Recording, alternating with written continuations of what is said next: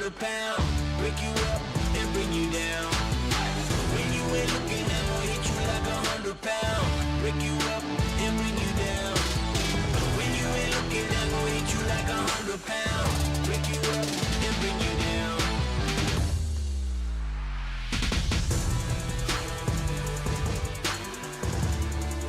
Like a cold-hearted killer,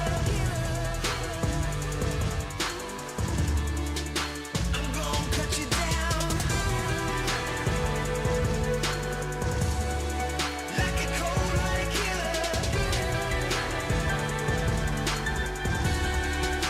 I'm gonna cut you down.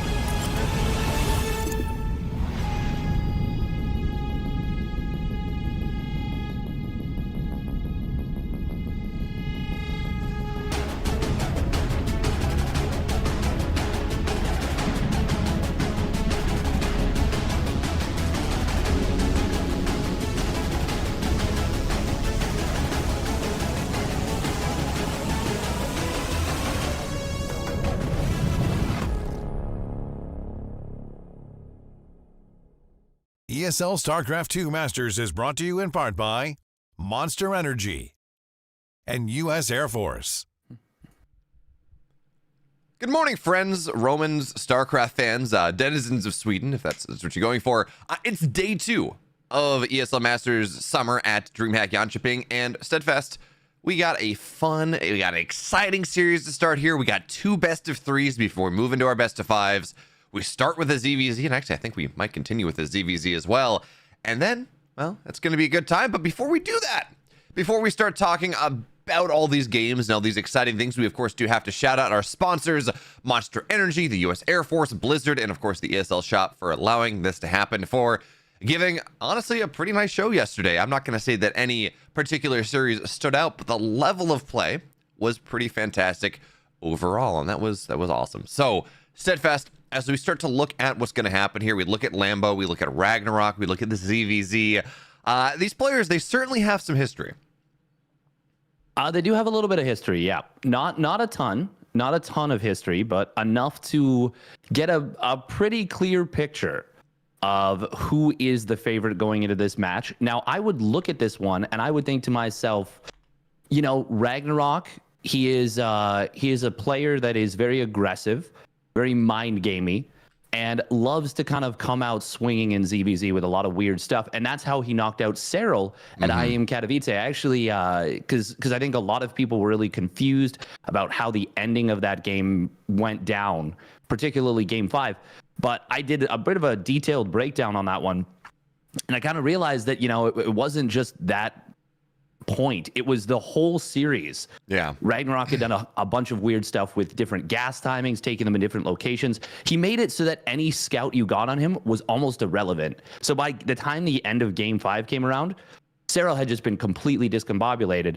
And I mean, I guess at the end of the day, what I'm trying to say is that Ragnarok is a lot more effective of a ZVZ player than I think a lot of people give him credit for. And he is 7-1 in maps and 3-1 in series. All right, versus Lambo. Yeah, there we go. That's a solid matchup. But you know what's also a solid matchup? Game 1. And remember, this is a best of 3. It's not a best of 5. It's going to be short, and more importantly, you lose here, you're out of the tournament. So Lambo, Ragnarok, they have 1 life remaining. Game 1 is the start of that. And in the upper right here, in the red, going for a bit of an early pool, it's Ragnarok.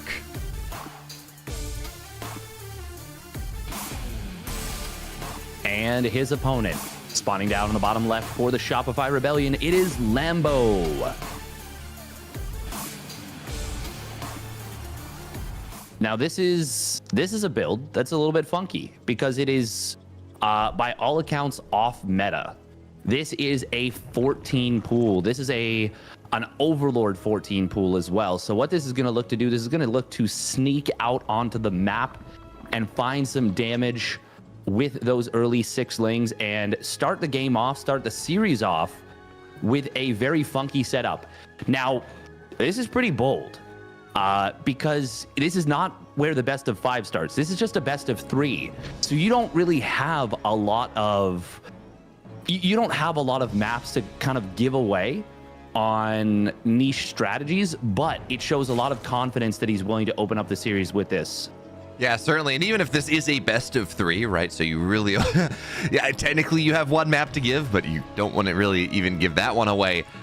The nice thing about a build like this is it can set expectations. You talked about how Cyril versus Ragnarok did a lot of really interesting things, or Ragnarok did a lot of interesting things with off-meta gas timings and things like that, where, you know, game 1 set the wrong expectation for game 2, game 3, and you know, a 14 pool, 16 gas, 16 hatch is so far off meta that it may put some fear of God into Lambo moving forward. And hey, maybe a couple drones here early on is a nice start anyway. So 1 drone is going to hit the deck, and, well, Ragnarok sections off a couple more to go deal with the lings in the natural, but it's the main that we really care about here. So how many workers have gone down? Seems like only 1 for right now, but a couple lings as well is a solid start here, Steadfast. And pressure on oh, he's going to get the queen.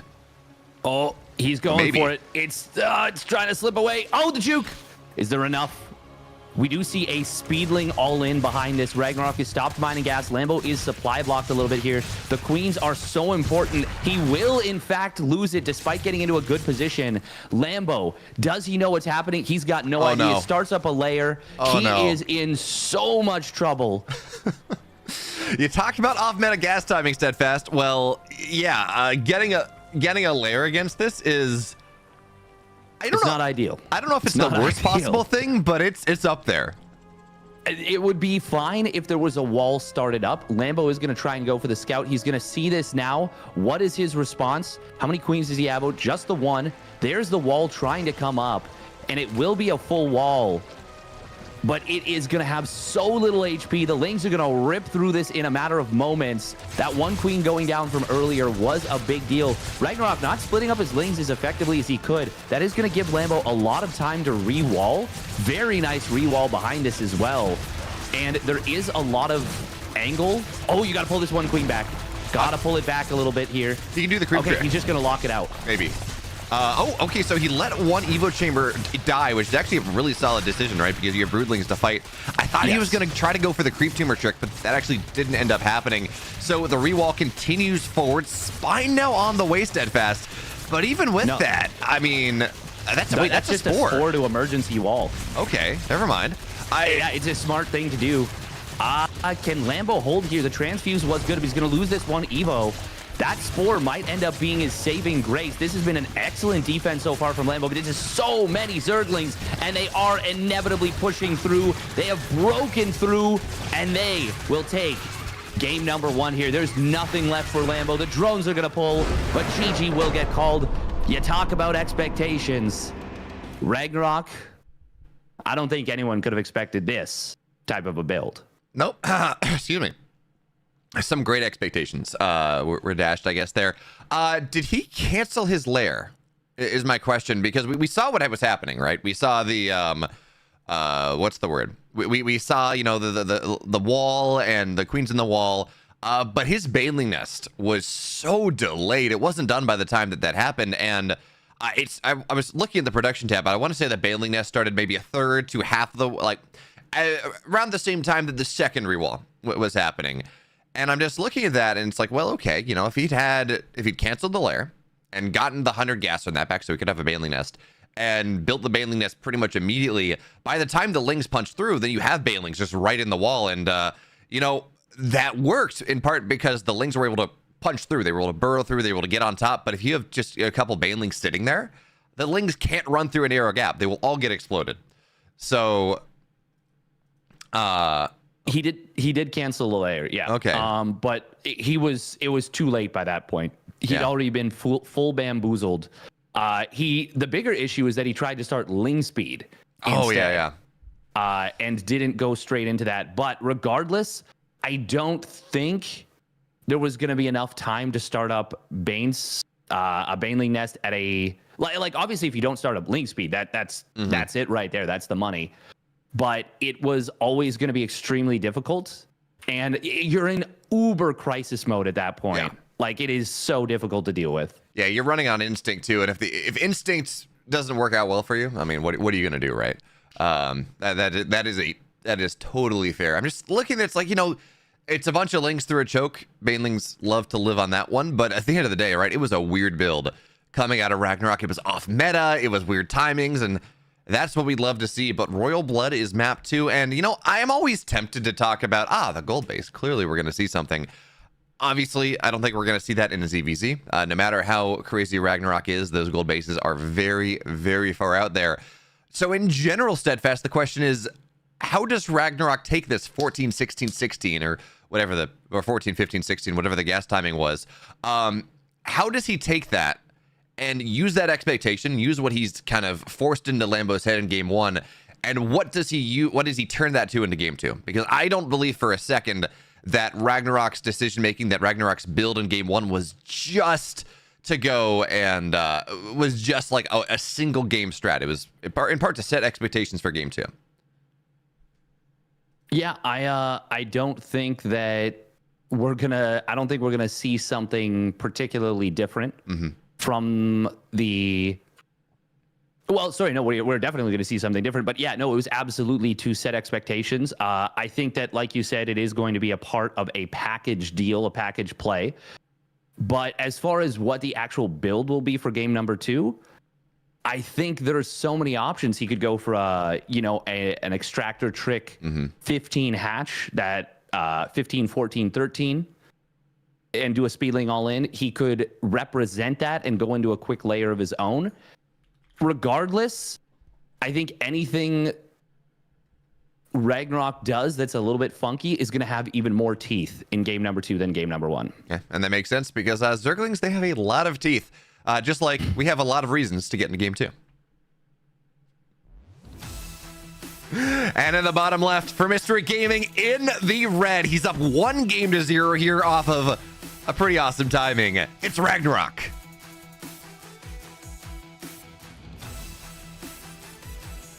And his opponent spawning up at the top right for the Shopify Rebellion. Can he respond? It is Lambo.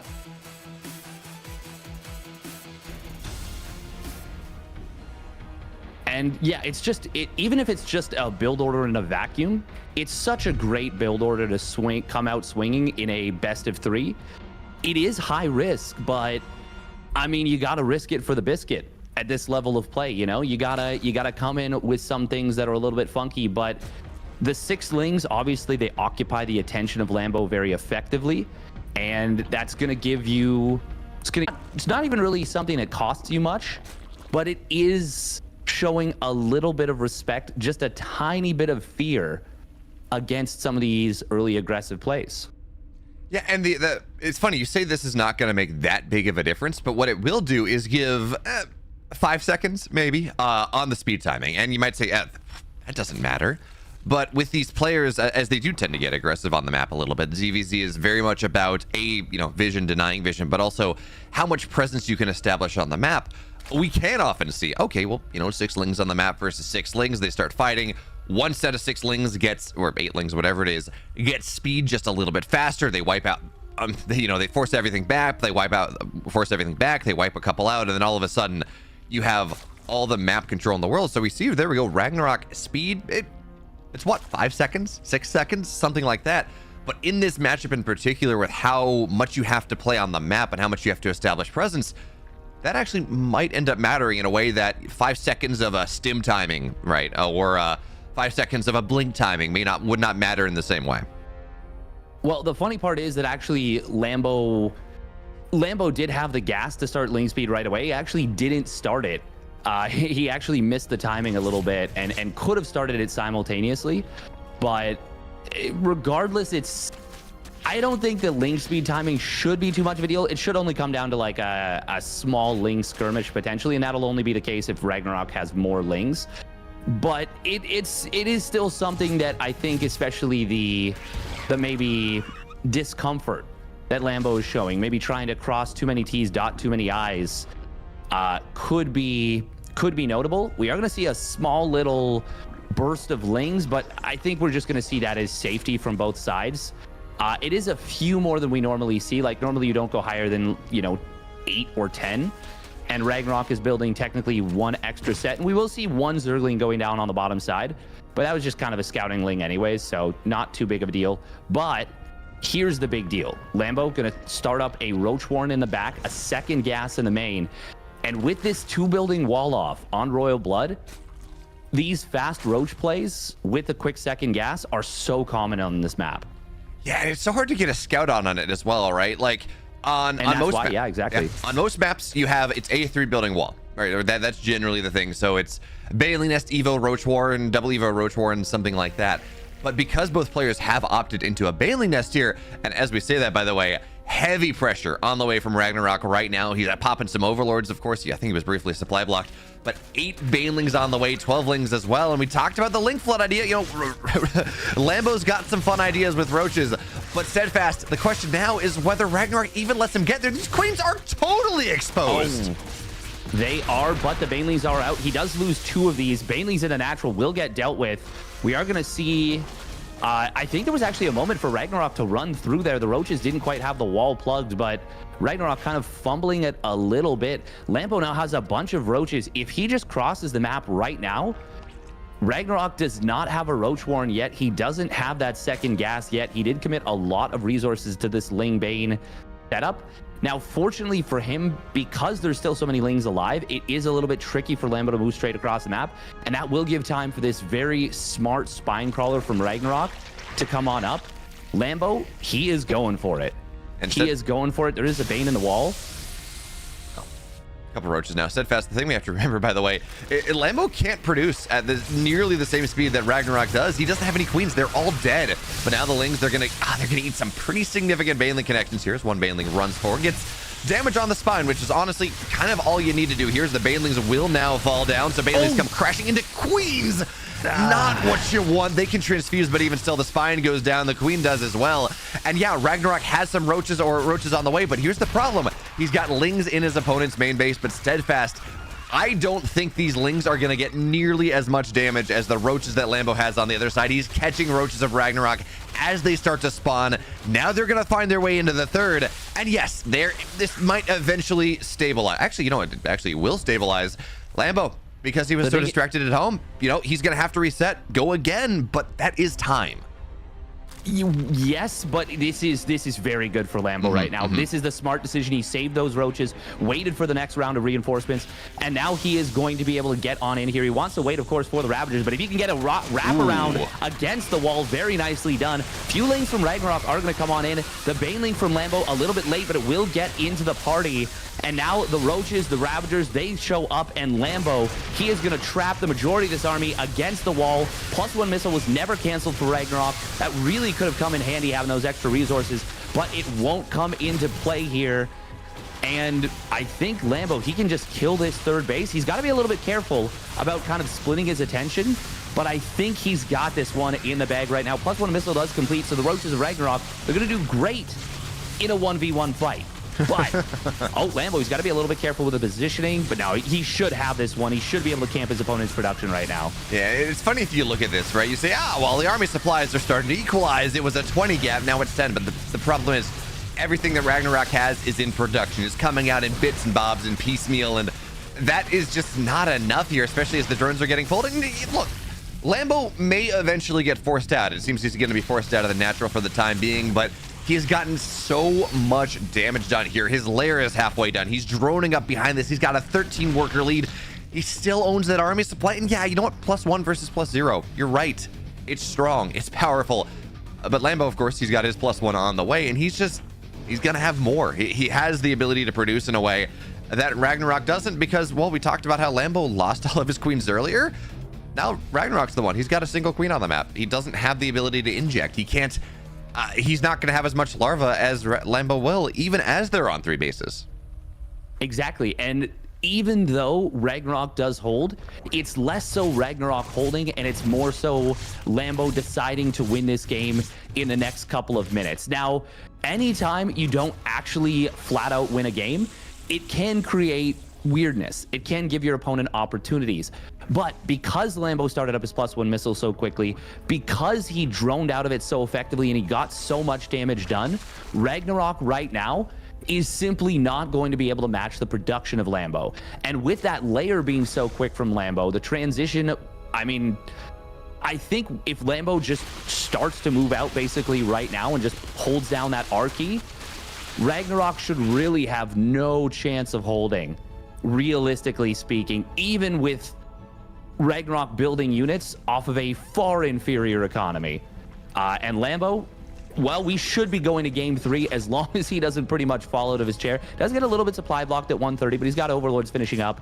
And, I love this. The addition of pooping down some creep to increase the speed of reinforcements, that's just going to make his job even easier. Ragnarok, he stayed in this game, and I can't blame him, but he's got to recognize that he took a ton of damage. Oh, yeah. I mean, he's done a good job setting up a concave as well, but yeah, more stuff at a certain point just kind of beats less stuff here. So the Roaches are going to get on top. Roach speed just means you have a better ability to reconcave and a better ability to take up a one fight and really dominate it. So Lambo, he takes us to game number 3. Steadfast, no one is getting knocked out. Not just yet. We have another game to play.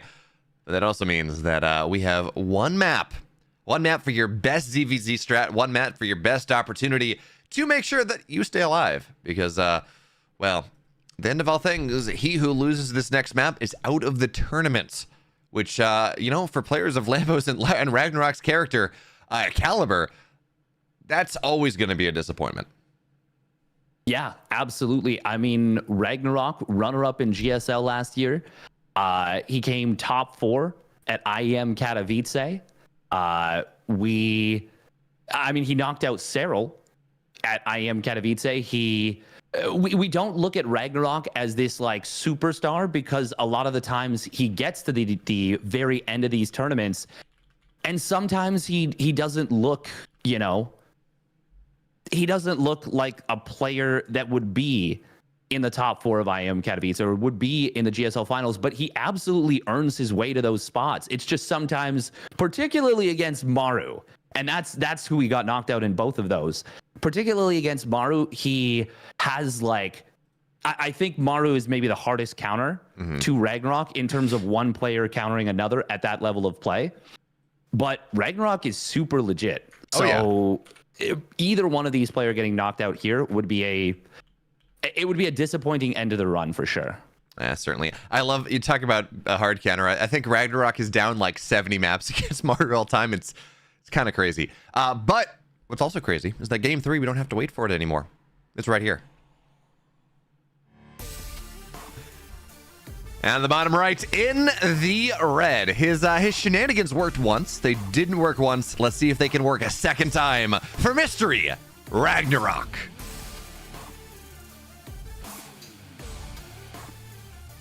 And his opponent spawning up at the top left for the Shopify Rebellion. It is Lambo.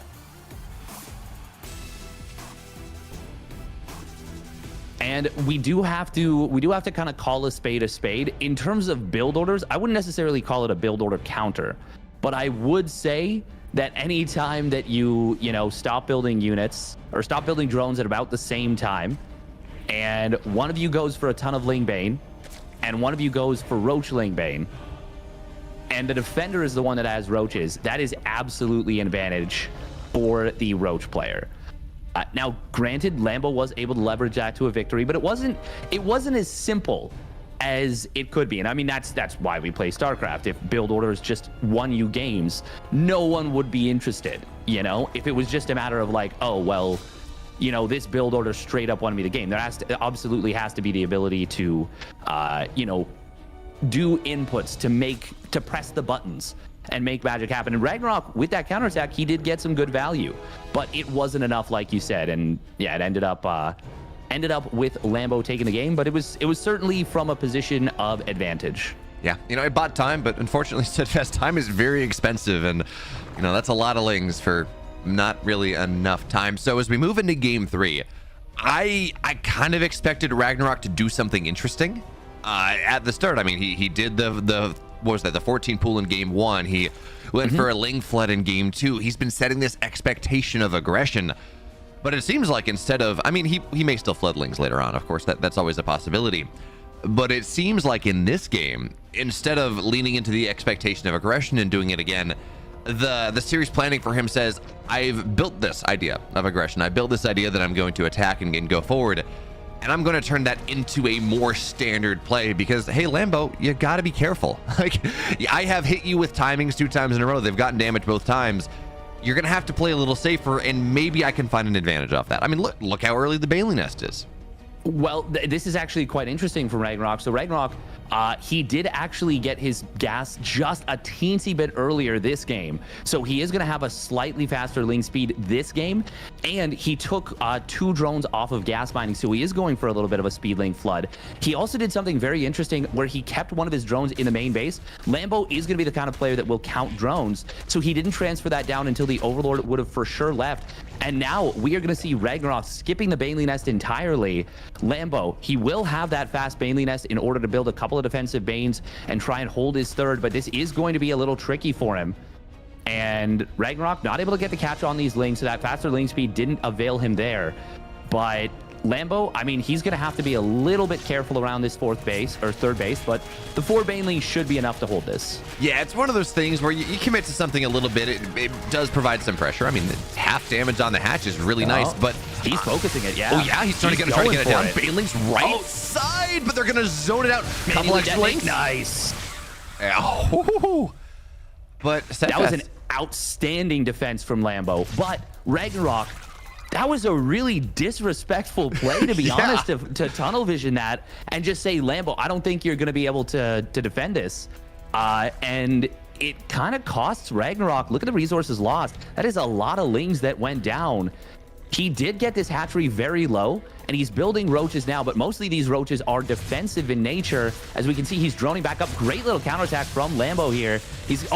Yes, he will get that second drone. That was like, I think that was only 6 lings. 6 lings for 2 drones. Those are leftover lings. That is amazing for Lambo. Now, Lambo did add on a second gas and a roach ward. He is going to be going for the aggression here.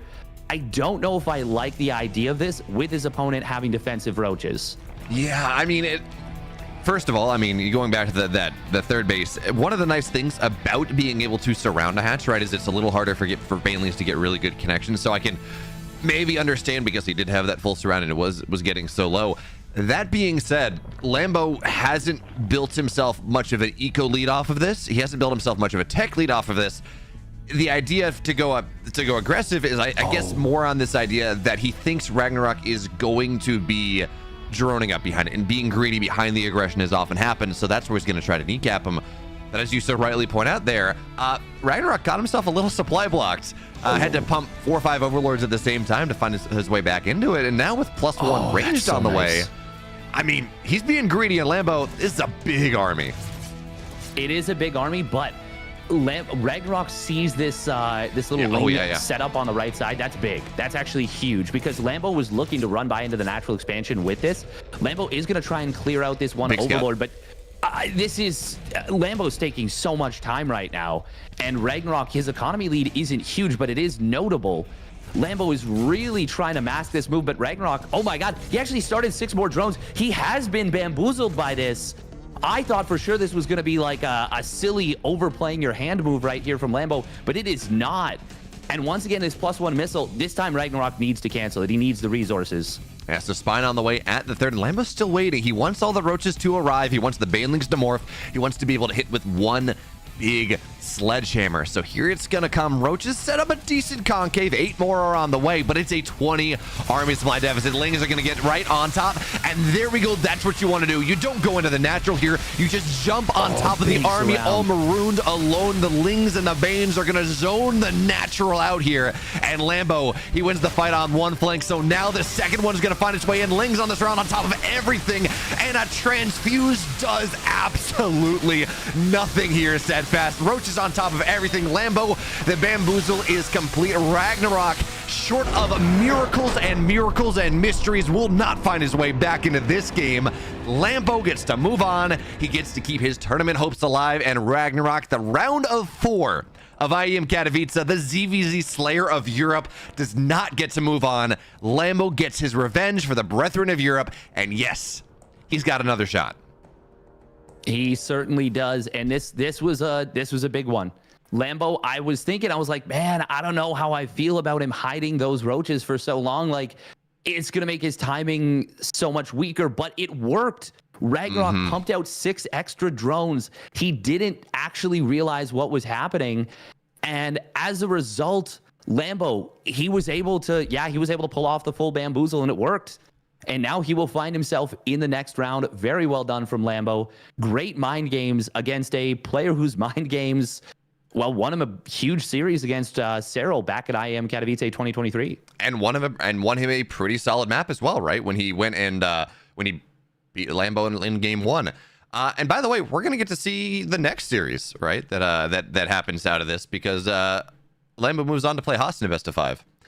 And that is going to be this is actually a really nice run for Lambo. Now Ragnarok is a terrifying opponent, right? Top 4 Katowice, GSL finalist last year, you know, very solid player, very good ZVZ, but I mean, Haas is, we talked about it, he wasn't as solid as I think we expected. So That should be really doable, even if Haas has some crazy builds. And then you have to run into Bunny, and that's probably a little harder. But Scarlet took a game off Bunny, and maybe Bunny was not looking quite as dominant in TVZ as he did in Atlanta last year. And then you get to play a ZVZ to move into the playoffs, and yeah, Dark is really solid. I mean, he took Cyril to 3 games, but I don't know, Steadfast, if there is one matchup that I kind of look at Lambo and say, he can beat anyone, it's probably a ZVZ.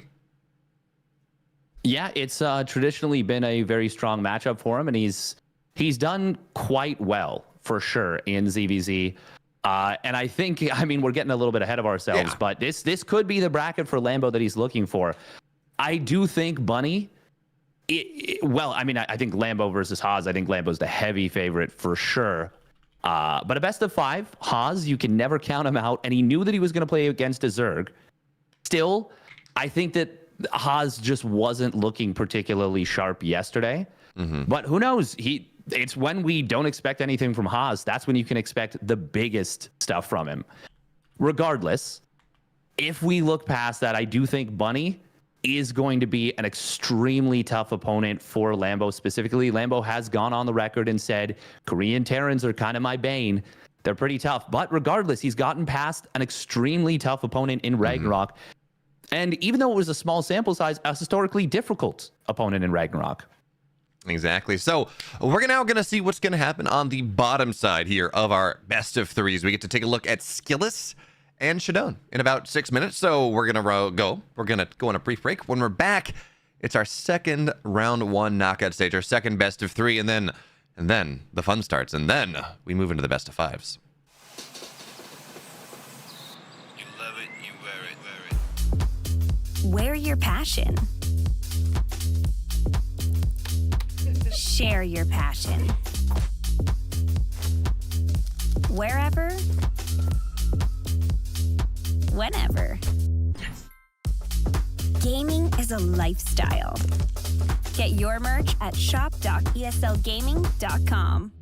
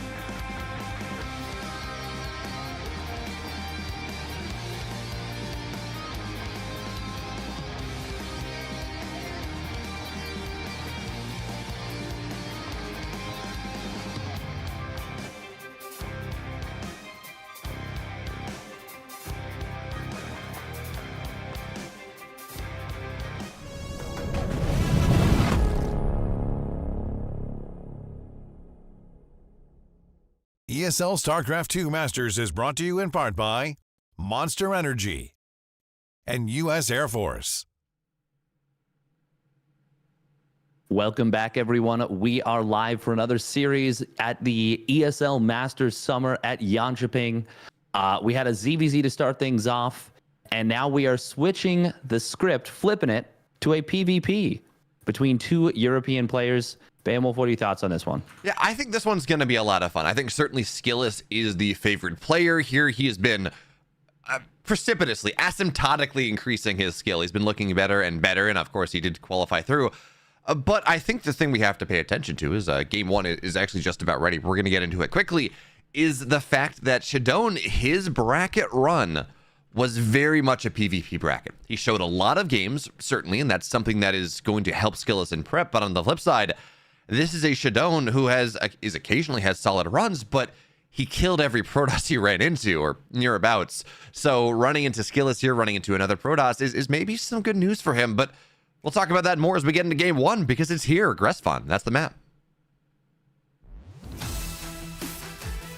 In the upper left, in the blue, he is for Team Liquid. It's Skillous.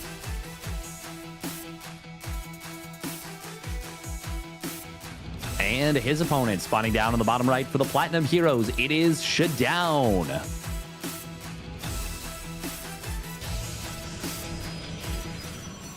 Now, I gotta say, this is kind of cool because if you look at their historical matchups, they've played a decent amount, and it's pretty close to an even split. It's a small advantage for Skillous, but the order in which that has happened is extremely intriguing because they are 6-5 in series, and Shadone won the first 5 series, and Skillous has won the most recent 6. That is almost something that we almost never have, and it really matches up with what you're talking about asymptotic skill. Oh, look at this. Shadone was trying to get cheeky maybe with a proxy pylon right here. Skillous spots it out instantly. Okay, so now Shadone, you got to do the thing, right? Proxied anyways. Skillous is gonna. The theory behind that is that Skillous is like, well, I scouted this. You don't have to worry about it. There's not gonna be anything there. And then, well, he's not gonna rescout, but he did rescout, so it's not gonna work out anyways. And now we're looking at conservative openings from both sides. Yeah, Shadone's not gonna get the proxy. That's fine. Whatever.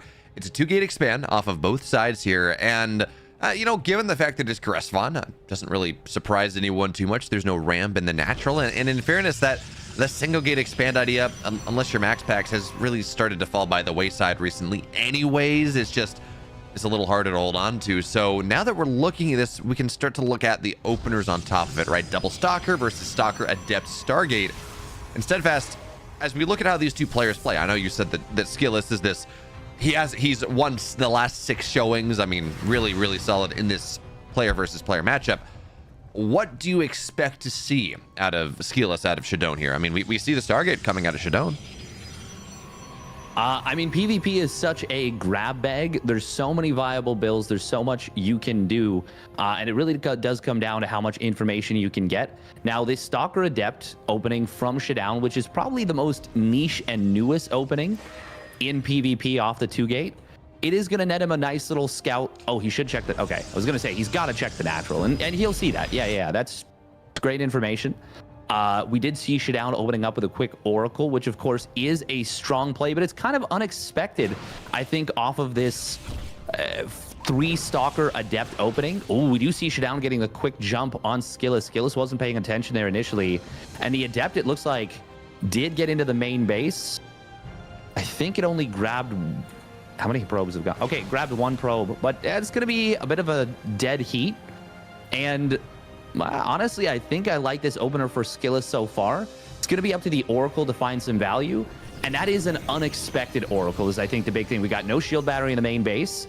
Yeah, Skillous is actually, he's got no idea. This is fooled him. Well, okay, so it depends. The Oracle's going to go left side. Maybe there's a world where he gets some... Nah, that's just going to run right on by. There goes my Copium. So Oracle into the main, but a couple of Stalkers warp in. Steadfast, it's only 2, though, so a probe will fall, but given how last second that warp in was, fantastic. Very solid coming in from Skillous right now, and yeah, he's going to have his Stalkers. They're going to be pinned at home for a while. You got to have Stalkers in the main. You got to have Stalkers in the natural. But look at this. There's a follow-up here. It's not just oracles. I mean, hey, you get a couple probes. That's always nice. It's Dark Shrine on top of that one as well. Shadone is, I think, telling the story that he does not want to play a standard game against Skillous, at least not from equality. So ideally, proxy Stargate didn't happen. Built the Stargate in his main base at home, then gets some damage. Oh my god! Skillous, he hallucinate. Does it time out? Oh, does it time out? Expire? Oh, it's gonna be so close. Oh, jeez. Oh my god, did he see it? Did he see it? No, I don't think so. Oh, he saw it by the skin of his teeth. Oh my god, that was down to the last millisecond and he finds the Dark Shrine. That just saved the game for him 100%. But is it even enough time? The Dark Shrine is about to complete. Are there any pylons on the map? Yes, there is one.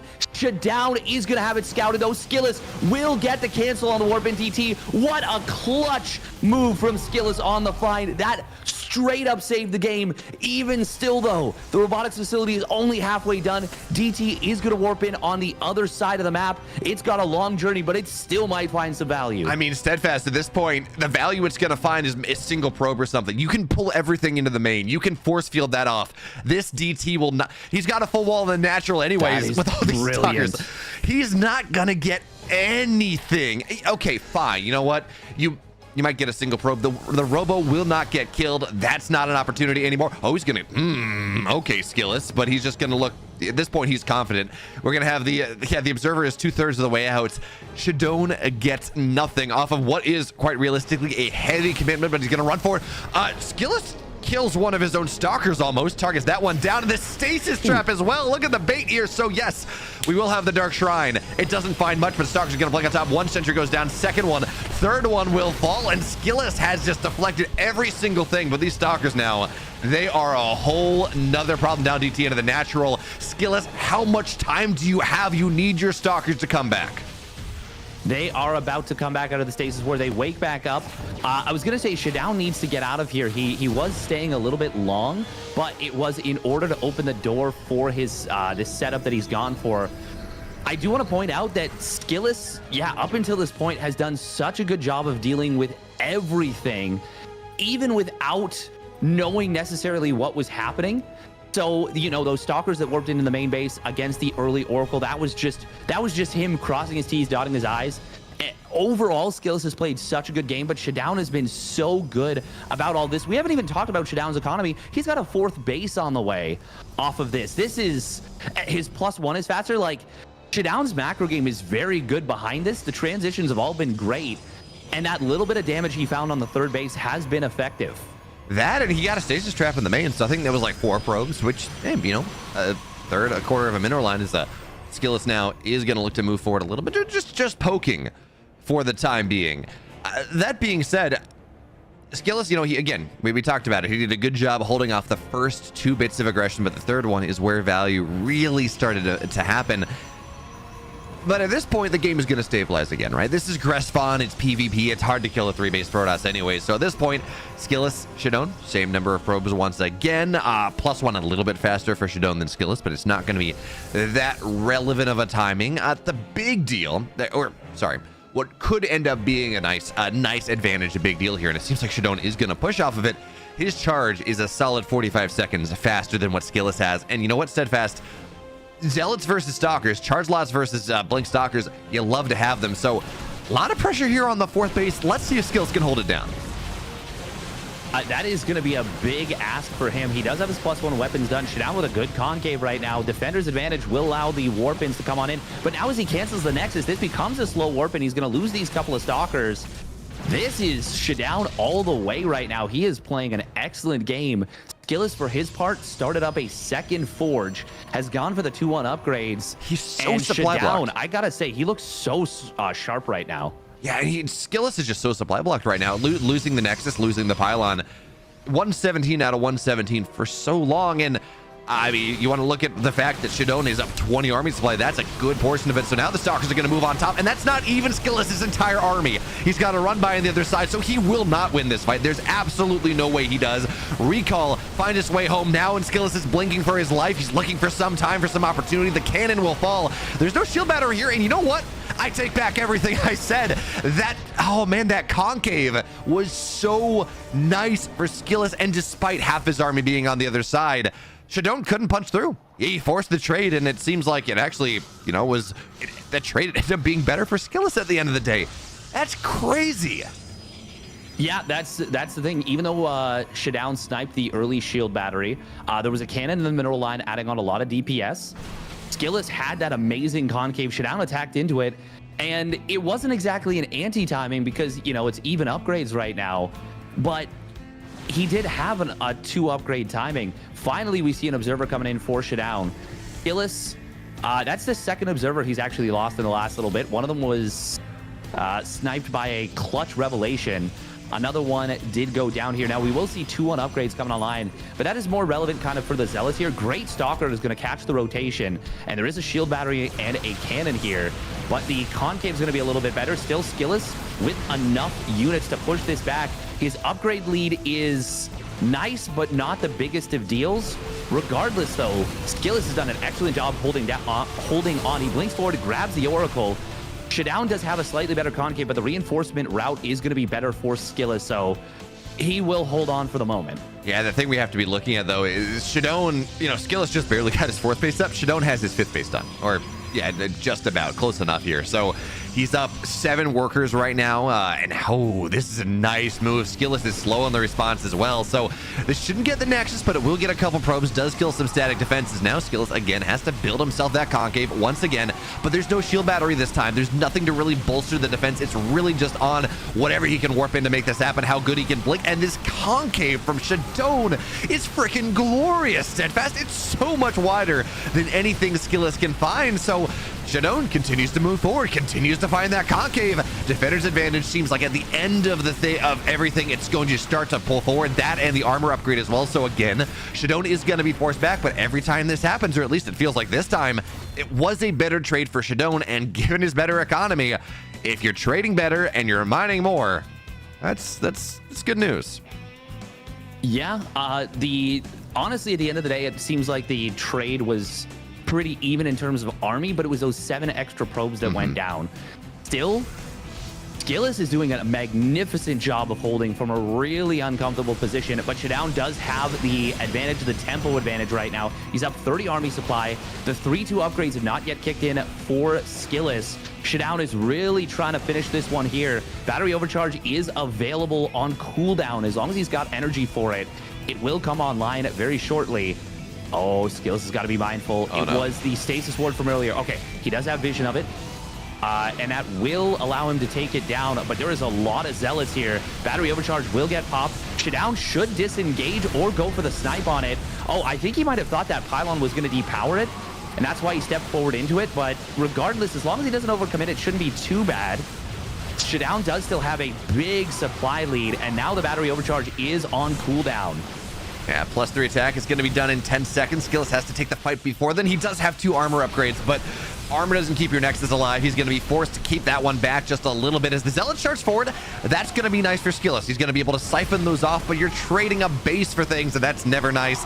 So now up 40 army supply. Shadone looks to move forward here, looks to establish the concave, and more importantly, looks to establish a map 1 win in a matchup that he has not won in the last 6 series, the last 7 series effectively that they've played. So Shadone here up on the high ground. Skillous more and more forced away, and at this point, Steadfast, yeah, you know, 2 armor upgrades are nice. They don't make up for a 40 army supply lead for all the tempo that Shadone has, so he's gonna blink right on top of everything. No shield battery overcharge, not anymore, and now Shadone, he seems destined at this point, poised to find his way forward. Even a couple stalkers on the backside will not do anything, and Shadone, he puts himself in good position to find his way forward into this next set. He goes up 1-0. Let's see how Skillous responds in game 2. Yeah, that was a great showing from Shadone right there. He had multiple game plans to put himself in a position of advantage. We saw, of course, he was prepared for a potential proxy to start things off. That got scouted out. It didn't work out. We saw that the Oracle got checked on the move by Skillous. Skillous with a great warbin at the beginning. Even though we didn't see it coming necessarily, he was able to defend it, no problem. We saw that the Dark Shrine got scouted by the skin of his teeth, and he barely survived that. Got the kill on the pylon. Without that pylon going down, the game is over, 100%. Skillous made so many good moves to survive, and then it was that little shield or that little stasis ward that put him into a good position and allowed him to take the tempo advantage. And Shadown really didn't make any mistakes from there. At the very end, he was floating a lot of money, but I mean, he was nearly maxed out. He'd already won the game by that point. Yeah. It's fine. It's one of those things as well where I don't think Skillous was expecting, after the Oracle and after the Dark Shrine, I don't think he was expecting a bunch of Blink Stalkers on top of it. Right? It's like, I've denied your 2 aggressive routes and you haven't found anything. The fact that Skillous, or that Shadown ran across the map with, what was it, like 8-10 Stalkers and forced Skillous to defend his main, right? Oracle, Stasis Traps, natural DTs, and third base, a bunch of Stalkers at the same time. If you're not ready for that, if you're not mentally prepared to kind of do that triple multitasking thing, that's a lot to deal with. So Skillous maybe caught a little off guard. At the end of the day, though, all that matters is that we have game 1 in the good of the French player, and now see whether Nikita can find his way. He can take us to a second game 3 here in the knockout stage 1 in these best of 3s. As he looks to move on, well, game 2 is ready. That's all that matters. In the upper right, in the blue here on a bit smaller of a map, he's for Team Liquid, Skillous.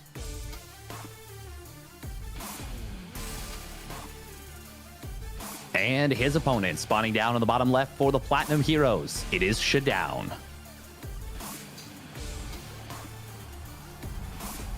And I gotta say, honestly, Skillous was prepared for everything. It was just that little addition of the stasis trap that he didn't anticipate, and that was what busted things wide open. And you can see the level of these 2 players is extremely high. Now, Skillous once again is looking around for a potential probe. So this is really neat from Shadown right here. So what he's done is he sent his probe across the map, crossed over the probe of Skillous. He didn't do that in the first game. He's done it in the second. And Skillous, you can see that he is really responding heavily to this. So Shadown has used the information that he's given and has really just been dragging his opponent around with that. Now, Skillous will eventually find this probe, but all of it was just a fake anyways. And this is just occupying the mental space of Skillous. And it's really cool understanding of his opponent and how his opponent thinks. You can see that here, that Shadown has a really great grasp on Skillous' thought pattern.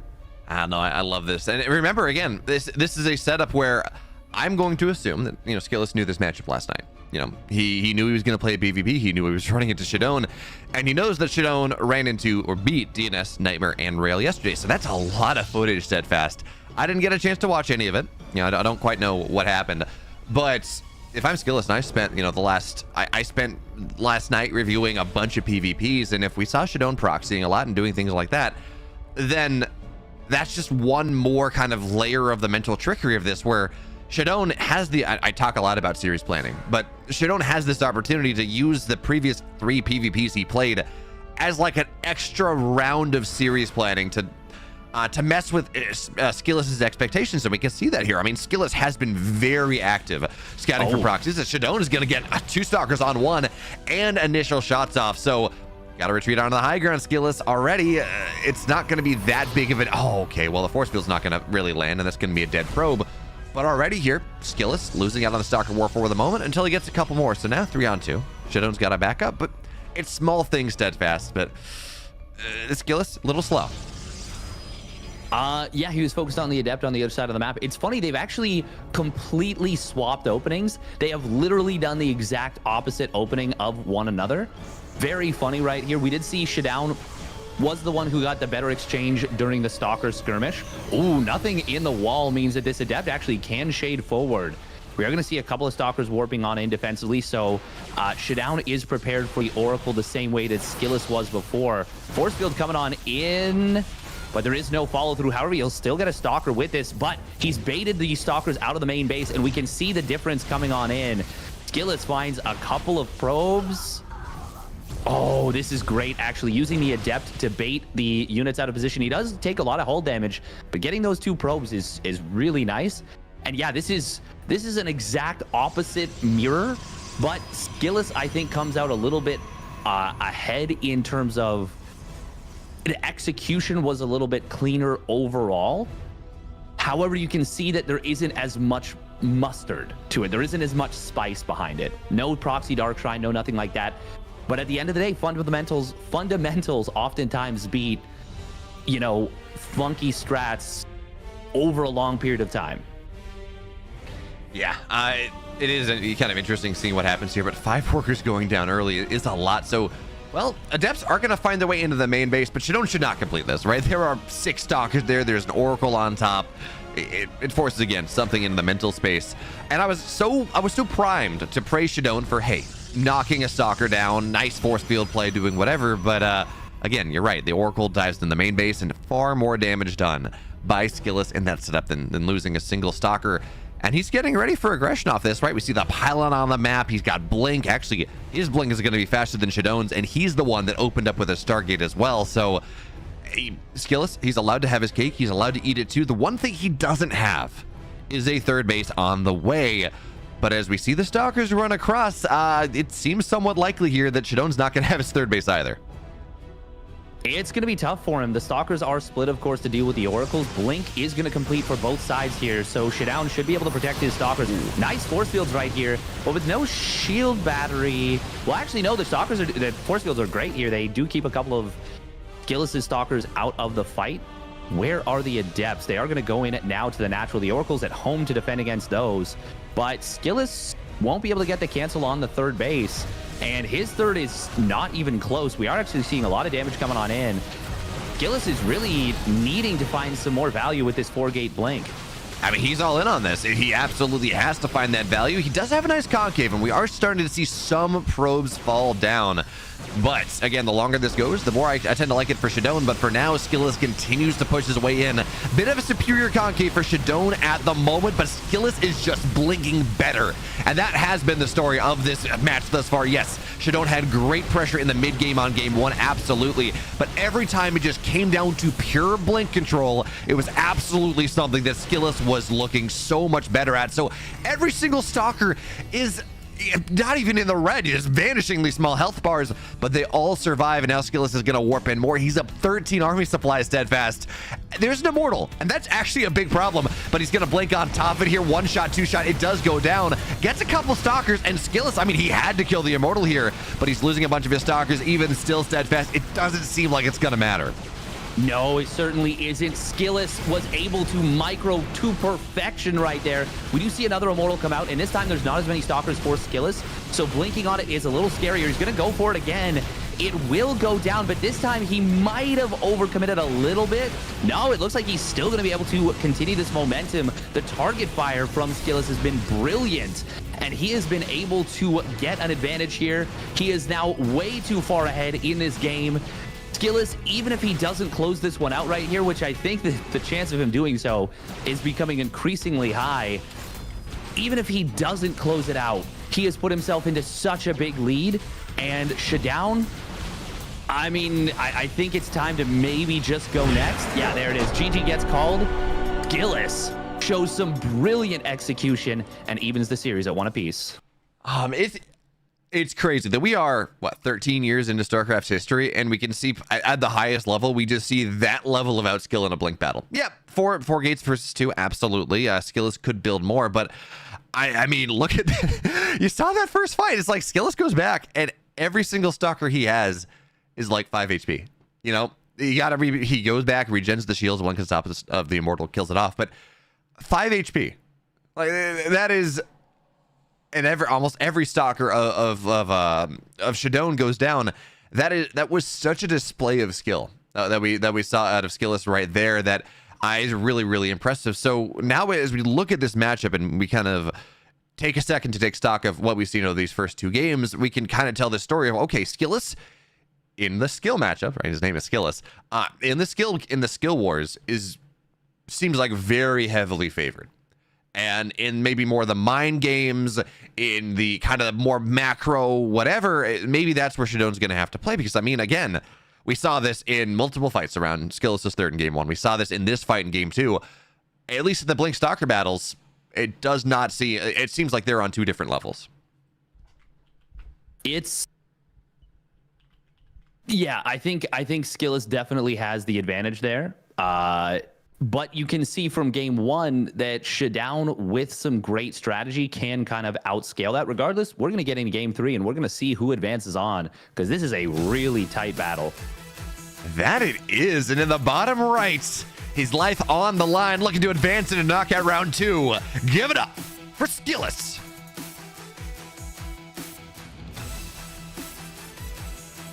And his opponent spawning up the top right for the Platinum Heroes. It is Shadown.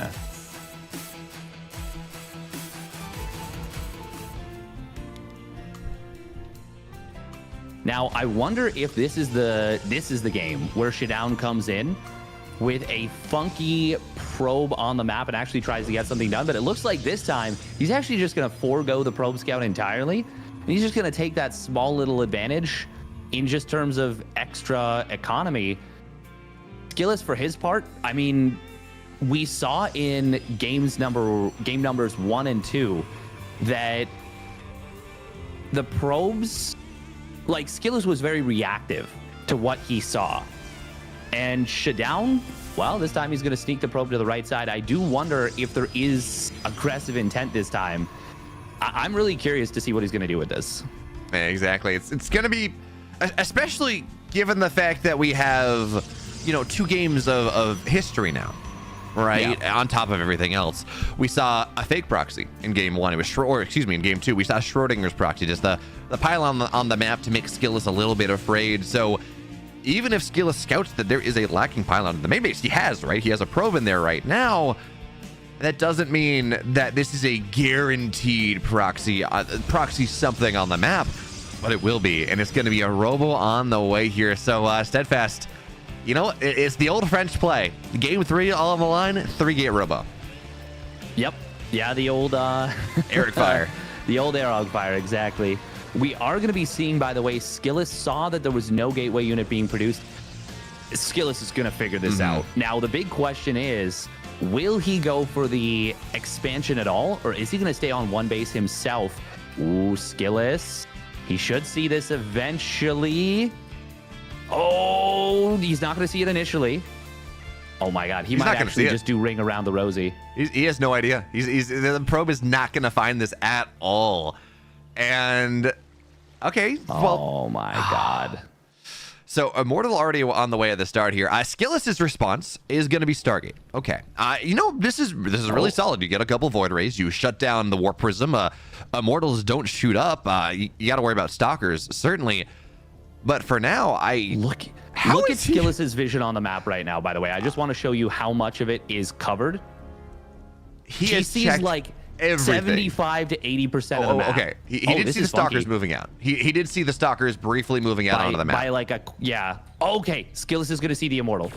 Okay, that's good. That's good. He needs to recall these Stalkers, though. Oh, boy, this is actually really awkward. He doesn't realize it's 3 Stalkers right here. This is so bad.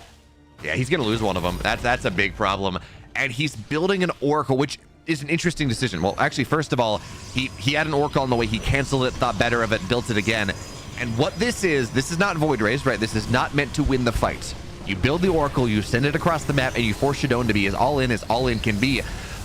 But Steadfast, the army's hurting here. Ancient Cistern is a long map. I'm not going to say that it's too far, but it feels like this Oracle is maybe going to be a little bit too late to accomplish what Skillous wants to accomplish. It will certainly struggle a little bit. Shadowne is really wanting to go right now. Good force fields, but it will still be a quick pickup, and he gets out of here with everything. Skillous doesn't have a force field anymore. If he he's going to have to warp in another one. We do see a Phoenix coming on in. Oracle turns on his pulsar cannon. There was no shield battery. Shadown playing extremely greedy is going to bite him in the butt huge. And he has to warp in at home as well. Force fields come on in, but because the gateway was killed off, the units can just walk away. Skillous with 2 shield batteries will be able to sustain this, and he's got him an immortal on the way. Skillous' crisis management has been quadruple S tier right now. It really, I mean, we saw that in game 1 of, yes, damage was done, but it was because there was pressure in every single base. So now a little bit of counter damage here, trying to find. Okay, no, we can't. No. Scary situations though. A little bit of counter damage, right? Find its way in a couple workers here, and now with the shield battery and the stalkers here, yes, this Oracle is not going to get anything more done, but steadfast. Now we run into the problem where that's 2 stalkers. When this game is so close, it's so fraught. That's 4 army supply sitting back at home. That's 2 stalkers that are not fighting, and the longer this goes on, the better it is for Skillous. He's able to hold on here, so Shadown is backing out of the aggression. Yeah, you know, he continues to put damage on. He'd love to get this gateway if he can, but he's realizing that he cannot break the high ground, so it's a natural on the way. He's probing up behind this. He's getting a Twilight, and this does give Skillous a counter timing. He's going to see that there's a natural on the way. If he can break out here, maybe he can run across the map. But it also feels like he's going to have to do something, right? Because his economy is going to be pretty far behind, even with the Oracle damage that happened earlier. I think this is such a huge advantage right now for Skillous with the Phoenixes, with the Immortals. Shadown losing that sentry means he cannot segment the army anymore. There's about to be a War Prism, so Skillous can start moving down the ramp aggressively with his Immortals. Shadown is on the verge of potentially losing everything right away. That is such a smart recall. He needed to get out as soon as possible, and now he can build shield batteries on his side of the map. Skillous, he got a huge stasis ward. Can he chain it?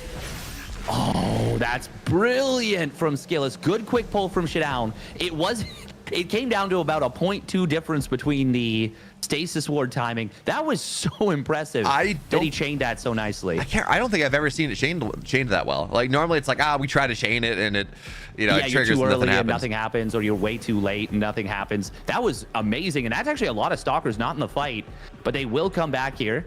Shield battery is not yet done. Briefly, as this fight kicks off, take a look at the income graph. It's bad. It's so bad.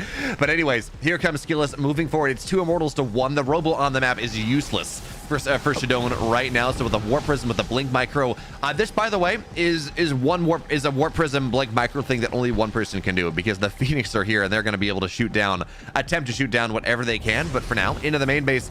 And because it's 2 Phoenix, they one-shot probes. The shield battery's not going to do much of anything. Another stasis trap here. So yeah, absolutely. It's 2 bases to 1, effectively. But the economic damage that Skillous is starting to find is really nice. That's a great force field, though. Gets 1 stalker. Doesn't get the Immortal, though. And now Skillous is the one that's going to be forced to back up, or just a little bit. And as this game stabilizes, well, actually, it's not even going to do that. Shadown is running across the map. But as we start to get ourselves up here into the mid game, Blink on the way for both sides, shield batteries, the question we ask ourselves is, what can Shadown do on the counter? He's up. He's actually down in army supply a little bit, but he's got this War Prism. He's got these stalkers. He's trying to catch Skillous at the pass, but it seems like Skillous is going to be able to get home. Yeah, I don't think I like this counterattack. I think going forward is very dangerous. With the Phoenixes, where are they right now, actually? Other side. Oh, they're on the other side of the map. That's actually huge. Okay, so the fact that the Phoenixes are not here makes this a viable counterattack. Still trying to go into the main base is very dangerous right now. The Immortals can't really contribute to the fight too much. 2 of them. Oh, man, this one is really derping around right here. Good War Prism Micro here from Skillous. Shadown was able to get away with the majority of his units, and that's actually really important. I didn't think he was going to be able to do so. So the fact that he was able to save everything when he was fully committed into the main base, and his opponent's blink was faster, Shadown gets away with one, so to speak. Now the Phoenix is going to go back on the other side of the map. They will be able to add some damage. Another stasis ward coming on into the main base. Ooh, Shadown, though, will find this army split up a little bit, but nice force fields from Skillous. He does have Blink about to complete. This is such a tense game at this point. It really is. Equal army supply. Shadown, a couple workers in the good here. Blink done now for Skillous in 1 second. We've seen this Blink Micro. It's been so good, but it's Spirit Concave coming in from Shadown right now. 1 Immortal will fall down here, so it's 2 on 1, and now Skillous looking to move forward, but not just yet. And I want to point out, by the way, how far away this Warp Prism was from the fight. It was not usable for micro at all. Shadone understood the blink timing as he recognized that, yeah, Skillous, if he catches wind of where that Warp Prism is, he blinks on top of it, he knocks it down. That's never going to be great. And Skillous again here on the stasis trap. Seems like this time it's only going to get one probe. But Steadfast, the amount of time that probes have not been mining out of that base because of the Oracle, because of the stasis trap, it's got to be on the order of like a minute and a half at this point. Despite the fact that Shadone has been up on workers this entire game, you look at the economy graph, and it is very blue looking at what Skillous has been able to do. And now there's no shield battery at the third, so yeah, good on you, Shadone. Your base is faster, your probes are faster, but if you're not mining from them, that doesn't really matter. Yeah, we will see an engagement breaking out here. Oh, big blink back from Shadone right there. Gonna force him to disengage. The fact that the Warp Prism was not in the fight hurt Shadone so much there. Skillus's micro potential was so much higher, and he really utilized it effectively. There was a couple of moments where an Immortal was shooting a Zealot for Shadone. Skillous is just taking marginally better fights, but the margins are adding up. And as a result, we now see a pretty significant army supply advantage. Shadone still has plays to make. Oh, Skillous. Oh, hang on. This is going to be a bait. Oh, Phoenixes. Hello. No. He's going to lose 2 of the 3. And that's quite nice because those Phoenixes were continuing to find chip damage on the probe. So the fact that now there's none of them left, well, that's a pretty big deal for Shadone. That really takes some pressure off of him. Yeah, that it really does. And Shadone, he's got his 4th base on the way here. We saw how solid his macro was, right? His multitasking, his tactical play. We saw that on Gressbot in game 1.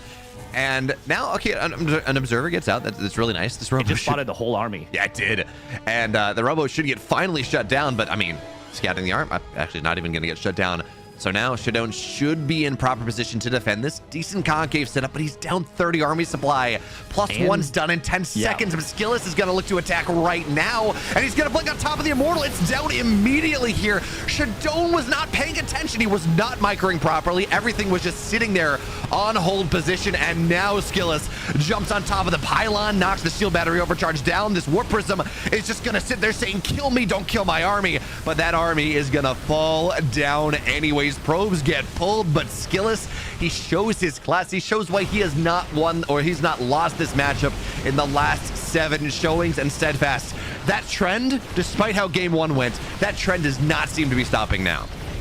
No, it certainly doesn't. Skillous is going for the jugular right here. He drops another stasis ward on the main base for good measure. Skillous' performance in this series has been nothing short of magnificent. He has truly earned this one. Shadone is going to blink into the main base, will clear out the 2 Immortals, but it's far too little too late.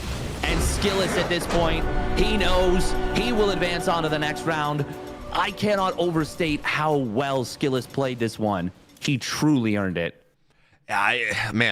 Realistically, he was putting himself in a really good position in game 1 to find an advantage.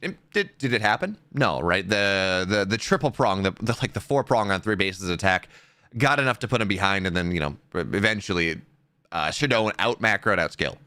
But after that, I mean, Skillous just looked fan-flippin-tastic. It shows why he has been... He's not, you know...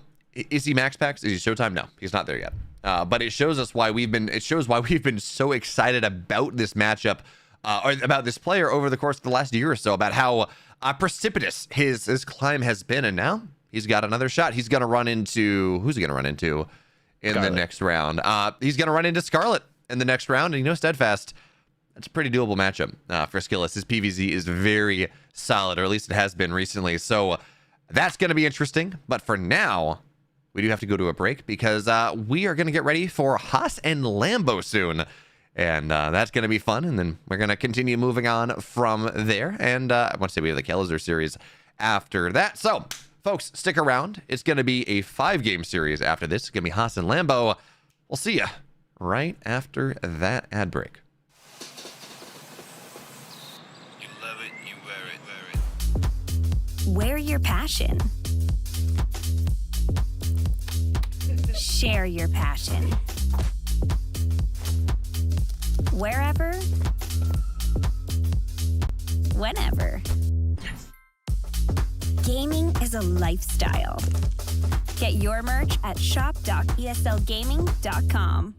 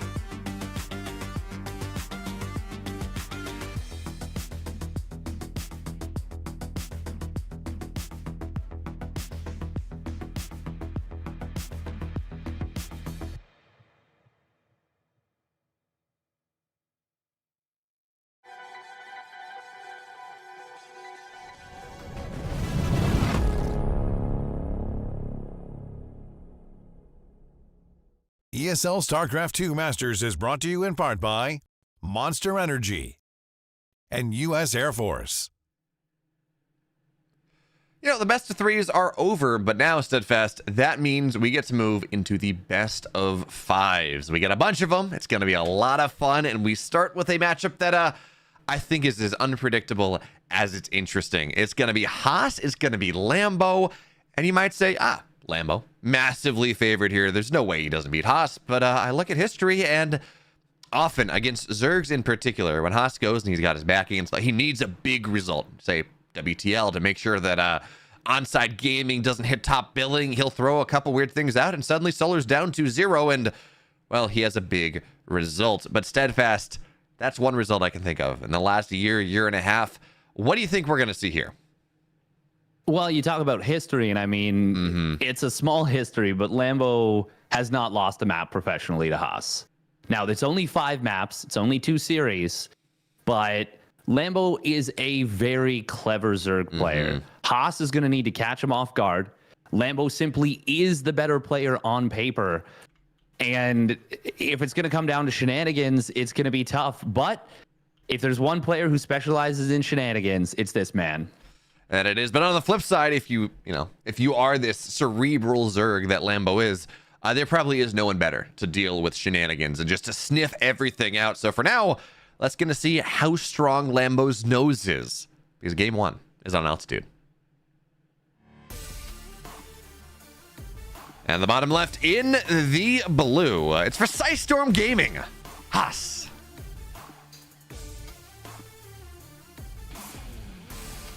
And his opponent spawning up at the top right for the Shopify Rebellion, it is Lambo. And we have got something completely wild already. Look at this. We have got a gold base coming up here. I am so confused by this, though, because Haas is attacking the cooling tower with a single probe. It is going to take forever to kill that.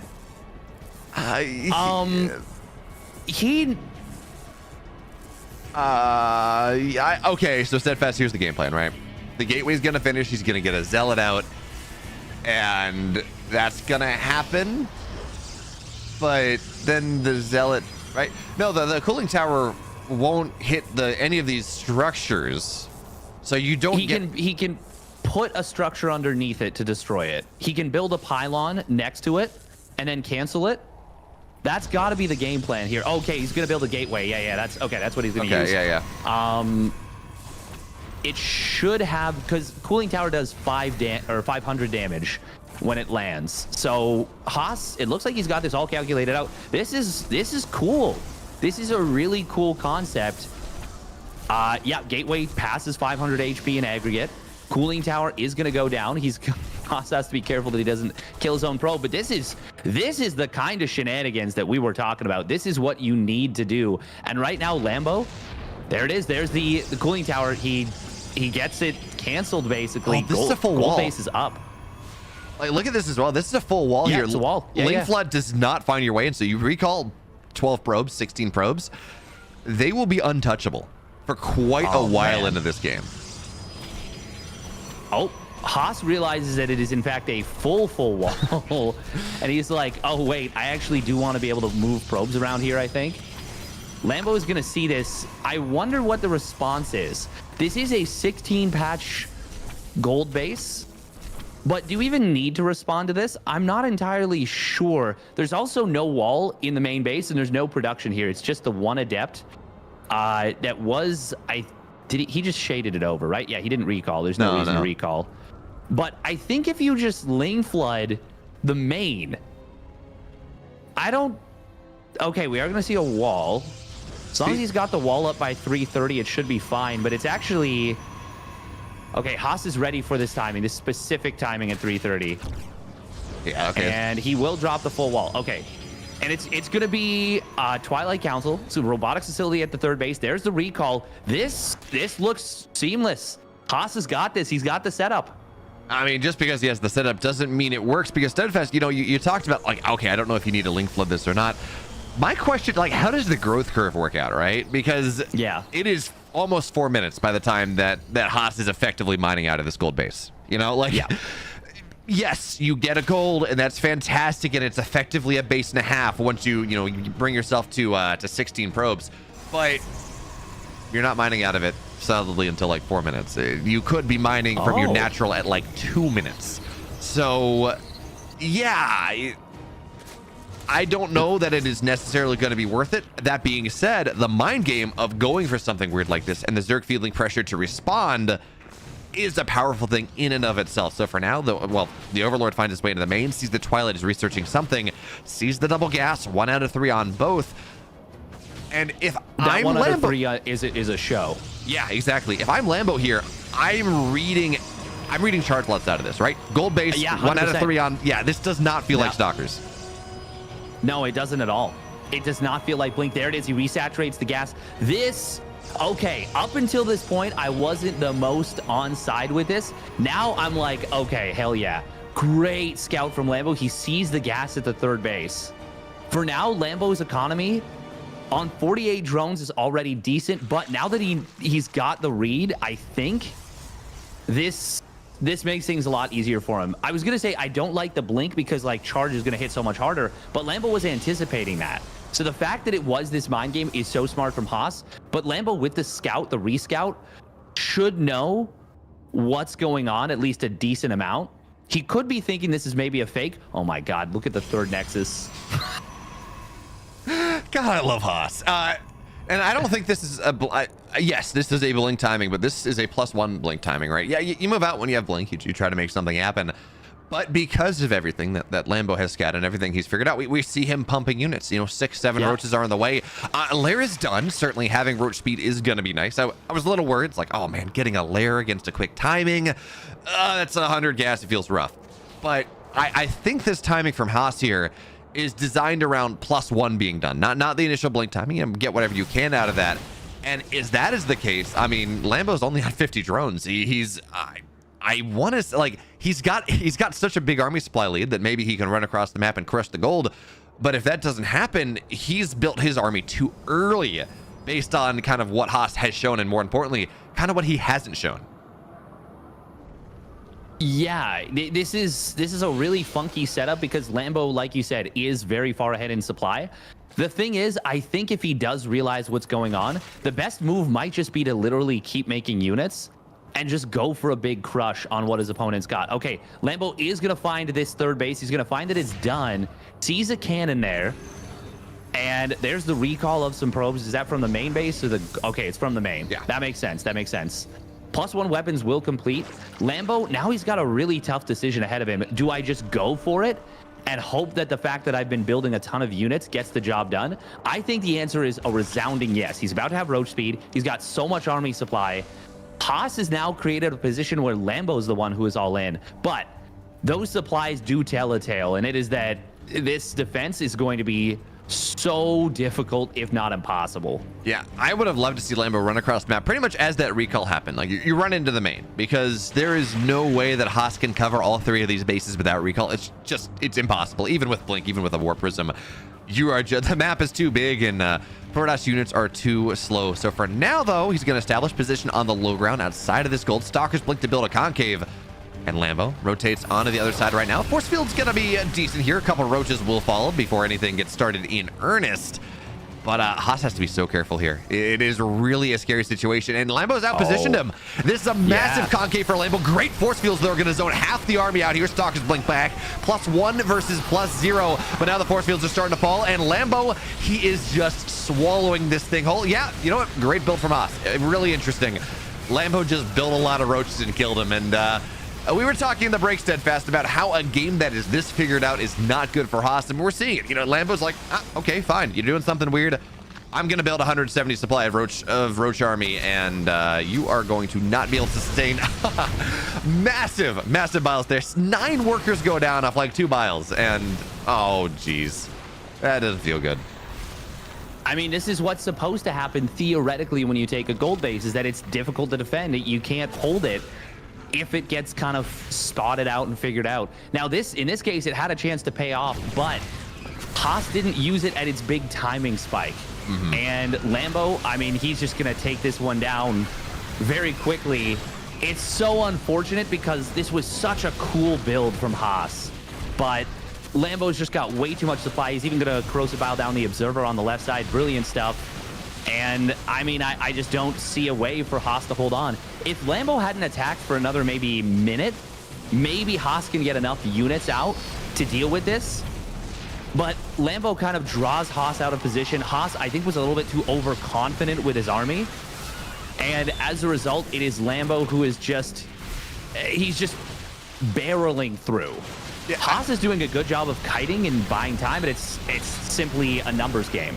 Now, I don't even think it was Haas being too overconfident. I think he recognized that given the army that Lambo had, he couldn't allow Lambo to establish a really solid position, like a siege up position on him. But he's going to blink on top of these roaches here, and he thinks he's got something. But no, the probes are going to get pulled. This is, again, still not going to work. Reinforcements are going to find their way in. It's a slow death, but it is a death nonetheless for Haas here. There we go. He's going to tap out.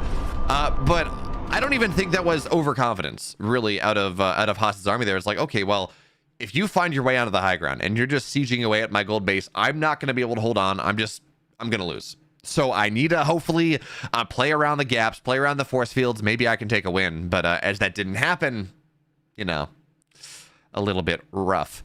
That being said, we do have more games in this series. And Steadfast, I would love to see, I don't know, max packs, hero, something like that. Try to execute that build from Haas, because I think maybe, you know, if you are someone who has the mechanical skill and you play a weird build like that, maybe that's a little bit more possible. I don't know. But for now, it is Lambo up 1-0, and we get another pretty... So Haas had higher seed. So game 1 was altitude. Okay, Haas is big. Lambo, though, we get another good Zerg map. Gressvan is going to be map 2, and I think there are less aggressive... I think there are less interesting options for Haas on Gressvan compared to, say, altitude or... You know, I think we're going to see probably another gold base go down on Royal Blood, for example. It's just given what Haas has shown us. But Gressvan's not one of those maps. It's going to be tricky. I mean, to be honest, we just kind of see the skill differential in that first game. Haas got to do everything that was like that you could want from that gold base. Like, he fooled his opponent with the double gas in the main. He got away with the gold base. But at a certain point, it does come down to execution, and Lambo just didn't panic. Not at all. And I think there is a certain degree of requiring that panic for that build to work. And I mean, I don't want to say I think we need to see standard play of Haas, but Steadfast, standard play I don't from know Haas. what you're going to do. Standard play for Haas means that we have a 3-0 on our hands. Like, I hate to say it like that, but if you... Maybe the games go a little longer, but standard play from Haas it gives him no shot. We need to see something interesting, but I don't know. We're gonna. I mean, granted, it's Haas, and you know he can always throw something out, but I don't know what we're gonna see that is good enough. But for now, he's got a probe on the map, so we're gonna get into game 2. In the bottom right, sustaining against the gold base shenanigans, whatever Haas threw at him. He's up 1 now in this best of 5, looking to move on once again. It's Lambo.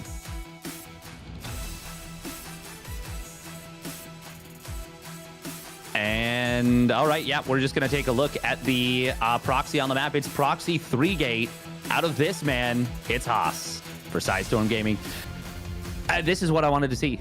Something like this, something wild, something absolutely bonkers. He's going to drop a pylon on the natural location. Okay, now we're talking. Now we're getting to the level of debauchery and wildness that we need to see out of Haas. How wrong was I to say, it's Gressvan. He can't do anything on Gressvan. There's no craziness here. Oh, no, you can always do something anywhere. It's just, will it have any chance of working whatsoever? And this may get a kill on the natural. The question is, because it seems like he does want to expand behind this, at least potentially. The question is, what is the follow-through going to be, and how will Lambo read this? Can he read this correctly? Because, of course, he's going to be able to pump out some queens. He will see that there is a pylon at the natural, no wall. This might make you think Nexus first for the little bit, or potentially even just gateways on the high ground. But Haas is going to be committing to this pretty hard. Yeah, Lambo's got There's the read already so three hard. Zealots. Okay, now the spine crawler comes down. This little bit of time that Lambo could have misread this, though, might actually be enough. Drones are going to get pulled from the natural. Okay, Lambo didn't misread this. He didn't misread this enough to die, but he might have misread this just enough to maybe take some damage. Yeah, let's see. So now the Zealots in the main base here. The spine's just about done. And I love the idea from us, right? The pylon there in the wall. It's just to say, hey, first Overlord, I'm expanding. You know, take 3 seconds and figure it out. But at the end of the day, you're right. Lambo does figure it out. He sees that there is actually no Nexus. But now that's a lot of Zealots on a hatch. And this Queen in a corner, she's going to go down as well. So dead Queen. The hatch... there is, I don't think there's there's like one transfuse, so the Lings are going to have to commit onto it. Spine on the low ground here. Lings are starting to fall, and you got to be so careful. Yeah, this is a lot of Zealots here. If you commit onto this, you got to be confident you're going to be able to do so. So now they're zoning out for the Spine. Spine getting heavy damage, but now the Zealots are on top of it. And notice Lambo keeping the transfuse for the Spine here. So the Spine will eventually fall. There's a second one on the way, and it seems like with Ling speed here, yeah, Lambo's totally fine. He's okay. On the other side, looks like Lings ran across. They got a couple probes as well, and Lambo 2-0. Yeah, excellent defense. Excellent defense from Lambo. Haas, the pylon, did a little bit of work to slightly confuse Lambo, but it wasn't enough. Was not enough. I was thinking when he went to the low ground that there was a big opportunity for Haas to get something done there, especially after he picked off the first queen. But he couldn't let that spine burrow, and it did, and it got so much damage. And Haas, I mean, he just it's the speed run is what it is. Like, I love the ideas. You look at this like, okay, this is really smart. The mind games, I can feel my brain developing new folds every time, and it's fantastic. And then he just loses because the game is too figured out. Everything. What are you gonna do? Like, yeah, there's only so much that mind games and strategies can carry you in this. And Haas, I mean, he's come ready to play, but Lambo is just such a smart Zerg, and he is dealing with this so well. I am really curious if this would have worked potentially against Ragnarok, if Ragnarok would have been able to sniff some of this out, or if Haas might have been able to drag him around a little bit more, because Haas didn't know if he was playing against Lambo or Ragnarok. He knows it's a Zerg, so he's made some builds to go up against Zerg players. But I think Ragnarok might have been a little bit more mind gameable. I don't want to say that for sure, because Ragnarok is a very clever player, of course. But Lambo is maybe the least mind gameable player. Period. Or the most, right? Because he thinks so hard about the game, and he thinks so deeply that you can, and we see this happen sometimes. You can get his mind spiraling off on one track about how something's going to happen, and it's going to be the opposite, right? That's how he, that's how he can lose some series. Not saying it's likely, obviously, but certainly that maybe can be the idea. At the end of the day, though, it's not working in this series. Haas is down 2. Let's see if he can make a comeback happen as we get ourselves ready. It's game 3. It's Dragon Scales. Bit of a smaller map this time.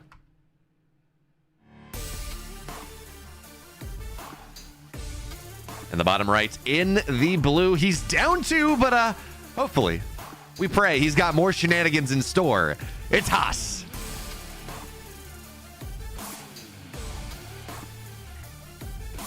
And his opponent spawning up at the top left, dealing with everything so well.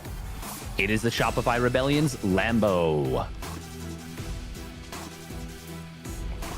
And I really do want to give credit where credit is due. These are not easy things to notice and realize in the moment. Like that spine crawler he built in the mineral line was exactly what he needed. It was just fantastic. Absolutely fantastic out of Lambo, and he has dealt with all of the shenanigans that Haas has thrown at him.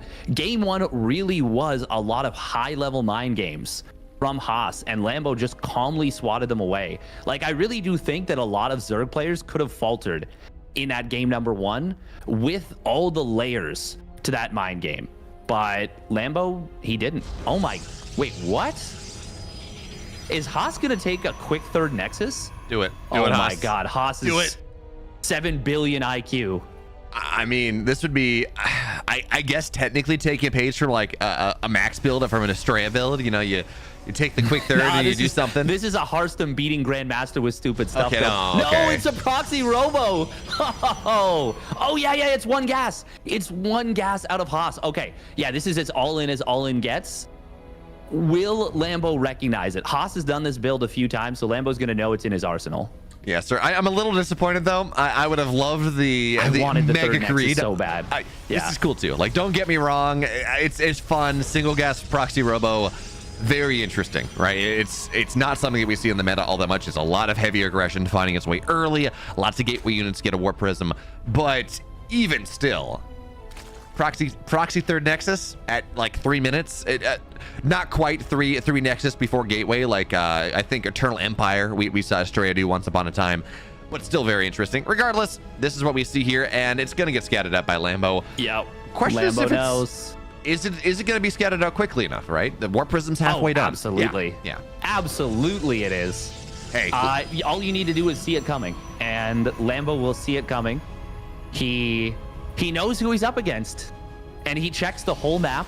He's going to see this coming. He has already got link speed done. It was Warp Prism first, but Lambo checks back in, sees that the robotics facility is still running. He's going to start up a Roach Warren. He needs to pump out Queens. He does need to, of course, be a little bit careful because it's such a razor's edge defense that it can still go south for you if you just miss micro a little bit. But he's gotten the information, and that's already a huge jump. Yeah, Steadfast, let me have my fun here. Let me pretend that Lambo maybe didn't scout this enough. Give me my scoping, but you're right. This should be enough for Lambo to scout. 4 gateways are on the way. They're not there just yet. And now links are starting to get pumped out. We got 4 queens at the front. Roach Warren, it's almost done. Now Lambo has to be careful. Doesn't want to lose the Overlord. That would get him pretty close to supply blocked, and his roaches pop out. That's still a bit obnoxious. But getting that creep tumor out is so nice. Actually really getting nice, creep yeah. on the high ground is massive here. We're not going to have an observer out. Yeah, there is not going to be. Haas cannot deal with this. So he literally doesn't have any more No. gas. He stopped mining it. It's Yeah. pure zealot from here on out.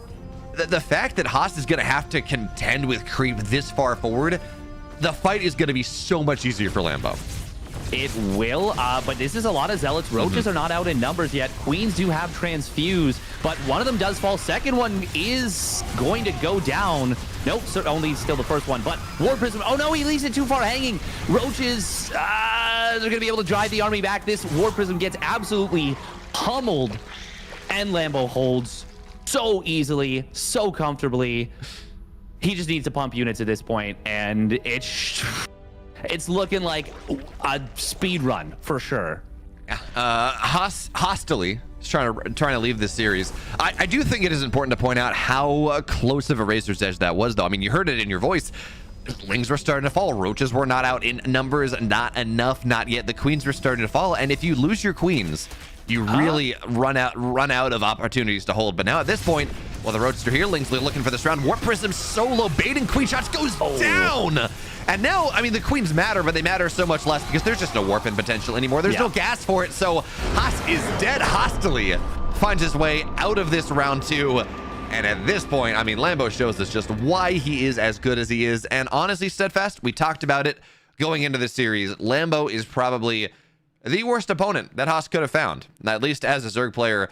Maybe Ryong would like for a Terran player in terms of just who can counter the mind games appropriately. And it just doesn't work. I mean, the builds were fun. Certainly, the builds in the first 2 games, I think those beat a lot of Zergs, just not the best Zergs in the world. Yeah. Yeah, I mean, it's just really impressive out of Lambo. PvP, a lot of mind games you can do. PvT, you can definitely come in with some curveballs. PvZ, we saw those curveballs, and Lambo, I mean, he hit every single one of them out of the park, you know? Yeah. It looked really dominant from Lambo there. And I'm just impressed. Well played. Yeah, Lambo had a camera in center field telling someone how to bang a trash can properly to tell him that the curveball was coming and what type of curveball it was. So yeah, now that means that Lambo, he wins the series 3-0. He moves on to run into someone. He runs into Bunny. That's right. He runs into Bunny in the next round, which is going to be interesting.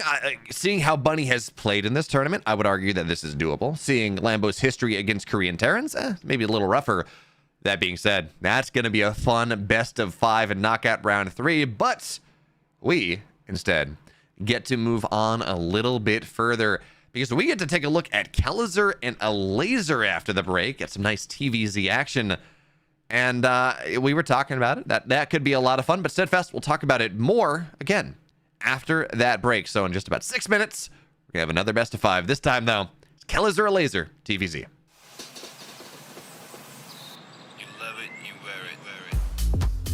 Wear your passion.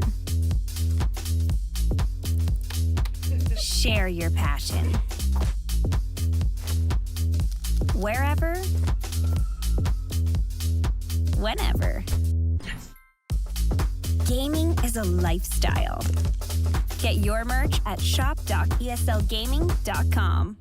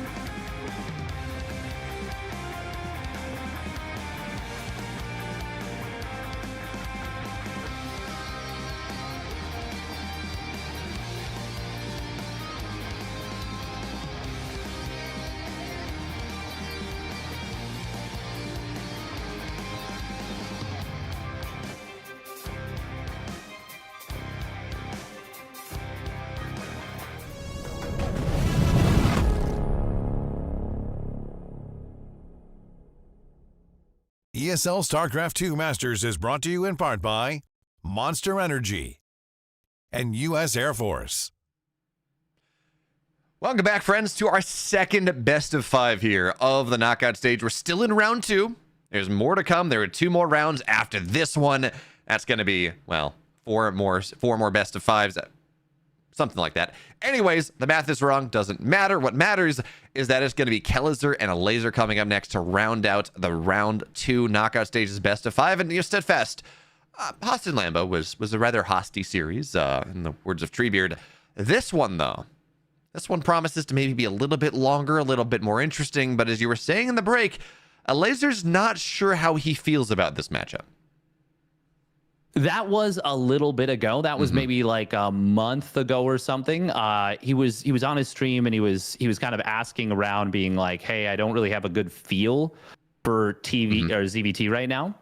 And I mean, I don't know, what he's necessarily been up to behind the scenes. That's the beauty of it. And I do know that him and Clem and Skillis, and I think Mana as well, would have all been at the Alienware training facility in the Netherlands, which, I mean, whenever you have that many smart players, that many skilled players in an environment, they are going to be able to feed off of each other. They're going to be able to pass around ideas. Of course, Kelezer is going to be there as well.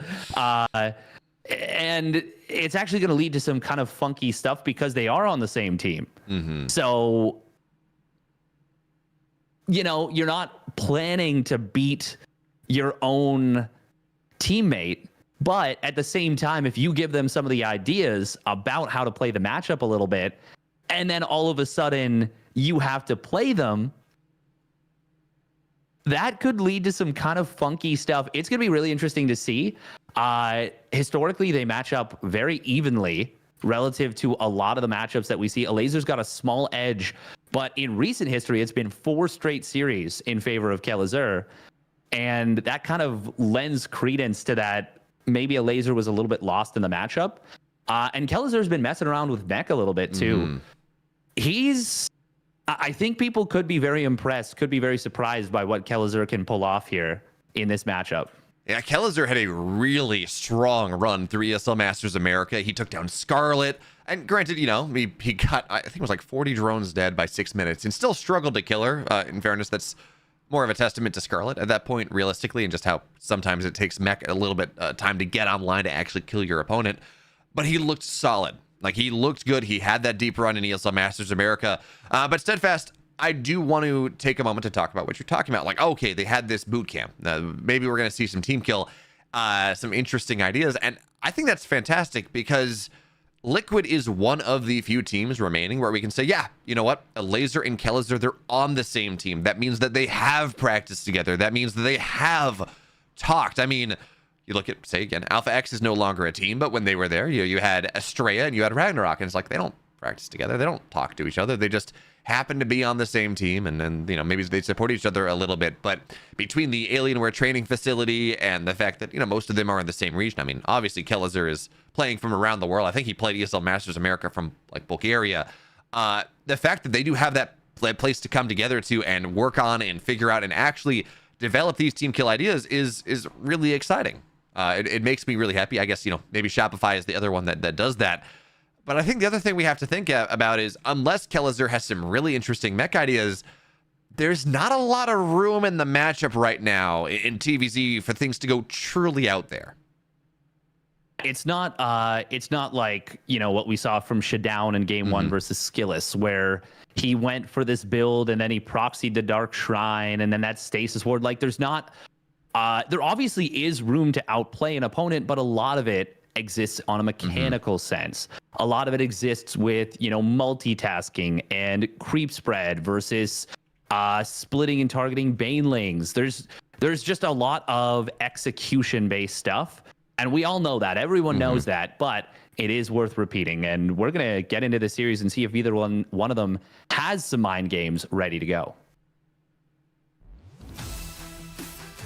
Well, in the bottom left, in the blue in this team kill for Team Liquid, it's a Laser.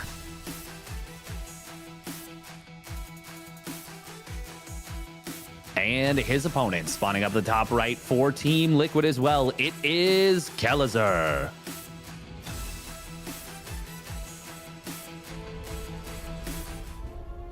Steadfast. And, Go ahead. Oh, you? No, I was just going to say, we're kind of blazing through the bracket here. We're already into our 4th series of the day. Granted, 2 of them were best of 3s, and one of them was a very quick 3-0 of Haas by Lambo, but I think things are going to slow down a lot, and we're going to see a lot more developed series over the next few best of 5s. Yeah, I think that's fair. And we look at it here, though. I don't think we saw Kellizer go for this build from the TVZs I saw in ESL Masters America. I could be misremembering, but he's taking a page out of Björn's book, right? 2 barracks in the wall. Royal Blood is a solid map for you. Rush distance isn't too long. So this is going to be minimum of 3 Reapers, probably maximum of 6 or so, depending on how hard he decides to commit to it. But Steadfast, the question we need to be asking ourselves is, what's the follow-on? Is it a 3rd Rax? Is it a 4th Rax? Does he just take his natural and turn this into a 2-1-1? We talked about this when we did the Beyond series against Scarlet, where he opens like this 80-90% of games, but I don't know that it's even fair to say he does the same build every time, because there are like 3 or 4 different forks of this build, and as a Zerg, you have to respond very differently to each of them. You certainly do. It's a complicated situation. It's not easy to deal with. This has really swept the meta in Korean TVZ. By the way, I like that Kellizer right there. He was hoping the Overlord of a Laser would move to the left side, and he was like, oh, I'm going to hide this SCV. He didn't put it right on location right away, just in case a Laser moved it away. Just trying to maybe hide some information, hope that a Laser made a mistake, but a Laser doesn't. And a Laser will see what's going on. Now, I do want to point out that the wall is actually not ideal from Kellizer. Oh, nice target fire right there on a Ling. We'll be able to kill that off. A Laser. He's going to be able to deal with this, though, just fine. And yeah, it's going to be the 3 Reaper setup. It really is a magic number. Steadfast. 2 barracks on the way. Yep. Yeah, this is the follow-up that we're talking about. This is the big one.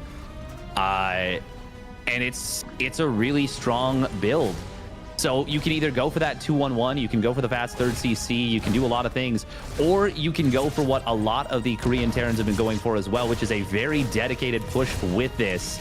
And it can be really difficult to deal with. We are going to see these Reapers going very deep. They grab 2 drones. One of them does go down, but 2 drones will slow down the Zerg. A Laser's only on 19 workers right now. He didn't inject the natural either. I mean, this is actually... A Laser's already in some pretty big trouble.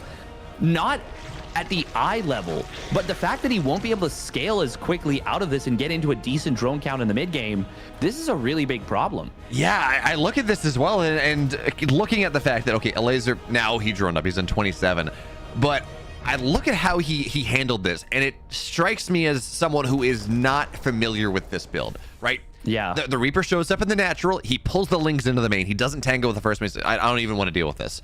He goes, he doesn't inject in the natural, in positioning more than anything else, he massively overcommits. But hey, a Laser, you talked about how he started to feel more comfortable in how he wants to play just this aggressive Zerg, and he's gonna go aggressive. It's a Baneling bust. This Baneling bust, I don't think the Baneling nest is done by the time Stim completes, so that's gonna be something that a Laser will, or that Kellizer will have for himself. And even then, the tech lab is on the other side of the wall, so that's fine. But this is a supply depot, and that can be vulnerable.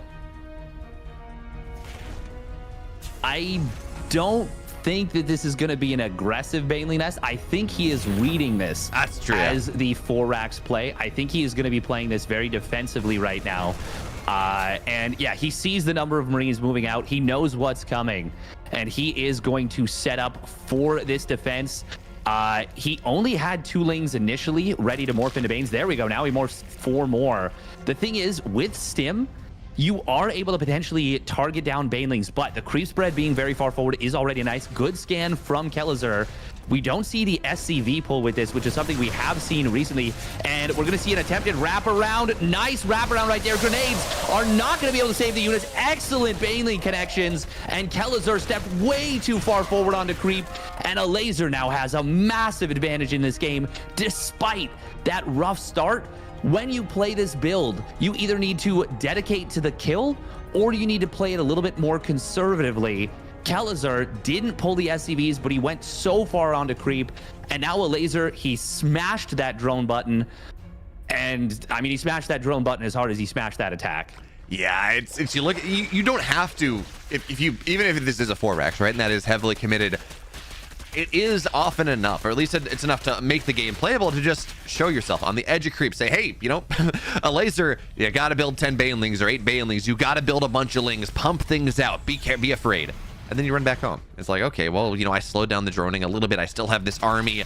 I can wait for a starport and, you know, +1 maybe, something like that. It's not ideal, but it's certainly better than losing all your Reapers, losing 20 Marines, losing all your tempo on the map, and then suddenly you're right. You know, a laser hits the drone key, takes its 4th base. Lair now done. Baneling nest or baneling speed on the way. Double Evo. Everything that a laser could possibly want. The world is his oyster. And that creep spread you talked about, how well it was spread. Yeah, Kellizer, he had a nice scan. He knocked down a little bit of it. But I mean, the creep spread on the map right now for almost 7 minutes in, it's kind of ludicrous. It's over halfway. Yeah, it is really getting out of hand. Good job from a laser to respread it on that top left side. The only place that it's not amazing right now. Oh, we will see these Marines finding the lings. They step into the lings knowing there was enough Marines. So good job from Kellizer to kind of read that situation, get a couple of pickoffs. The only place where it's not amazing is the alley around the 4th base out in front. That is pretty big. Now, a laser, he of course is going into his 1-1 in baneling speed, but a laser more than any other Zerg loves burrowed banelings, and he loves what he can do with those. And I, for one, am a big fan of just utilizing that as a potential tool. It really makes the Terran think twice. Yeah, it's almost a downside, though, of having creep spread as good as it is, right? It's like, okay, well, if my creep spread is not as developed, there are more positions for me to drop burrowed banelings on, because, of course, a Terran is always going to scan when they're on creep. But if you're, you know, if they're not on creep, you can actually make the shots happen. And as creep covers more of the map, there's less. Anyway, that being said, Kellizer is going to try to take advantage of this alley that he has, but a laser is well positioned. Nice target fire there. Cuts a couple banelings, but it's only a double drop. There's not really much more than that one, but this is buying time for Kellizer to start to find tempo and position on the left side. Knocks some of this creep spread down. It's going to take a couple scans, and he misses the active creep tumor until the second scan kills it off. But this creep spread on the left side, we were talking about it, so good, curtailed just a little bit, but as the Lings and Banes arrive, nice connections there. We're going to see the Queens rotate over, and immediately there's the respread. So it's a brief period of time where there's that's curtailed a little bit, but well, actually, seems like the Queens, we're not going to respread over there right now. So, hey, you know, Kellizer, he opens a little space.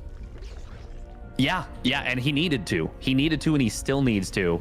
A laser, as long as he saves... Oh, man, if he can get some of this creep spread saved, please send the Queens as far forward as possible. That would be really big to get those saves. Kellizer with a little bit of an incomplete wall here, a little bit of Maginot line right there. It's a great filter. Oh, a laser adding on +1 missile and +2 carapace. That's interesting. Widow Mine will get taken down. Baneling's kind of splitting forward. Will be able to take down a second mine and gets a decent connection on some of the bio. There's only one medevac, so he can't actually heal up all this bio. I'm really liking how a laser is playing this, but Kellizer is doing a good job of kind of scaling up with this quite nicely. Yeah, certainly. And we're only on 7 medevacs right now, so just in general, there's 7 medevacs is a solid number, don't get me wrong, but again, healing maybe not as strong as others, and this is a very overstimmed army here. So yeah, you go on creep, you kill something, but the Lings are just going to start to feast on top of this right now, running in. Hey, you know what, nice target fire on the Bane. That's about all that Kellizer can do. Meanwhile, winning the fight on the right side. Don't know how many Lings he ran into, but we do see all the medevacs really on that right side healing a lot. And now again, we're going to see some of the creep go down, but this creep is so far forward on the map, Steadfast, that it's multiple screens of creep before Kellizer can even get on top of one of these bases. So it really is feeling like any pressure that Kellizer is finding is really ineffective. Oh, a laser does not want to keep pushing right here. The burrow. The burrow. He's trying to bait. Oh, it was so close. Oh, man, that was so close to being a brilliant maneuver. Nice cancel right there. But we see the potential that has set up. A laser is set up to potentially find something really nice with this. We are going to see a bit of a wraparound. Kellizer stepping pretty far forward on the creep. I don't know if I like this. He's going to lose everything and get swallowed whole, but the Widow Mine on the tail end.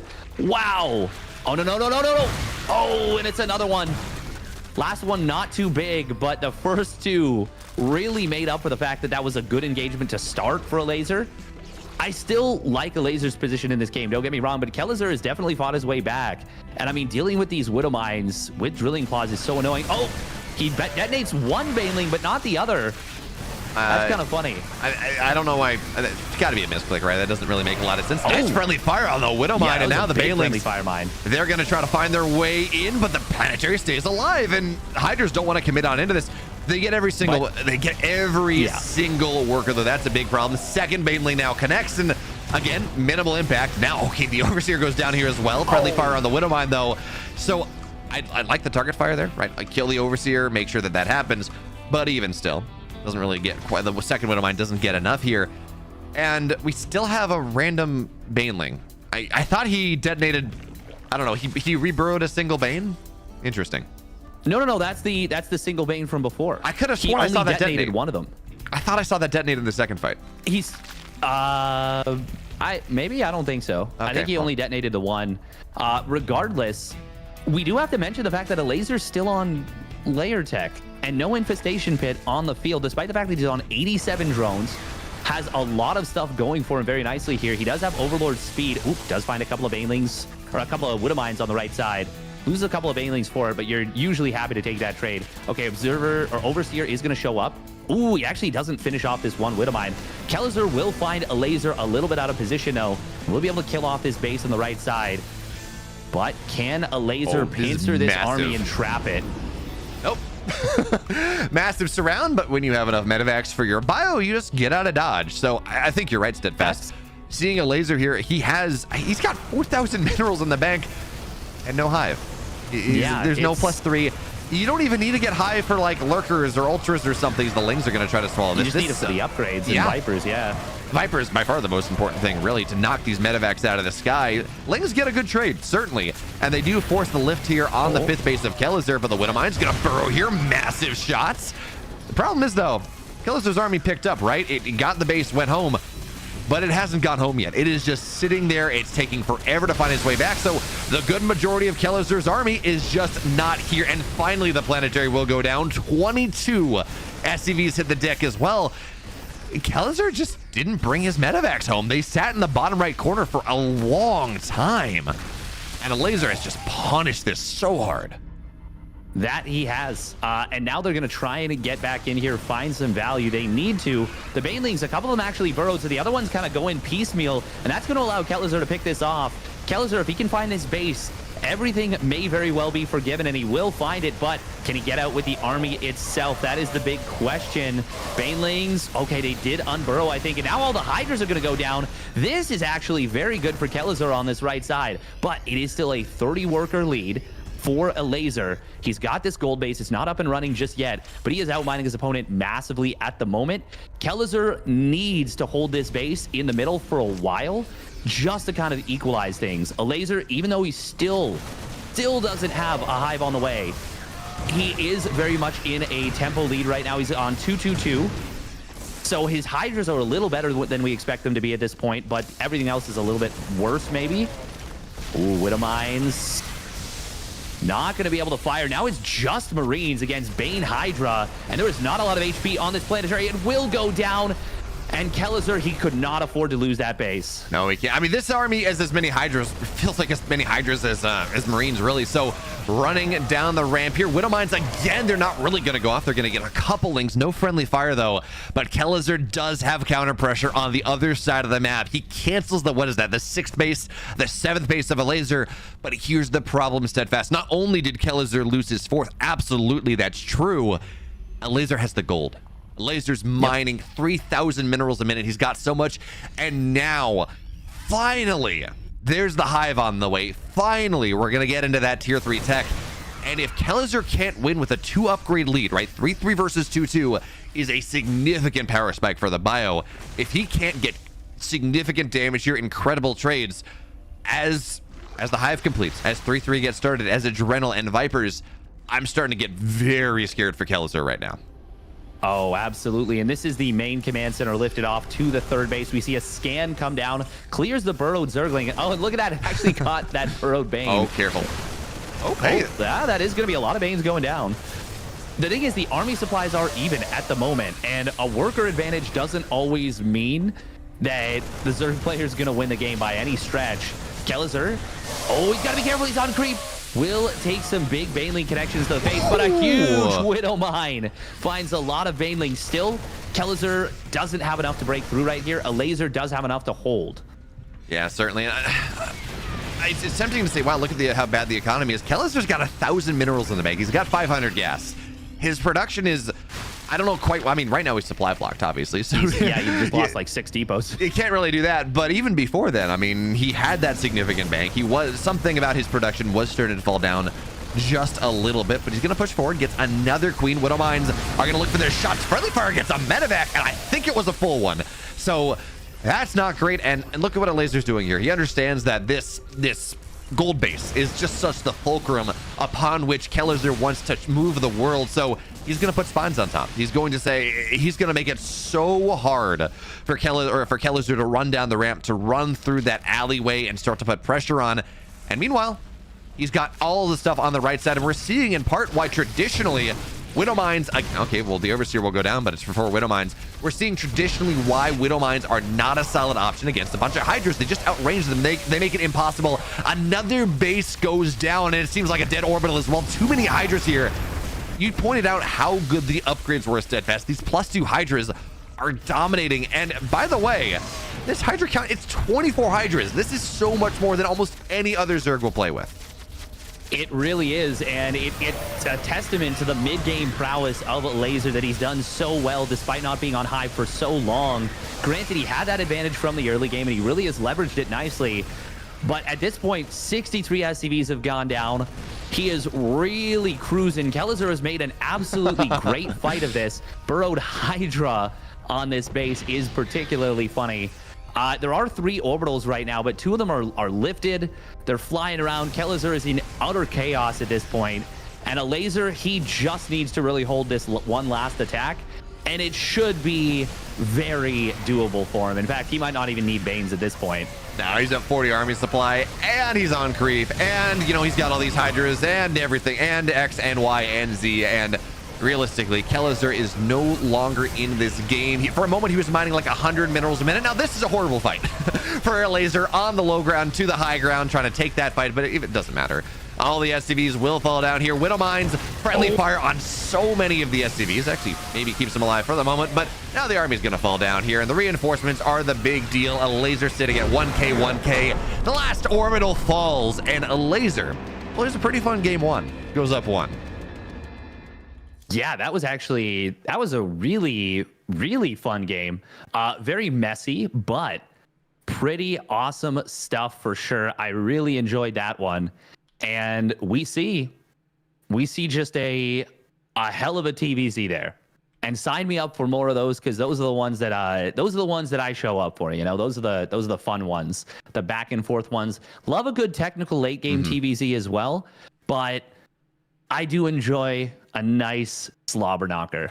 Steadfast, I think technically every game that we cast today is a game you show up for, because that's kind of in the contract that you do have to show up today. Thank you for joining me. Glad I'm not solo casting. But I get what you're saying. That was a fantastic game. It was a lot of fun, playing just a little bit differently. But now we get to take a look at map 2, which is going to be on Ancient Cistern. It's actually a bigger map, and seeing the gameplay we saw from a laser, where it felt like he played the map better. Well, give him a bigger map, and that doesn't make me too excited about Kellizer. But on the flip side, is this a map where we see Kellizer move into that mech, into that battle mech? You know, he's been messing around with it a lot. You kind of have 4 bases that you're able to hold on to fairly easily. It's a long rush distance. Is it the best map for mech? No. Is it a solid one? Absolutely. At the very least, a lot of Terran players would tell you that they don't like it for tanks. Yeah. So yeah, I could see it. I could see mech being a thing, especially battle mech. We're actually going to see something very different here, but we'll get into the game and we'll talk about that in a moment. In the upper right, going for something just a little bit different on the longest map in the pool. Down 1, Kellizer.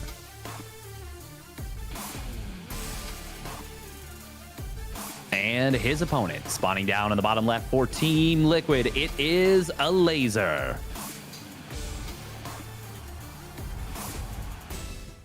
And we're going to be seeing something very funky. He's got that low ground setup with the barracks, but he has sent an SCV onto the map.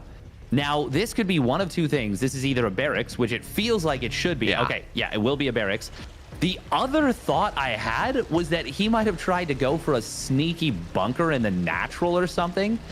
But I mean, that probably wouldn't have worked because so many Zerg players keep the second Overlord at the natural anyways in anticipation of something like a proxy. I'm really curious about this. Like, normally in TVZ, we don't see anything, you know, like this with a proxied second barracks. This is more of like a TVP type thing or even a TVT build. But TVZ to go for this, I'm really curious. Now, here's the thing. A laser is going to scout out that this is not two barracks in the wall. He's going to see that, and he's going to see just how awkward this wall is, right? It's a single barracks, it's two supply depots. Maybe an add-on completes the wall. I'm actually not sure on that, but it's awkward. It's weird.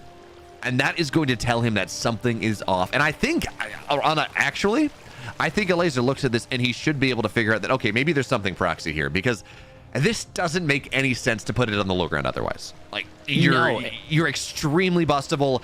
There is no good reason to. So he's gonna see the command center timing, right? He's going to see everything else. But how deeply does he read into this? Well, I mean, he's going to see it now. Yeah. I think this is just Kelazur saying, I want two Reapers on the map really, really quickly. But I feel like the follow-through is going to be a little bit funky. Nice save right there on the Spore Crawler trick. Very well done. I wonder if the goal of this build is to, like, snipe a queen. But if that's what it is, I mean, it's already not going to happen here. A laser, once again, no inject on the first two queens, which I gotta question it because I talked about it a little bit in the early game, but it was kind of a moot point because of how well it was dealt with. I was actually 4 Reapers right here. Maybe this is why a laser saved one of this, or saved so much energy, because he does have a transfuse available on the 1 low HP queen, or for the low HP queen. Yeah, Interesting idea, but for now, I mean, okay, so let's talk about the math a little bit. 4 Reapers versus 3, it's a little more damage, but it's not a break point. You know, you get 2 Reapers, that's 3 shot. You 3 shot a drone. You get 3 Reapers, 2 shot, 6 Reapers at 1 shot. So that's kind of how that one works out. 4 versus 3 gives you a little leeway. Maybe that does lend credence to your idea that this was just a sniper queen. Obviously, did not work out. And now the barracks is running home. Steadfast, this was an interesting idea. It really hasn't done. I mean, I guess it forced a couple more lings, certainly. You know, a laser's drone count might not be as high as it would otherwise be, but I really don't think that this has solved any. I don't think this is done nearly enough. No, this is funny because the response in game 1 against just the standard 3 Reaper opener where you keep things at home is actually better for Kelazur. In terms of the little minutia, because a laser keeps both injects, he doesn't use either of them and he saves energy. But by doing what Kelazur has done, building the extra Reaper, proxying the second barracks, he actually justifies a laser's response and makes it better by virtue of the build being just a little bit more committed. And then additionally, in addition to that, he also didn't do the damage that he did in game number 1. So even though, you know, a laser won game 1, it was more so off the back of that excellent defense he had at the beginning. And this is just a really funky follow through from Kelazur, but it's almost, it's more likely to be a more successful follow through, even though the early game was worse. Yeah. By the way, that SimCity in the natural is just the funniest thing I've ever seen. It's so weird. Hideous. But also, a laser did see what was happening on the map here, lost a couple lings for it, but now he's aware. You know, it's like, okay, it's 4 Hellions, it's a bunch of Reapers. I probably need to commit to this a little harder. Problem is, though, is the creep is not connected between the third and the natural. So if they want to dive in, this is going to be the time. The scan actually committed here, gets a lot of creep, but now Queen's trying to box them in. KD charge is not going to be what they need just yet, but they run out anyways, and the creep actually gets saved as well. It's a dead Hellion. You talk about how the follow-up for Kellizer may be more powerful, Steadfast. Not quite powerful enough. No. But with how, I mean, it's still better than game number 1 with how many Marines he lost and how much tempo he lost. But I am a little bit disappointed that he didn't commit in there because the Queens were so far out of position. I get it. There's a lot of Lings, but he also had a lot of Hellions. He had a good number of grenades to work with. I think I would have preferred to see a dive. I don't blame him for not doing so, but the main advantage of not diving is that you're looking to control creep, and he didn't actually even get to confirm the creep he denied in the middle. So a laser was able to re-spread that. He will scan on the right side. I do like that a lot, but a laser is certainly prepared to re-spread it instantly. Yeah, he's on 9 Queens. It is so hard to constrain creep against 9 Queens. Now, the other thing we can talk about here is that this is effectively a 2-1-1, right? There are, I don't think it's maybe 16 Marines in this army, but it's a significant amount. This is a heavy push finding its way in, and the Queens will not have nearly as much energy for transfuses as they might otherwise have because the creep has been so heavily contained. So now this 4th base under heavy pressure here. There are no banelings on the field. It's just Lings. Kellizer's thinking about committing to it, but now on the backside here, Lings, they're looking for the surround, and they're all going to come falling on down. 1 medevac will hit the deck here. The Queens are so powerful, but they don't have a lot of transfuses anymore. One's gonna go down, second one's gonna fall. Here is no 7 HP. That was still, my gut says that was still a pretty solid trade there for Kellizer, but he was so close to being so much more. That was, I mean, it got into such a good position, but considering the positioning and considering the army, the number of Hellions, and that there was no banelings, and the limited creep, relatively speaking, that was such a clutch defense from a laser. He could have easily lost the 4th base there. He could have lost so many more Queens, but he got some really clutch transfuses at the end. And now he comes out of this with the drone count that he's got. He is down in upgrades, but Kellizer did forget his armory for a while, so he doesn't manage to continue his 2-2 as quickly as he'd like to. Bane speed is now done. Hydra upgrades on the way. I think I like a laser's position. Kellizer does have some plays to make, though. Yeah, again, I like a laser's position. Kellizer, he got some value there. Widowmine shot, not gonna get much. Actually, sorry, I was watching the one Widowmine. One Widowmine gets a ton. Other one doesn't get all that much. And now Kellizer running back. He's got to be forced to give up the position. And yeah, you're right. Upgrades. They could be in such a better position right now. They're already, solid. It's going to be 2-2. It's 1-1 versus 0-0. It's going to be 2-2 versus 1-1. And I like this Liberator idea, but unfortunately for Kellizer, there's a Spore, there's Queens, there are already Hydras. It's going to be hard to get a lot of damage on this. Yeah. Oh, a laser. Well, I mean, the 2 Liberators do set up. They set up on top of one another. Kellizer just kind of shift clicking them in. Oh, please move it. No. Don't just lose them for free. Okay, well, that's a little bit of lost mining time for 2 Liberators going down. Excellent defense from a laser. Kellizer kind of just shift clicking and leaving those units there. We do see a little bit of supply block coming on down, but a laser is starting to really pull ahead in supply. He's on 87 drones, adding 5 more.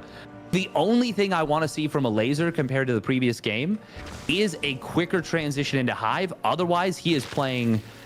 he's in a great position in this mid game. Sit fast. Consider this, though.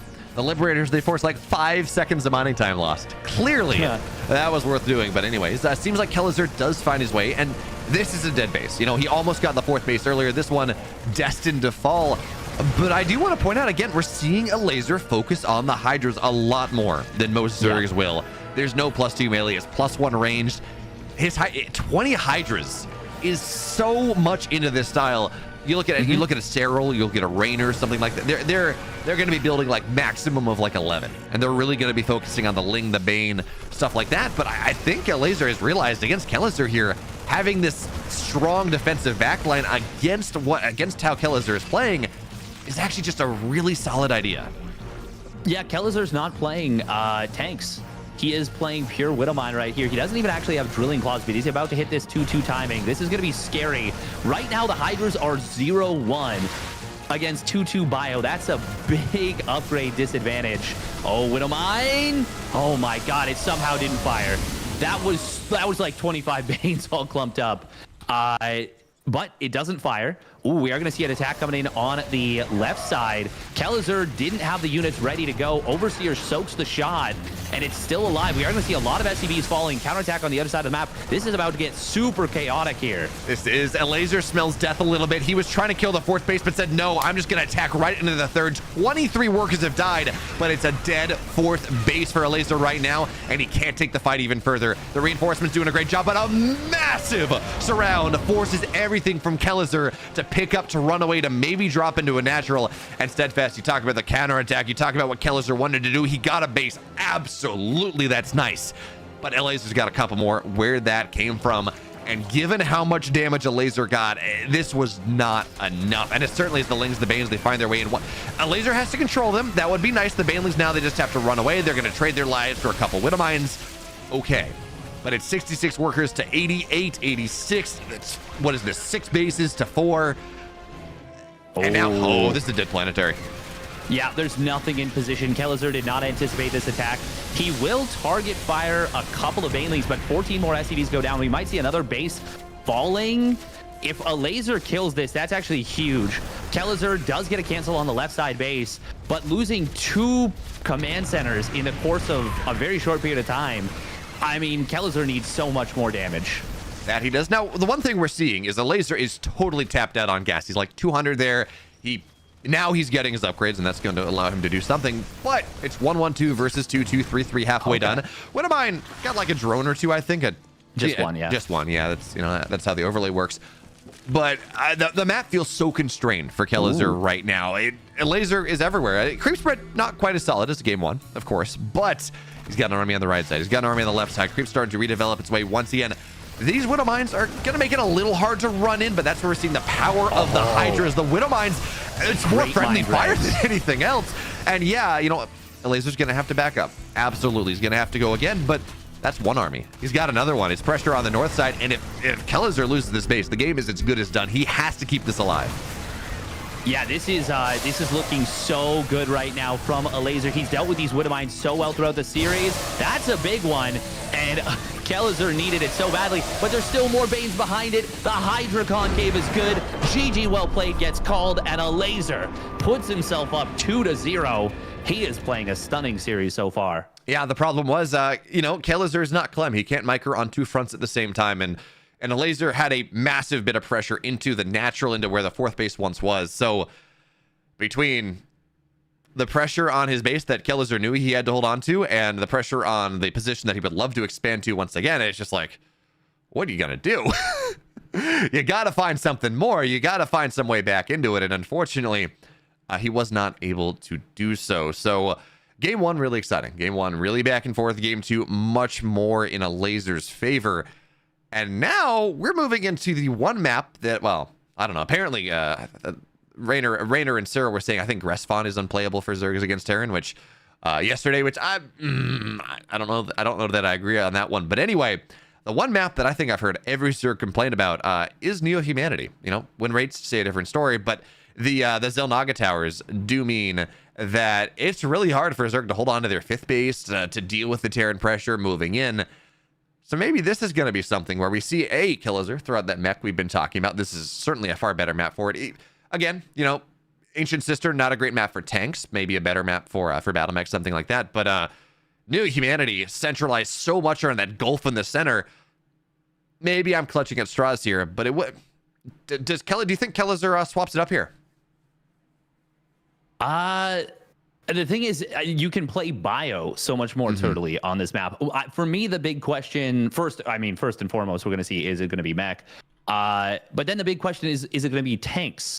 Because Kellizer was playing mass mine in both the first games. He didn't get, both of the first 2 games, I should say, he didn't get drilling claws in game number 2, and that really hurts the ability to, you know, play that high speed, low drag style, that really high octane tempo style. So that definitely hurt him a lot. Like it's a crucial upgrade. That's not quite as big as for getting Ling speed, but it's pretty big when you're playing that committed of that style. So the big question for me is going to be, will he play tanks? And I hope the answer is yes, because Neo Humanity is so good for tanks. Yeah, plus you can't let a laser get away with building 30 Hydras 3 games in a row. Like that is punishable, and realistically, it has to get punished on top of that one. So for now, we're gonna see. Does Kelazur have something interesting in store for us? Does he punish properly? I don't know, but we have a map ready, and that'll tell us everything we need to know. At the bottom right, in the red, he's down 2 for Team Liquid, looking to win this one, the next one, take us all the way into game number 5. It's Kelazur.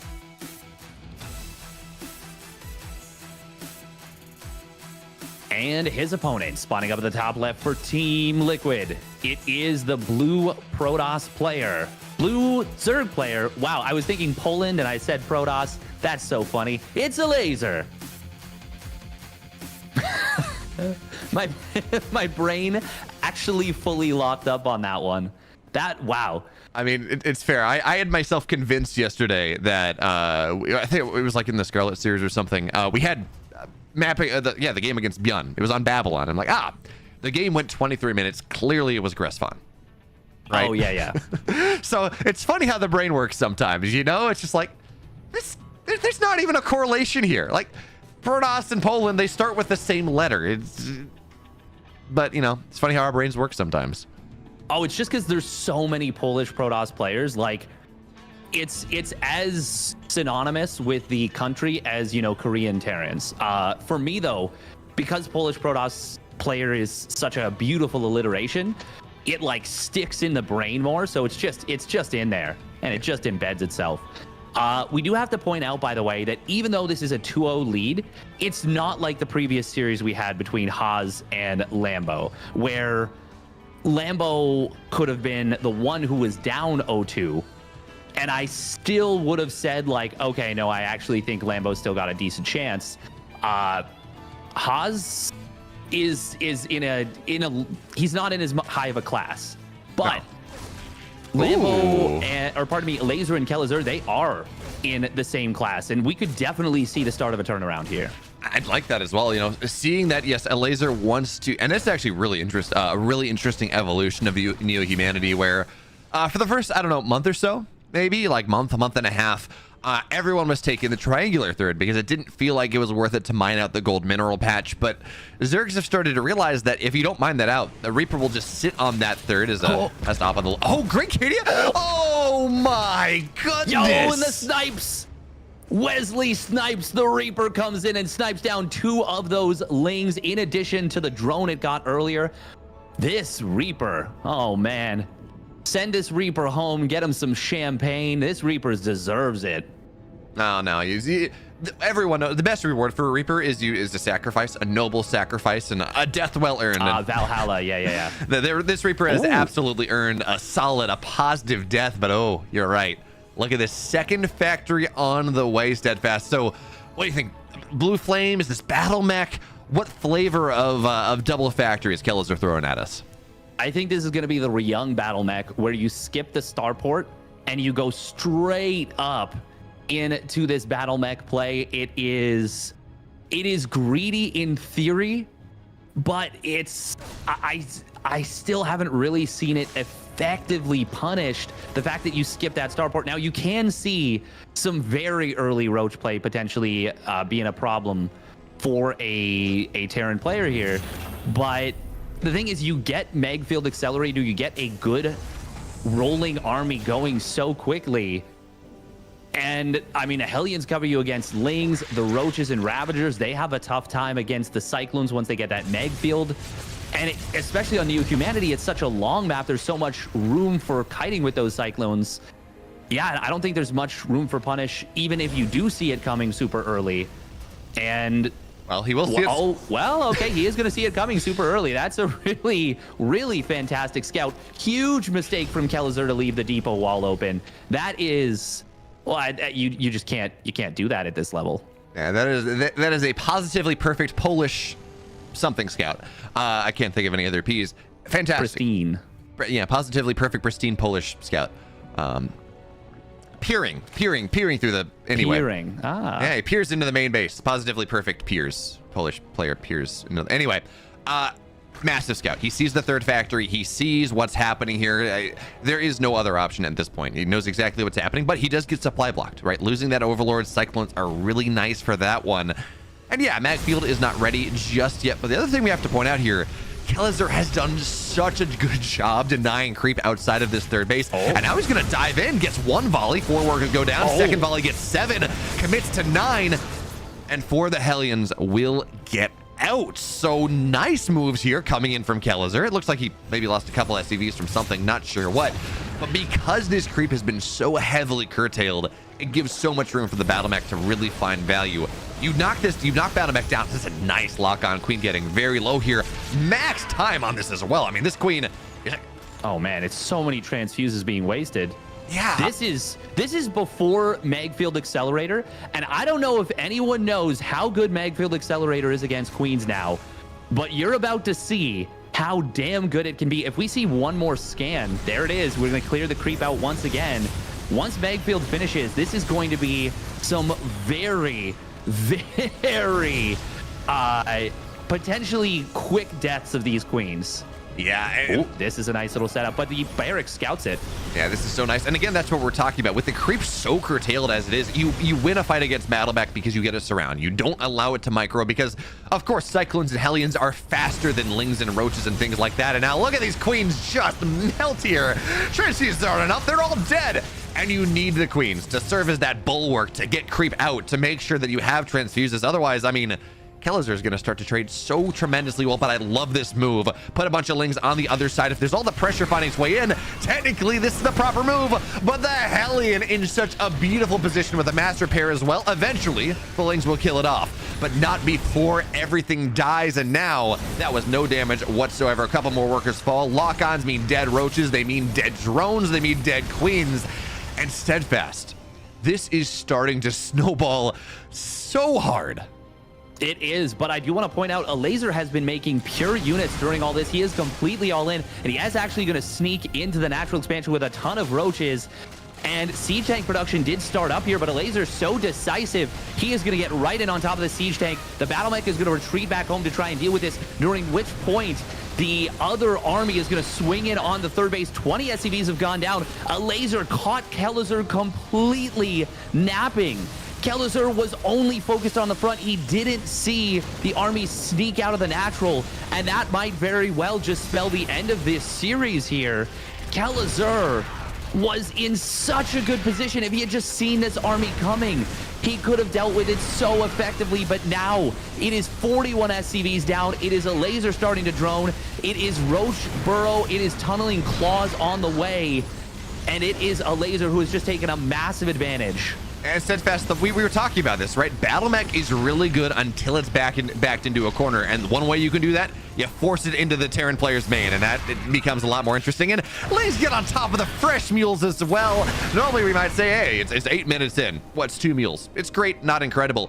32 SCVs, all that remain on the map right now. Kellezer needs those. He's going to drop 2 more, absolutely. But that when this has to be the comeback, when Kellezer has to fight his way back into this game now. Losing mules like that is not great, but here come Lings and Hellions and Cyclones. They try to find their way in, but Kellezer has to be so afraid that the swing in means he can't really commit to it, but still, that's a lot of dead drones. 11 will fall. And you talked about it, a Laser was only building units for quite a while here. Yeah. He started to drone up again. He's only on 47. He has the ability to build an economy. He's on 5 bases now, absolutely. But he has to maintain tempo, and he really can't take damage like this because, again, his economy, it's not the best spot either. No, it certainly isn't, and great job from Kellezer to retain his Battle Mech army during that whole thing. Nice positioning again on these Hellions. Going to be able to get some really good value. Only 2 drones go down here, but the counterattack once again coming on in. The Burrow Tunneling Claw Roaches. Now at this point, I wouldn't mind if he just waits, but he's going to go right now. He's going to find a bunch of SCVs in a matter of an instant. 12 foot, 16 SCVs, 18 SCVs, 25 SCVs going down in the blink of an eye. And Kellezer is focused on the other side of the map. He's losing all of his economy right now. And now it is just simply a matter of A laser just needs to clear this army. Yeah, the nice thing about this is we're not seeing a laser do it at the moment, but the nice thing about having Burrow as well is without a scan, which by the way, Kelliser can't afford, you can just prevent any lock-on. You just burrow the individual roach, top it down, bring it right back up, and then the Cyclones don't do anything. There we go. You break all the lock-ons, you go forward, and now Kelliser, I mean, he's doing a good job building more SCVs, but he's got 22 of them.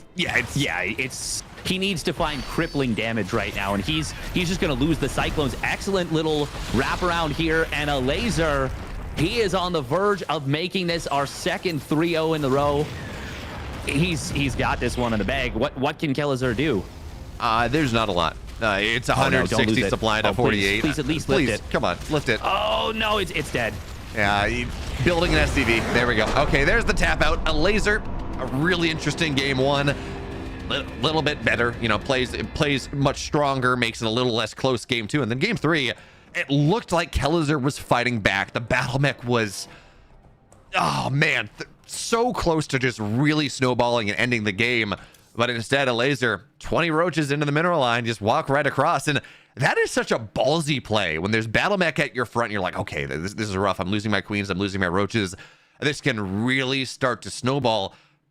I'm gonna send half my army supply onto the other side of the map and try to force my opponent back. That is, I mean, granted, a laser was up 2-0, and he had maps to play with, fine, but still the decision there. I mean, that doesn't get 40 workers. You lose the game, straight up. So the decision to do that is just, hey, that's what winners are made of, right? Really good decision making. Yeah, absolutely.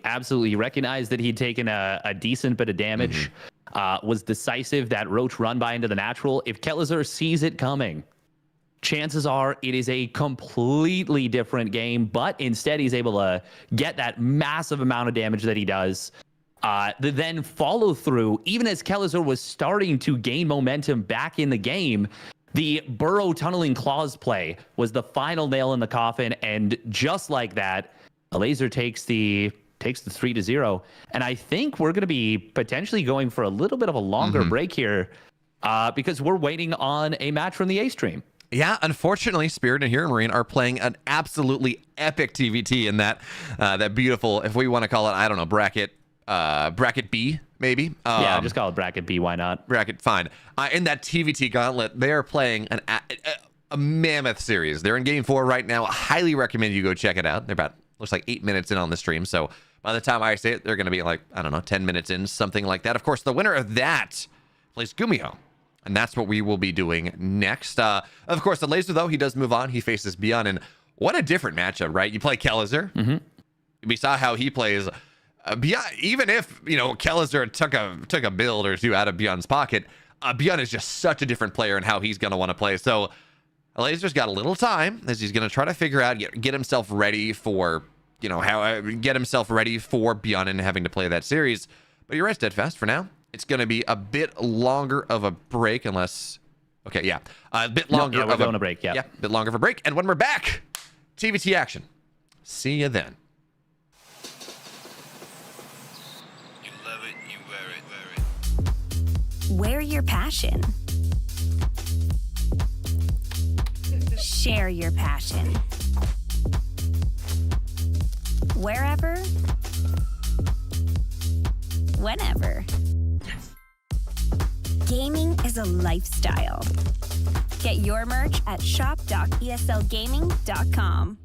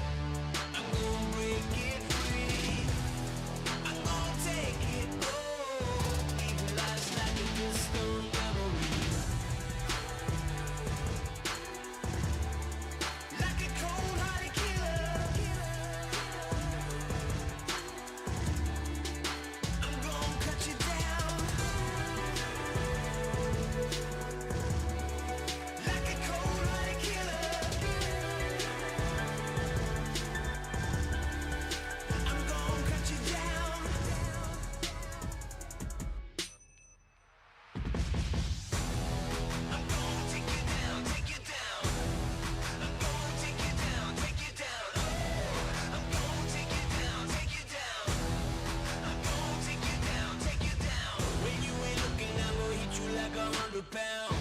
Break you up and bring you down. When you ain't looking, I'm gonna hit you like 100 pounds. Break you up and bring you down. When you ain't looking, I'm gonna hit you like 100 pounds. Break you up and bring you down. When you ain't looking, I'm gonna hit you like 100 pounds. Break you up and bring you down.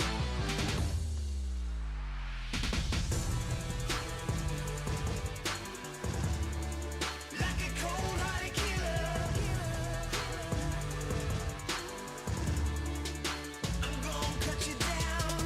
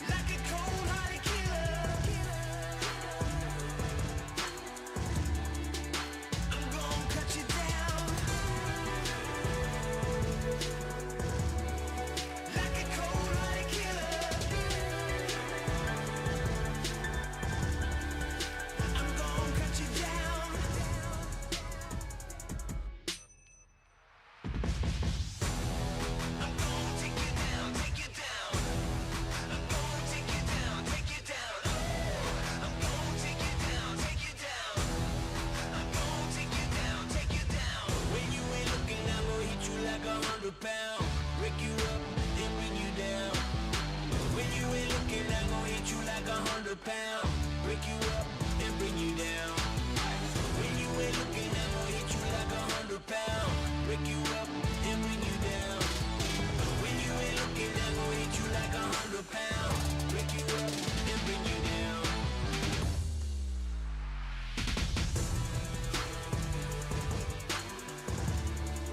Like a cold-hearted killer.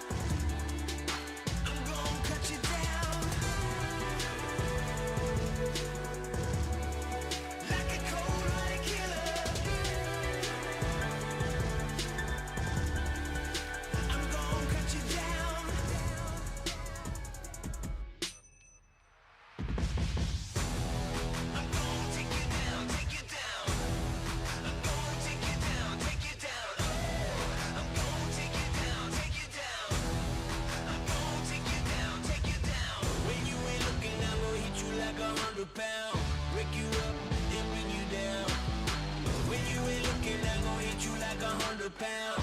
Break you up and bring you down. When you ain't looking, I'ma hit you like 100 pounds.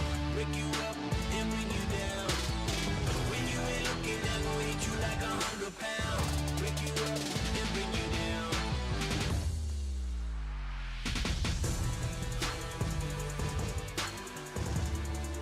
Like a cold-hearted killer,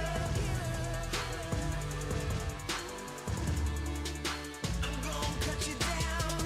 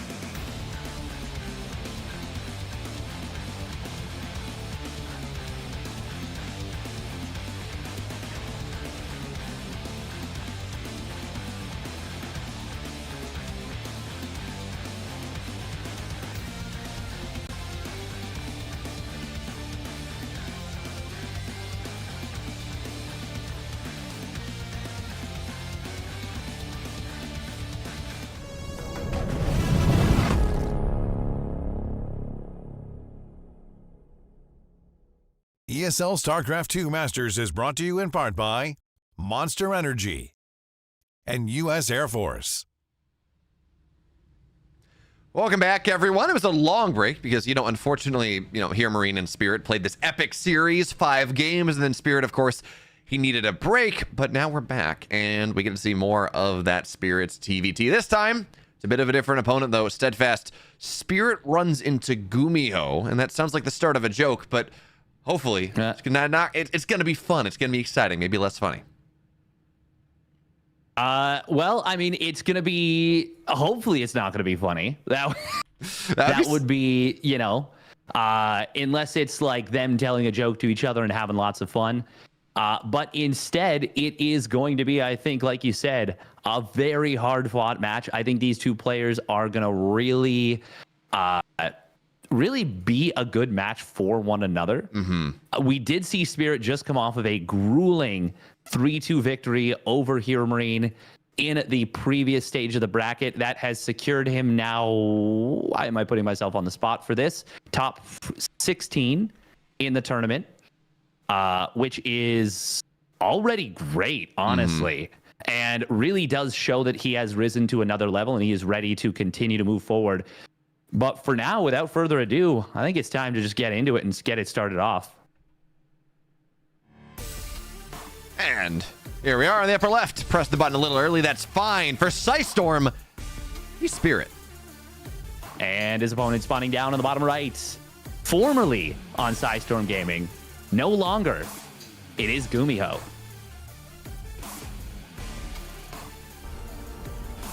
And you know what? We're always talking about storylines in StarCraft 2 and esports, in really any competitive thing. And this is a pretty interesting storyline because we have this matchup between two players. I mean, stylistically, I don't think they could be more different. You've got Spirit, who is so late game focused, so methodical. He's really elevated his play in massive ways, but I mean, very much, still a by the book Terran, so to speak. And Gumiho is who's such a chaotic Terran.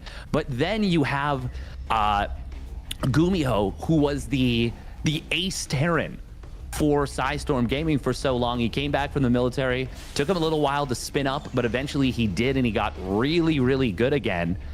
And then you've got Spirit, who has come in and has been a very recent pickup for them, and has, at this point, it's now the old versus the new. It's a really cool little setup here in this series.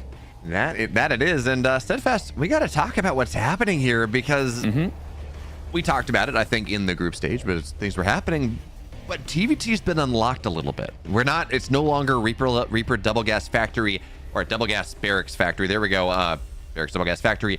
Every single game, we're seeing different things. And Spirit, well, he went for a quicker reactor, which means his first Reaper is slow, but he gets 2 after that very nicely. In your production, it's a little more streamlined. But Gumiho, on the other hand, he's going for a Reaper expand. It's high ground, of course, because he has to be careful of Reapers on the other side. But he's able to be greedy. He's getting an SCV. He gets a full scout of everything, and he's not going to lose the Reaper. So, assuming he doesn't take tremendous damage, right? You never know. Spirit may be able to run across the map and make something happen with this more aggressive opening. I mean, Gumiho, like, butter's not going to melt in his mouth at this point. He's got the Reaper expand. He kills an SCV, full scout. This is a beautiful opening. This is a great opening for Gumiho, yeah. And Spirit, I mean, this was no scout 1 racks expand from Gumiho, which, I mean, it is still safer than normal because he built the command center in the main base, but the fact that he went across the map with that Reaper is pretty big. It's dangerous against a proxy 2 racks Reaper, and he got rewarded big time for it. Now Spirit, he only builds 3 Reapers off of this. This is rather funny. I wonder if this is a response to being scouted. Gumiho is going to poke in, and he will lose this Reaper instantly. And funnily enough, he doesn't actually confirm that there's a command center. You can be pretty sure that there is because he saw that SCV from earlier. He knows the timing off of the factory expand setup. So that's why Gumiho was in there. And as well, he knows he was able to stick around once he saw the reactor and snipe that SCV.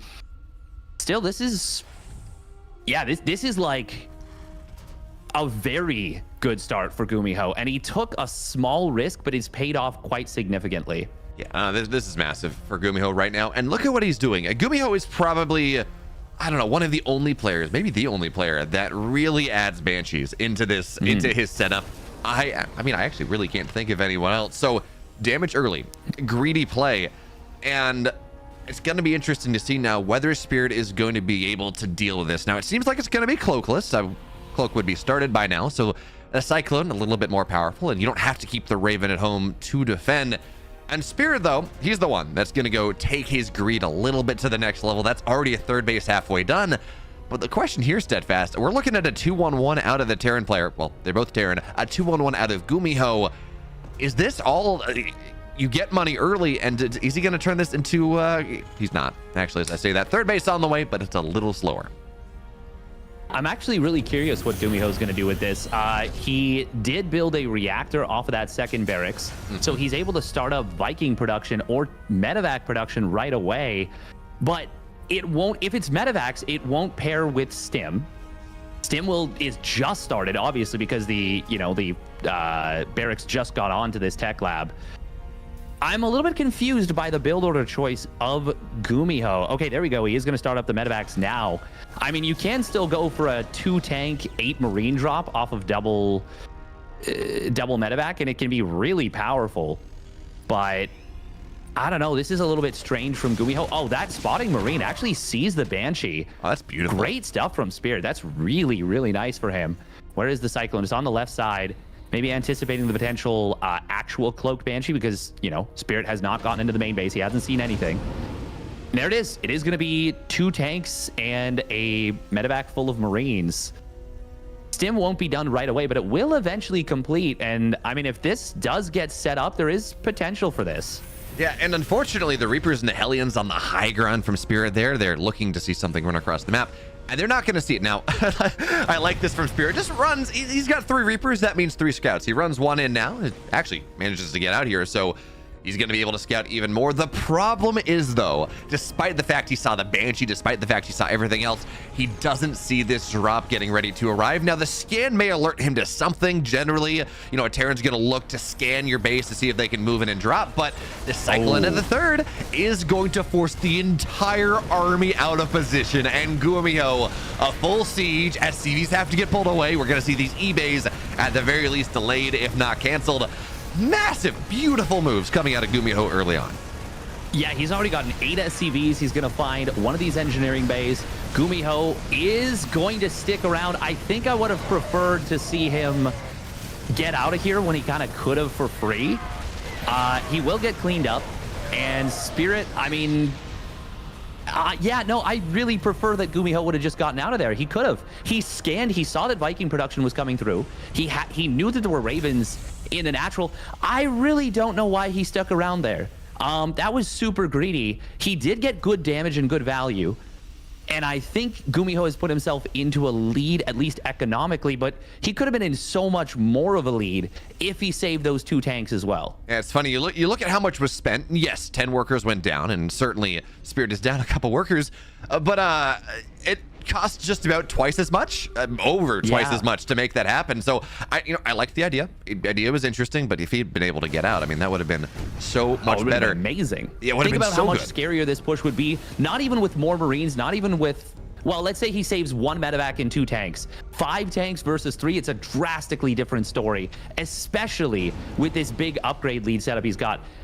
Once again, I still think that Gumiho is in a good position, but it could have been so much better if he just been a little bit more measured with it, a little bit more... I don't want to say mature, but I mean, that's kind of the word that comes to mind, Yeah, that being said, right, we talk about this push. Gumiho was not able to get any of the Ravens of Spirit. So Spirit's still sitting on 3 of them. Their energy has been accruing over time after, that last hold happened. So any sort of, I mean, maybe even with, I don't even think with 5 tanks necessarily, the 3 Ravens each having, a disable and a half, getting ready for that second one. The position that Spirit finds himself in right now is really nice, but you can't be everywhere. So a drop into the natural, a couple more workers will fall, but the tank gets disabled. That's very nice. But still, workers continue to die here, and Spirit is just taking damage everywhere. The army supplies were somewhat equivalent for the time being, but at this point, 79 to 61, but at 23, Gumiho's getting damage in every single... He's getting damage in every single base steadfast. That's not supposed to happen. No, it is not. That is huge stuff. Gumiho pulling the trigger in game number 1 and ripping Spirit apart. And this is 1-1 versus 0-0. Combat Shield's just now completing for Spirit.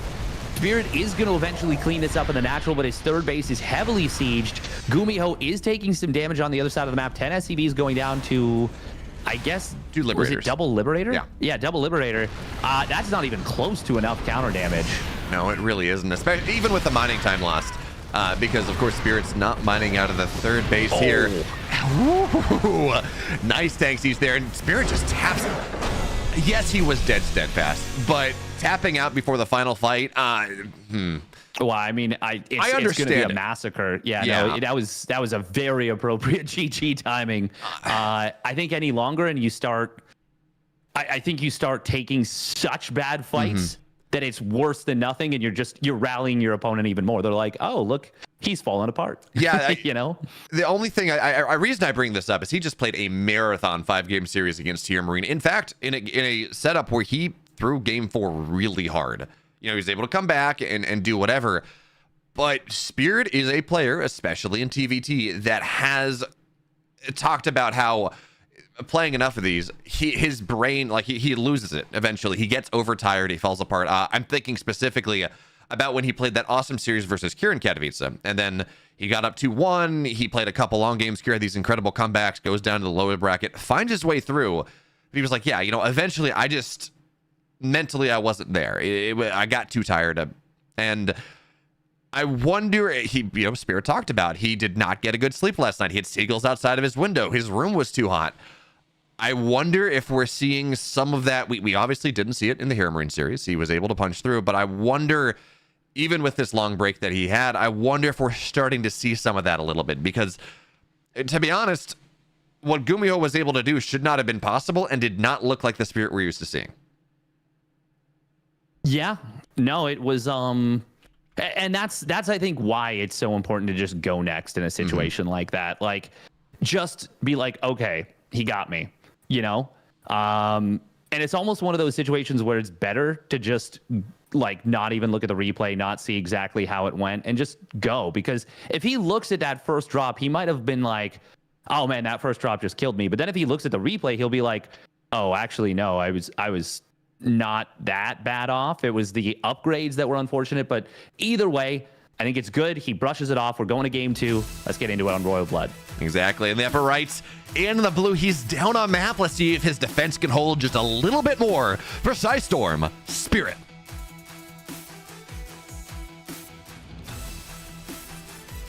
And his opponent spawning down in the bottom left, looking so strong in that game number 1. Give it up for the Red Terran player, Gumiho.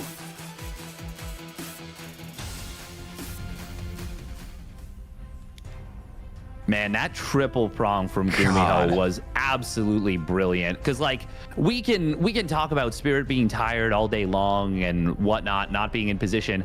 I mean, that was Gumiho kind of just suddenly drawing and quartering Spirit there in that game number 1. And I do think that Spirit can absolutely recover in this next one. But that was a really good showing from Gumiho in game 1.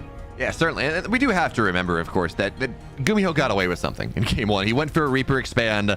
He got an SCV. He delayed things. That early game went so perfectly for Gumiho that yeah, it was definitely a strong start. Yeah, Spirit was already against the ropes a little bit, taking damage. I mean, he was not in a losing position, but he was certainly in a disadvantaged position even before that triple drop happened. So, you know, you're right. New slate. Let's see what happens here. And for now, we are incredibly mirrored. It's Barracks, Double Gas Factory. Command Center's going to be on the way eventually. And part of that is, of course, the map, Royal Blood. Maybe it's a little bit harder to get greedy on. But I think it's also serious planning, you know? Gumiho realizes, you know what?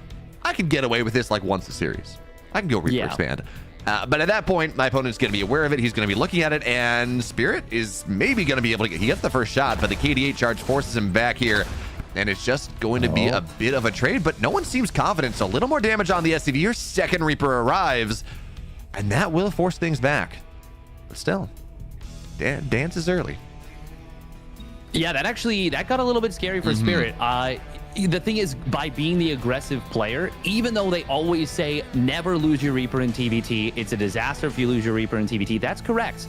But if you're the one who's losing it aggressively, it's not as bad because your opponent still has to cross the map. You kind of keep tabs on them. If that had gone down for Spirit, that would have been really, really bad. So I don't blame him for being a little bit afraid. Meanwhile, we do see the Hellion and the Natural sniping down one SCV. The 2 Reapers in the main base get another one.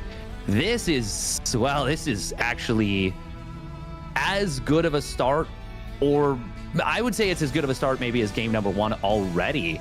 Because now they've done mirrored builds, and Gumiho has actually just out-microed Spirit. Yeah, and so with game 1 being like a build order advantage, you're just like, okay, you throw it away. Game 2, this is actually Spirit getting outplayed a little. Yeah, I mean, in fairness, he did get outplayed a little bit game 1 as well, but I'm getting seriously worried for Spirit in this series. I was excited about the prospect of this matchup, right? Spirit, Gumiho, TVT, it's gonna be awesome. Spirit played that awesome 5-game TVT against Hero Marine, but we are not seeing the Spirit that played Hero Marine. Like, quite honestly, this can change. Absolutely. You can get into a series, you can warm yourself back up again, you can start playing better, but as of right now, we're seeing 75% of Spirit. And, you know, for Spirit's hope in this series, I really hope he's going to be able to turn it on. And he maybe has, you know, some opportunities. Ravens on the way, tanks here. This pressure from Gumiho will run into a stalwart defense. And if he can have a solid hold, you know, maybe that's going to be what it takes to bring his way back in. And this is nice. This is huge. This is gigantic because Spirit is, this is only 2 Reapers. This is just his leftover units from the early game. Gumiho put everything on the other side of the map, and he, oh no, that grenade. Okay, he didn't put himself into the corner. That's good. Spirit is now in a position where all he needs to do is hold, and he'll be in a great spot. Cyclone does get the lock on a Reaper, not the siege tank, but his own siege tank sieges up. Gumiho is going to be forced back. Gumiho really needed to get a lot done with this. The Reaper's still alive in the main base. He sees the Vikings as well. This is a big deal. So I wanted to point this out, but the action already kicked off. Gumiho skipped going for Raven. So that makes this even more dedicated than normal. Oh, this Cyclone, can he get the lock on the medevac? No. If he could have gotten the lock on the medevac, that would have been even better for Spirit. But just as things were starting to go really well for Gumiho, Spirit finds himself with a massive, massive set of pickoffs, gets a bunch of damage done to the medevac. Gumiho has to find huge damage right now. He's down 7 SCVs. He really does here. And everything I said about how this is Spirit seems slow. He's not playing up to his usual caliber. Well, that was, if there's any way to get yourself back mentally in a series, that's fantastic. But big tank shots, not ready for that one. The Cyclone will follow that anti-air power that you have. And Steadfast, you talk about the Ravens. They're such an important unit. But Vikings rule the skies, and it becomes so much harder to play with your Ravens if you have to worry about the Vikings running forward and sniping them down. So Spirit has to give position up. He's got to fight his way back here. And he's building Vikings into Vikings, but he's doing it slower. So Gumiho, maybe you can rely on Defender's advantage a little bit as the scan is going to work against him right now. He saw what was happening. The Marines run forward and they just eat shots. And now he's got to give the position up once again. This slow push coming out of Gumiho is such a problem. It is. We are going to see the Vikings landing right here. Going to try and jump on these tanks. We'll grab 2 of them with the help of the lock-on. Oh, man. I was saying Gumiho needed to find some damage, and he has certainly found it here. He's got that magic number of tanks, 3 now to one-shot opponents' tanks if you get in range of them. And he is now sieging this gas. He is sieging the natural. He's going to land once again on the tanks. Oh, this time Spirit does have a high ground tank. That's going to help him out a lot, and he'll kill 3 of the Vikings. But Spirit needs a hell of a lot more than that. Where are the Ravens right now? They're in on the top side. Is it going to be auto turrets? I think at this point, maybe lift the command center, wait for 1 more set of Vikings, and just go. Yeah, that's exactly what's going to happen. Interference matrices, I don't even know. It's going to have to be breakthrough, right? The tanks are unsieged. 1 more set of everything. And you're right, just lift the tank, lift the command center, pull the SCVs. and everything goes right now, not even lifting. So 2 disables, only 2 tanks firing, auto turrets as well here. SCVs are starting to go down. The buffer of the Vikings is doing so much, but the Army of Spirit is going to be able to find its way through. All the tanks will go down. Spirit stays alive, but he loses 10 SCVs. It looks like he got a couple, I don't know what those SCVs from Gumiho went down, but he loses 8 on the Delta. And now Gumiho adding that second factory. His third base is on the way, but here's the problem. Third orbital already done on location. Spirit has bought time for himself. And this pressure that follow-up, it's not going to be there for Gumiho. He's got to build his army up once again. Spirit has bought himself so much time back into this game. Yes, Spirit is in a massive lead at this point. It may not look like it. You see 6 SCVs down, but look at the income advantage. There is more income right now for Spirit. Third command center is landed and is starting to mine. The mules are a factor there. More importantly than all of that is the infrastructure right now for Spirit. Gumiho is going to try and go mech, I believe, and he's only on 1 factory. The second one is being built right now. Now this could be really effective. It's 4 landed Vikings in a medevac. The dream is alive. But he is going to lift these Vikings, unland them, as I like to say, get himself back into the corner. Where are the other Vikings from Spirit? He's got more, but they're not here at the moment. He doesn't want to fight this. Okay, they are coming back home. Oh, if he can bait Gumiho into sticking around. Spirit, he could have cut this off, but he's not doing it. Oh, Spirit. Okay, there we go. He will get 2 of the Vikings. That's big. There is a distraction in the natural. I don't know. Did he land more Vikings? Yeah, he did. Okay, yeah, so this still ends up amazing for Spirit. Gumiho's just thrown away all of his air control. And he's on 4 tanks and a Liberator and a medevac. Yeah, it's not a lot. And on top of that, Spirit, he has Stim. He's got combat shields halfway done, a third of the way done. He's got 1-1 on the way here. He's been mining so much more, despite the worker disadvantage, which, by the way, isn't a thing anymore. He's 58 to 57. And that third mule, so impactful. There's not even a third orbital, even still. And now Spirit, the shoes on the other foot. He's got 16 Marines and some medevacs, but unfortunately, there are some missile turrets there, but he's going to find himself a little bit better of a position. He thought there was going to be room, only 2 missile turrets, but instead there's 3. So still 6 workers, 8 workers still go down. It's still worth, but oh man, it could have been more. It could have been a lot more. I don't blame Spirit for just YOLOing in there. You assume that your opponent's not going to build 3 turrets. It was a very smart decision from Gumiho to go for that. And you can see that Gumiho needed to deal with this right away. That's why he pulled these SCVs.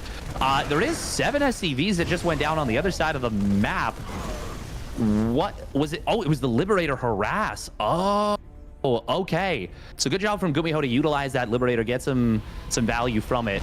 Spirit, yeah, he'll kill off this missile turret, but you can see how desperate Gumiho is. He's building missile turrets at a timing when you really don't want to be, because he knows that if those 16 Marines get into the main base, for example, he knows that his defenses are so thin right now that if Spirit can find an opening, he will rip Gumiho apart.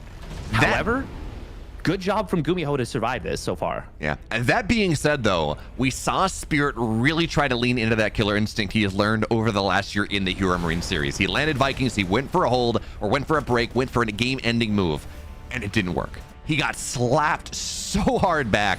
And we saw in I don't know if you were watching game 5 of that series, but we saw Spirit maybe a little bit more stead, until the base trade.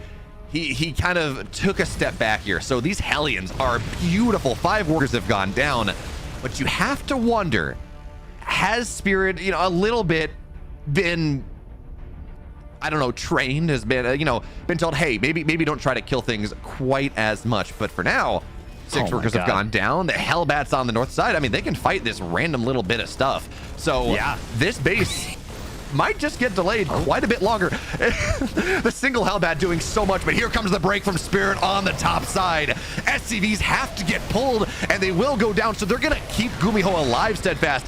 But 17 more dead workers. And yeah, the Hellbat drop's nice, but I don't know about you. I think I'd rather kill 17 workers than deny a base a little bit.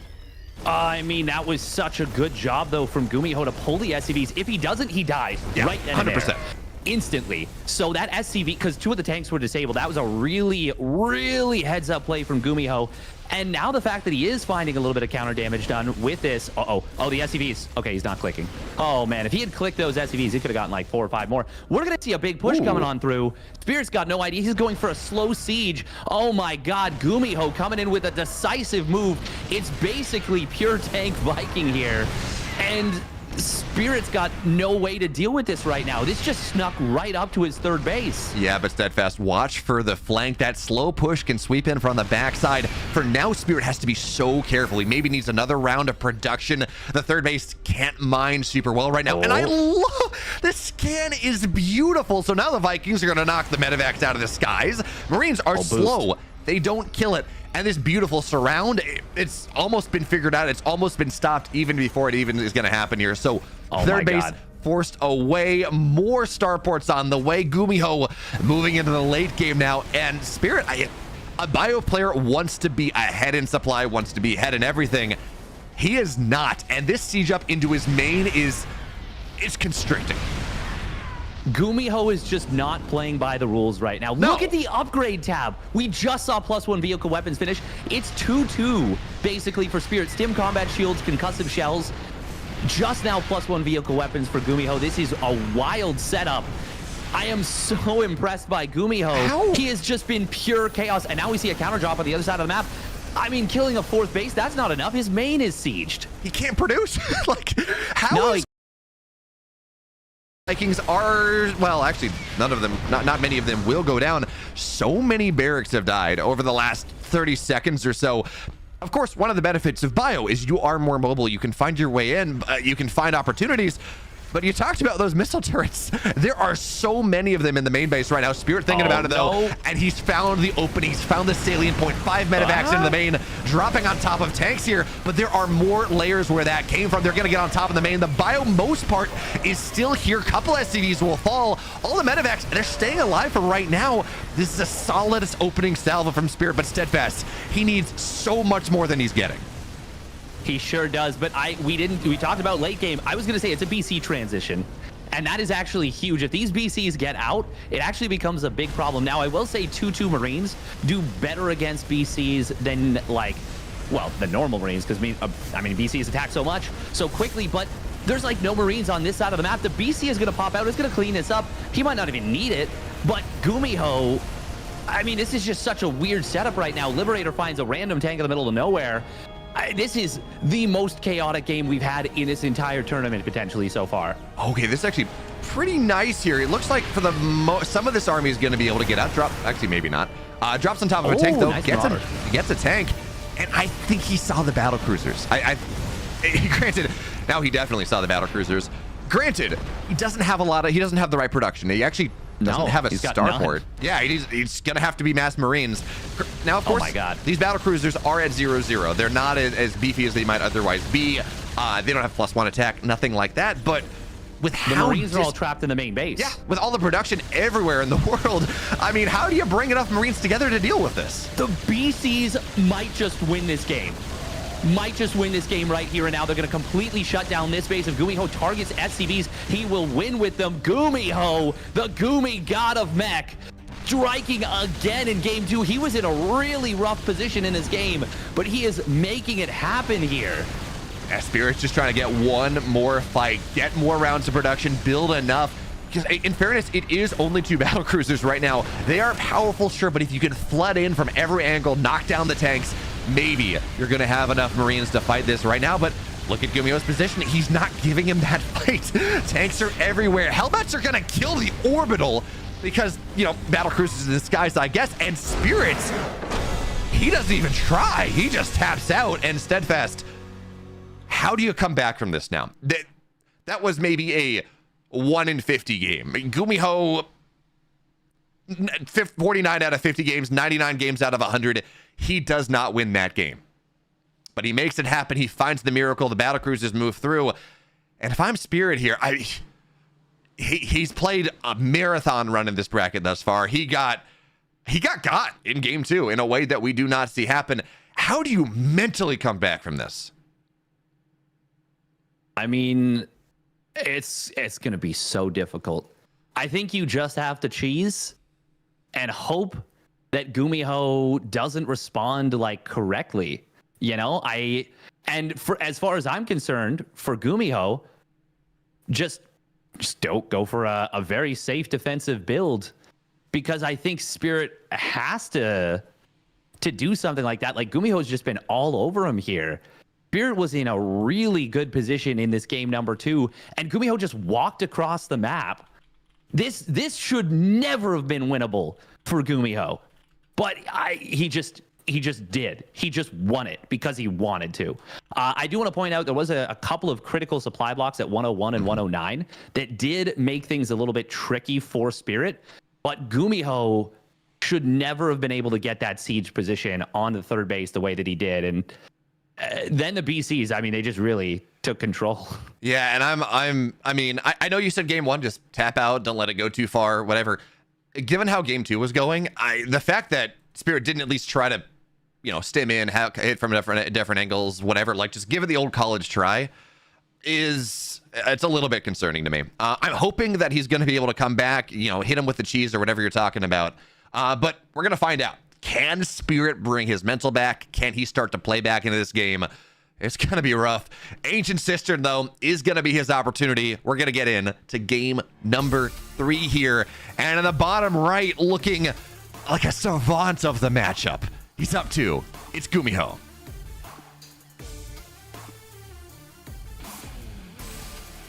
And his opponent spawning up in the top right. He needs your energy. It is Psystorm Gaming's Spirit.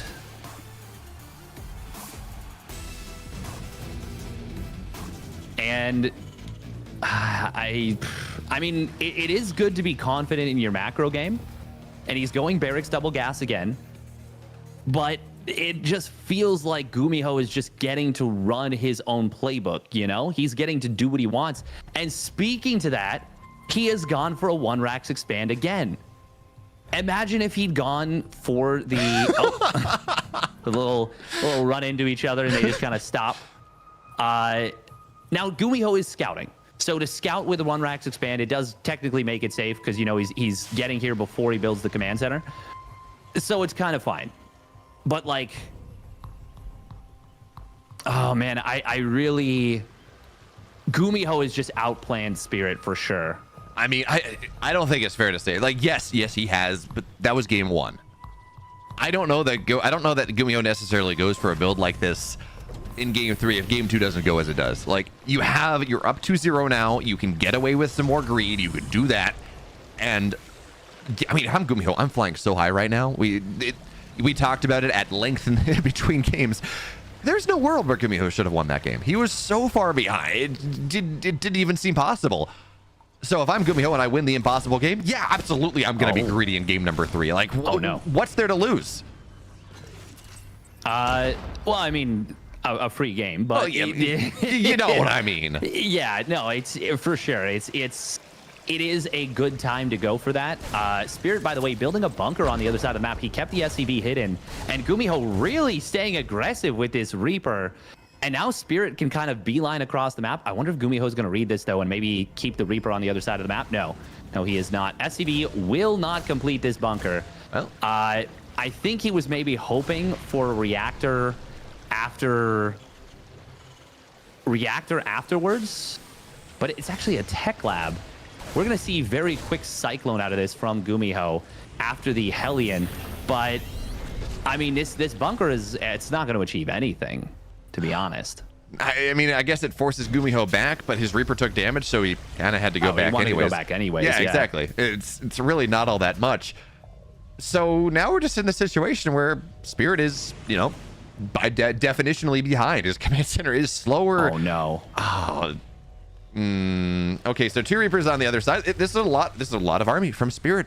But Gumiho understands what the possibilities are. He's not going to go onto the low ground with his SCV, so the command center is going to get delayed by a single Reaper. Here comes the second one now. Reapers go on the main, but they don't get any. They don't get anything, and they lose 2. He gets like 1 SCV maybe, but yeah, now the Cyclone gets to kind of fight this whole army. Oh, he's even going to find... He might kill everything. Oh, no. Nope, he'll get out of range of the lock-on. But the command center's delayed. Spirit, this is the worst start he's had in the entire series. This is the farthest behind he is. This command center is just so late. Hellion even gets intercepted. Gumiho, I mean, every little... The only thing that has really gone well for Spirit in this series is those 2 Reapers in Game 2 that got into the main base, found a ton of SCVs. I mean, at this point, you've got to be feeling completely hopeless. And look at this from Gumiho, the swagger, the Chad, Giga Chad energy. He goes for the 3rd command center on location. Yeah. This is everything. Everything is going well for Gumiho. I mean, if I'm going to give Spirit some credit, the hold from Gumiho's pressure in Game 2 was also very nice. You know, he put himself in a pretty significant advantage. But yeah, Steadfast, it feels like the Spirit is truly broken here. Like, everything's going wrong. We're seeing him do things that he might not normally do. And at this point, well, Gumiho is not going to give him room. You go for Mech, for example, right? That takes time to build into it. No, we're going straight into BIOS. It's a quick stim out of Gumiho here. He's not giving... Sometimes you can get yourself back into a game. You can say, you know what? I'm macroing really well. This is feeling nice. You know, my fingers are going where they want to. No. Stim halfway down here. Gumiho is going to hit with a sledgehammer across the map as he takes his 3rd base. And Spirit, I mean, I want to see him do something. I want this to go to more games, but we're going to have to see him really tighten it up from here on out. I just want to say that the way Gumiho has played this series is so cool. Because Spirit, Gumiho has not built a Raven in this entire series. In a matchup where Ravens are king, where you basically have to build them, Gumiho has said, no, you don't tell me what to do, Steadfast. You're some silly, smelly caster. What are you doing here? I can build no Ravens and still win. And I'm like, no, you can't. And he's like, watch. And you know what? We're watching. I'm here for it. And it has been pretty entertaining to watch. Spirit is still in this game. He is going to go for Mech, but Gumiho scouts it out immediately. And you talked about that quick stim. You talked about the quick potential aggression. Spirit will scan, and he will see that there's... Actually, hang on. Is he seeing that the... Oh, okay, Banshee does get spotted. That's nice. I guess a disable on it, too. Make sure it doesn't get any damage. Yeah, that's kind of nice. Okay, he did see the 4th barrack, so he's going to be seeing that this production is already up and running. I mean, Gumiho's going to have a lot of opportunities to find big damage over the next few minutes. Yeah, the one thing he didn't see was that this is single eBay. You know, that is a significant scout there. This is not a Gumiho that... Yes, he's got a quick 3rd. Fine. This is not a Gumiho that intends to go into the mid game for a while. Single eBay is just aggression running across the map, time it out with combat shields. That is your +1 armor, effectively. That's your HP boost on the army. And Spirit, despite scouting everything, is taking the... Well, enough, right? He sees the extra barracks. Despite that, he's taking the 3rd base. So now he's got an extra vector to try to defend as the big move out comes in from Gumiho. He's gonna have some tanks. He's sitting on 4 tanks. He's got those Ravens. But the question now is whether everything is in the proper position. The Vikings, the tanks, the Ravens, to make sure he can defend against this. Yeah, well, he does have these Cyclones in the main base. They will be able to get a double lock on, but Gumiho led with the lower occupancy medevac. 1 Raven instantly sniped. Both Cyclones go down. And even though Gumiho will clean this up, that's a couple of pretty critical units. Meanwhile, units just ran right into the natural. There was nothing to stop them. And we're going to see, a great grenade knocks those Marines away. This is such a nice little multi-prong coming in from Gumiho. He kills 12 SCVs. He's forcing a bunch of lost mining time in the natural, and he will just simply disengage with the tanks from the 3rd. Gumiho is playing so damn well. Man, shades of game 1, right? Just the triple prong, getting damage in every single location, and technically Steadfast, again, that shouldn't be possible. You know, if you have a little bit of your army everywhere, there are spots where your opponent should have more. And that's just by definition. But Gumiho makes it look like Spirit doesn't have as much anywhere on the map. And everything like he won fights on all 3 sides, or at least won fights for quite a while. This is a nice scout. Getting the Liberator on the right side, seeing the double medevac, and he's going to have to respond to it. But again, we've seen how Gumiho is playing. He's not attacking in any one spot. He's got an army on the left side as well. Now, of course, Sensor Tower makes that a little easier to find out. But this hot drop is beautiful, and there is nothing, at least for a while, to deal with these tanks. Actually, One tank goes down, that's nice, but there's no mining in the third base. The SCVs have to continue to get pulled here. Vikings landed, and it will stay alive. Only 2 workers go down, but it's mining time on... Cool. Okay, so the... Should stay alive. Yeah, should stay alive here. It'll stay alive. But 5 workers fall. Honestly, that was handled so well from Spirit, so much better than I thought he'd be able to. Very well done. Gumiho, despite the Liberator scouting out the drop on the right side, maybe a little bit of disrespect being shown to Spirit. The fact that he still boosted in there, he did get value, and he killed a couple of Vikings, which is really important when your opponent is playing mech. But now it is Spirit's turn to try and hit a little counterattack here. There's no defenses on the third base. We've got Gumiho kind of moving back home with his tanks. Gumiho is like really spread out. Yeah. And if these tanks get into a good spot, there's no sensor towers. Spirit might just find himself in a winning move like right now. But look at this positioning though. So Gumiho has a drop into the natural, right? There's a big army coming in from Gumiho. And remember, tank's not sieged, but they're going to get sieged up right now. Marines coming in from every single side. But the tanks for the moment, they're doing a pretty solid job knocking them down. But here comes the reinforcement of Gumiho. Hellions were killing workers, but even still, 3 tanks are still here. Hellions got to go to the right side. They're going to knock them down as well. And that looked actually really promising for Gumiho, but instead, Spirit, he gets 22 workers. He kills off the army here, but the SCVs are going to have to get pulled. The Hellions are down, and the Marauders, they can kill tanks, but the tanks aren't sieged. They can fire just a little bit better. Seems like Spirit will eventually, I think, get forced back. Not even. Nah, the Hellions are won the game with this. Yeah. He has straight up won the game with this. He snuck right into the third base. Gumiho panicked, trying to respond to this, and I don't blame him. But he just tried to attack around a corner. And, well, this is good for Gumiho. He will get these barracks from the right side. They add just enough to potentially clean up this army. But Spirit killed 43 SCVs during all this. Amazing attack from Spirit. Gumiho, I mean, eventually that chaos and that off-book play can come back and bite you. And that's pretty much what happened right here. Although Steadfast, we do have to point out that Gumiho, not only was he expanding rather aggressively, we have to point out just how greedy he's been. His 4th base is an orbital.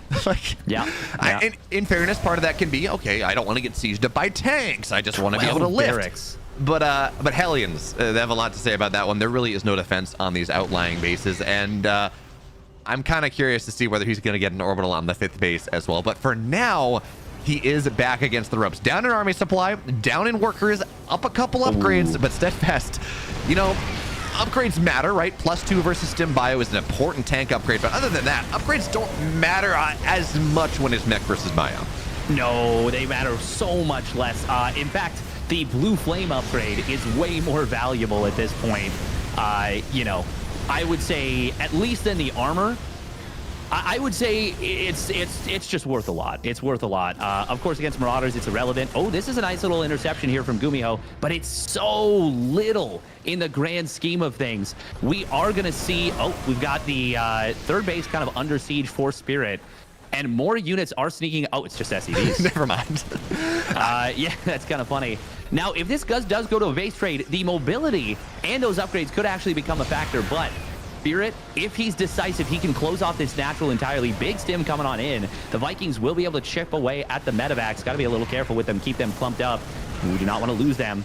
Gumiho is trying to make this game chaotic. Spirit is in such a huge lead, but Gumiho is actually giving himself way more of an opportunity than I thought he'd be able to. He's doing a really great job of trying to, you know, make things messy.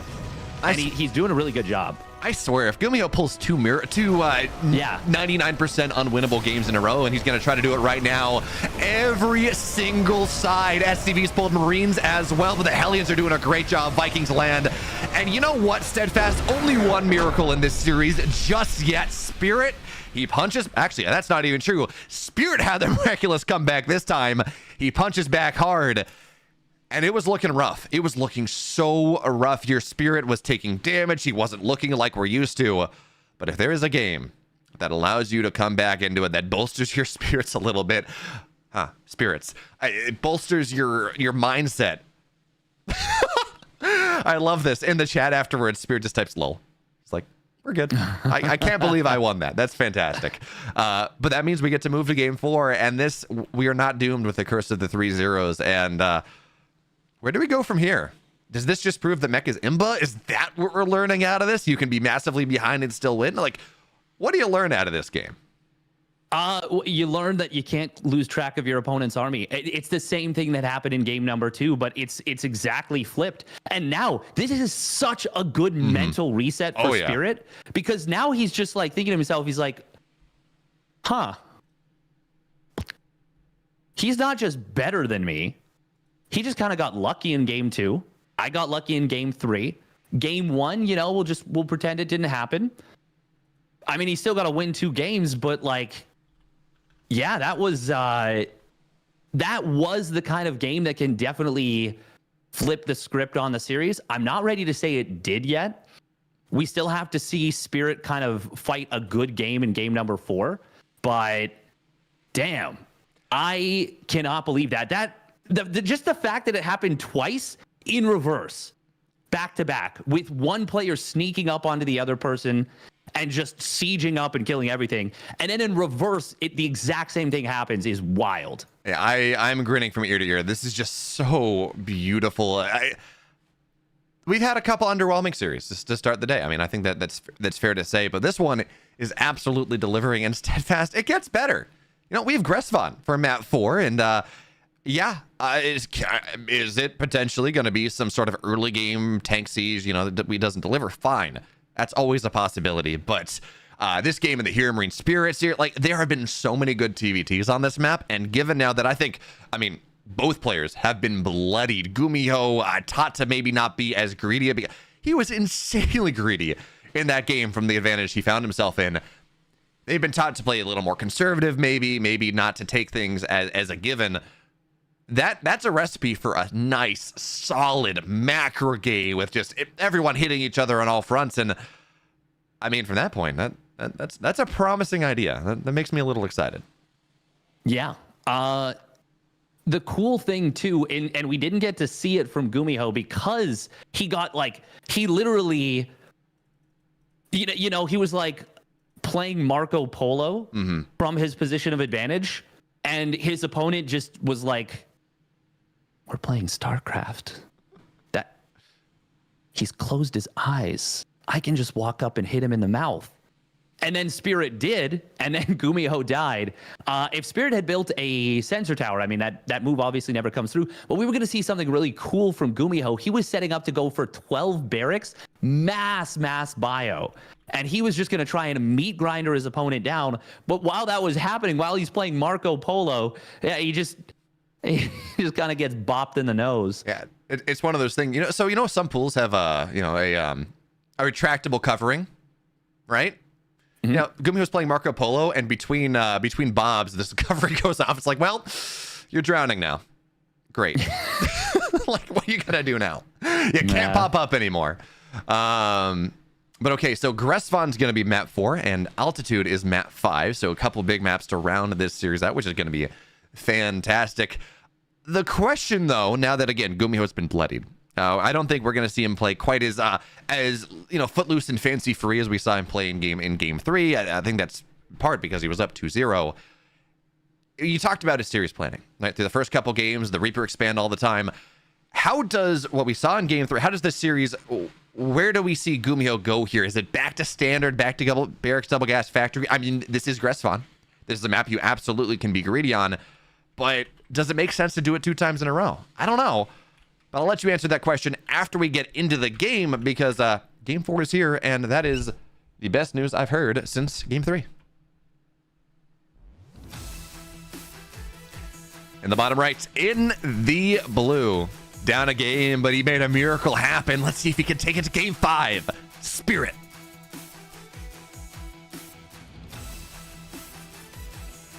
And his opponent, spawning up at the top left, it is the Red Terran player, Gumiho.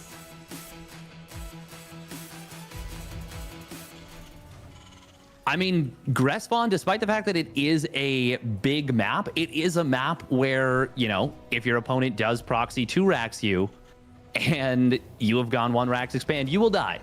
Babylon, you can probably defend that. Royal Blood, there's ways, you know, it's a little bit dependent on the map. Something like Altitude, yeah, definitely still possible. But Gressvon, the ramp is quite close to this Reaper jump-in spot. There's another Reaper jump-in spot at the, well, there's actually two more at the natural, really.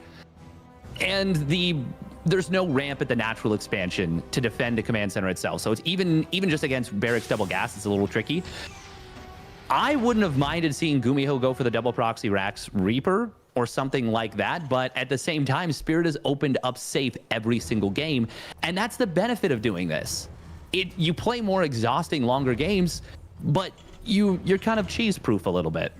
Yeah, certainly. And I mean, Steadfast, you say that if you go for that, you know, the more greedy option, you can certainly die to proxy Rax, and that's absolutely fair. But I would like to remind you, Oliveira, Maru, Gressvon, we saw that, and the greedy player won. So technically, it's possible, but only if like you don't send the Reaper in when you're supposed to. And yeah, that being said, yeah, you know what? Let me live my dreams, okay? It's fine. But yeah, we're not seeing that, of course, in this game. Reaper and SCV, but Spirit holds the high ground here, so technically this is going to be good for him. In fact, he's going to get the first shot off even still. And now we're going to have to back up just a little bit, so he's going to be able to get the SCV before his goes down, and that's already going to be really nice. Gets another shot off. KDA charge, though, forces him back, and the little dance is going to go in his favor, but he's not going to be able to kill the Reaper, so Gumiho can establish some map control, but still, 2 Reapers versus 1. You got to back up on that one, so the natural, it's going to go down just as well as you should like.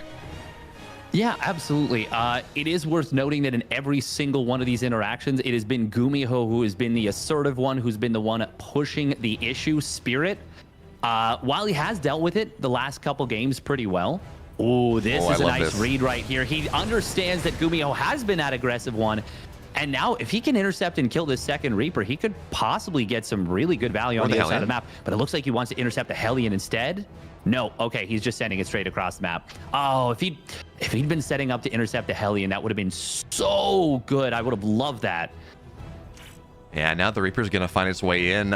Spirit wants to get aggressive off this, but this means... Oh, he's got a Hellion here. Never mind. Even if the command center gets delayed briefly, it's not going to be really in a substantive way. The Reaper trades for it. Not an SCV doesn't even fall. And on the other side, he's going to... not going to get... No, he's going to go up the high ground, doesn't get the Hellion, loses a Reaper for it. A little too greedy there. And now there's a little bit less pressure on the map. You can't dive in 2 minutes and kill 7 workers like he did in game number 2. 1 Reaper, just 6 shots to kill a single SCV. Not all that great. It's probably not worth the effort. So, you know, Reapers have fallen, SCVs or Hellions have fallen. Gumiho marginally ahead, right? He got his natural 3 seconds faster. It's very minimal. Yeah. Nice micro, by the way, on the natural from Spirit, saving that SCV. That was a good job. Good job on the pullback. Is Gumiho going to play Ravenless TVT again? Yes. He's building the Banshee once more. He isn't sending it across the map. Or, sorry, well, he will send it across the map. He hasn't got any damage with it, is what I should say. If he goes Ravenless TVT, I am going to be absolutely flabbergasted. Okay, he's selecting it. No, he's going to build a Raven. Yeah, there we go. Okay, finally. Gumiho has said, okay, fine, we'll play legal TVT. Spirit, by the way, supply blocked when he wants to build a Raven of his own. That's not ideal. Won't be the worst supply block in the world, but it did cost him maybe 10 seconds. And I wonder if he was planning to go for a 3rd Raven. Now he can't. We'll see. He did get a very fast 3rd command center. Yeah, that is the big difference there. We've seen him be greedy every time, but Gumiho is going to put his command center on location. Because, again, you were talking about this every single game. For the majority of this, it has been Gumiho that has been setting the tempo, has been the aggressive one on the map. And they say the best offenses or best defense is a good offense. If you establish that pressure like that, you can take your command center on location, things of that nature. And with no Viking here, this Banshee, yes, it can't fight Marines straight up, but you can play on the edge of the map, can just showcase some brilliant micro like Gumiho is until now the Cyclone arrives. But he got an SCV, got a couple Marines, and escapes. And now, pressure here coming out of Gumiho. What do these Cyclones find? Well, they're looking for the Cyclone to move to the low ground to go hunting, and then they get the kill, and then Gumiho gets even more value out of that. Would open the door for the potential Banshee to come in later if there was no Viking production, which there isn't. So that was a really nice little potential setup for Gumiho. I do think maybe he should get back off the. Well, actually, And what's going to no, move I over think there? maybe he should get back off the map with him. I think it's a little optimistic to stay there any longer. Yeah. I'm getting, what was it? The Gumiho played a TVT, what was it, against Bunny, I think, in the group stage, right, in day one. And I'm getting some serious deja vu out of that game, right? We had the Cyclone bait, we had the Banshee on top of it. Like, there's a very prescribed way that he is playing this game, not just off the builds, but where he puts his units on what timings, things of that nature. But 2 times in a row, the bait's not really giving him all that much. We're going to see for now, the Marine is going to scout out the double Cyclone, so they're going to have to back up. Third base ready on location for Spirit. But at the end of the day, I think actually Gumiho was mining out of his faster. So yeah, maybe a quicker orbital. But Gumiho, he's up a couple workers here. He's very happy with how this game is going. Honestly, I think I like Spirit's position just a little bit more. It's pretty even, but Spirit went very greedily into the mid game. Despite the fact that he got that quick Raven setup, he skipped Vikings, went straight into the double engineering bay, which Gumiho did the same. Actually, that's not true. That's not true at all. There's 4 Vikings here. What am I saying? So literally completely lying to you. But it is going to be a better infrastructure going into the mid game. Now, the air control is really nice, but on a map like Grespon, there's a lot of opportunity to make plays with Marines. Speaking of which, they'll find one of the Cyclones. That's kind of nice. I don't think Gumiho was expecting those Marines to be there. I like this build order setup from Spirit, particularly because he's going to have combat shields with it so quickly. And if there's a Viking on the top side, but there is a tiny little gap between that Viking's vision and the sensor tower range. Oh, wow, we also got some Marines in the main base. Missile turret. Okay, Gumiho should be buttoned up tight. But he doesn't have much at the front, actually, to cover these units. If the Ravens get their interference matrices, Spirit can just sprint right in here. Okay. Nice. That was a good check on the move. And it was. He's got like a 10, actually more than that, like a 20-ish, 15-second window where he has combat shields and 1-1, and his opponent's Marines do not. And yeah, Steadfast, it's really hard to push in through tanks, so it seems like Spirit's not going to be able to take advantage of that window. But because he had that, Ravens take a little damage here, but Spirit sims forward. He's going to be fine. But because he had that 1-1 timing, that also means he's going to have the 2-2 timing. And is it as powerful? Maybe not, because he's not going to have the combat shield advantage as well. I mean, combat shields will be done by then, but it does expose a secondary timing as we get closer to maxed out. Here's a couple Marines. They try to kill the Cyclone, but it's just going to be... He could have saved that Marine. He could have. I'm just laughing at the heal battle versus the actual missiles being shot. And like, it's like the, the medevac is like a doctor on call, and he's like, no, what seems to be happening? The patient seems to be suffering some kind of repeated trauma. Could we maybe... Could somebody deal with that, perhaps? And, like, it's just continuing to get pummeled. They're like, okay, well, I guess we'll keep performing emergency surgery, but it seems like, yeah, okay, he's dead. Just bitter medevac pilot. Oh, I love the idea of bitter medevac pilot, the sitcom.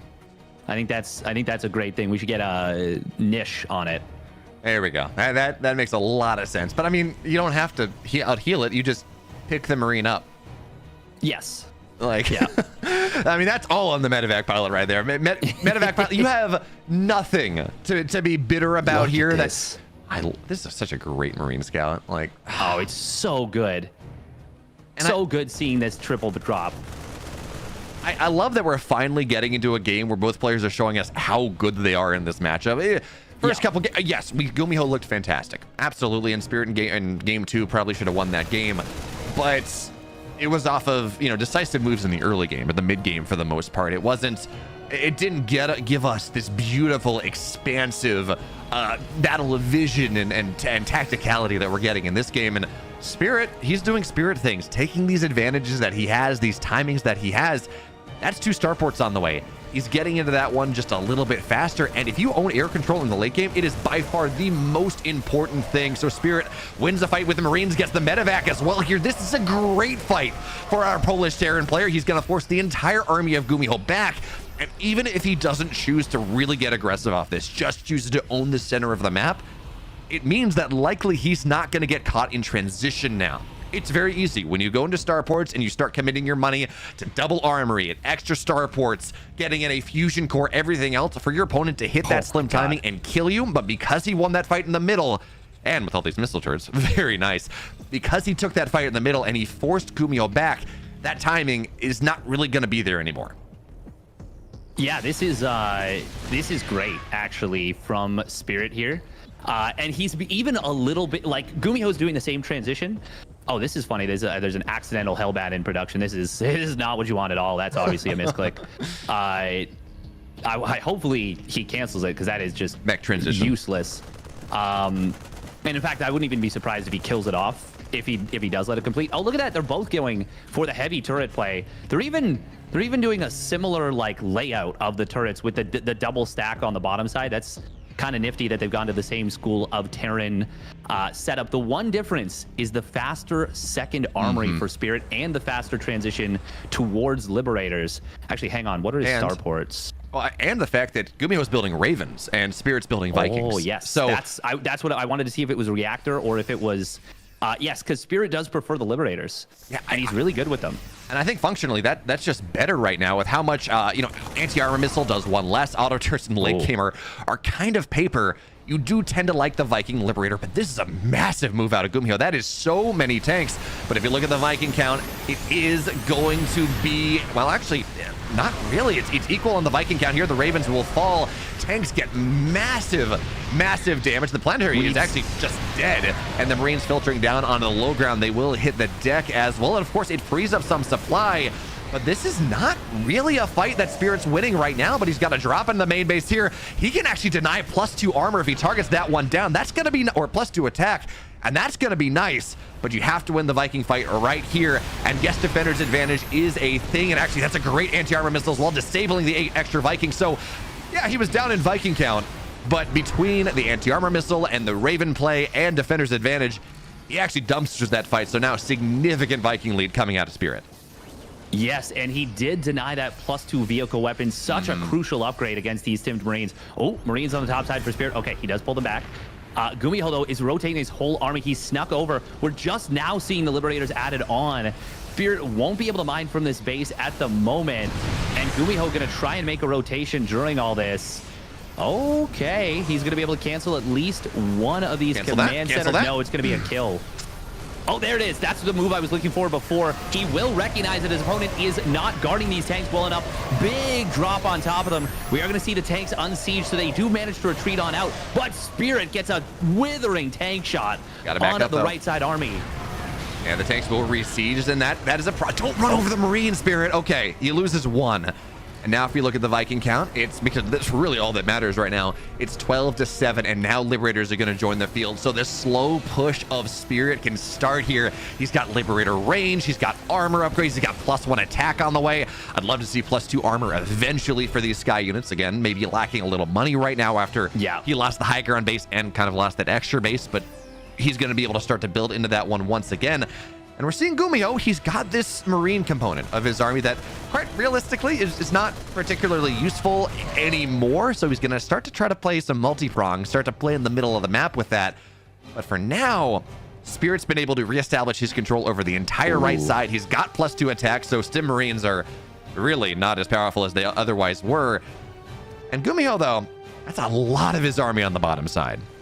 Yeah, pretty much all of it. Spirit just refinished the sensor tower just as Gumiho was starting to make his move. Now, Gumiho, he hesitated for a little bit, but I think he is going to go for it, and I think that would be the right call. His army is not as good in a straight-up fight, but if he can get a massive jump on his opponent's production, that could be huge. We are going to see Spirit trying to come back home, but this is so many Marines and tanks here. Now, Spirit, okay, he is going to try and pick away at the back end.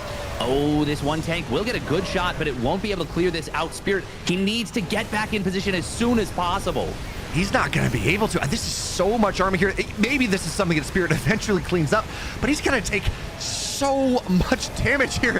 He's lost a couple orbitals in the main base. You got to be careful of the Marines, of course, but this aren't the problem with Spirit's army. It's just not all that mobile. It takes forever to get set up. So the Vikings, they land on the production here in the main. They can get the armory with +1 air attack if that's what they choose to target fire down. For now, 15 seconds. You really want to get that. Even still, Liberators will start to slow push forward. 6 seconds here. 5 plus 1 air attack will survive. Vikings in the sky as well. They're going to land. They're going to be able to clean everything up. And meanwhile, I'm not exactly sure what, but something killed 23 SCVs for Spirit. So that's nice. And as much as I was saying, hey, this is horrible, and it still is not great, somehow Spirit comes out of this. He's equal on workers. He's up 20 army supply. He's got far superior air upgrades. And this is actually not nearly as bad for Spirit as I thought it was going to be. No, Spirit holds air control. He's got huge amounts of Liberators. He's got so many tanks. This is a way better position for Spirit, in my opinion. At 2 Gumiho orbitals. has killed a lot of workers, but Spirit simply has to go across the map and set up his army, not get it collapsed on in a big way. And I think we're going to game 5. Now, that is a lot of Marines, and the potential for a collapse is scary, but look at these liberation zones. They lock down so much space, and these are +2 tanks. You cannot just stim on top of them. There's no, it's going to be so hard for Gumiho to take this fight. Now, that's a free tank, and you cannot, and with the economy as it is, a second one going down here, you cannot give that away. And Gumiho realizing what the success of that first push, right? He got a lot of production. He killed, I think, like 3 orbitals, only 2 remaining on the map. He realizes what his win condition is. It's going to be in the base trade once again and again. This army from Spirit is something that moves slowly. It's powerful, absolutely. Straight up fight, very hard.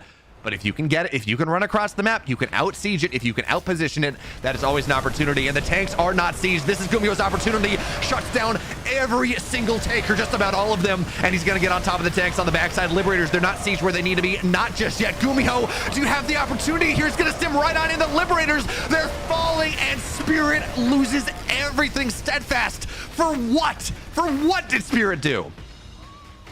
Just lost all of his advantage, all of his army. Such a brilliant maneuver from Gumiho. Spirit didn't keep tabs on the Ravens. He didn't see it. He didn't see that the Raven count was high enough to disable so many tanks. He was so overly confident in his army, and now it is Gumiho who is counterattacking, who's got a 20 army supply lead. He's sieging up this topside base. What a turnaround. And the production from Spirit was gutted from earlier. What does he have? He's got 5 barracks. He's got 2 starports. He still does have air superiority, hilariously. But if he loses this topside, well, actually, I mean, Gumiho's SCV count is so crap that there's absolutely still a chance, and it's not like it's 10 orbitals for Gumiho. It's only 3. No, I mean, what is this little drop? It's actually fantastic. I love it. It's going to get a tank lab. It's going to deny tank production.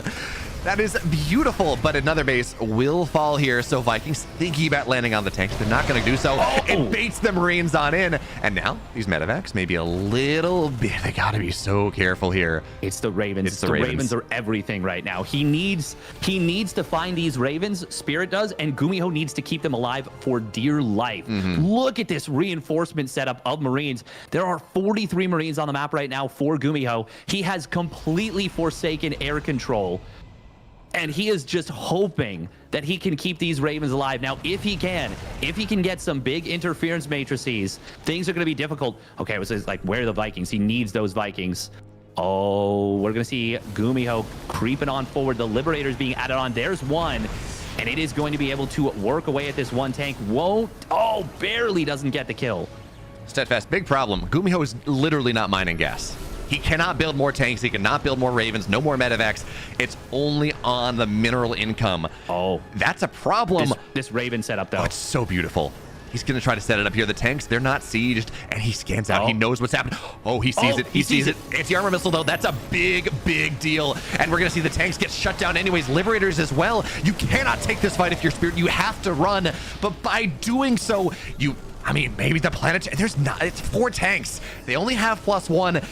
A repair might be enough. And how much energy is on these Ravens, Steadfast? A ton of energy, actually, is on these Ravens.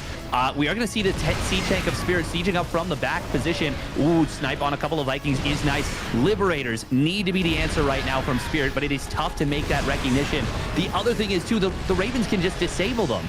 They can just disable the Liberators, even a disable on the tank. He might be able to sprint in on top of this command center. You never want to do that, even though it is no gas mining for Gumiho. The Marines are going to be so good in this position because there's so few tanks. The Ravens are everything. If he kills those Ravens, they're not replaceable right now. I mean, Spirit's really been benefiting from a superior economy for quite a while now. He actually has more Marines than Gumiho has, and this is, it's only by a couple, but even still, the problem though, it's 4 tanks to 2 right now. We're gonna see auto turret spam. Here is the fight. Liberator sieges up, but it's gonna get shut down here on top of the planetary. It's gonna stay alive just long enough. Massive splash damage, and the army of Spirit just comes rolling right on in, but into tank range. 1 tank remains, and it's gonna go down. And at this point, finally, Spirit breaks through. He breaks the tech of Gumiho. We have 1 Raven, and at this point, that 1 Raven, it's so important. It has no HP, but Steadfast, Spirit can build tanks. He can build Liberators. He can build tech again.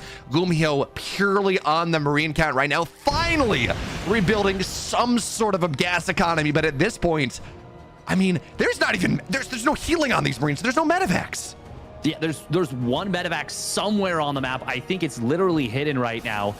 The concave of Marines, the counter concave from Spirit. You talked about that economy. Gumiho with an excellent break, but Spirit just got enough eco out to hold it.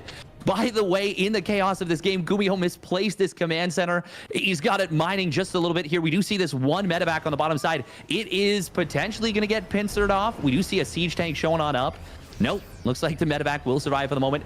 Finally, a couple more medevacs being added on. Spirit, I don't even think... Oh, this is amazing right now. This Liberator, so good. God, I love Grispon. Like, this might be the best map in StarCraft 2's history. Like, it's produced the best games by such a ludicrous amount. oh, this is a big move coming in. It's an orbital that Spirit replaced. And it's dead. This is dead. And is this the last? He doesn't even need to stim. He can't stim. Okay, it's not the last orbital, but it's going to go down to 1 orbital, 1 mule at a time, 1 scan at a time. Spirit, he's up 7 workers, but I mean, if you don't have mules, you don't have scans, significant problems. He's going to lose his factory at... I thought he was going to lose his factory. He doesn't want to commit in. He doesn't know where the army is. They're both so blind, but it is 3 orbitals to 1. And that information advantage that Gumiho will have as a result of having all those extra scans is gigantic. And on top of that as well, I mean... Yes, Spirit has been... Actually, he's really mining very little right now. Even as Spirit denies mining on the bottom right side base, the problem is he doesn't have fresh mineral patches. Like, his base on the top side is a planetary. Stimming up the high ground. You gotta be so careful. Okay. Backing up for a second. Gumiho has 1 mining base right now. He's long distance mining out of his 3rd. He's running out of mineral patches on that one. So even as Gumiho's mineral patches on the bottom side denied... That Raven is so important. That Raven is on 4 HP and 2 interference matrices, an anti-armor mill and an interference matrix, 3 auto turrets, which would be the worst usage of the energy, but it's still worth mentioning. Nice spot on this army.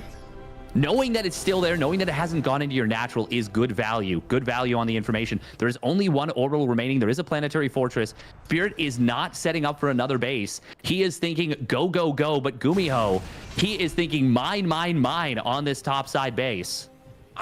Man, losing that last orbital, taking him down to 1 was such a problem. And Spirit has made some brilliant moves in this game. He's that's beautiful. Hug of death there to kill it off. Spirit has made armor. Spirit has made so many decisive moves this game that have brought him back into it, that have given him advantages. But losing that last orbital, I'm getting, even despite the tech advantage that he has right now, right? It's 3 tanks to 1. It's 2 Ravens to 1 here.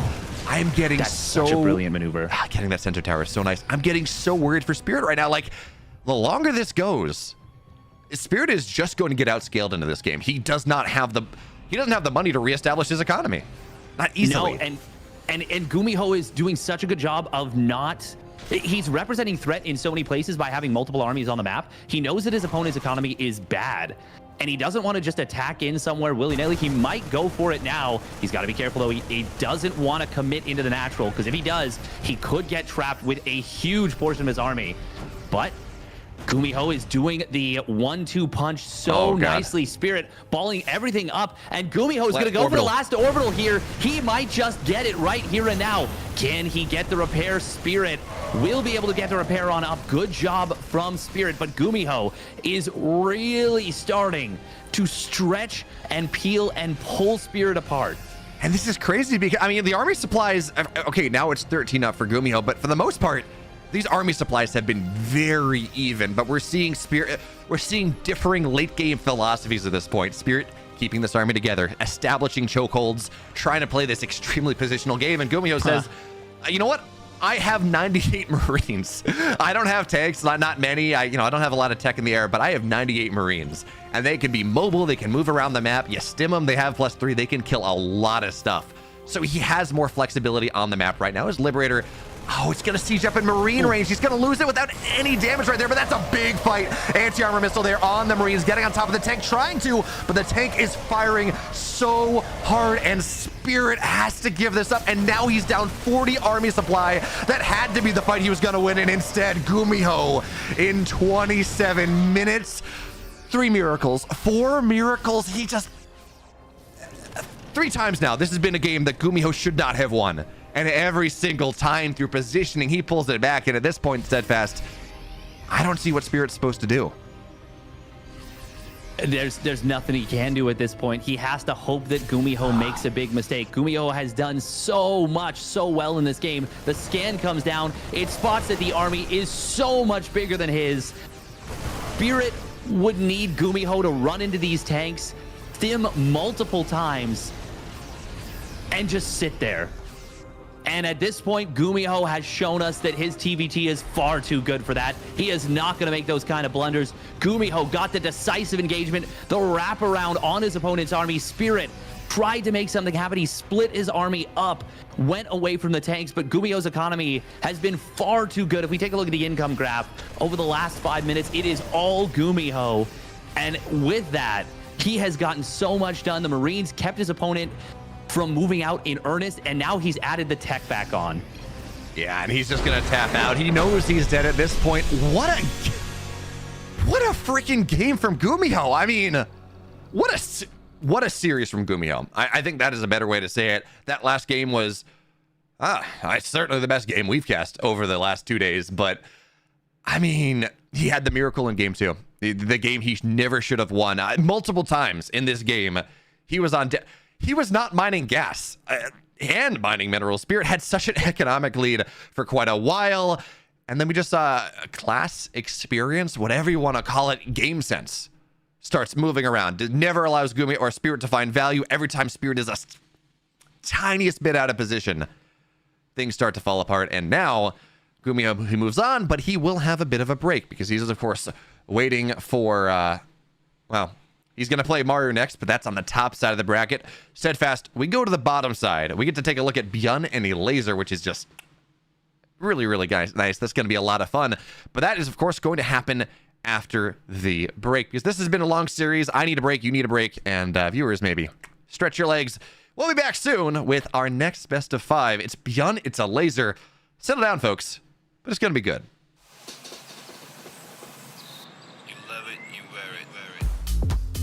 Wear your passion. Share your passion.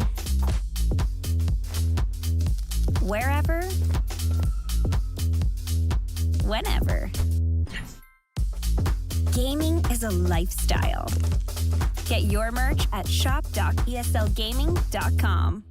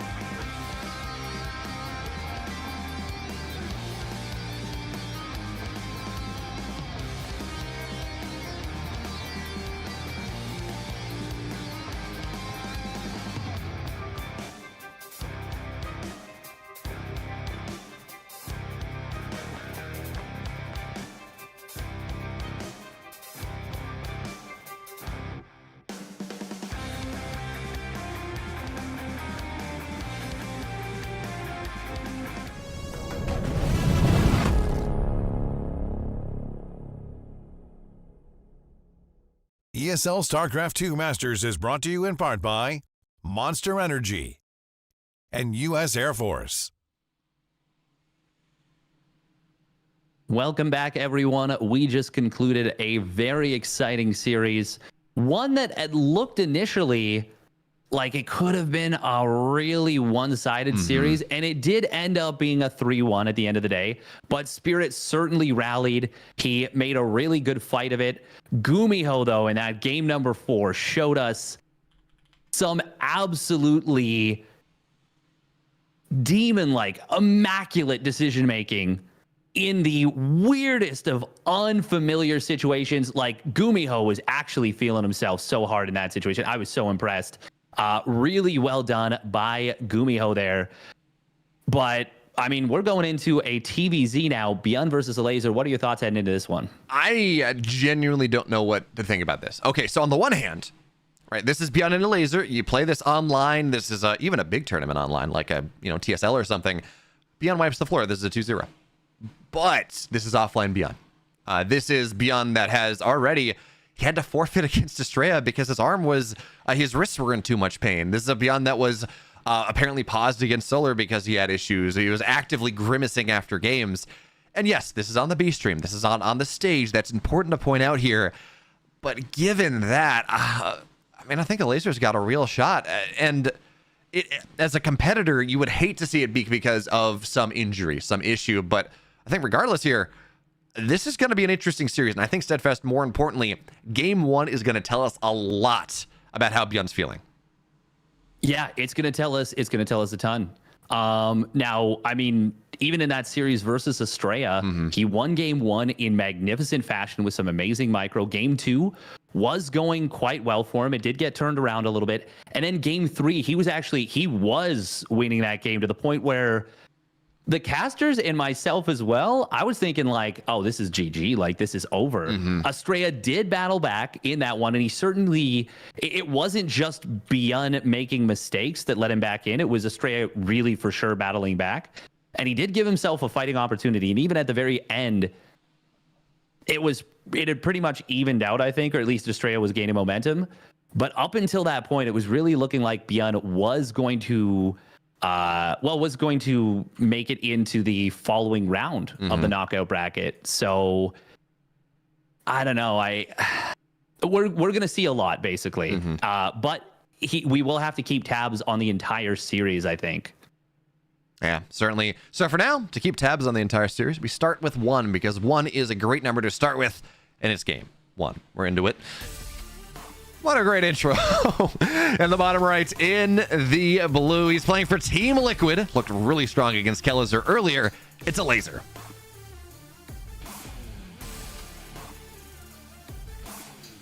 And his opponent spawning up at the top left for the Shopify Rebellion. Hopefully he's regrouped. It is Beyond.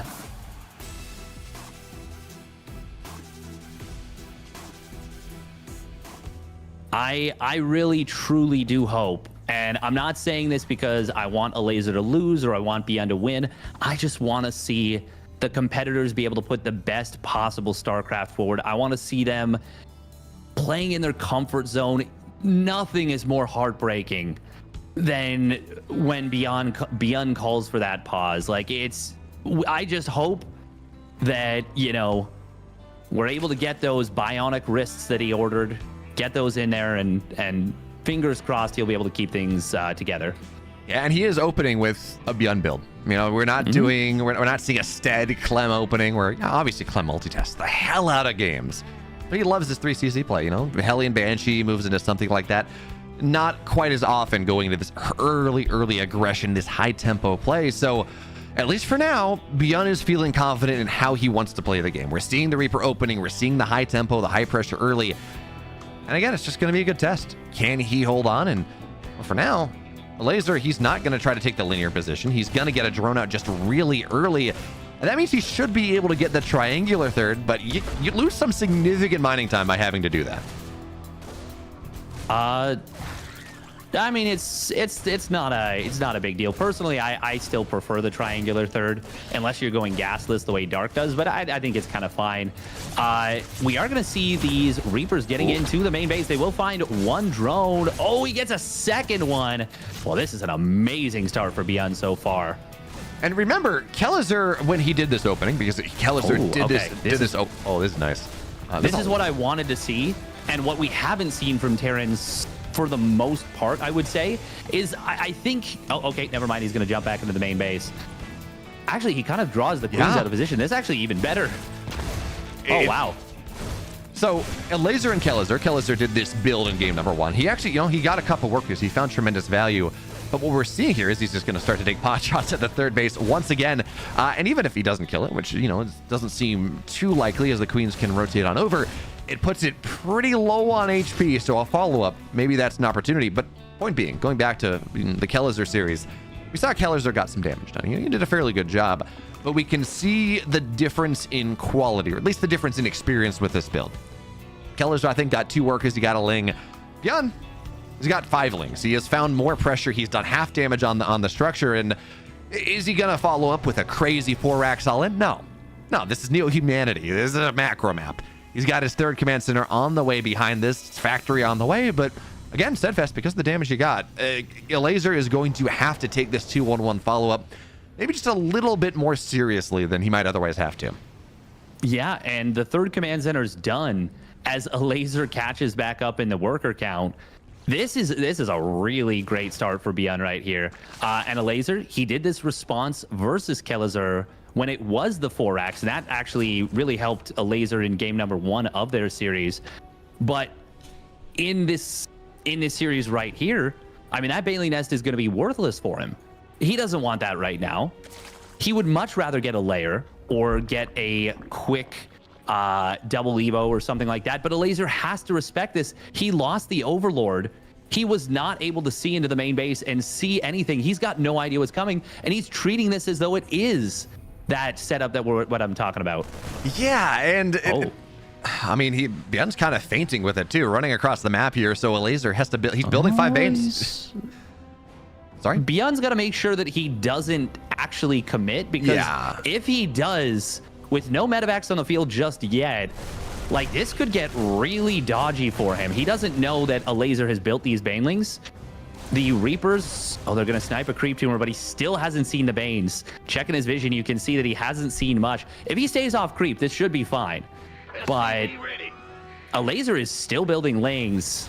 He is down 7 workers right now. And if this army gets back across the map for Beyond's in the wildest lead he could be in. He is in such a massive advantageous position, and I think he should just be able to walk home. Yeah, he got out. He got a lot of creep spread denied.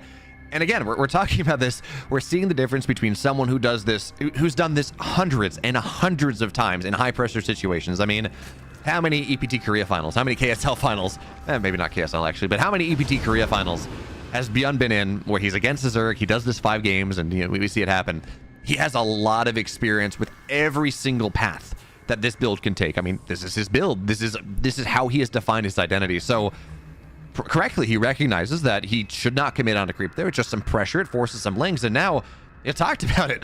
A Laser built, I mean, he's sitting on almost 40 Lings. He built the 8 Banes. He's only just now catching up in economy. His lair is now complete. Don't drop there, right? There are 3 queens.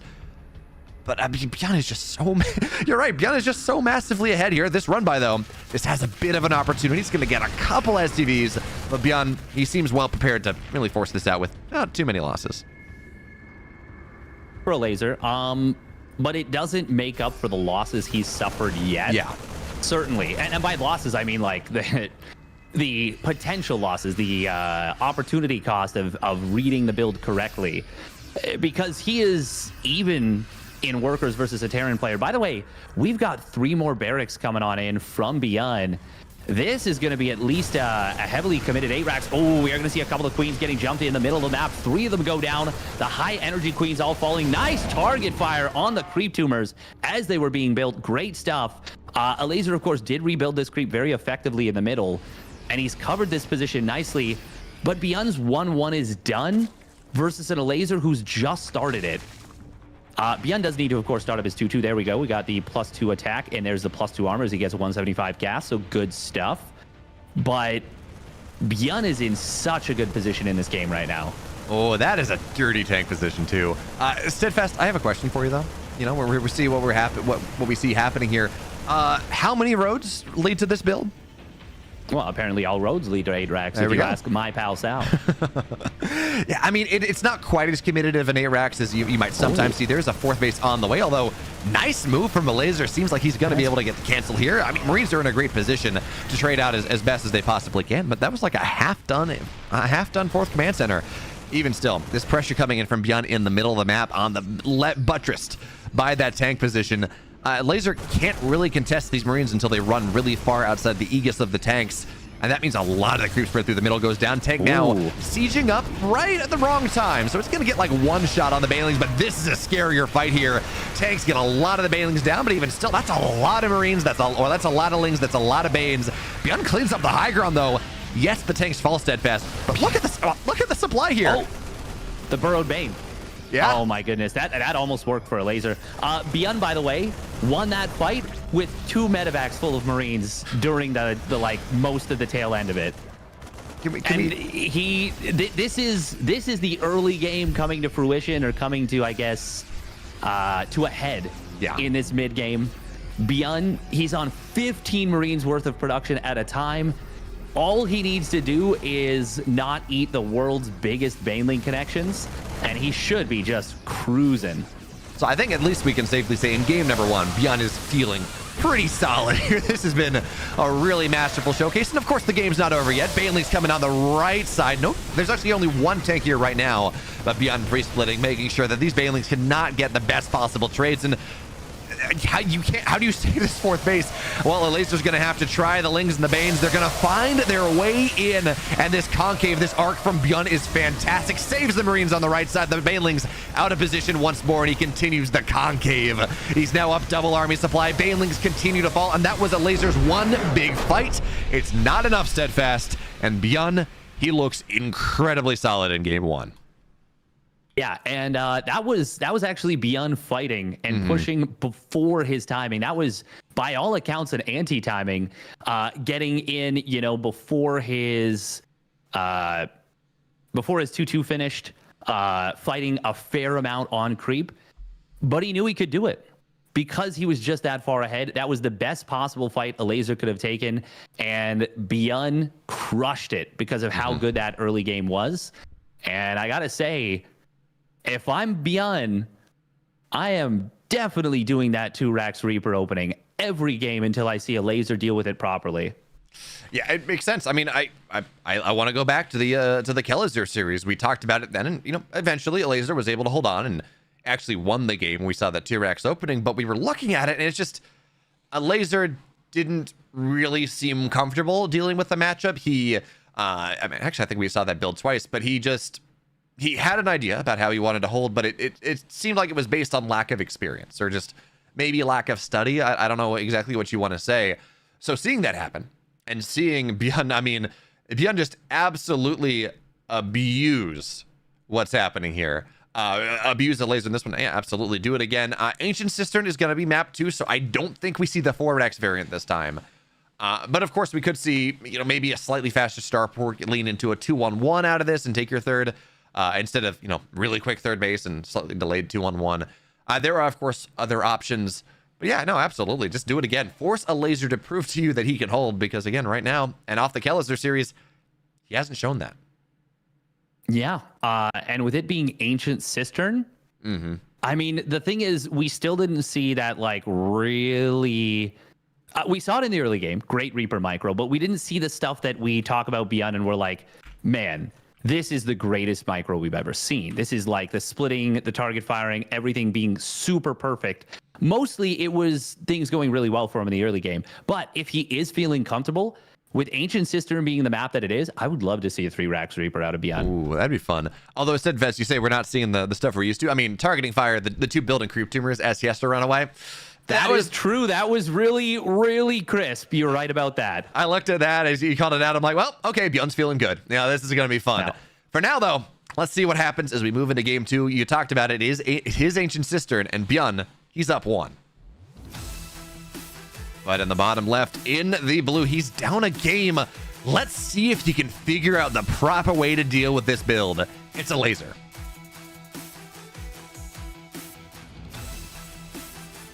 And his opponent spawning up at the top right for the Shopify Rebellion. It is the Red Terran player, Björn.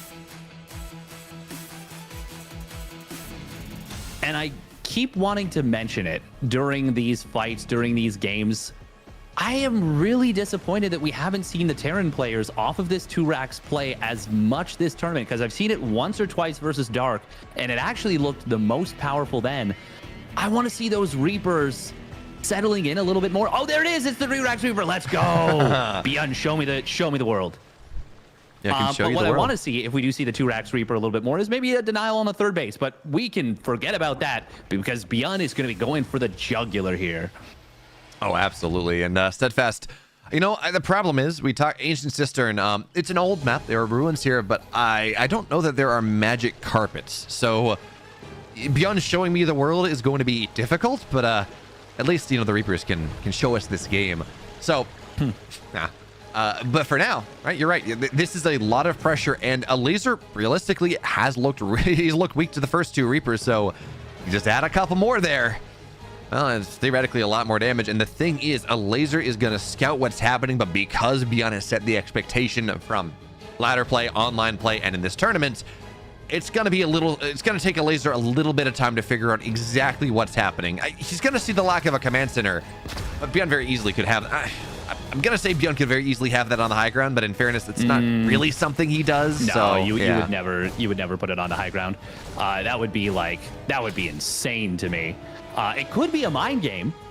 And in theory, if that were the case, that would be kind of cool. Björn is going to be able to deny this third hatchery this time, but I mean, as long as he goes back in with the 4th Reaper. The thing is, like, this is a build where you do want to try and snowball. Oh, maybe he saw that the Queens went out of position in game number 1. He's trying to draw them out here again. And if he does, he can get them when this 4th and 5th Reaper show up, these are going to be 2 dead Queens potentially. That is massive. The KD charges as well, forcing them away from the Lings. It just makes the fight impossible. So 1 Queen is dead. Second one going to be able to retreat on creep, but it's regicide. This Queen is not surviving. Scan goes down, the creep tumor as well. So any follow-up pressure on the third base. This is a dead third now. A laser has to cancel this. He cannot get Queens over in time. Although, actually, as I say that, I'm sorry, speed is done, and that is an opportunity, but a laser, he's looking for the extra Reaper. He's got to find one of them. That's so nice. Yeah, he's got it. He's got it. Okay, there's no high ground. Now, Björn, he's going to try to... He's going to get these. Well, you'll get a few of them. They're too fast to chase down. The big thing is Björn can keep doing this. He can keep moving forward. Oh, he anticipates the move into the natural. Now, at this point... since he's killed the 2 Queens, I think there is kill potential still. Even with this setup, at the very least, you can threaten to go across the map.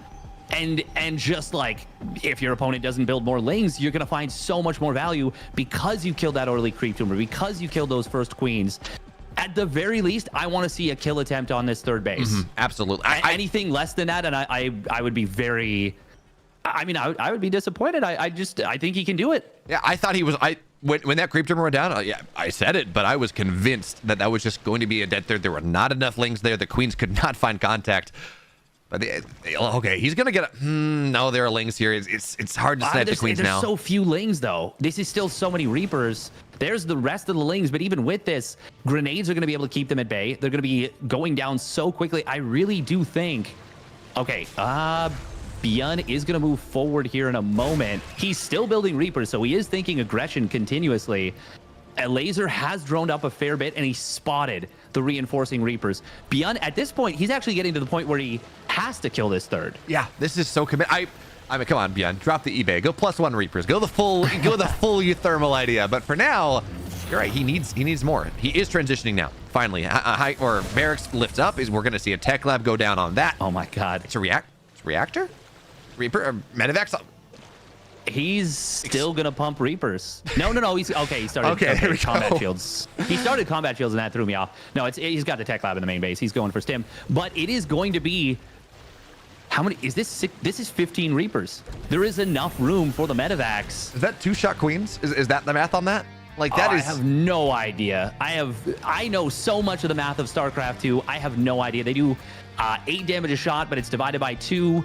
So, 4 damage per shot, but then you got to subtract the armor. So it's 3. So it's 6 per volley. What is that? 15, 6 times 15, 90. It 2 shots queens. Boom. Ha. Math on stream, 180 damage and 2 volleys. You know what? I'm glad I forced you to do the math because that was just my gut. But thank you for backing me up here, Steadfast. That being said, this Ling run by, this threat that a laser has been finding, it's powerful. And the Marine count, I mean, there was a lot of time where nothing was producing out of those barracks. So by forcing it back here, it's like 1 Marine, defending this position. Laser's doing a very good job from just really forcing Beyond to stay home. But now, 15 Marines, 15 Marines, 2 medevacs, of course you can pick up here. I feel like the timing's done, though. There are so many. He's going to cancel the 4th base. Kill the drone. But this timing does not feel relevant anymore. No, it certainly does not. But he's going to lift into the main base. Oh. Bjorn is going for it. He will get the unload here. There are going to be a lot of Lings, but I mean, with the repair... He segmented the queens. Yeah, like Lings alone, they're going to have a tough time. The repair is so good. The grenades are hilarious to me, but they are going to be very effective here. Oh my God, those are some big grenades. He does lose 1 Reaper, but he killed 18 Lings. And the 4th base is denied. Lings are going to be a little slow on to respond to it. I think. Oh, yeah, he's going to get it. I think he will get it. Yeah. And he gets the drone. And Scanning to kill the creep is not amazing, but if he gets into a good position, this is really strong. Meanwhile, Liberator in the main base. No, he didn't shift click it properly, and he will lose it. But he is going to boost back into the main base. The multitasking is looking pretty solid from Beyond. Man, this game is going to be a YouTube video, right? Killing 100%. Killing pro players with stupid stuff. Because this is so... And look at that, he's dodging the shots! So good! He dodges the KDA charges, so he really doesn't take that much damage. And now into the 3rd base here, a couple more workers falling. Yeah, Steadfast, he's losing a couple Reapers. But on the balance of things, I don't think that matters. He's getting so much damage done here. Now there are Banelings out, and that does put a timer on this. It's a little harder to make this happen, but he can fight these Lings on the low ground easily. He can. So it's just, there we go. Great KDA charges. That one makes him get surrounded, though. So Beyond picks up. He's lost, what is that, 5 Reapers right now, or 4, something like that. But regardless, I mean, what is a laser supposed to do? Now he's got actual 1-1 stimmed combat shield bio, or stimmed bio on the 4th base. It's just going to get targeted right. Okay, Beyond's going to kill the Lings and then target it down here. This is disgusting. Look at Start fire, Beyond! That is unfair. Okay, Beyond's feeling it. Like, it's, what am I supposed to say there? How do you describe that game? Like, bow to the king. We are not worthy to talk about it. We're not worthy to look at it. Avert your eyes. You're in the presence of greatness. That was so sick from Beyond right there. I mean, that was already so cool with the Reaper drop. And then he comes in and just guns down the Banelings at the 4th base. I think he was already doing really well. But, like, man, that was magnificent. Yeah, that was... God, I know we were talking in the break. I'm like, you know what? I think Beyond is the best player in the world online. Offline, different story, wrist issues as they happen. But online, I mean, really no one, even he even beats Maru. So, yeah, from that perspective, I mean, to see him accomplish, to see him develop some level of that sublime, some opportunity to... Even if this was not, peak Beyond, not peak, like late night Korean Beyond, I mean, it makes me so excited. But of course, we're going to have to, Lasers asked for a break. So we're going to have to wait a little bit longer before getting into game number 3. And honestly, if I'm a Laser, yeah, take that break. After losing to 15 Reapers and a couple medevacs, take some time to reset yourself, man. That's hard. Yeah. Yeah, certainly that was the kind of play that does not that can leave a mark for sure. That is not a good feeling to go into. Beyond playing so damn well. Yeah.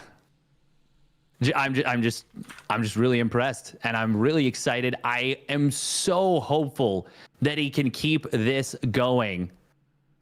Yeah, oh man, if we can get a Bjorn like this, that would be. And he runs it if he wins this, right? And to be honest, looking at how it's happening right now, a Laser has not looked in the same ballpark as Bjorn in these first two games.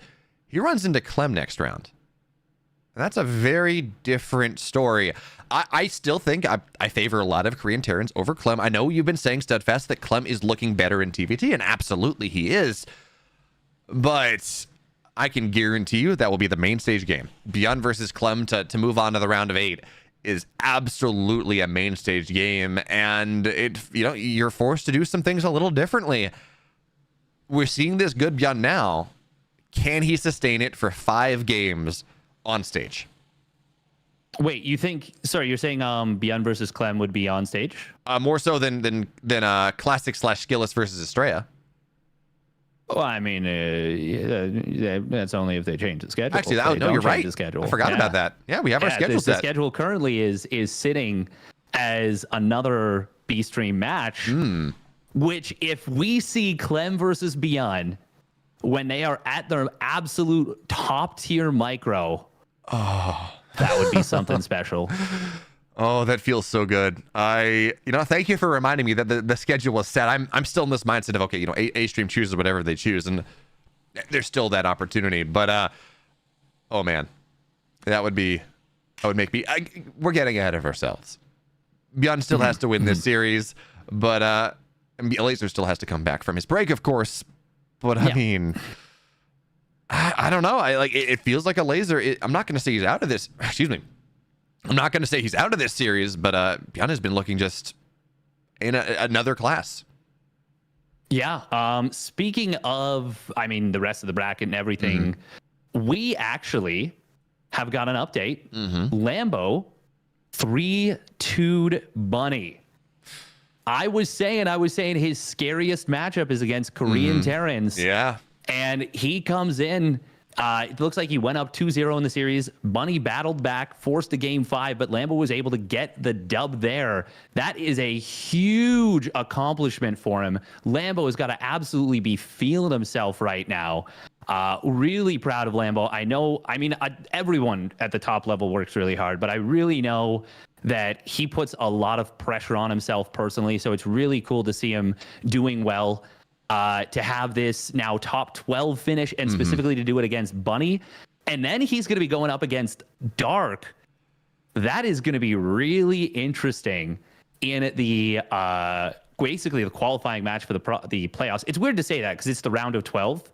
And it's a best of 5 that goes into a best of 5. But the playoffs are being designated as their own thing. And that would be huge for Dark. Yeah. And I know we were saying it's you look at a Legulac, right? And it says, Lambo, 20% chance to beat Dark in a best of 5. Okay, fine, sure.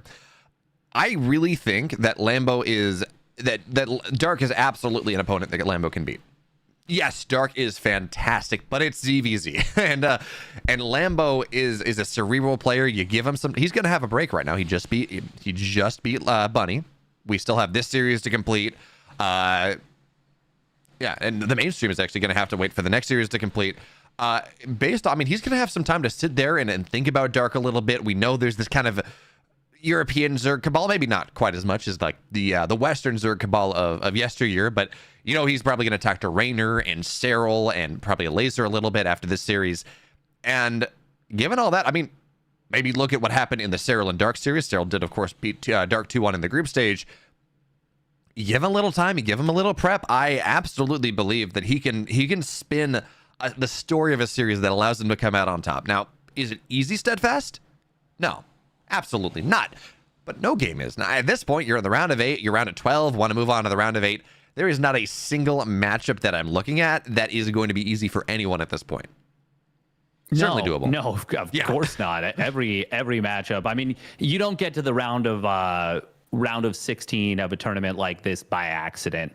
There are obviously some scenarios where there was a couple of mismatches, you know, like I think Haas had a pretty tough time in his match versus Lambo, but yeah, the round of 12, especially, like we look at that lineup, you've got Maru and Gumiho, two top 4 GSL players, and of course, you know, a 6-time GSL champion in the form of Maru. You've got Clem, who is the king of the EU regionals. You've got Dark, who is one of the most dangerous Zerg players of all time.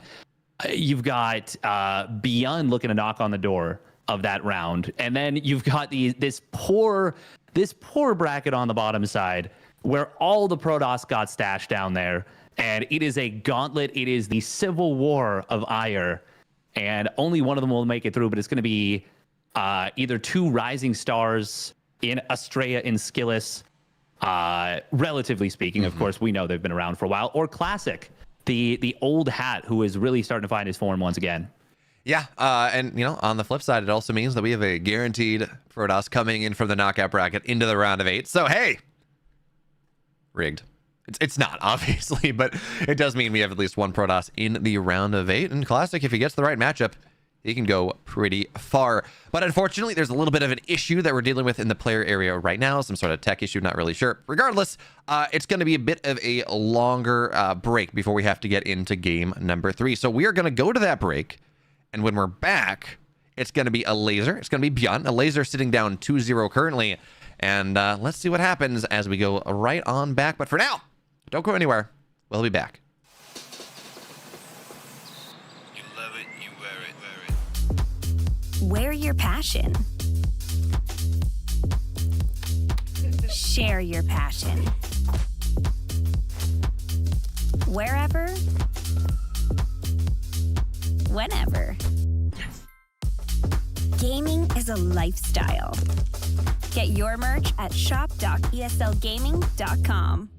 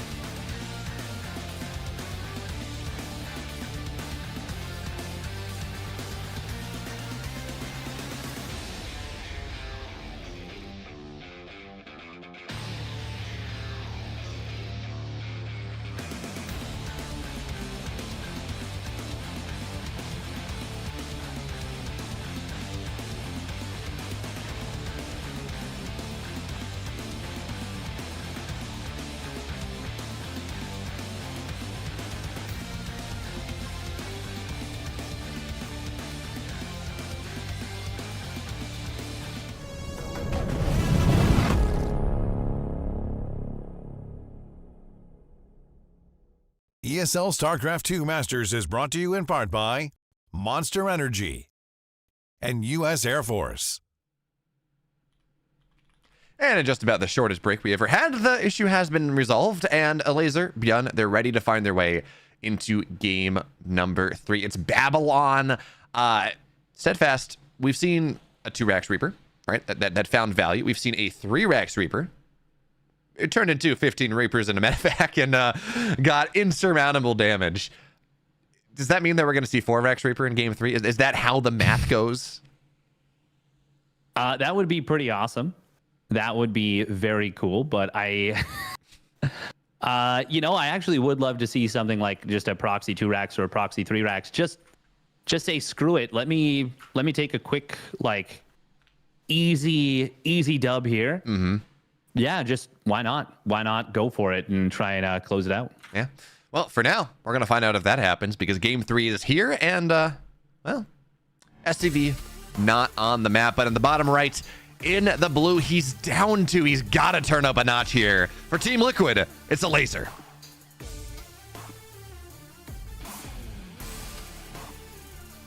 And his opponent spawning up at the top left, he is feeling himself for the Shopify Rebellion with a bloody brilliant set of target fire in game number 2. It's Beyond. And man, Steadfast, the target fire at the end of the game, it knocked a laser out. But I think realistically, the most beautiful part of that game, it was the Reaper drop, right? And on the right side, he's in the main base, Lings are surrounding. He drops all the KDA charges, hot pickups all the Reapers to dodge the shots, and then drops them back down. And it's just like, yeah, I don't know. I look at target fire is easy, not easy. It's easy to appreciate. But I mean, that is just, when Beyond's doing stuff like that, it's not even fair. It feels rough for sure. It is not fun to go up against. Now, this is really interesting. So talking about switch ups and talking about mind games and all that jazz, we are going to be seeing a 1-Rax expand off the low ground. And I mean, normally I'm not a big fan of that because, like, the low ground is super exposed against something like roaches, even a Ling Bane bust. But it's Babylon, where the ramp it's pretty comfy to try and defend. It's not too bad. Yeah, that's certainly fair with a ramp and with how much smaller it is. But I think also it's one of those things where, Beyond has gotten away with stuff certainly by doing the same rough idea 2 games in a row. And at this point, he's conditioned a laser to respond in a certain way, right? He's like, laser, I'm going to, you have to respond to this. You have to play safe. You have to play defensive. And why not play greedy off of that? We see the quick drone off of the third base to make sure you get that one, to make sure it's not blocked. We see, Lings where they need to be. Granted, he's actually building 6 Lings here, just in respect to how aggressive Beyond has been with the Reapers thus far. Well, Beyond's going 3 general, CC behind. Well, I mean, I feel like generally, sometimes you'll see 4, right? And if you kind of respect the terrain a little bit less. Usually you'll see 4, yeah. But this is like, this is what Dark does. I don't think it's far enough outside of standard. I think it's just, like you said, respect. Yeah. For the even just singular Reaper. But it is important to note that a laser didn't get bamboozled by this. He didn't get fooled and didn't send his units out too far or, overmake units. He was able to get in there with the Overlord, spotted the command center, and he knows what's up. Oh yeah. Yeah. Well, I'm not saying he's not. I'm just saying if a laser has some conceits to a Beyond's aggression, then what that means is like, okay, a Beyond can play greedier, and then that makes sense, right? It's a best of X play, right? But we do have a bit of a break right now. Obviously, can't talk about the game too much. Certainly, things are happening. But, Steadfast, it's going to be interesting here, right? So we talked about how Clem is going to run into Beyond. We talked about the bottom side. And we talked about, of course, Dark and Lambo. But the other thing that I think is going to be really interesting is this Maru Gumiho matchup to qualify. Gumiho looked, some of the best TVT I think we've seen from him in quite a while against Spirit. But, of course, part of that was that Spirit was... he seemed off in the first couple games, and... Do you think the form that we saw from Gumiho in that setup, in those games against Spirit, do you think that's enough to take down this historic TVT Titan in Maru? That's a big question, isn't it? He looked good. He looked really good, especially we saw some really good signs in game number 2. But we also saw a little bit of pullback on things. He didn't commit in to kill that third base. Yeah. When you and I agreed that he probably could have. And if one thing, like, you can be critical of Beyond for maybe being a little bit overly aggressive. Very rarely does the concept come up of Beyond being too unaggressive or too passive. Unaggressive, that's not a word. Too passive with his units. Very rare for that to be the case. So I don't know. It's going to be pretty interesting to see. It's going to be pretty interesting to see the first game if we do, if it does go to that one. The first game between Maru and Beyond. If we do end up having that, I think that's going to be a big indicator. I was talking about Maru. Beyond potentially plays Clem. I was talking about Maru Gumiho. Oh, Beyond versus Clem. Yeah. Okay, yeah. Oh, that's a completely different story. I don't know why I was thinking Maru. Maru versus Gumiho. Yeah. I mean, it is Beyond a laser, but I'm like, we're not talking about the game, right? Because that's... Yeah. Yeah. So yeah, Gumiho showed a lot of promise in that Spirit series. But again, do you think it's gonna be enough to take down Maru? I mean, all-time great TVT.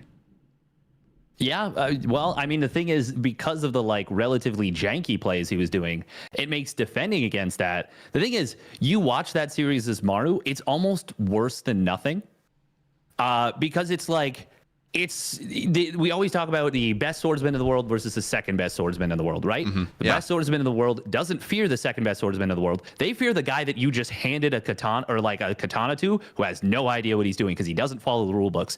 Gumiho just demonstrated that he can, while still being a top 5 or 10 swordsman in the world, he can also be that drunk guy that, you know, stumbled into the garage at 2 a.m. and just started swinging a katana around.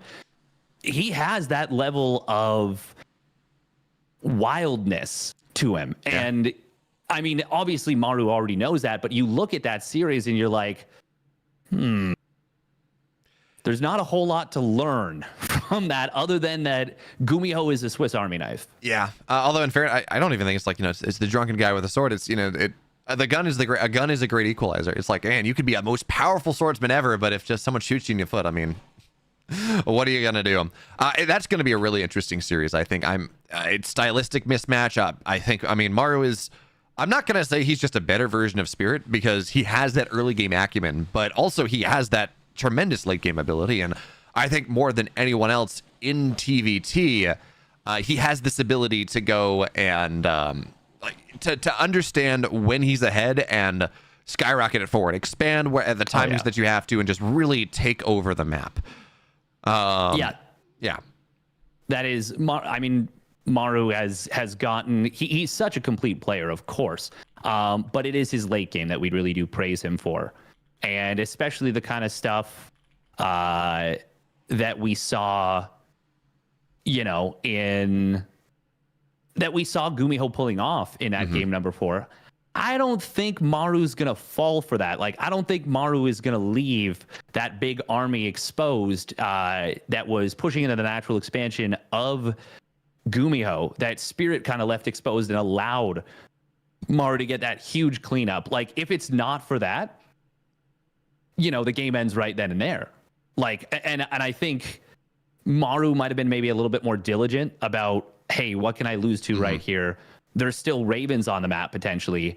I have Vikings. Let me maybe spread them into like 3 little mini clusters, or like even just a spotter Marine or something. You know, like I think things are a lot more dynamic there potentially, but. Yeah, right now we're just kind of waiting on word to see if we should go on a bit of a longer break. Just want to keep you guys updated. We're not talking to hear ourselves speak. I mean, I kind of, you know, that. I was just gonna say we do that like normally. You know, that's what we do on our own personal streams. It's just us talking into a mirror. Yeah, but yeah. Okay. Oh, okay. Looks like we're gonna be ready in a couple of seconds then. All right, so fingers crossed. It's going to be the last of. That's going to be the last of things. Laser saying dry, but he means ready, and we're right back on in to game 3. Yeah, I read dry, and that definitely made me chuckle. I was like, oh, it instantly made me think. Did somebody spill soda? Did somebody spill pop all over like the desk? Like somebody just walked up and just poured it on the keyboard. Yeah. So as we recenter ourselves back in this game, because it's been a long break, I think it's important. We saw Bjorn. He went for single racks expand. We saw a laser give him a little respect as that Reaper goes down. I mean, Ling speed is there, but anyway. The thing is, behind this, Bjorn has A, gone for 3 CC play, and B, he's gone for 3 racks behind this. So this is very much a TVT or a TVP build that Bjorn will use, where you get your aggro, right? Or you get your macro. You get that third command center very quickly, and behind that, you hit this stim timing, and look at this. He's going to go for Marauders off this. No, I'm sorry, that's Tekla. What am I saying? I got excited. It's still going to be 4 Marines at a time. And now the question is, how much does Beyond commit to this? Because absolutely, you can just put pressure on, stay on the edge of creep, back up, wait for your factory, wait for your starport. But if you can find your way in, I mean, that's a lot of Marines. It's a lot of potential damage. It is a lot of potential damage here. And a laser is droning so heavily right now. If he doesn't recognize this, if he doesn't realize it is this 3cc play, he could find himself in a lot of trouble. But at the same time, if he gets away with this, a laser, I mean, he's still droning right now. Uh-oh. He's got to be a little careful because Bjorn's move out is going to be like very soon. There's nothing that actually spots the main entrance of the front base. Okay, there we go. We got a Ling moving forward. Okay, that's good for a laser. And he is starting to build units now. You know, it is. Yeah, this is some pretty good droning from a laser. I'll say that. Yeah, I mean, certainly. But it is so easy. You talk about not seeing what's happening. It is so. When the pause is as long as it was, this was like, I think it was like 5 or 6 minutes. It is so easy to lose track of what's happening in the game, lose track of kind of what you know of the tempo of things. And we see now a laser. He's got a Baneling Nest on the way. He's building 20 Lings. He's going to actually lose some creep tumors here, even on the high ground. But he had a Spore on the way. He's going to have to cancel that one. Good news, though, Steadfast. He's got 9 Queens. They're all at the front, and that is a lot of beef that Bjorn's going to have to try to fight through if he wants to push through. Yeah, there is a lot of creep spread energy. Nice job using the scan that still provided high ground vision right there. Able to pick off an extra tumor. A laser. Oh, I was going to say his Lings. Okay, they were a little bit far back. He did have another little counterattack squad on the left side. A laser knows that there's no command center landed at the third base just yet. And the fact that he did manage to drone up so quickly is really nice for a laser. Like, a laser's actually in a great position here, I think, in this game number 3 to really equalize things. Not saying it's going to happen for sure, but I definitely like his position right now. Yeah, the one thing we have to point out, of course, is Bjorn's going to have a really nice timing in 30, 45 seconds, right? When 1-1 is going to be done. I know it should time out fairly well with Baneling Speed. And realistically, Baneling Speed is the far more important upgrade when we talk about the kind of the early game upgrades. Being able to get your Baneling on top of the Marines is a little bit nicer than them doing like +1 extra damage. So that should be ready in time. Certainly, and a laser doing a laser things. Baneling or a Burrow on the way, along with the 1-1, along with Overlord Speed. And because of that really nice droning you were talking about, he's allowed to do all of these things. But now the question is, as Bjorn is ready, his 1-1 is done in about 20 seconds, 15 seconds. How much can he do off of this timing? For now, it's just some creep spread. Yeah, but it's some pretty good creep spread to pick off. Where are the Queens? They are quite far away. I think a laser... Okay, no, I don't know. I guess he was anticipating a move through the middle of the map. So the Queens were a little bit far away, but they'll be able to get back over here. Oh, creep. Drop it. Drop it. Drop it. There we go. Good Queens. Very good Queens. Yeah, going back to the Queen position, I think that's fair, Steadfast. I mean, Bjorn is almost never attacking in one position at any given time. So it's like, you see army on the right, and that tells you move half your army to the left side, because that's where Bjorn's going to find himself. So, you know, it ended up working for Bjorn a little bit. The Queens didn't put pressure on the medevacs, but it's a very fair assumption from a laser there. And now there is that pressure on the left side. Some creep has been knocked down. And I think this is where we're really going to see Bjorn push through. First of all, it's a really nice reinforcement path. And second of all, it is there's not a lot of creep there, right? It is only one screen. As now the Lings are going to try to run down the ramp here. Bjorn gets surrounded, has to pick up, run away. Tank gets some nice shots here. And there's a second one on the left side. So yes, the tank does fall, but like every single Baneling hits the deck. And Steadfast, talk about an anti-timing. That was 5 seconds before 1-1 was done. Yeah, a laser didn't need to force the fight right there. Bjorn baited him into it, and it goes so well for Bjorn right there. I want to talk about why it was so good in a little bit, but we're going to see a laser really committing in on top of this. He won't even get the one siege tank. Bjorn, I was saying a laser was in a good position, but Bjorn just, I mean, he just got a great couple of fights in a row. So there was, actually, we're going to see continued aggression here on the right side. We'll be able to snipe down a Queen. Nice splits from Bjorn. A little bit lacking on the tail end, but he is going to keep pushing on this left side. He has gunned most of the Queens down to deep in the red HP. A couple more transfuses come out, but it's not going to be enough to, well, it'll be enough to stabilize for the moment, at least. There were no Banelings on the map. For the majority of that fight, there were no Banelings in production here, so it's just that heavy Hydra count. It's not 24, we saw in the Kellizer series, but it is 15, and as you so rightly point out here, it's +2 make attack on the way. This is a Bjorn that is playing with tanks. the Hydras are not nearly as powerful as they were against that Kellizer series. So Bjorn micros backwards behind that tank line, lets them eat up some damage, runs back, and there are 3-4 banelings in this fight. So Bjorn, he does have to back up. And Laser is able to muscle forward, but Bjorn's already got his 4th base on the way. Actually, it's on location. Planetary now on the way. Double factory here. Seems like there was maybe a couple lings that really didn't do all that much. So we're now ready to go into the first longer game that we've had in this series after Bjorn kind of, quite honestly, steamrolled the first 2. And I don't know whether it was the tech pause, whatever it was, but a Laser giving himself some time to center himself. But this is a much better Laser than we've seen the first 2 games. Or, quite honestly, against Kellizer. Absolutely. Well, that's hard to say. I think he played some of those games versus Kellizer very well. But I mean, Kellizer is like Beyond right now is playing extremely well. Is definitely putting a better showing forward. But the banelings have been forcing out a lot of scans, and this is not to clear creep. This is just to clear out banelings. But I do want to point out something that happened during that one big fight was about 5 banelings burrowed from a Laser, and oh, Beyond scanned for it. Look at that, by the way. Jumps these Hydras, snipes down 4 of them, lickety split before the outset of the engagement. Just a small little skirmish. So well done by Beyond. Yeah, absolutely. So now he's going to run up on creep, knock some tumors down. But, I mean, this is a small task force. He has his army split up for miles behind tanks and Marines and tanks and Marines. But it's not going to be that easy for him to push on creep as the Laser is positioned as it is, and certainly with such a small army. But this is the timing. You talk about +2 vehicle weapons here, done in 10 seconds. The Laser, though, tries to take the fight a little bit.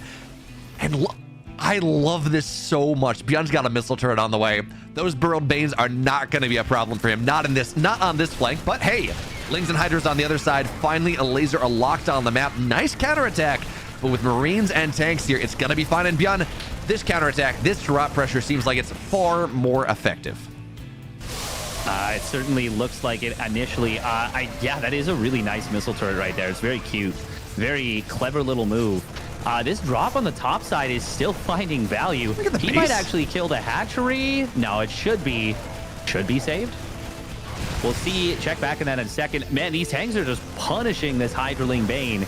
And we saw Kellizer did not build any tanks in his series really until game 3 when he played mech. We're going to see a break attempt coming in from a Laser. Kellizer, or pardon me, Bjorn, will be able to split back. He does get cleaned up though. And the splits towards the tail end were not as impressive. Now the counterattack on the top side finds quite a few SCVs. A Laser is really far ahead in supply right now. That he is. And I think Bjorn, the splits were lacking because he was dealing, or he was distracted by the counterattack into his 3rd base. Now 3-3 is done. All right, Bjorn has upgrades again. It's 2-2. We're seeing a Laser play the same style he played into Kellizer, right? A delayed infestation pit, delayed hive, getting +1 range before +2 melee, and then going into 2-2 off of that. So his tech will, he's going to play Peter Panzer for a while. His tech will be a little bit far behind as we see the Burrowed Banes, forces a scan out at the end. Hey, 200 minerals, there we go. But I mean, that's also a lot of, that was like 5 Banes. That was an optimistic burrow for sure. But imagine if it worked. Just imagine. That would have been cool, but I think you want to do that when there's something else happening on the map at the same time. Yeah, It's a nice move. It's a very nice move, but that's something you do when you've got a ling run by on the main base. You're attacking at the 4th base. Your opponent, maybe they're attacking you, and then you shift click those Banes into the mineral line with the burrow. We are going to see the cancel on the top side base. Meanwhile, the Laser's pushing forward. He is going to try and smash through this location. The Marines splitting back against the tanks against the Banelings will be able to deal with these. The +2 attack upgrades for both the Hydras and the Lings was after that fight ended. As a result, Bjorn holds at the front, and I mean, he's even the supplies back out. He's actually up an army supply once again, but another little counterattack on the top side. And I mean, it's a lot of Banelings here from a Laser. But he isn't able to get it done. That is a significant amount of a Laser's army on the top side here. I think he could have taken the fight anyways. It was like 1 tank, 6 Marines. But now Bjorn trying to get on top of these queens a little bit, knocks down a lot of creep on the right side. Not going to get all the active tumors, but really opens up. I can't believe that last creep tumor was in range. Anyways, a laser now runs down the ramp once again. This is a beautiful arc coming on in from Björn. Bailing's on the right side, gets some connections, but this army of Björn is just so spread out that a laser really struggles to find something. So now Björn continues to move forward. Game paused. Oh no. No, please no. I am really. Björn is in a is in a winning position right now, or is in a solid position. Well, let's not talk about the game too much. That's fair. Just because nature of competitive integrity, all that jazz, blah blah blah. We know the players are, not doing anything sketchy, but we don't want anyone to even question it. The main thing we're hoping for is that it is not a situation like we saw on stage yesterday.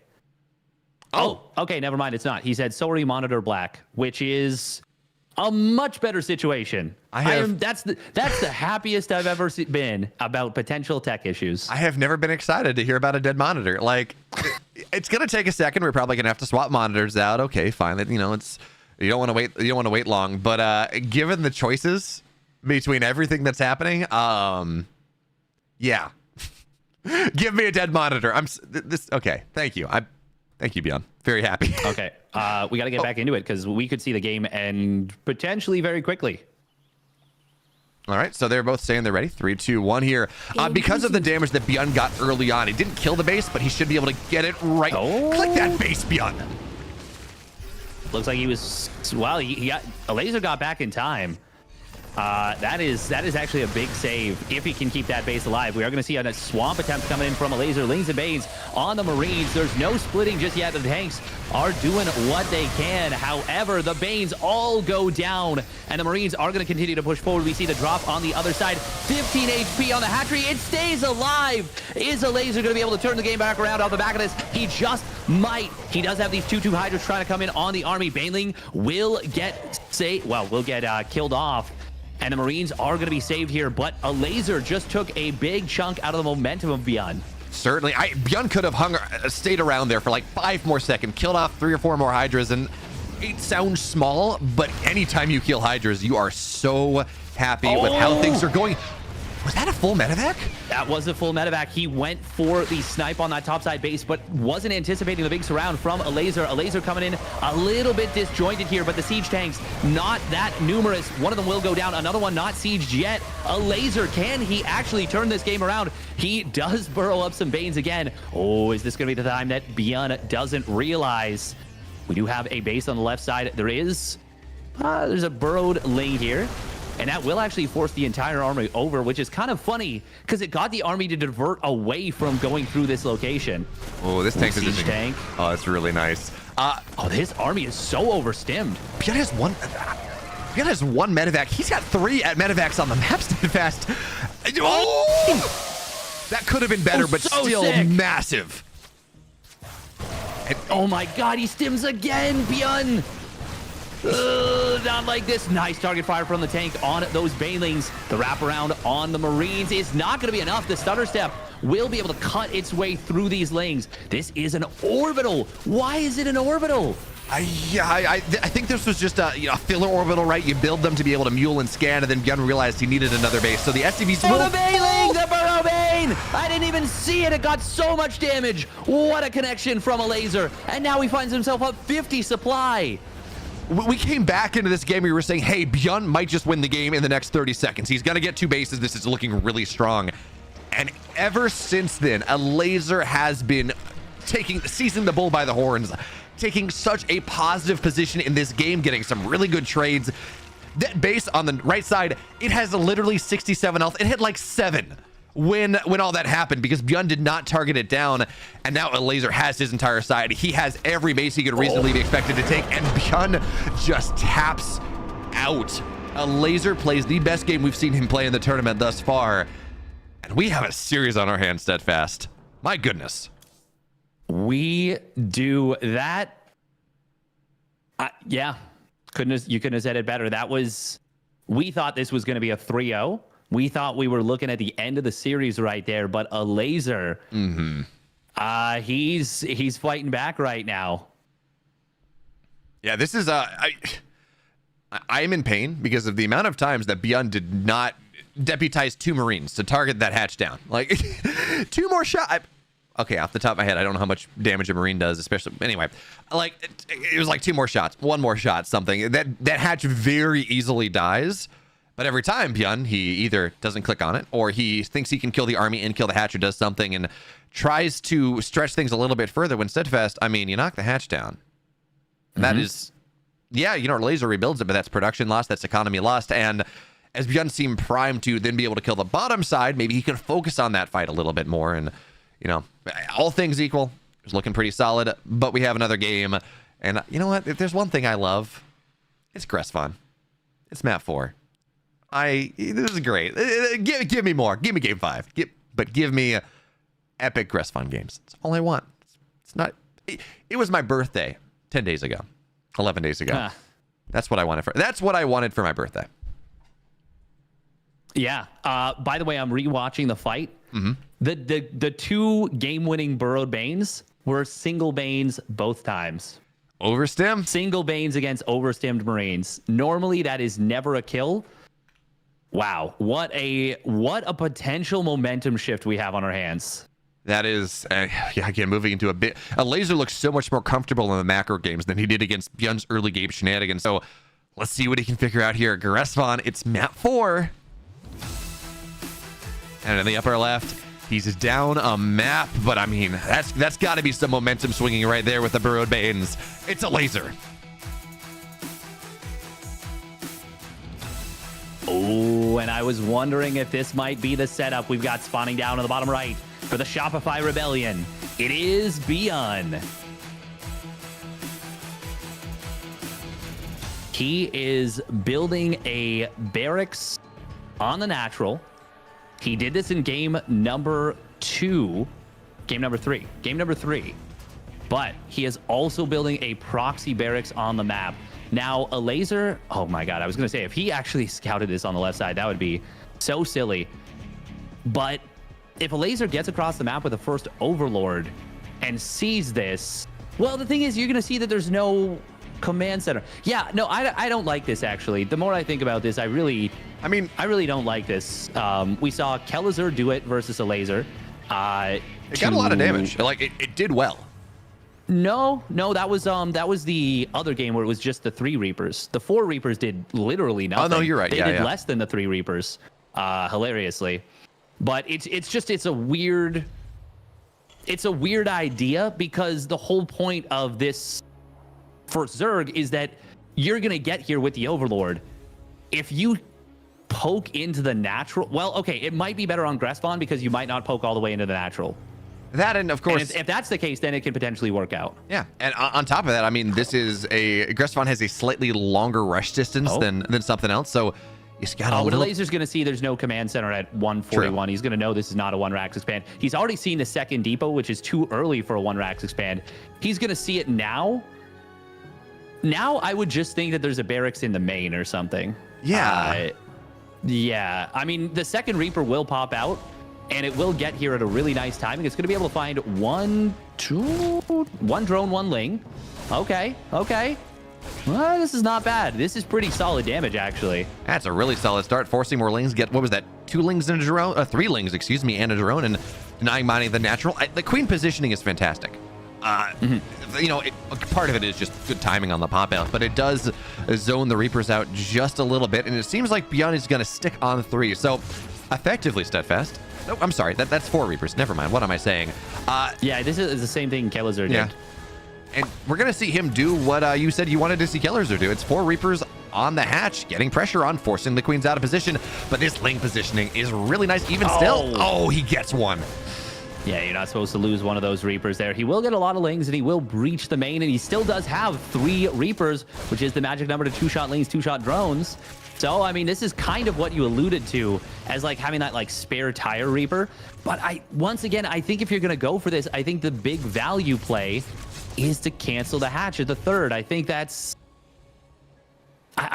like more impactful than killing any number of lings short of like 20, you know? Like, I think it's so valuable to get a cancel on the 3rd hatchery. And I really think you can if you just fixate on it.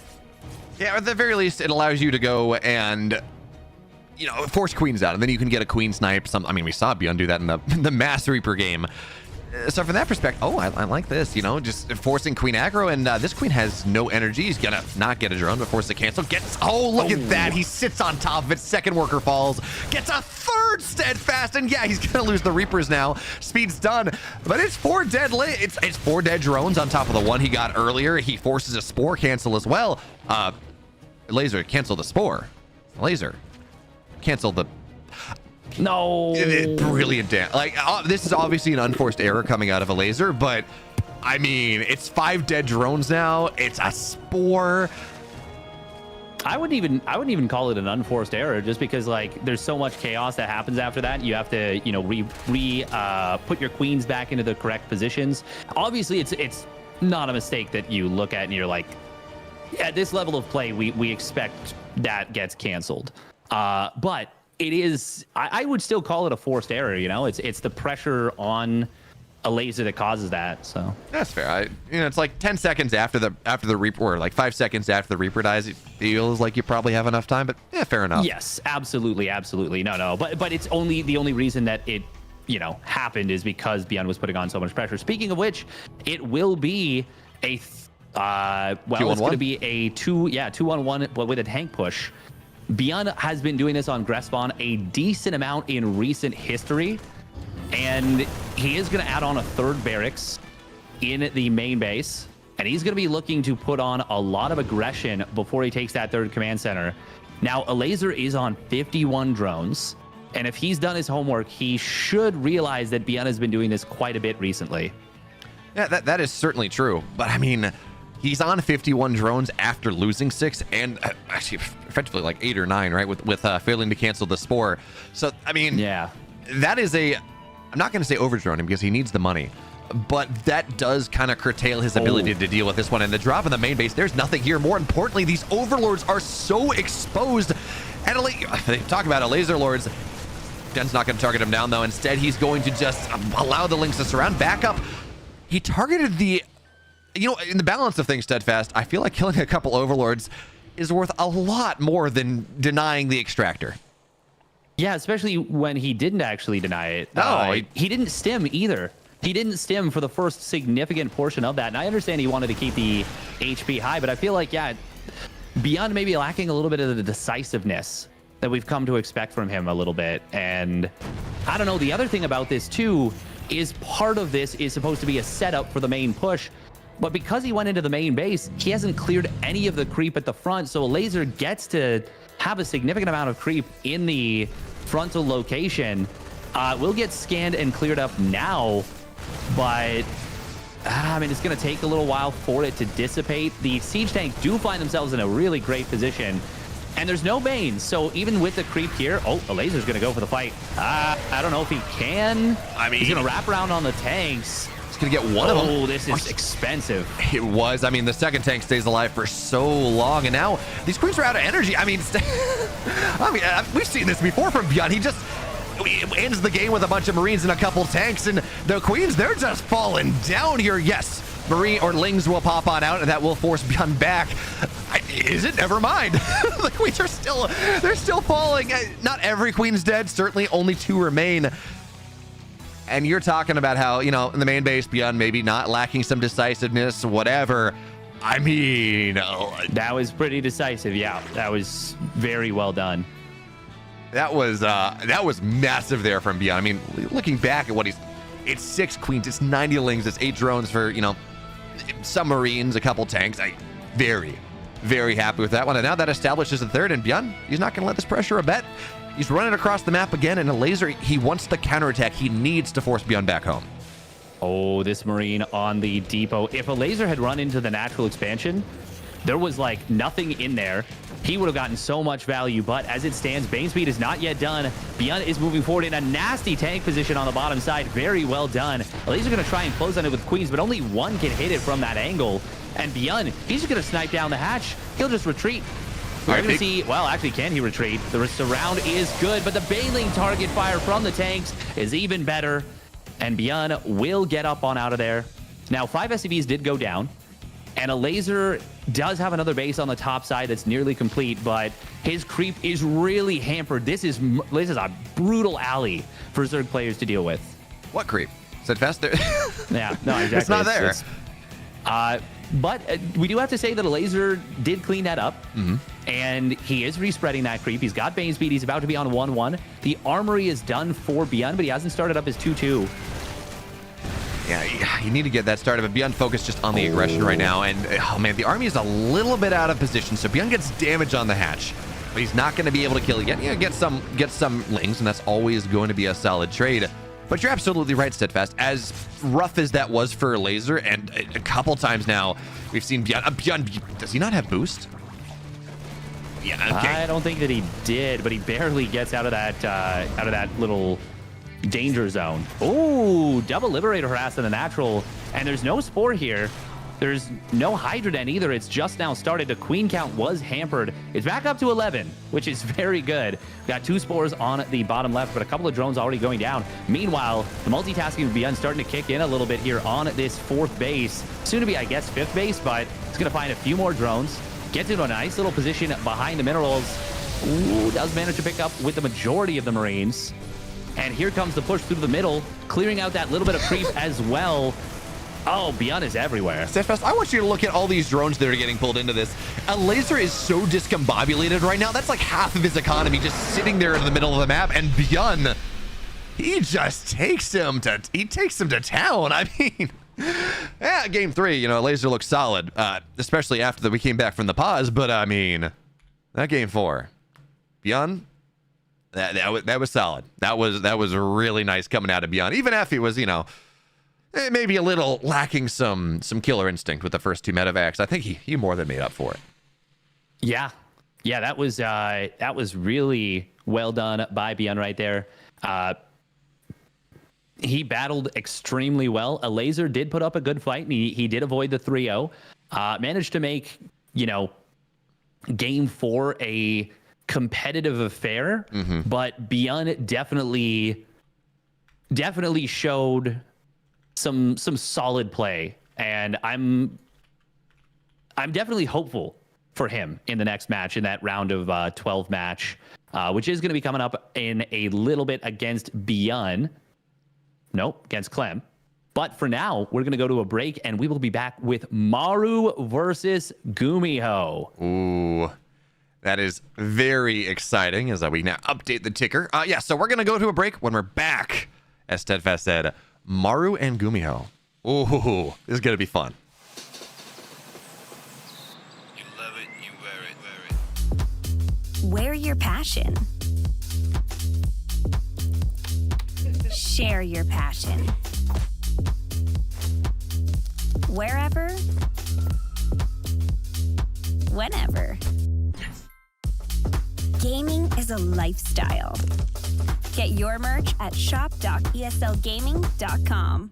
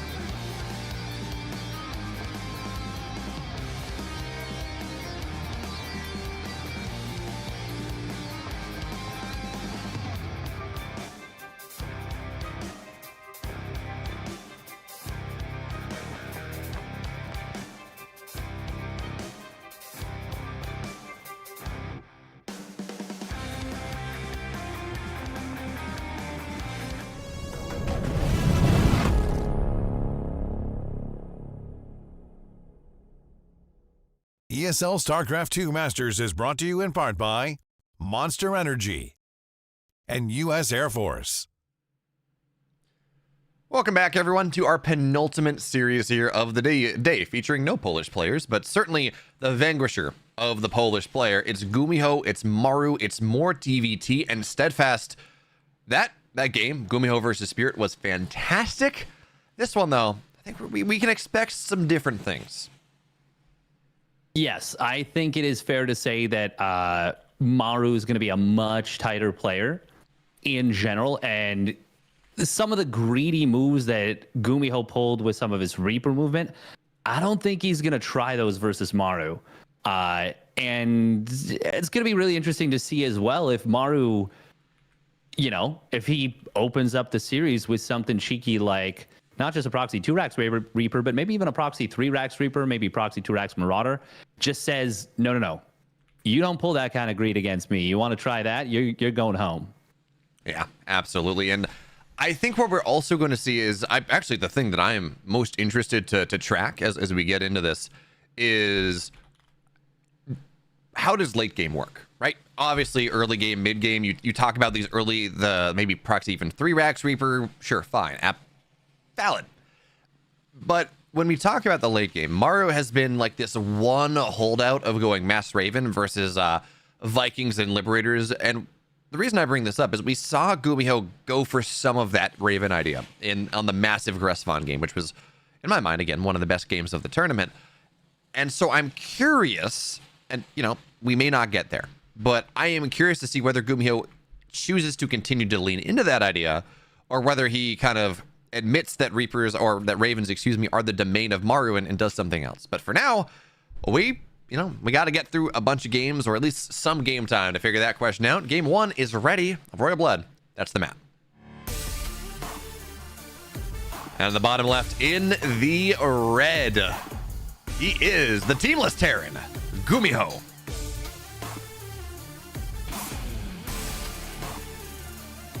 And his opponent, spotting up at the top right for Onside Gaming, it is Maru.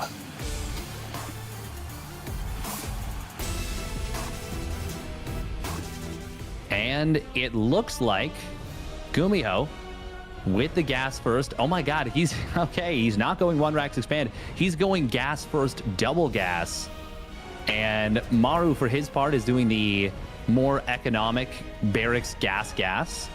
With that, of course, you get the orbital command a little bit faster. Your Reaper and your Factory are slightly later, but it's just the better build. It's what players do now, and it's why they're so comfortable going for this, because it's still reasonably, it's still very safe, and it's still reasonably economic. But I was talking about Gumiho, you know, going for greed versus not, and clearly already the amount of respect that he shows to Maru as a player with this ultra safe build is significant.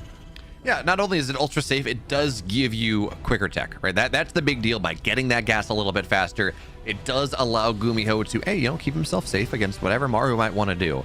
But also, it means the factory's faster. It means that maybe you can, I'm not going to even say surprise Maru with the timing, because Maru saw the factory timing. But maybe hit with something. Hit with something a little off meta. Add an extra Hellion, I don't know. Something like that, and take advantage of this, potential slightly earlier factory timing, maybe earlier starport timing that Gumiho has bought for himself, because otherwise, Steadfast, you talk about it being safe. The flip side of that is it's not as economic. You're not going to have as much economy into the mid game, and I don't know about you, but if I'm running into Maru, I don't want to nerf my mid game just without doing anything. No, I certainly don't, but at the same time, Maru is a wild card who will go for proxy 2-Rax Reaper more than your average bear, who will go for some really wild stuff. So, I mean, the reputation of Maru, it's another one of his many superpowers that he's got, and Gumiho is going to try and push across the map here with the first 2 Reapers and a Hellion, but Maru's in position. As long as he's paying attention, he shouldn't lose the SCV here, but Gumiho... Okay, nope, Gumiho was not able to get the target fire. Nah. Oh, and he actually attacked the command center again. Hello, Gumi? Okay, he gets the positive trades there. He doesn't take very little damage on the Hellion. He kills one of his opponent's Reapers, and now that wasn't supposed to happen on either side. No. And now neither of them, they were both supposed to micro that better as far as like what we would expect. This snowballs. We're going to see the SCV go down. Certainly, it's a little hard to go on the high ground now, especially with the Marines here. But this is 3 Reapers, 2 Hellions against not nearly as much. Maru thinking about going on to the low ground. He wants his command center to go up, but Gumiho hid the 3rd Reaper, and he actually almost baited his opponent to the low ground. And if he had done so, that could have been a really big problem. Will be a siege tank popping out and a couple more Marines. That's going to be enough for Maru to push this back, and he should hold the command center. But if Gumiho... Oh, nice target fire on the far away Reapers from the siege tank. Gets the 2 that are clumped up. Another Hellion does show up. Great grenade. But Maru will push this back, and he will finish the command center, but it's so delayed. And you know what? Command finished for Gumiho. And that was with Gumiho having the delayed command center from this double gas first opening. And Reaper in the main. Nice scout here as well. I would have liked to see Gumiho run forward with his Hellions a little bit in that last fight. The Marines were very much in the line, and he probably could have done even better in that fight. Regardless, you know, he gets positive trades. He puts himself in a wonderful position. And as a result of this, Steadfast, he's at 4 SCVs. That's a really nice early game. Now, I don't think Maru's going to panic. No. He is not the kind of player that panics. And especially in TVT, you can erase a small SCV lead from the early game. I wouldn't say without any trouble, but it is the matchup where, you know, worker lead is the, I would say, least impactful on who would win the game. Like in ZBZ, if you have a 5 worker lead for a significant period of time, or PvP, it's really difficult to deal with. But in TVT, yeah, you'll get everything a little bit quicker. It's good, but it's not always, you know, the be all end all. Yeah, certainly not. But I do like this move coming out of Gumiho regardless. When the Raven gives vision on the high ground, double cycle and looks for the snipe. The supply depot, is that in range of the lock on? It doesn't. He can lock onto that, I'm pretty sure, but he actually doesn't. Oh, he locked onto the SCV. Oh my goodness. Did Gumiho actually wait for that? Or was he maybe focusing on the other side of the map? We do see the drop getting unloaded here. And Maru knows that this is going to go down, but he's just trying to distract his opponent so that the Vikings are being microed. Oh, wait, hang on. No, this doesn't get to escape. No way. That's not how this works. Zero. That's not how this works. Zero. Maru. No way. No. I was like, zero shot. Their Vikings and double cyclones brought home. And somehow it gets out. And somehow it gets I think it got a supply depot. It got a little damage done. But here's what Gumiho's doing. In response here, he understands that was a medevac on the other side. He understands that is not something that Maru will have available to him. He's going to catch it. Well, actually, the Viking's going to find it there. There we go. Yeah. It's dead. And now this is a pretty solid army coming out of Gumiho. He's up 9 army supply. He's got double cyclone. He's got 4 Vikings. He's got 2 tanks here. And he's going to siege the main up. And given... I feel like he could have sieged it up even tighter. For now, he's going to siege it up a little bit further away. Maru never restarted the 3rd CC. He lost the SCV and he never resumed it. He's going to start it again now. Maru with a huge blunder here. That is very uncharacteristic of Maru here. And it's so cool seeing how Gumiho is doing this as well. He's supporting the push. He's pulled 2 SCVs, right? Taking advantage of some of that economic value, some of that economic lead he's found earlier, which means that in equal Viking trades, he will win the Viking war. The repairs will keep them alive. And that is so important in a setup like this. You want to win the air battle because it unlocks so much. So for now, Flower Vikings moving forward. This command center getting so low here. The repair for now seems like it's going to keep it alive, but this is expensive. So much here in mining time and actually in total cost as well. So that little Viking shot is actually really big. It's even Viking numbers. Yeah, but you have repair Steadfast. Oh, yeah, that's what the SCVs are for. I just said that. Yeah. My brain like forgot because I'm so used to the Vikings being like I'm so used to the Vikings being decided by those little shots. By the way, Maru is going mech, but Gumiho has him in this very tight chokehold. This is a vice grip here, and yeah, because it's mech, I mean, it's just being able to go through. Oh, nice disable there on a couple of Vikings. Gumiho. Oh no, he doesn't win this at all. Better for Maru. Yeah, this is massive. Yeah. Gumiho tried to disable the Ravens. Maru disabled the Vikings immediately, which means Maru wins this fight in the air, at least initially. It ends up being 2 for 1 in favor of Maru, but he didn't actually re-engage during this. And now a scan comes down, finds one of the Vikings. Gumiho actually holds the Viking lead at the moment. Gumiho's going into air from this. And Mech. He's got Mag Field Accelerator on the way. This so smart from Gumi. This is so cool. But look at what Maru's done, by the way. We've been focusing on this fight outside of the natural, and it's super important. Maru, he got that third base finished, and he's taken our proxy base. Now, of course, you know, there is an issue getting SCVs over there. I don't know if we have any medevacs. We don't. So it's not going to mine as efficiently as you would like. And actually, Gumiho finds himself pretty heavily supply blocked as he tries to win this air battle. But for now, Liberators are finally out. Disable on the tank on the right side. The Vikings are going to land here trying to win the fight. And the tanks are just doing so much. The landed Vikings don't do what they have to do. The Vikings in the air are worth so much here. And Gumiho just dropped the Vikings, but he's not going to. He's going to back up a little bit. I really think dropping the Vikings on that army just wins this game. I think it might, but I think he might have already kind of won it anyways. There we go. Now he lands the Vikings, covers against the SCV pull. 10 SCVs go down in an instant. Maru is 30 army supply down. He's 23 SCVs down. And Gumiho is looking to close this one out with a Viking Liberator transition, a triple starport build. He's got 14 Vikings, 4 tanks, and 2 Ravens. That's his army right now. Yeah, Maru has one Viking and a Cyclone. He's got a couple tanks, but that doesn't help here as the big attempted break goes down. But just land the Vikings on top of it. There's like 1 tank, 2 tank siege. This is going to get shut down by the Ravens anyways. What a cool game for game 1 out of Gumiho. My goodness. He came to play. Gumiho just pulled off the sickest build. Oh, that was so cool. That was so freaking awesome. Oh my God, that was so awesome. You know, it sparks joy, maybe an overused phrase, but this is sparking so much joy. This is just, where can we go from here? We had a triple Viking mech all in with Magfield, or a triple starport timing with Magfield. How can we? I mean, I know how we can break that. We could have a 20-minute awesome TVZ on Ancient Cistern, but I mean, that's a pretty solid start to the series. Yeah, that was pretty freaking cool. That was a really cool match right there. Gumiho.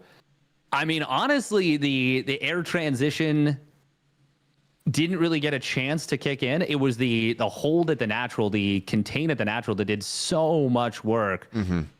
Man, that was bloody impressive from Gumiho, and it is very clear to me that he has had some really specific prep for this series, and now I'm so excited about this. He has brought the heat in game number 1. Yeah, that was cool. But of course, so first of all, not only did Gumiho have a really solid preparation, clearly, I mean, he's warmed up for TVT after that last series. But of course, this is Maru, and he has lost games before. It's taken the series, especially best of 5. That is a little bit harder to deal with. So Steadfast, we're going to get into game number 2 now of this series. It's Ancient Cistern. Gumiho had a cool build in game 1. Let's see what he has in store for us in this second game. In the upper right, he's down a game for Onside Gaming, looking to find his way into the round of 8 and go even further. It's Maru.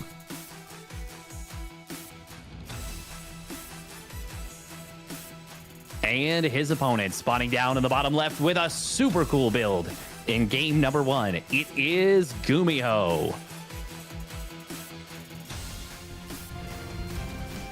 Oh, second barracks. Defensive 2 racks. There it is. All right. I love this series. I mean, you talked about it actually in the Spirit series, how solid Gumiho's series planning was.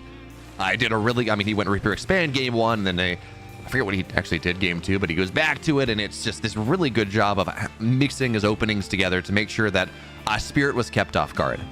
And we're seeing that again. You know, Gumiho, he goes gas barracks gas in game 1, has just a little bit quicker stuff, wins a really good fight against equal forces on the other side, puts Maru behind, and then hits with this timing. And now you talked about it, you know, defensive double barracks at home. We're going to see 2 Reapers at a time coming out of Gumiho here. Unless Maru's not going to be able to, he's not going to see much, but he sees enough. Command Center on the high ground. He has decided to play it safe. He doesn't know whether it is a factory expand or if it is double Reaper play. Very smart move from Maru, and it is going to pay off extremely well for him here. Because if he doesn't do this, that command center likely has to be canceled. That's true. Now, of course, also, he's doing this because this is Reaper expand.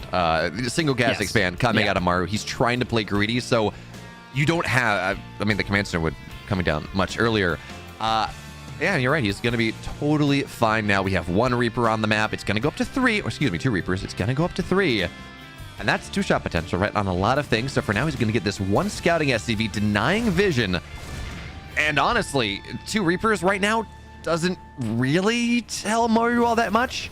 It's the 3rd Reaper that would be the big tell there, and you know, we don't have that. Maru didn't see that, so Maru, he's gonna have to play in the dark for just a little bit longer. It depends a little bit on the timing. It's the thing is the angle they came from. You would expect it maybe to be rallied, but I don't know that Maru would be able to identify it right down to the exact second on Ancient Cistern. If he had seen it when it was coming across the map with the first SCV, then he would have figured it out. But as it stands, he might not have been able to. Regardless, Gumiho didn't go for a huge commitment off this. It was just those 3 Reapers. He did only get the single gas, and he is going for what is going to be a quick Cyclone behind this. And I wonder what he's going to do with that second barracks, or if it's just going to sit idly for a minute. I think at the very least he'll prioritize the Cyclone, and then he'll maybe a tech lab here. We'll see. Yeah. Okay. So maybe like a 2-on-1 behind this type of thing. Yeah, that makes sense. It is interesting that we're seeing Gumiho not put his Reapers on the other side of the map at all. And I mean, you call it a defensive 2 racks for a reason, but it does have aggressive opportunities. You can run across. You can. I mean, in 2 shots of SCVs, if you want to run into the main at like 5 minutes, that can be really nice. But even more than that, you know, you can put pressure on. So for now, Gumiho is going to run across the map here, and he's going to try to dive into the natural. But Maru has more than enough, right? He's got Hellions, he's got Marines, he should be fine. But hey, you play on the edge of the mineral line. That's going to be 1 dead worker. He's going to get a 2nd, commits forward. Does he get the 3rd? He does. And now into the main base. Last shot, though, denies the scout. Yes, and that was funny. I was wondering if it would give vision up to the high ground. It did not, because it apparently did not cross the threshold. So Gumiho does not have vision of the high ground. But it has like this weird little segment. Like if you look at the mini map from his vision, it just looks very funny. That's the first time I think I've seen something like that, where it would be the first bit of vision. It just, if you look at the shape on a mini map, it looks funky. It's kind of hard to tell with the actual screen, but yeah. If anyone can see it at home, you'll validate me, I'm sure. It's a little behind this though. Gumiho played super greedy. Fast 3rd CC, very fast double engineering bay. And once again, minimal Ravens. This time it is a Raven, but it's only the 1. It's no Viking production. He is going for that very quick bio transition. Yeah, and this is a fast stim too. So certainly that is something that you have access to. Reaper goes to the main base though. Great scout there. Sees the tech lab researching, and that's like really nice for Maru. Maru though, okay, he's pumping down double Vikings, double Liberators behind this. Oh, well, he's got the read. He knows that the starport is not going to be pumping Vikings, so he knows that he will have air superiority because there is no Viking production from his opponent. So Maru's going to take advantage of that. And Gumiho, a great scan if he saw those Liberators pop out. As it stands, he's not going to know about it. Now, Stim, of course, will be done, and there is going to be a single Raven. There's going to be a single Cyclone. But if Maru can kind of sneak into a good position, those Liberators are going to be a real hassle to deal with for Gumiho.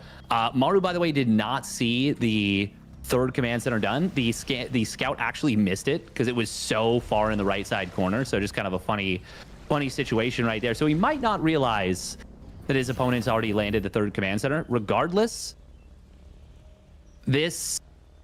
I wonder what the Liberators are... Oh, he's actually going to use them for harassment. Yeah. Huh. I mean, if I'm a Maru fan, I'm a little afraid of this move out from Gumiho. It's 25 Marines to 9. He has Stim. Combat Shield is not going to be ready for this first move out, but if you can find the right position or there's a tank exposed and... Yeah, if he just drops a single interference matrix on this tank, like... And Gumiho will see that there's only the one tank covering this position. Otherwise, his Marine would have died a lot faster. Now, the Liberators are going to be a nuisance to deal with. Marines are in position, though. Yeah, 1-1's about to complete here for Gumiho. If he just dropped the hammer and went for it, like, this gets really scary for Maru. Yeah, this seems really doable. Okay, there we go. There's the scan. He sees the tank, sees the Ravens, drops the disable. The tank doesn't get to unsiege. And now with 1-1, Combat Shield's not done yet. Auto turrets get spammed, but Steadfast, they have no HP. We see the nerf in action right now. Everything is falling down, but the tank sieges up in just enough time. Gumiho picks up, runs away, but still really solid play here for the Talterran. Oh, maybe not this. If he had waited for Combat Shield or hadn't run in before that interference matrix connected on the tank, he would have actually gotten so much more done than he just did. But he kind of rushed it a little bit unnecessarily, and he doesn't get... It went pretty well. Like, he traded, he killed one of his opponent's Ravens, but he did lose his own, and he killed the tank. But that was a lot of army. He could have gotten potentially even more if he had just queued things up a little bit cleaner. Yeah, I mean, even still, it was fine. He gets a tank, forces a lift, gets actually 2 Ravens, which is really nice. But you talked about this. The Hellions from early on in the game are going to show on up, but Gumiho's handling this pretty well for the most part.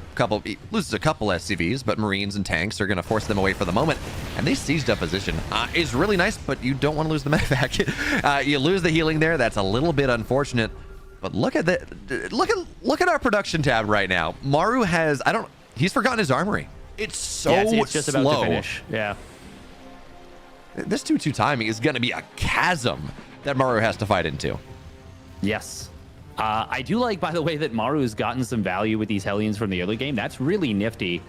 Very well done from Maru. And Gumiho is going to lose another couple of SCVs. Good job from Maru. He's got a great job from Maru. He gets 4 SCVs. Can he get a 5th? No, not quite. But 4 SCVs with, basically throwaway units at this point. That's quite nice. That's something he's going to be happy about. Oh, Gumiho does spot these medevacs, but he's not going to try and punish. Oh, great scan from Maru there. Yeah, doesn't get baited into the tanks. That was a really cute little ambush that Gumiho set up. Now, as we take stock of this game, right? Yes, Gumiho was down 10 workers briefly. Now he's down 4. But I think the big things are, first of all, chasm on 2-2. It's like a solid 60-70 seconds at this point. Okay, well, Gumiho unsieged here a little bit. He's going to try to siege up now, and well, Maru's going to have to back up. Anyways, the other thing on top of this heavy upgrade lead that Gumiho has, his 4th base is up. His planetary is done on location, and Maru's 4th base is not even done yet. It's not even ready to float on over. So Gumiho owns more of the map. His economy, even if he's down 1 worker now, it's really largely irrelevant. Because he has more bases to mine from, his economy is doing much, much better here. He's going to have such a powerful timing if he can take the fight away from the tanks, or if he wants to start multitasking, something like that. These Marines are going to be so powerful, but he does have to start +3 armor. He's kind of delaying that for the moment. Yeah, he's a little bit tight on gas right now. We did get that second factory rather quickly. He started up the +2 attack right away, which is great. But it is obviously important to... There we go. He finishes up, gets to 250 gas. That was his next expenditure. There is always a little bit of a decision of what you go for next, but I think those upgrades they're so important. Yeah. Speaking of what you go for next, Maru, double starport Raven transition. He's got a couple of Vikings here. Gumiho is adding on 3 more barracks. He didn't go straight up into the +1 vehicle weapons. It's about to finish pretty soon, but his +2 vehicle weapons won't be the fastest here. Still, this is... I mean, with Maru's setup, Maru took a delayed 4th base. He's really buttoning himself up tight. He does not want to get caught out here. This is one of these interesting things that we see how players play against Maru. Because Maru's the king of really ultra positional Raven, Viking, tank, late game TVT. Like, yes, I don't know that there's anyone better consistently in the world. Maybe Oliveira on his best days is a big drop, finds his way in. 1 medevac will fall down here. It's 2-2 versus 2-2. The timing is not there. The chasm is ended, It's a trade for Gumiho, sure, but he's not really finding all that much, but it's time, it's opportunity. Sieging up onto the high ground, onto the third. The tanks are not sieged here, so Gumiho gets right on top. Vikings land as well, and this third base is in a bit of a pickle. Marines, they're not doing anything. They're falling down. Liberators on the other side for Maru are fantastic, but Steadfast, this seems like he's got to get a lot of workers. It seems like this command center might just fall down, but Maru retreats for now. And Gumiho a little bit waffling on those Marines, to be honest. He could have dove into the middle line, killed 20 workers instead of 13, dove onto the command center, retreated back on the, cycled back onto the army, but instead he gets a little bit of everything. And despite how nice that trade looked for Gumiho, I mean, look at the supply right now. Maru's up 20. Yeah, that was an excellent defense from Maru. You could see he caught that quadruple drop into the natural late, but he got his units back in position, kept that from being too big of a problem. Gumiho smartly used it as an opportunity to reposition his tanks, but Maru didn't panic. He got his Liberators into position. He was able to manage that quite well. Gumiho, of course, could have done a little bit more, a lot more potentially. Oh, but Maru with a great counterattack is going to find the 5th command center. Just like that, he says, triple drop, quadruple drop. That's a great idea. Let me do that back to you. Yeah, woefully out of position here now. +2 mech is under threat. Yeah, Maru absolutely targeted that one down. So the tanks are not going to be as good. You cannot, you don't one-shot stim Marines. It's not going to happen for quite a while now. And Maru, he's got the pick of a litter, figure out what he wants to get. It's add-ons, it's tech lab, it's reactors. It's to make sure that whatever Gumiho makes is going to come out a little bit slower, come out a little bit less tech heavy. So 10 workers dead, a base dead, +2 attack now denied. And Gumiho, a lot of the tempo that he's been able to build this game, a lot of the timing, a lot of these opportunities, it's quite simply Steadfast, it's not there anymore. No, and when you don't have the tempo, that's, first of all, it's tricky in any game, but it's so much worse in a TVT where your opponent has Viking air superiority, where they've got the ability to use those Liberators, where they've got those Ravens that are so good in these types of situations. Maru really putting an exclamation point on this game. And it is important to note as well, he delayed his 3-3 on purpose in order to get up into those Ravens more quickly. And the timing that Gumiho will have, where he has that upgrade advantage for 3-3, is disappearing. And Gumiho still hasn't rebuilt his armory. So he hasn't gotten into +2 vehicle weapons. So Maru's tanks are going to be far superior in these fights. That they will. I mean, maybe Gumiho finds it. I love this high ground siege. No, Gumiho, no, it's a disaster. He had no idea whatsoever. Oh, that's 40 supply in the blink of an eye, and there's no counter on this. Gumiho thought about going topside. He thought he maybe Maru's army's bottom. There are like 5-6 tanks there. Even without +2, that is not going to work out for you. And now +1 armor on the way. Maru, he already rules the skies. It's 10 Vikings to 1. He's got some Liberators as well as this Raven transition. This is you might look at the supplies and say, hey, you know, this game is very even. This is rapidly moving into a situation that it is going to be, I'm not going to say impossible, but so difficult for Gumiho to find his way back into. He just doesn't have the tech.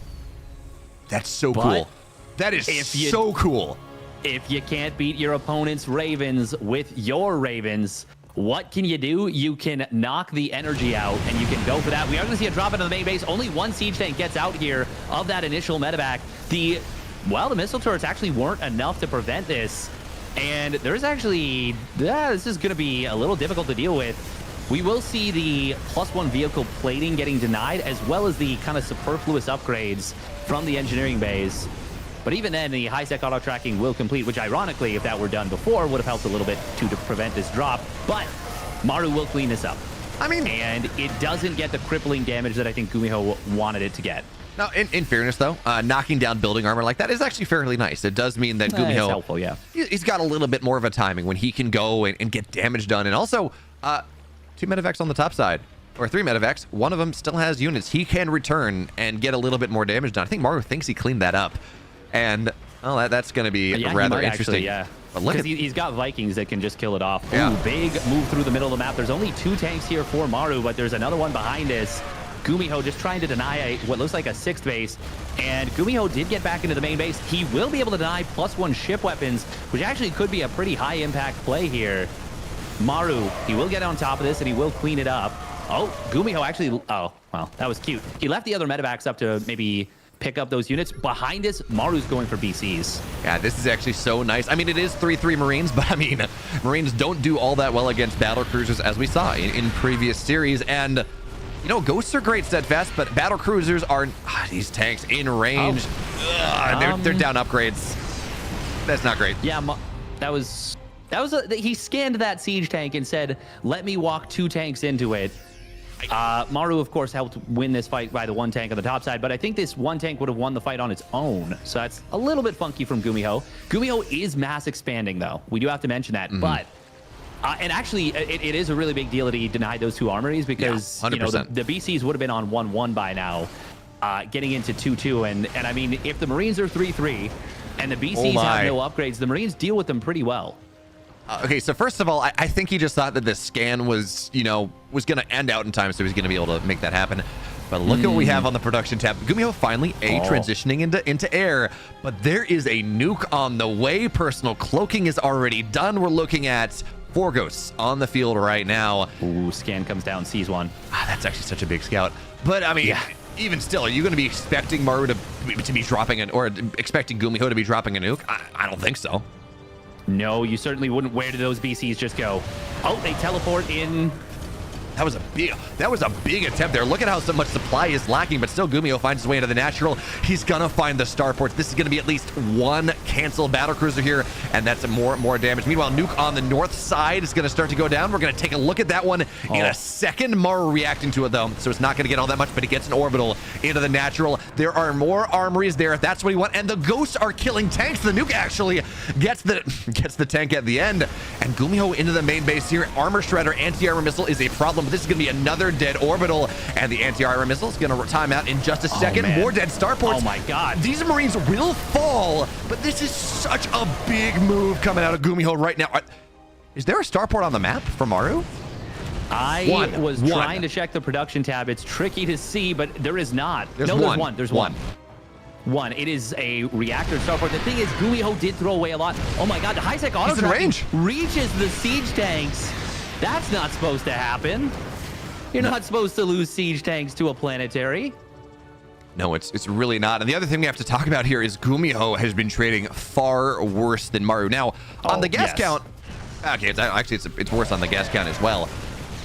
But Maru, at this point, has been able to equalize the base count that Gumiho has. Now, until this point, this base is going to go down. There really is, even with anti-art or with building armor, there's not going to be anything in time to save this. So as long as Gumiho can keep himself up a base, the trading is fine, right? But if Maru is going to be able to take these couple extra bases that by all rights should be his, then we start to run into a problem. But for now, Gumiho, he's marauding around the map. He's killing bases. He's killed like 4 orbitals at this point.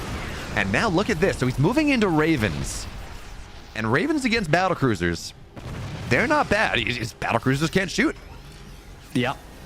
Now, if you get the teleport off beforehand, of course, the battlecruiser still teleports through. The interference matrix does persist, but it comes down to the timing a lot. Ooh, this army on the right side almost getting spotted here.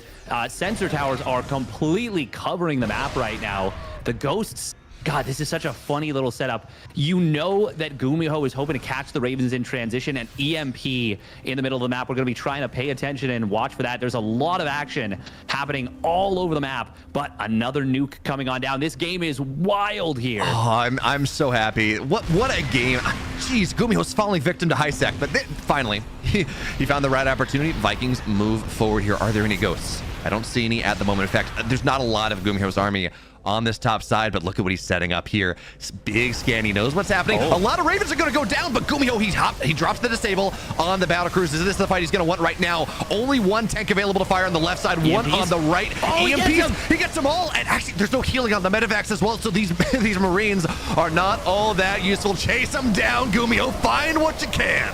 The snipes on the Marines from the Ghost is hilarious. Such a cool little maneuver here. This game is bonkers, but Maru will escape with his Sky Fleet to the top left. He's going to try and zoom over to this corner, and he actually finds a good position. Marines can't really get close to this because of where this army is set up. Now, we do have +1 ship weapons. It's about to be 2-1 air upgrades, which is going to be a big power increase for these BCs and, well, for these BCs.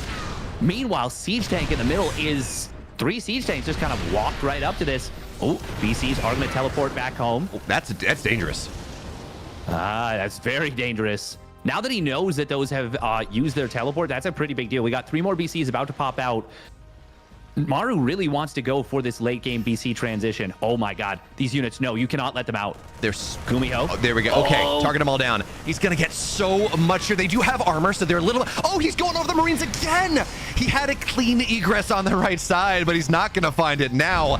That was so expensive. And by the way, that base we were looking at the bottom side, that one hero tank killed it, got bunches of damage on the, what do we want to call that? The 5 o'clock base as well, dropping the main base. That orbital on the north side will fall. More orbitals are falling. And Gumiho, yes, these 2-1 battle cruisers with 4 more on the way are a terrifying composition, Steadfast. And actually, somehow, Maru is mining more than Gumiho, despite all the economic damage that has happened.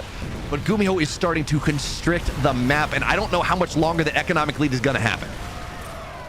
Yeah, it is going to be wild. We do see the BCs teleporting in to the right side to try and support this army. There are 7 of them now. No 3-2 upgrades for the BCs. So the Marines are still going to do well. But if he ever gets up to 3-2 upgrades on those BCs, it's going to be a really big problem for Gumiho.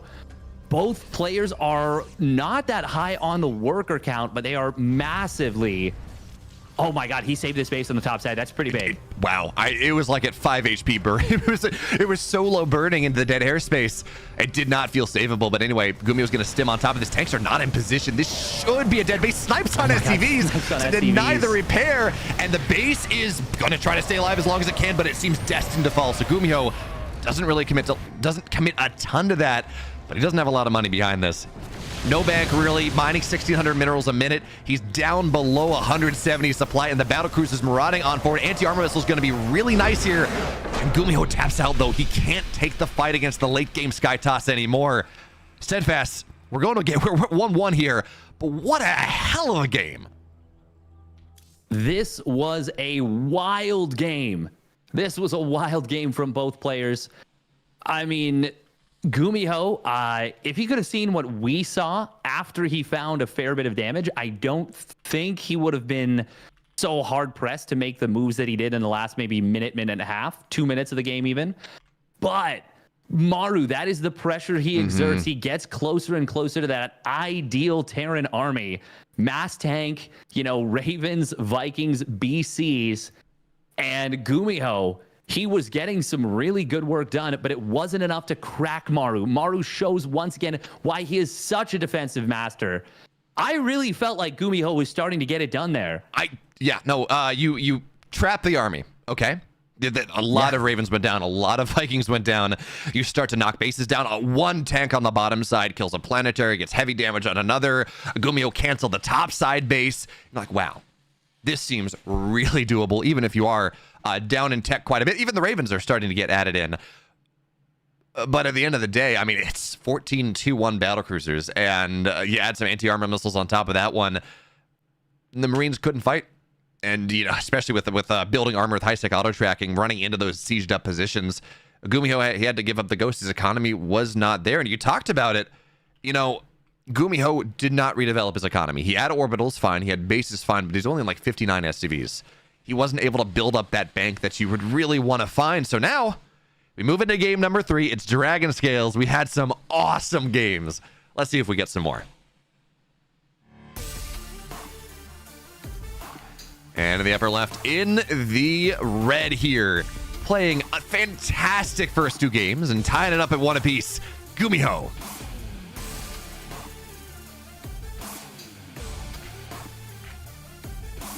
And his opponent spawning down in the bottom right, showing some powerful defensive prowess.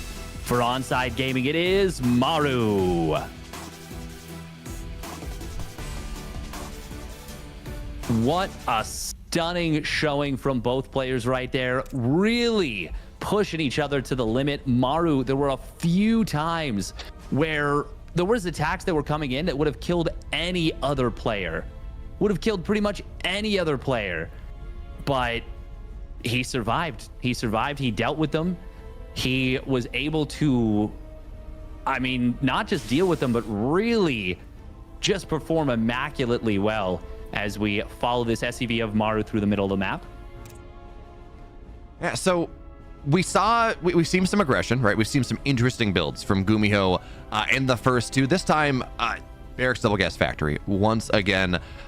But Maru, we see the Reaper expand. He's so confident here that he can handle what he has to, that, hey, might as well go greedy, right? If we see what happens, you take it late.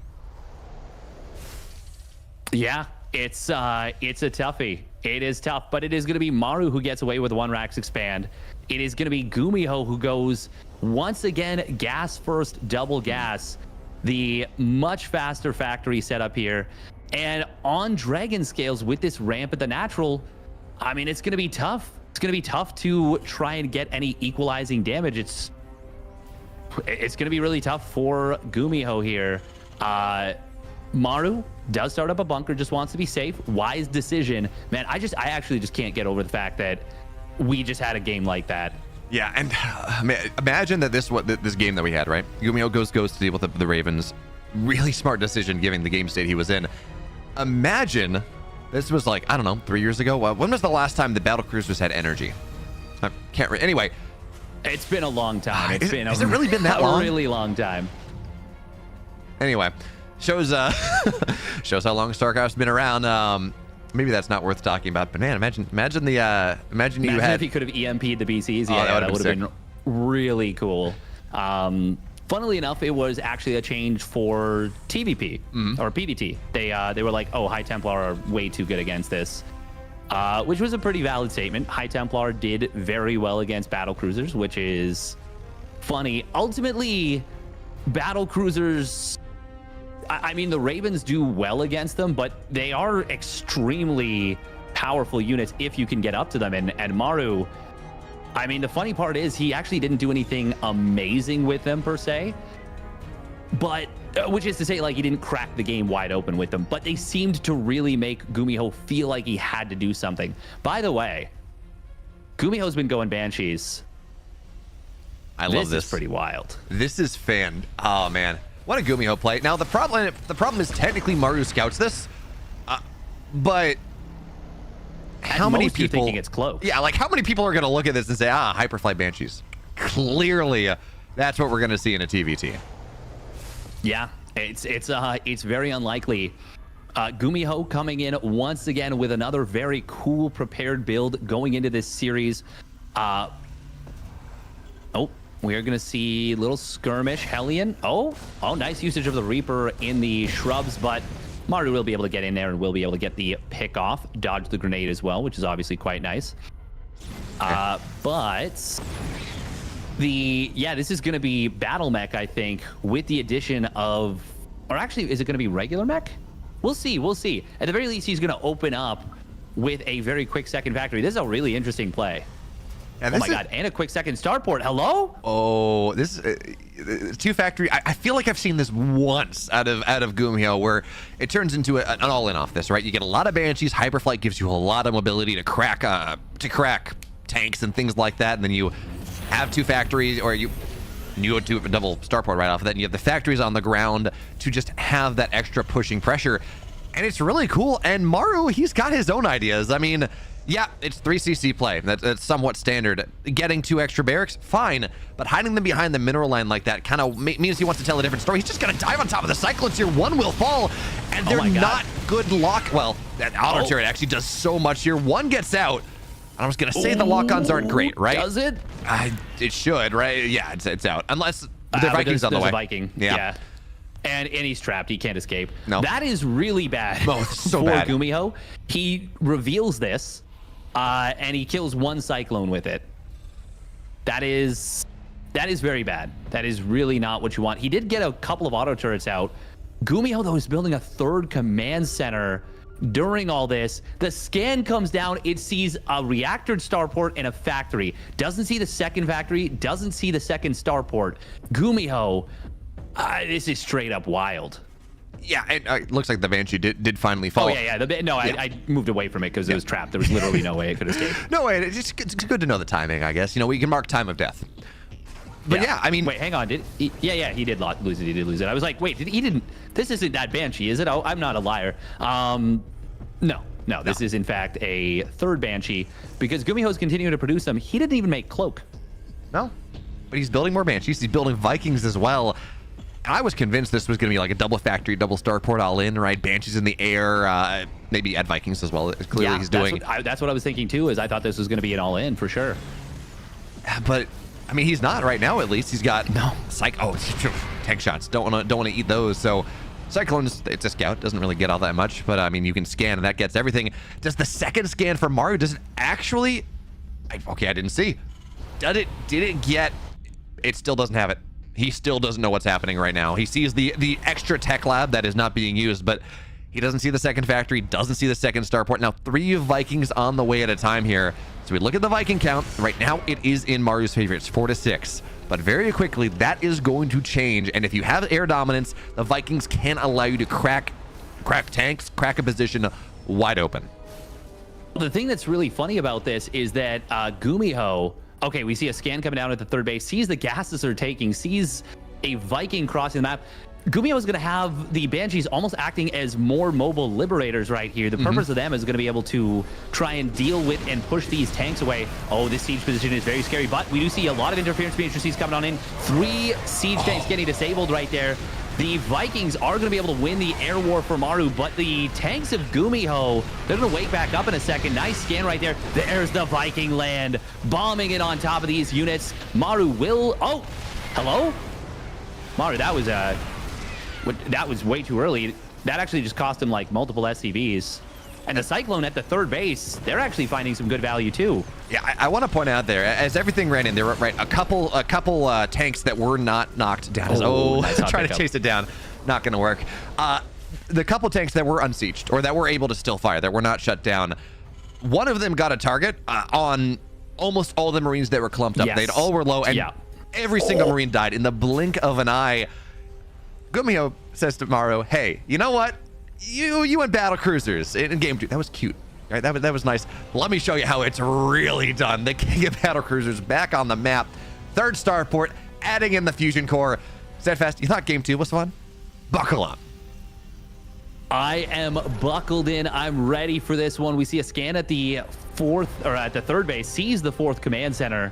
Scan coming in from Gumiho, will spot a small little group of units coming across the map. We do have 1-1 done, by the way, for Maru. He also added on combat shields and concussive at the same time, so his Marauders are going to be handy against mech units, but I mean, they are not going to do jack diddly against BCs.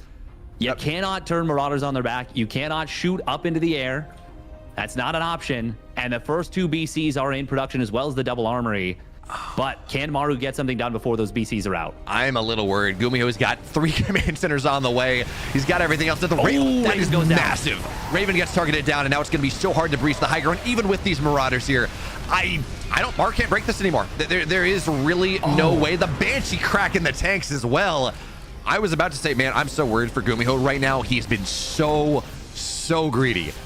But you knock the Raven up. Okay, Banshee will fall. Don't want to lose that. But because he got that Raven, now there's no base cracking opportunities. And what a scout, though. The Liberator into the main. And actually, the Liberator in the 3rd is going to get damage done, but the Liberator in the main sees the fusion core, sees the fusion core. That's the big thing. Mario's going to be able to realize that this is going to be battlecruiser play with the number of starports there are. There really is no other option. How does he choose to respond now? That's a good question. He's adding on a 2nd starport. He's building more and more Vikings. Gumiho did get discombobulated a lot by those Liberators. And we see that Gumiho is, I mean, his mining is a little bit somewhat in shambles right now. It's not horrible, but it has been discombobulated a fair bit. The drop into the main did get blocked, so that's important. But if Gumiho can survive the next little bits, I mean, actually, he is in a really uncomfortable position. That is for sure. Maru, 4th base is done. He's going to be ready to mine from that pretty soon. Maru has an opportunity to definitely get some more value before the BCs are out in force. So 2 of them are out right now. They're on the bottom right side. They teleported over, I think. And they did, yes. I think, yeah, they did. I think what we're seeing here from Gumiho is he's waiting for them to have the ability to jump back home. Yeah. And also, he wants Maru to commit a little bit. That being said, it's uncomfortable for Gumiho right now, absolutely, but he's gonna have like 7 orbitals. So you give him just a little time. Exactly. And okay, so he can't. Did he cancel? Oh my God, he's stopping the BC transition. He was scouted and he's going. He actually switched back into mech upgrades. He stopped the air transition.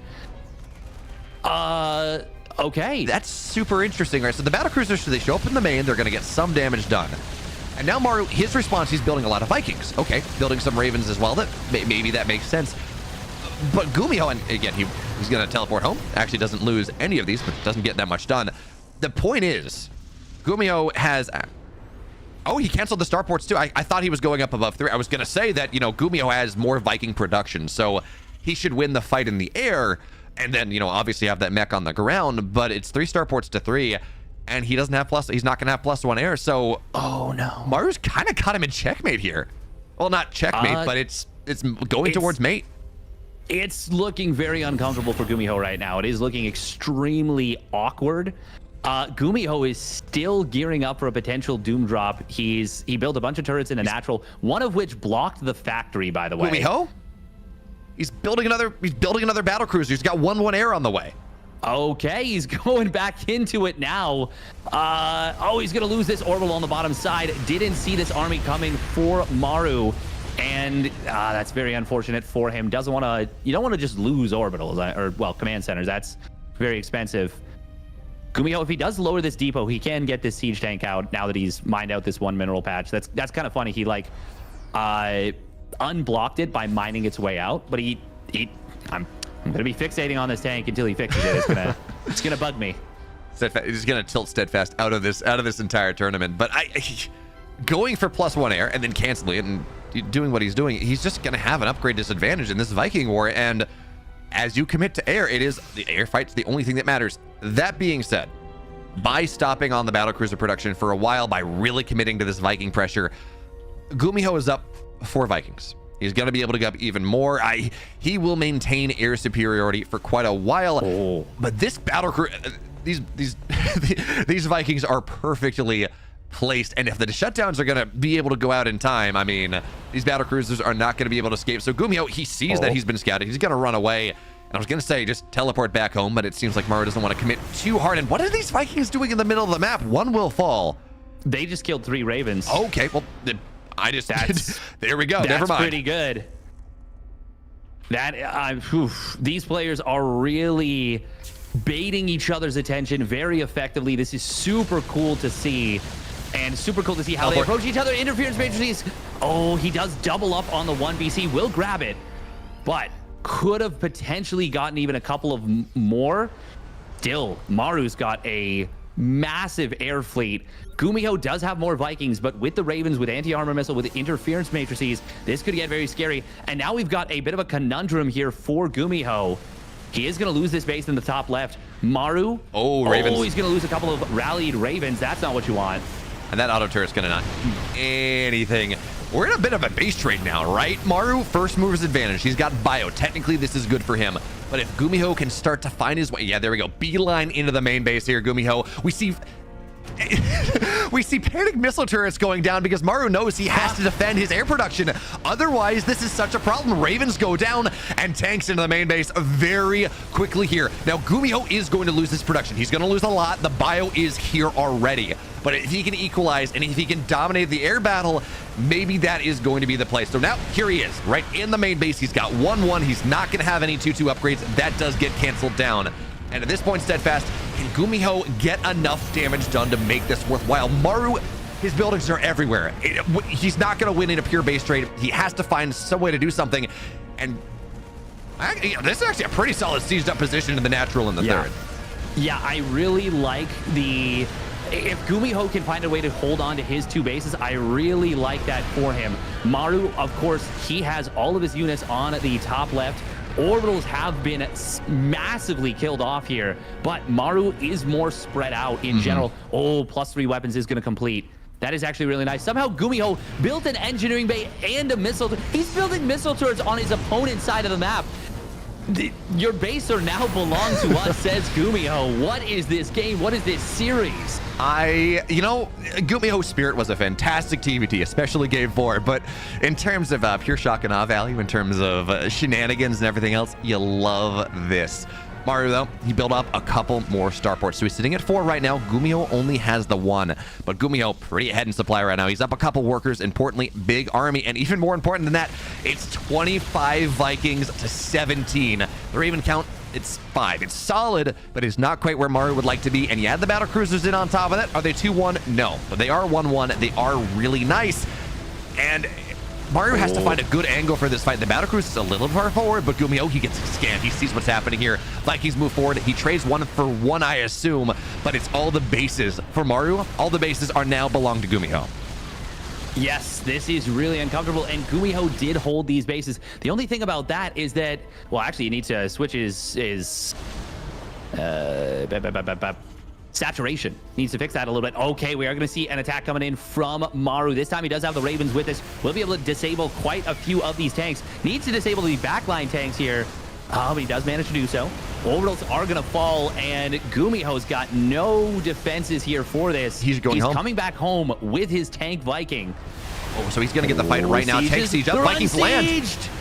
This is, never mind. Oh, Gumiho, not like this. Every single tank was just unsieged, and Maru massacres Gumiho's mech army. And now it is the Vikings running for their lives, flying for their lives. But Maru is looking to pincer and trap, push them into the waiting arms of the missile turrets. Gumiho has no way out. He does snipe down a Raven. That's nice. And he's going to be able to trade against the Vikings, but he lost all of his tanks. Maru will take game number 3. What a showing from Maru. Oh, man, granted, Maru won. Absolutely. Well played by Maru, but what a cool game we had. All over the place, back and forth. I was really convinced Gumiho had a shot there until the very last second, but Maru sniffed out that Gumiho was not interested in continuing the base trade. Very easily, Gumiho could have gone bottom left. I'm pretty sure Gumiho knew that the starports were there. He could have gone up a right, continued to chase bases, but instead, Gumiho makes the decision that he can't afford to lose that mining setup that he had. Not anymore. He had to go back. Maru just sits there. He moves forward. He breaks the tanks a little bit, but he noticed his positioning. He was prepared for that move. He was prepared for the angle that Gumiho ran through, and then he shut down all the tanks. It doesn't matter if they're sieged or unsieged. They cannot fire. And Maru, massive fight there, knocks everything down, and now Maru's 1 game away from making it to the playoffs. 1 game away from the round of 8. Gumiho, though, he's not out of this series. He has shown us definitely that he has opportunities, that he can hang with the king of TVT. Yes, he has definitely done some really cool stuff, but I have got to say, I am so... Every time I think like, oh man, Maru's really good, I'm like, no, that's not enough. Maru is so great. Yes. He is so unreal great. Like, Gumiho really threw so much wildness at him there. And Maru just reacted to all of it so well. He was able to split up his army very effectively. During that base trade, he went for the counterattacks at the right side at the right time. Just such cool stuff. I am just so thoroughly impressed with how Maru dealt with the absolute madness that Gumiho threw at him. I can't... Okay, you talk about throwing a lot of madness, and that should have been hard for Maru. On the flip side, I can't help but feel that Gumiho kind of outthought himself in that game number 3, right? He went battle cruisers. It actually felt fairly solid, and then he realizes that he scouted, so he says, okay, fine, I'm just not going to go for it anymore. But then he recommits, but he's down upgrades, and you know what they say, right? It's sometimes a okay strat, or sometimes a bad strat executed or committed to is better than a good idea that you don't commit to all that well. And I feel like that was the situation. Gumiho had an opportunity to win that game. It was hard, but he had an opportunity. And now we move into Neo Humanity. It's map number 4. Let's see if Gumiho can make it happen, or Maru is going to be the one that moves his way into the playoffs. But for now, on the bottom side, perhaps for the last time, in the red, Gumiho.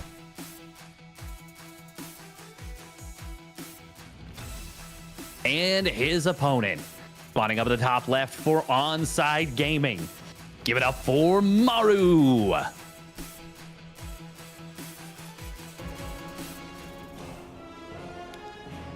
And Maru, he's just going to get away with one Rax expand again. He's going to do it again. Gumiho once more has opened up with this double gas opener. No one is proxying Maru, and Maru is just like, he's just running to the bank like, you know, twinkle toes, he, just absolutely laughing his way to the bank with these one Rax expands. Yeah, it's working out for him. Although, in fairness, the last 2 games have not been decided by the one Rax expand, have not been decided by really anything in the first 5 minutes. It's all been these late games, these mind games, and all these shenanigans, everything else. So, yeah, Maru's finding minor advantages, and if I'm a Terran player, certainly I never want to go and run into a deficit here. But I mean, realistically, I'm not sure that Mario getting away with a little bit of greed has been the dominant story of the series. It really has been everything else. And now as we move into Neo Humanity, I love this. Look at that starport positioning, Steadfast. I was going to talk about how in this situation, right, it's Neo Humanity. There are 2 avenues into the main base. You can, actually 3 really, if we talk about the ramp and the natural. You can get Reapers in from different locations, try to dive in, maybe get some secondary damage. Well, Maru's wise to that, and he knows he's going Reaper expand. He knows he's a little vulnerable. Reaper should get out here. Nice KDA charge. So he just shuts down all openings. The one of the few opportunities that Maru might have taken some damage because of this gas first, or this early gas play played by Gumiho. Well, the starport says no. Starport says absolutely not. Or sorry, the factory. Yeah. I thought that was a starport. My bad. Yeah. No. It's yeah. If Maru could build a starport at this timing, he would never lose a TVT. I'll commit to that. I'll say that for absolute certainty if he has starport finishing up at this timing every game. Big game hunters but here. That's I mean, it happens. We all misspeak. If I had a nickel for every time, I'd have a lot of nickels and a very upset bank. So I would be depositing those and turning them into real money. But are any of those named Phil? Phil, are you talking about Phil Mickelson? No. The nickel named Phil. Nickel named Phil. I've never heard of that. It's old, like one Fairly Odd Parents episode. The only reason I remember it is I'm like, I'm named after a nickel. That's great. Anyway, moving on. At this point, Gumiho has his natural down on location. Roughly similar time as Maru, but because Maru's base is faster, right? That orbital's faster, more SCVs find their way forward. And we've seen, again, it has felt like this imperative for pressure for damage has been something that Gumiho has felt over the course of this series, and we're going to see it again. Looks like 4 Marines, a tank in that medevac, and a couple Hellions as well. Tank drop, yep. Yeah, let's see how much he gets done. It's so funny for him to go from one of the wildest openers I've ever seen in a TVT to one of the most, generic openers in a TVT. And Maru, he went Viking first. That is so great against this because the medevac is not going to be able to really move forward here. Now, the siege tank is, of course, going to be a nuisance, but only if it gets into a good position. And with Maru popping out his own tank, shouldn't be able to. Yeah, that timing, I was going to say, Maru doesn't have a tank, so it felt like maybe Gumiho could do something, but now the tank's out, yeah. At this point, Maru, he gets away with it. Actually, Gumiho continues to rally forward here. He seems like he wants to commit to this more than we might normally expect. That is how he experienced a lot of success in game number 1. Maru does move his own tank further forward a little bit, and Gumiho is rallying in Vikings, so he's actually already got the air superiority now, and he's about to claim it. Oh, he's hiding it. He doesn't want to show it yet. I mean, the moment that this happens, Maru's going to have to do something decisive, right? So he wants Maru to commit a little bit too far forward, but now he's going to try to chase in Viking damage, and that's a big shot. Medevac's hard. They're not going to happen for a while. You can't build them. Yeah, there we go. I mean, you can technically, but you need the air superiority. This is nice from Gumiho. Nice scan right there from Maru. Gumiho does have the repair. Is that going to be enough? Vikings do land. The answer is no, it is not going to be enough. And Gumiho is going to lose one of the Vikings here. He might lose the second. He will lose the second. Oh, that just completely flipped this around. I love the idea from Gumiho is smart, right? You run forward, you have that SCV, you get the repair, you land the Vikings to try to soak a tank shot, you break it. But instead, you lose 2 Vikings, you lose... Oh, I love this bait. But Maru is so smart here. He sees it, he scans it out, and now, well, Raven's going to try to go forward. Auto turret goes down. Tanks are going to have to run away, and Gumiho, I mean, you commit this much to something this aggressive, and it does not work. Actually, as I say that, though, dropping the main base gets a little bit more. Couple workers will fall. Actually, SCVs are just pulled against this. Vikings have to land. One gets targeted immediately. And the first bit of pressure, the tank drop didn't find much, but 6 SCVs of Viking. And now, actually, some significant lost mining time as well here. Target the last SCV, Gumiho. He's not really going to get it. That's much better. I was about to spin this narrative about how you commit this much to this early pressure and you don't get anything. That's worrisome, especially against Maru. And Maru's third base is already done, so that's not great. Yeah. But at least Gumiho found something. At least he did something here. Yeah, and he needed that. He needed that just to kind of stay within striking distance, to stay competitive in this game. I'm not going to say to equalize, because he did not equalize. Maru is still going to be able to outproduce SCVs before that command center finishes for Gumiho. But we do have a nice little tank position in the natural, and it'll be able to find a couple of SCVs. This might actually equalize and even put him ahead potentially. The Vikings for Gumiho are bigger in number. He's going to land them here. That's going to work out actually very well for Gumiho. He snipes the tanks and just walks back to the location. Now all of a sudden it's Gumiho who's got a bit of a chokehold on Maru. This is real. Okay, that tank, you got to be so careful with it rallying forward, but he's going to siege it up now. And now in a great position too. And then Marine goes forward, gets damage on the tank because of that vision. A second shot goes down here. And Gumiho is rapidly starting to constrict the position. Ravens get targeted here as well. Gumiho is starting to constrict the natural. It's going to be harder and harder for Maru to circulate between his natural and his third base. We're going to see both E-bays go down, so Maru will have stim. He's not going to have a lot more than that. And now he's going to go for the break here. There's one tank at the front. That seems free at the moment. And yeah, that is going to go down, gets maybe a little bit more damage, but 6 more workers have fallen. And this air superiority is steadfast. It seems, especially as Gumiho continues to commit to the Vikings, Maru's never going to be able to match this, at least not for a long time. And now with the gas dead, the E-base dead, everything in the natural dead, it's the tanks. They're starting to fire on the command center. And Maru's got to find something. I don't know what it is, but he's got to find it. He's got stim. True. So maybe he can like sneak up on these tanks, but these 2 tanks have been invaluable. Maru was in such a good position after that initial cleanup, but Gumiho is really finding some incredible value with these 2 tanks. They are, I mean, they have more than equalized. They are really helping out a lot. Big stim coming on in here from Maru. He will finally clean this up. But Gumiho just put himself into a great position off the back of this play. And he is going mech once again. 4th command center before additional factories. I love that target fire, by the way, as well. Gumiho understood that he was not going to be able to break everything, right? He wasn't going to be able to kill everything, and he probably wasn't going to get the tanks. Land Vikings? Okay, they're not going to get much. They're not going to get the Marine, I mean. But he targeted the Marines. They stemmed forward.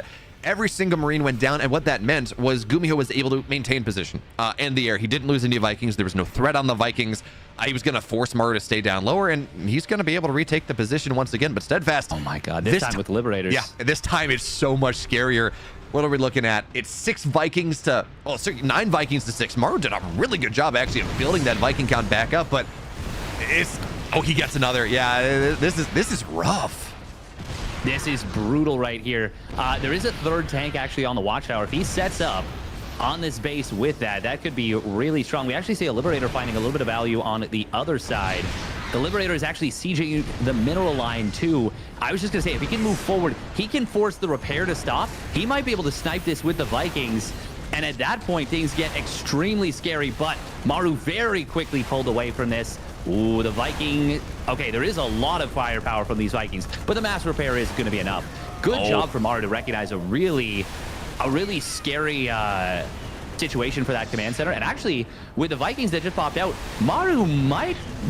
he's got Oh, No. well, he did have an equal number of Vikings, but the target fire from Gumiho was a little bit better. Still, no, Maru is going to win the air war. Oh, wow. Okay, that's a huge switch. I mean, yes, Steadfast, but Gumiho continues to build the Viking count. He continues to deny mining. He kills more SCVs with the Liberator even as this gets cleared off. And I like the idea from Gumiho, right? Eventually, with Defender's advantage, even if you have more Vikings, it takes longer to run across on a map as big as Neo-Humanity. So he tried to sit on top of the starport. He tried to kill the Vikings as they popped in. He did a solid job of that. But the other side of any sort of Viking lead is the fact that, well, eventually, if you're not repairing your Vikings, they will take damage over time. And even if you are 9 Vikings to 6, if all the Vikings are 50% HP, you can still win that fight. So Maru was able to make that happen, but Gumiho, he's on 4 bases now. He's on 82 workers to 77. Look at resources lost. It's, you know what? It's not quite as bad for Gumiho or for Maru as I thought it was, but he's still 1,000 resources in the good against the bio player. This is beautiful for Gumiho. It is, and especially the fact that Gumiho is going to now have the actual mech production up and running. Oh my goodness, Maru scouted it. He scouted the timing of the 3 factories coming on down, and Gumiho, as the scan expires, he starts up 2 starports of his own. He's like, okay, well, now you know I'm going mech. Now you've seen the information. Now I can start my own Terran transition. And they're both playing such high-level StarCraft right now. The theory of these games is so impressive. I am absolutely in love with the the slow zone. He's gonna blow them all up. Two Marauders survive. They send them home. Send the tale of your woe back to Maru here, and the rest of the bio they're gonna be shaking in their boots. But I'm in love with the balance patch we're on right now. Yeah, maybe TVP is an issue, but it has done so much to this matchup right now. We were not getting these TVTs 5-6 months ago. Oh, F2? No, he was just about to siege it, and then he F2'd. Literally as it was about to siege. Oh, did he? Hello? What is he? Oh, that's okay. Nice. Actually, well, he gets it siege now. Okay, that's good. And there we go. Delays the command center and gets damage on the start or on the mineral line at the same time. You'll love to see it. It'll eventually go down, but these Marauders are very marooned here. Liberator sieges up on the tank as well. Gumiho doesn't even feel the need to siege up. He just has the cavalry. They have arrived, and now is a far better position to move into. But this is not a situation that Maru can flank. He's going to have to try to take the fight right now, and he's just not able to. The bio falling apart here. That being said, he wins the battle in the air. The Marines add just enough extra damage that Maru does break the sky, and now the vision's not there. And Gumiho, this is a scary position for him to be in, but he's not going to break through. Not yet. That being said, Liberator on the bottom side. I think that was the same one from earlier, actually, that yes, should have died, but Maru had to deal with the fight at the front. So 11 SCVs fall. The 5th base is still delayed. And Maru, well, I love this from Gumiho. He's building missile turrets at the front. The hard contain. Bring us back to Brood War, baby. Let's go. That is such a sick move right now. He does need it too, because it's about to be a ton of Liberators coming on in. The thing is, this will still allow Maru to break the position, I think. I don't think Gumiho is going to be able to hold this for any longer. We do see the Vikings of Gumiho. Actually, hang on. They're going to be able to kind of sit on top of the turrets. This is weird to say, but it's a concave of Vikings. The mass repair from the SCVs is going to help out a lot. Gumiho, meanwhile, he's pushing forward with just 3 tanks and a Liberator on this left side. Will get cleaned up by the Liberator of Maru. Good job.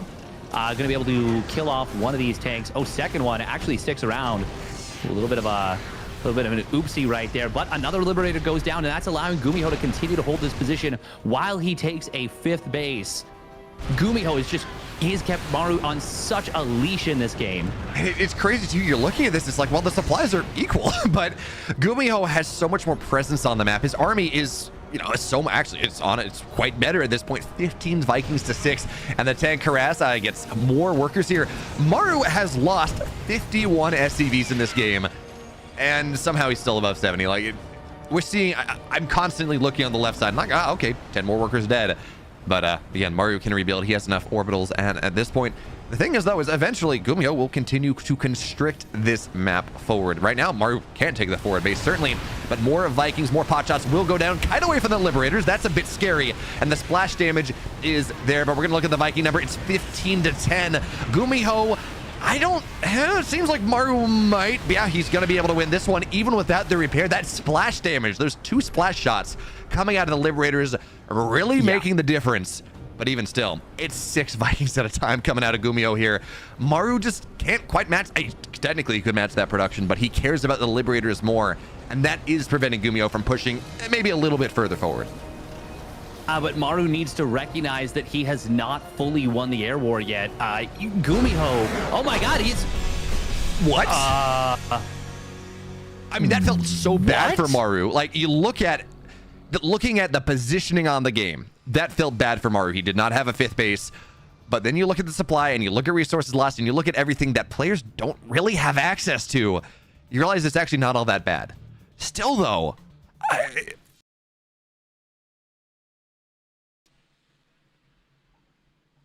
that's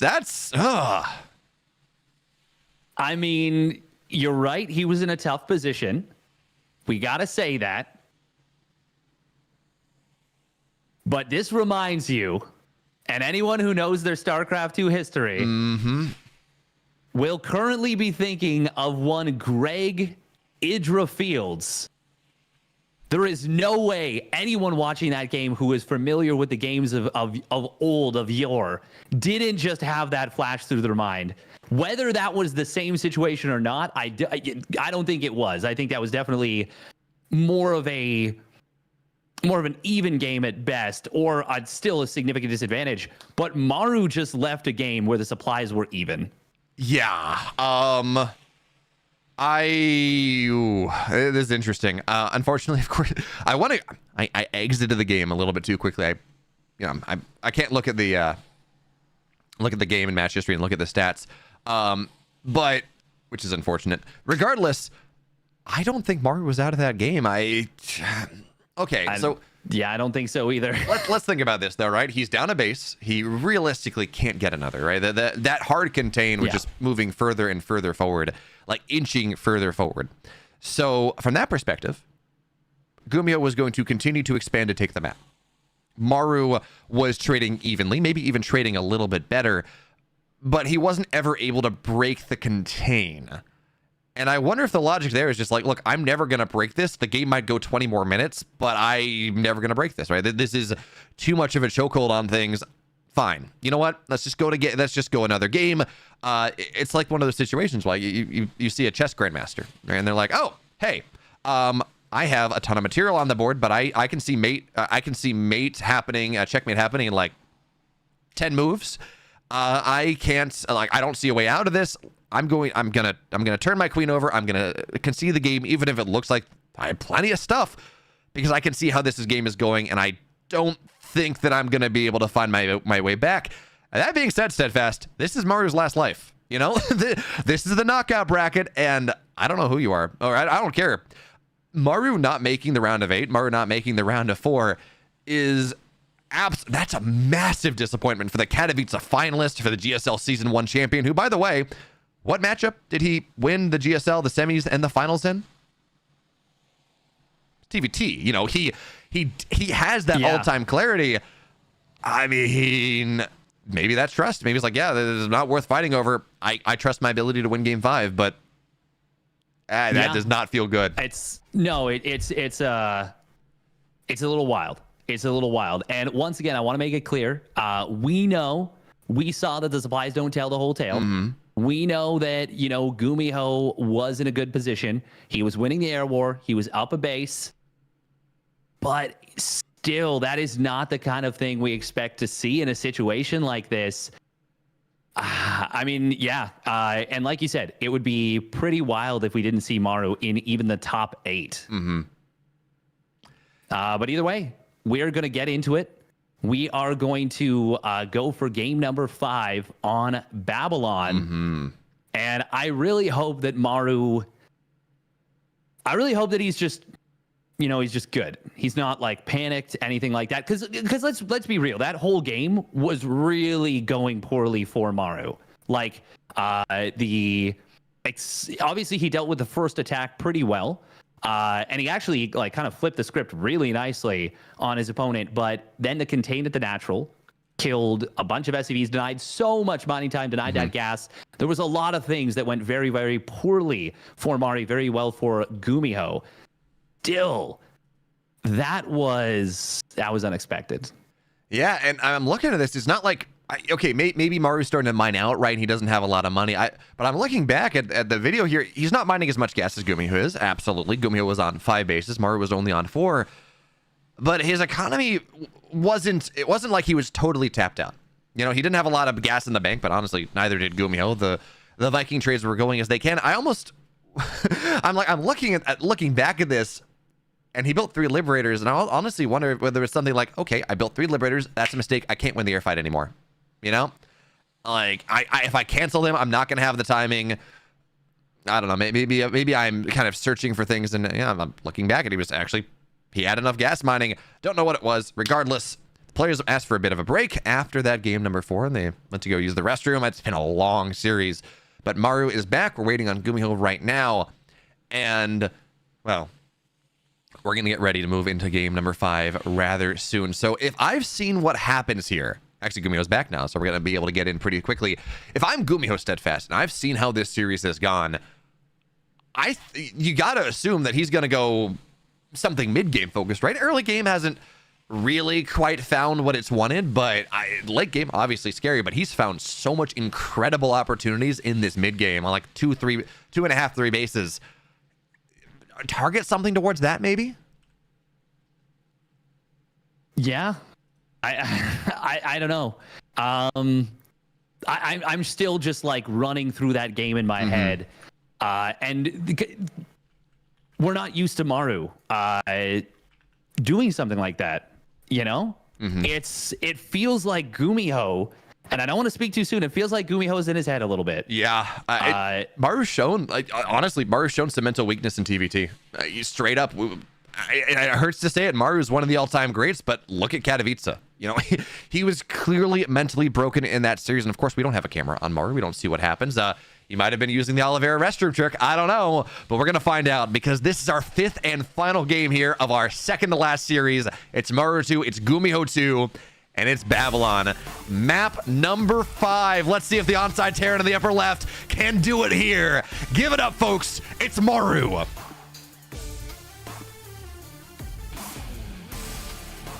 And his opponent, spawning down in the bottom right, playing out of his damn mind. So impressive from him so far. Give it up for the red Terran player, Gumiho.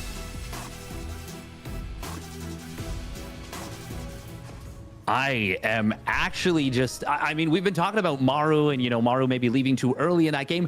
Gumiho, though, has been so impressive, not just in this series, but in general today. He is really channeling superstardom. GSL today. champion like, Gumiho. He is playing, pardon? He's channeling his GSL champion Gumiho. Like, he is, yeah. He's channeling all 4 Horsemen of the Apocalypse today. All four Terrans of the Apocalypse. This is, and you know, you talk about his entire run, right? He beat Spirit earlier, and if you want to include that series on this one, he's had what, 5, 6 miraculous comebacks in these 2 series. We talked about Maru, right? Maru probably left that game too early. I don't know, but Maru is known for comebacks, for his ability to fight forward, to his ability to do something, and to never die, to always come back into a game. And it's Gumiho the one that's doing that. In this series and the series against Spirit, it's like the script is flipped. And I don't know what it is. Maybe it's foreign Maru syndrome, or even maybe an offline foreign tournaments.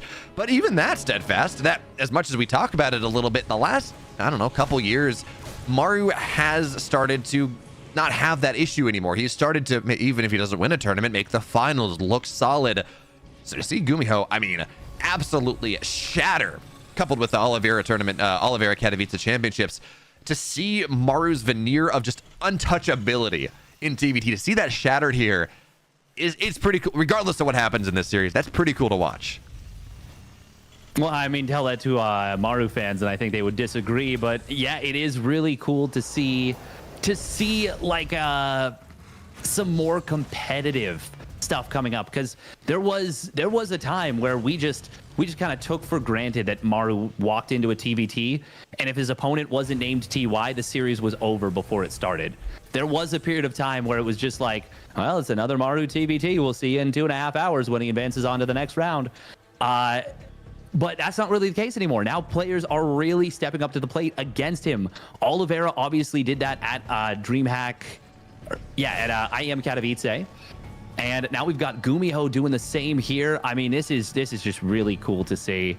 It is amazing. By the way, Maru, despite the fact that he opened up double gas and scouted, he still built the command center on the high ground, which has me wondering, like, it feels like you would never do that on Babylon. Like, is he starting to doubt himself even? Like, I don't want to read too much into a relatively small move, but everything does count. Oh my goodness. Gumiho. Oh, he's going to get the lock on the medevac, but it will get broken almost instantly. Hilarious grenade knocks the tank askew. Good scout, though, and a good reaction time from both players. And the big deal, the big deal right now, right, is the scout. Is the delaying this as much as possible. We got a tank now, done for Gumiho. Maru, this is a very aggressive siege forward. A Viking on the way as well.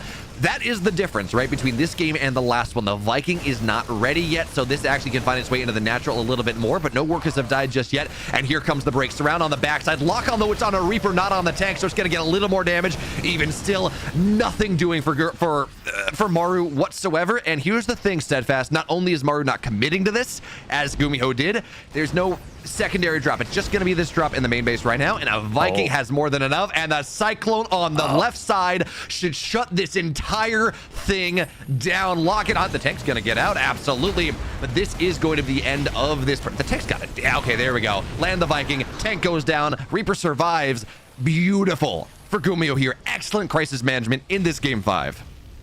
It was, but good job from Maru to get some value when he really shouldn't have been able to get any at the end. Especially, I think he manually dropped the tank out first. I think it might have just gone out on its own first, but I want to believe that he manually made sure that it did. Regardless, the fact that he, killed off the Cyclone, got anything out of that, and even actually escaped with the Reaper no, actually he did lose the Reaper. Well, eventually he lost it, but he escaped with it for the moment. Is really cool. But Gumiho, I mean, he experienced success with this Viking tank push in the 2 games that he won in Game 1 and Game 4.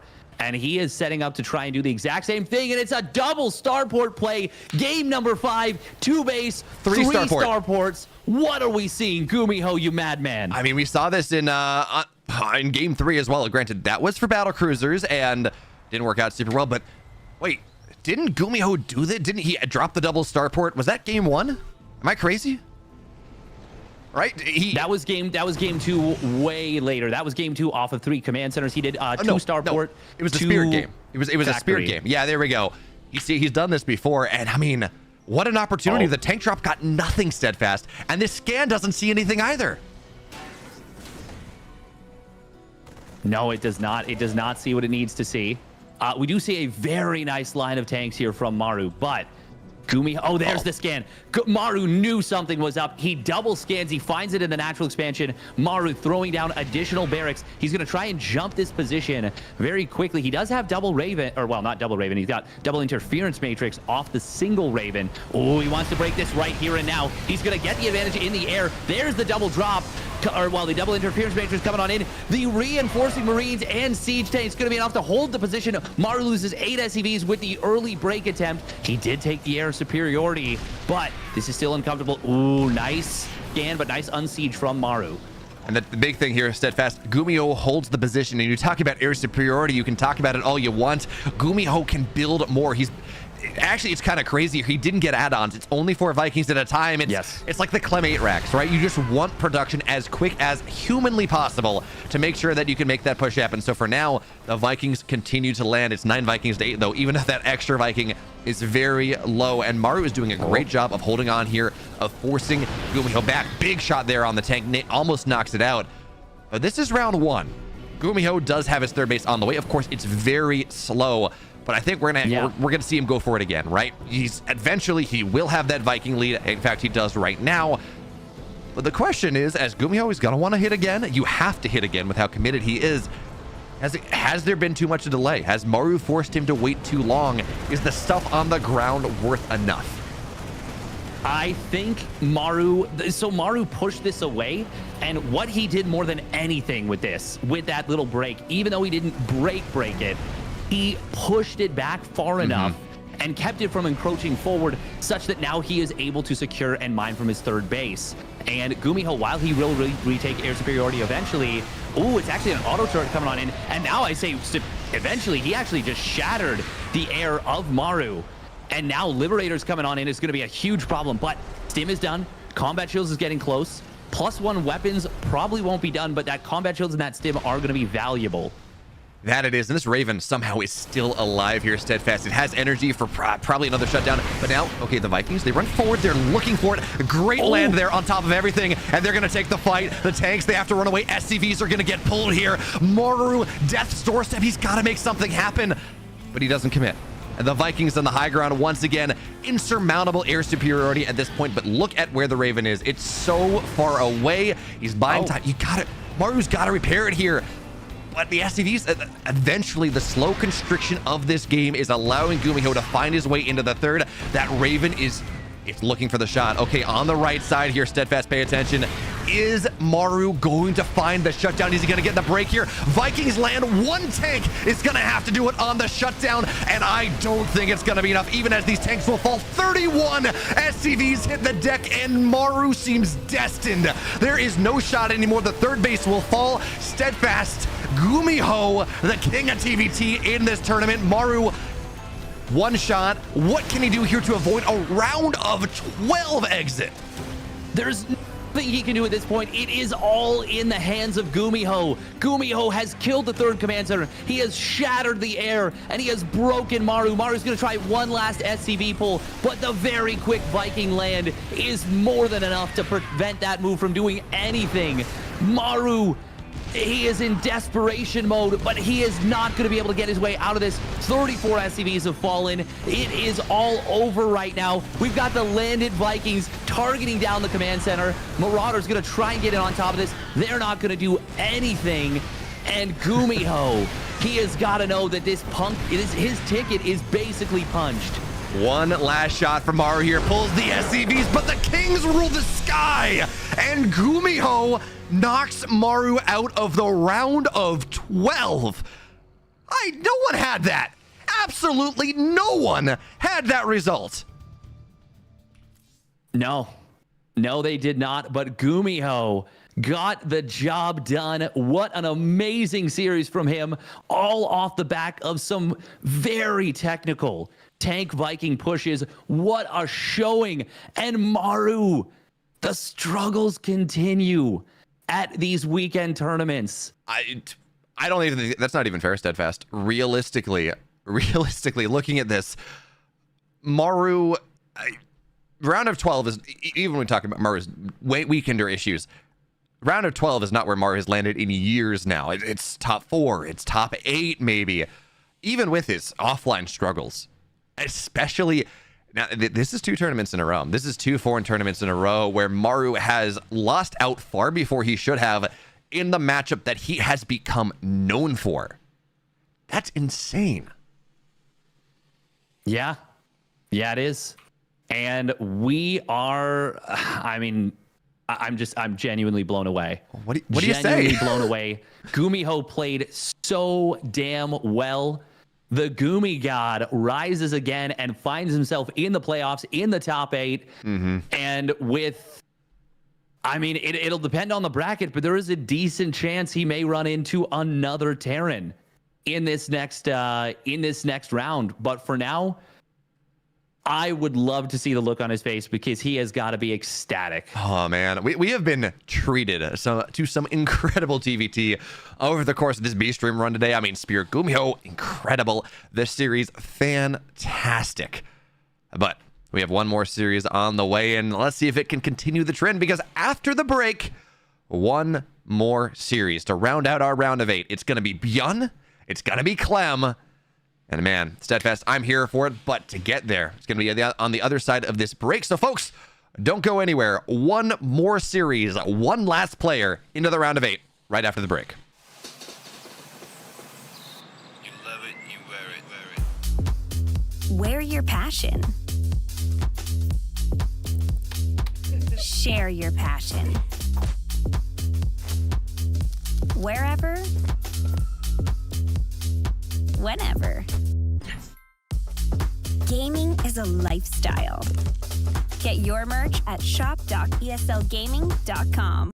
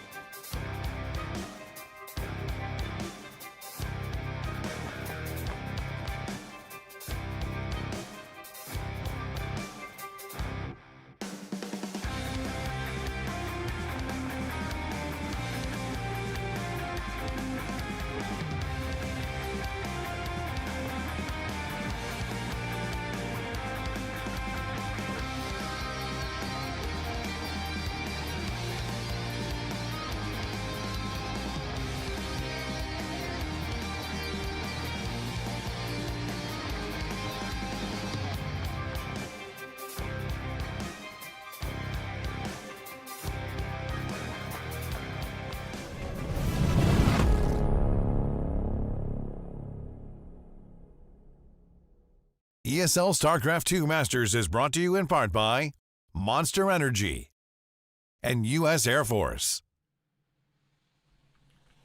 We've got one more series left, and Steadfast, I'm still not recovered from the apotheosis of the Gumi God. Really, probably the best series of the day, at least what I have caught. But we have more on the way because we have to see whether Bjorn is playing on top form, as he really seemed to against a laser, or whether Clem has been able to shake off the last of those issues from the TVT and find his way into what I think is actually his first round of 8 in an offline DreamHack style tournament. And that, Steadfast, that's going to be a lot of fun. That is going to be quite a bit of fun. I'm looking forward to that. And I mean, we haven't talked about it because there's so much going on, but with how well Clem has been playing, the little bit we've seen of him, if he can get through this match here with Maru out, with not a lot of, I mean, I don't want to call it too early, but this could potentially be the tournament where Clem finally gets it done at an offline event. And I mean, I would love to see that. It's been a long time coming. For anyone who knows how good Clem is, we know that he is capable of doing it. He's been so good in the European scene for so long. I'm looking forward to this. Okay, Steadfast, I buy what you're saying. This could be Clem's tournament, but you got to remember, first of all, Gumiho showed tremendous class, and on top of beating Maru, which, by the way, is just insane, he showed a version of TVT that most people don't play. So Clem, even if he's gotten much better at standard, that's going to be hard. On top of that, Cure already beat him 2-1. It was a solid series, but Cure already beat him 2-1 in this tournament. He's waiting the round of 8, and then, well, you know, if we want to talk about things that aren't Terran players, well, there is certainly... There happen to be a couple of, all-time great Zergs sitting there on the bottom side of that bracket in Cyril and Raynor. So, yeah, absolutely. Has Clem historically done very well against Cyril and Raynor? Yes. Is Maru out? Yeah, sure. Is Maru probably the scariest opponent for Clem? Sure, fine, I'll buy that. But there are still some pretty hefty roadblocks in the way should Clem overcome this one. And by the way, that's no guarantee. Certainly an online play, Bjorn takes maps off Maru, takes series off Maru. Not going to say consistently, but as consistently as anyone does. So we're going to have to see now whether that can happen, because game 1 is ready here. And in the upper left, in the blue on Grespawn for Team Liquid, looking oh so strong in the group stage, it's Clem.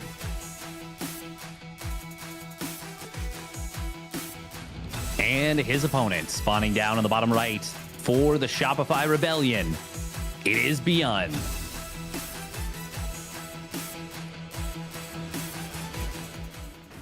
And we have seen some pretty great tournament results from Clem. I do believe at Valencia he did come top 8. Once again, it feels like whenever Clem gets a really great result, it always gets overshadowed by something else. But this would be really cool if this were the tournament where he finally gets that big offline win that he's been looking for. Get that monkey off his back, so to speak. Because everyone who knows Clem knows that he's got the ability to do so. But let's talk about this series a little bit. We are going to be seeing a high ground 1 Rax expand from Bjorn with no scout versus a defensive 2 Rax from Clem. But at the same time, this can very quickly, as we talked about before, transition to an aggressive 2 Rax. Yeah, absolutely, especially against a greedier opening coming out of Bjorn. And, Steadfast, this surprises me actually a lot. Obviously, I don't want Bjorn to do his series planning based on any sort of physical issues, any sort of wrist issues, but going for a macro play, going for actually what is, a greedy play against, granted it's Crestfon, so you can maybe play a little greedier, but going for a greedy play on game 1, like forcing the late game or forcing the mid game when wrists might be an issue, it's kind of an interesting decision. Although I guess the flip side of that, right, is if you don't go heavy Reaper play, if you force it into the mid game, TVT is more about its positioning and decision making than it is micro as much. So maybe I can see both sides. Yeah, if anything, I think. Oh, hello, Clem. What the? That was really weird. Oh, was he trying to bait to the low ground? I guess so. Okay, it's gonna end up. Oh, nice snipe from Bjorn. Bjorn gets the kill on the second Reaper. This could have been really, really scary if Clem had executed that a little bit better. As it stands, he is still going to be able to get a little bit of damage done. He's got a second Reaper here. What is he?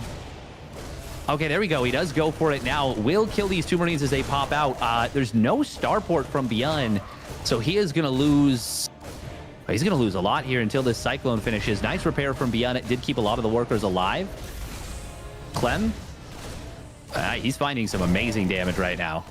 That being said, okay, then finally the Cyclone's out. So these Reapers, they should just fall. Second one falls. Third one is going to hit the deck as well. Well, actually, it's going to be able to escape. Never mind. The point being is that this was a greedy play from Beyond. You know, he did go CC, or he did go Reaper expand. Finally, the third Reaper will fall. Fourth Reaper in this game. Clem committed to this pretty significantly. He's building a lot of Reapers here, and in part because he recognized damage. Given the fact that, first of all, Beyond went Tech Lab first on that factory, didn't stop to build a Hellion or anything like that, and of course built his reactor on the barracks so quickly. The fact that Beyond lost, I mean, he lost 3 SCVs. The Marine count lost a couple more than that, but in terms of true economic damage, only lost 3 SCVs, and more importantly, didn't really have to pull a bunch of SCVs off the line. He's actually really solid as the lock-on is going to get another Reaper down. KDA charge forces things back, but at this point, this pressure from Clem doesn't have a lot of legs. It's got 2 Reapers, 3 Reapers, 2 Hellions, but with a tank here with a Cyclone, not super viable. Wonder what Clem's doing here. He's got to put him on the right. Beyond's so prepared for this with a Cyclone, though. He knows what's up. Oh, this is beautiful. It is brilliant. He even builds the depot in case the Reapers had swung around all the way to the top side. That would have blocked this jump-in point anyways. Yeah, Clem is, I feel like he's put himself up a couple of workers, which is nice. But I feel as though, I don't know, maybe he's not quite in his comfort zone. I'm used to seeing some really, really pristine micro, and he's microing decently, but not as well as I think I'm used to seeing from him. Oh, but he is going to be able to get the... Oh, wow. Wow, Beyond gets the save on the Cyclone. Very well done. This is a lot of Marines, by the way, from Beyond, of course. He's got that 2-rack setup, and now Stim is done. Clem, he always tries to force the issue with his micro because he's so confident in it, but trying to do so against a player like Beyond is frightening with how good Beyond's micro is. Yeah, if an unstoppable force meets an unstoppable force, I don't know what happens there, but anyway, Cyclone gets good lock on. I mean, it does that kind of blink stalker thing. We just kind of bleed away Marines over time. Now, Beyond does have to deal with this Reaper in the main. It actually, oh no, the refinery saves it. So SCV stays alive. No extra workers fall there. What I'm kind of looking at here, Steadfast, it's a 2-on-1. Stim is done. You pointed that out. Combat shields are on the way. It's a lot of Marines. Does Beyond have a timing available to himself? It doesn't really feel like it. And hey, there is no third base. It's not on the, well, it's actually just getting started on the production tab right now. But I guess the big benefit from going for what Beyond has is that he's going to be able to take this on location. And now this drop, though, it goes into the main base. If Beyond is massing his defense at the front, that could be a bit of a problem. Beyond, he smells this out, but it's a little too late. He's not going to see it in time. In fact, I don't know that I don't think he saw it at all, actually. He saw it for like a frame. He saw one medevac for like a frame, literally. But he didn't recognize it, and Clem will get the full unload in the corner. He's got Stim. He is going to kill a lot of SCVs. This is so much damage coming out of Clem. That it isn't. Beyond, yeah, he's not really responding appropriately. Now the Marines are going to try to show up at the main base. 10 workers have fallen. There's like 2 Marines going down here. Clem, he picks up, drops, goes once again. Because guess what Beyond's doing? He wants to do the same thing. He's got a double drop on the other side, on the idea that if Clem's on his side of the map, he can be on the other side, but a Cyclone gets a positive lockout even still. The medevacs won't go down, and now here's the question, what can you get Beyond? Problem is, there's a tank in the mineral line. Clem, by this drop from Beyond hitting so much later, Clem is in such a better position. He loses 2 workers. It's not worth it for Beyond. No, and that was a brilliant job from Clem right there. He targeted down the medevac very quickly with his Marines before Beyond could really even recognize exactly what had happened. And now Clem moves into the natural expansion. He wants that tank, but Beyond does have another tank in the back and will be able to save his tank. Ooh, I think they're now both hunting for each other's medevac setup, but yeah, they're both gonna kind of miss one another. Regardless, Clem is starting to move out in earnest.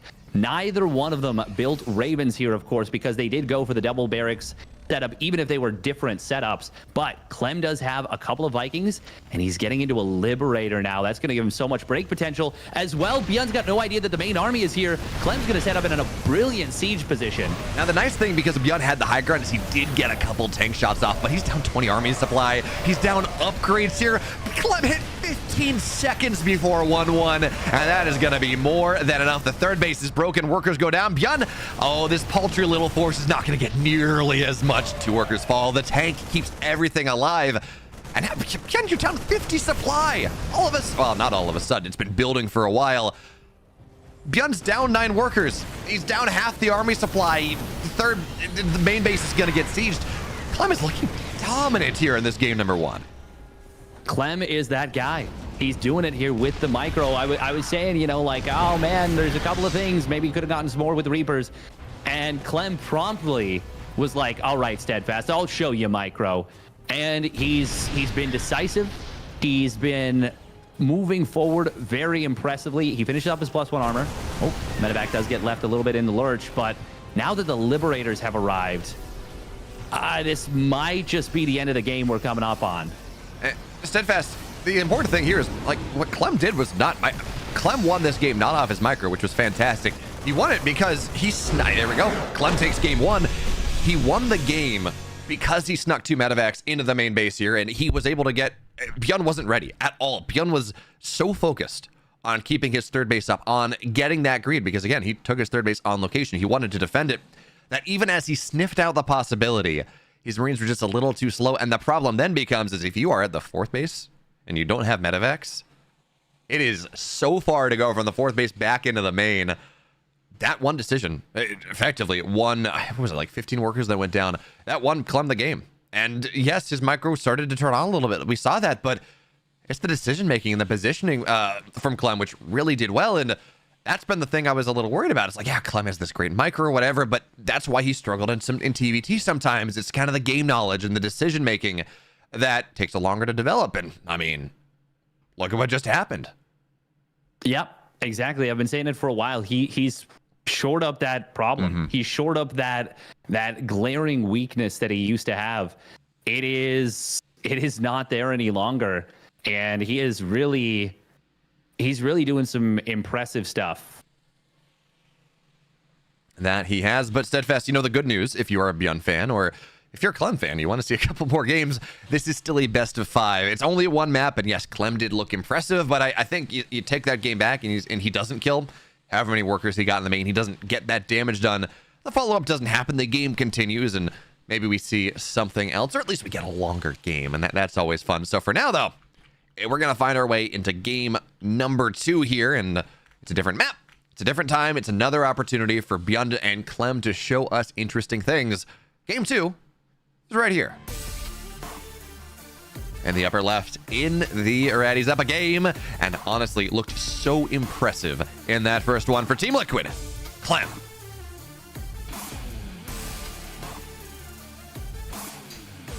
And spawning down in the bottom right for the Shopify Rebellion, it is Beyond.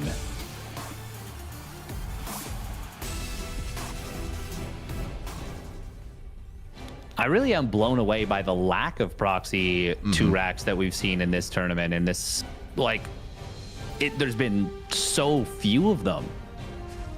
So few of them. And if anything, it's been all like tiptoeing around the proxy 2 racks. Very few players have actually gone for 1 racks expand setups. But yeah, it's super interesting to see so minimal cheese in this scenario. I mean, it's given us some awesome games, though. And we see Clem, same thing.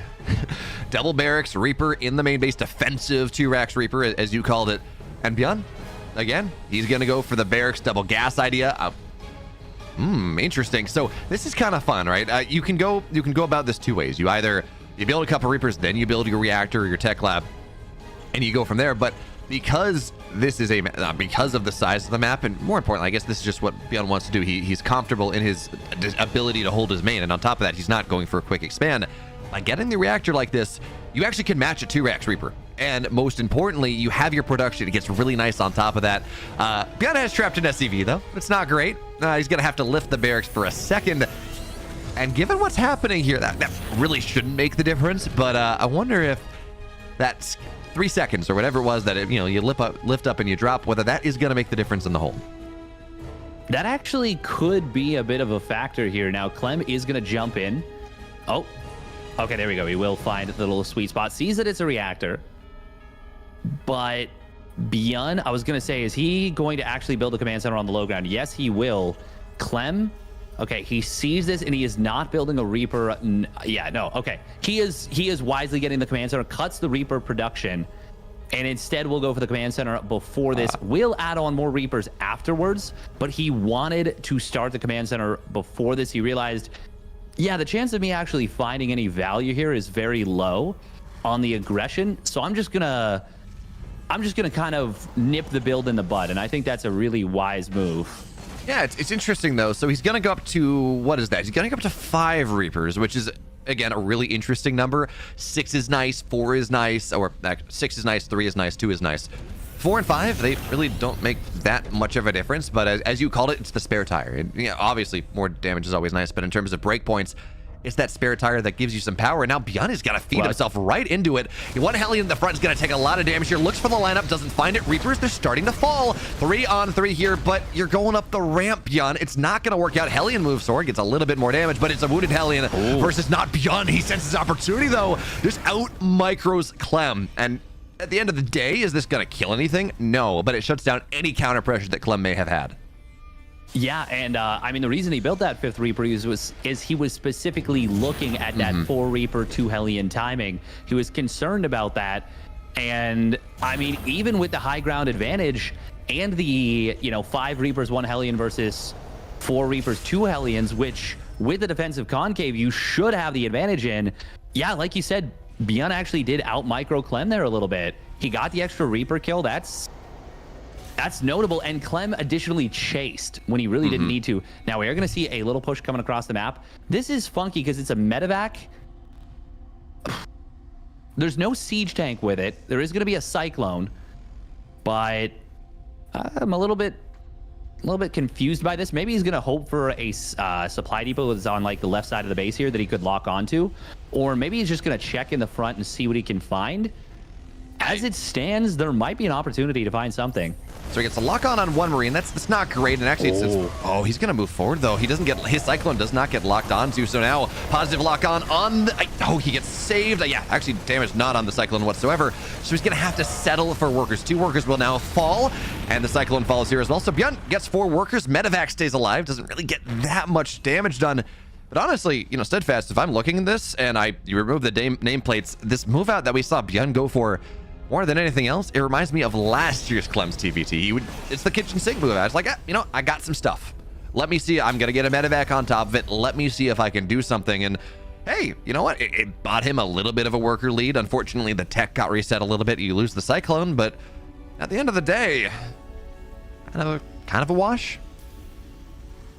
Yeah, it's definitely a funky setup overall. Clem, is he gonna wait? He's not gonna send a tank with this, is he? He's just waiting for a couple more Marines. But yeah, he does have, of course, the 2-1-1 setup behind this, so these medevacs will move out, losing the few Marines that he did, because he lost 7 Marines at this point in the game. That really does undercut this timing that he's going for, but if he can get unloaded into the main base, same as in the previous game, which he won't, because Bjorn has vision of his full base, so good job from Bjorn, fixing that mistake from the previous game. But if you could get unloaded, it would be very good here. Now we are going to see Bjorn. Yeah, he jumps on this instantly. So Clem's build, it's not going to achieve anything really. Might be able to find... Oh, he goes for the reactor right away. I do like that. Yeah, I didn't think the Marines had arranged that, but they will. So it's going to get a supply depot. It's going to force the barracks to move away. It's going to get a reactor. That's always nice, but Bjorn has something in the main. Was that just a Reaper? It was 2 Reapers. 2 Reapers found a couple of SCVs, it looks like. Okay. Hey, you know what? For this stage in the game, getting a couple workers and a full scout is always going to be very nice. And now this timing where Clem has stim and Bjorn really doesn't, it's starting to time out. Bjorn, stim done in about 20 seconds here, but I don't like this. Clem surely knows of Bjorn's proclivities for aggression. This army's still on the map. Clem is actually running across the map, sprinting across the map right now. Does he know, though? Is this just an educated guess? He's actually going to move to the... Okay, he's just posturing a little bit. I thought he was going to... He's got no idea. There's no way. No way. There's no way he has any idea. This is such a wild move from Beyond. If Clem did know, he would go straight into the main base, camp his opponent's production, and it would be a base trade with first mover's advantage. But as it stands, we are going to see this drop coming into the natural expansion. Clem is so far out of position, he needs to go for the instant base trade, but it is a scary prospect to do so. He's hesitating with these units.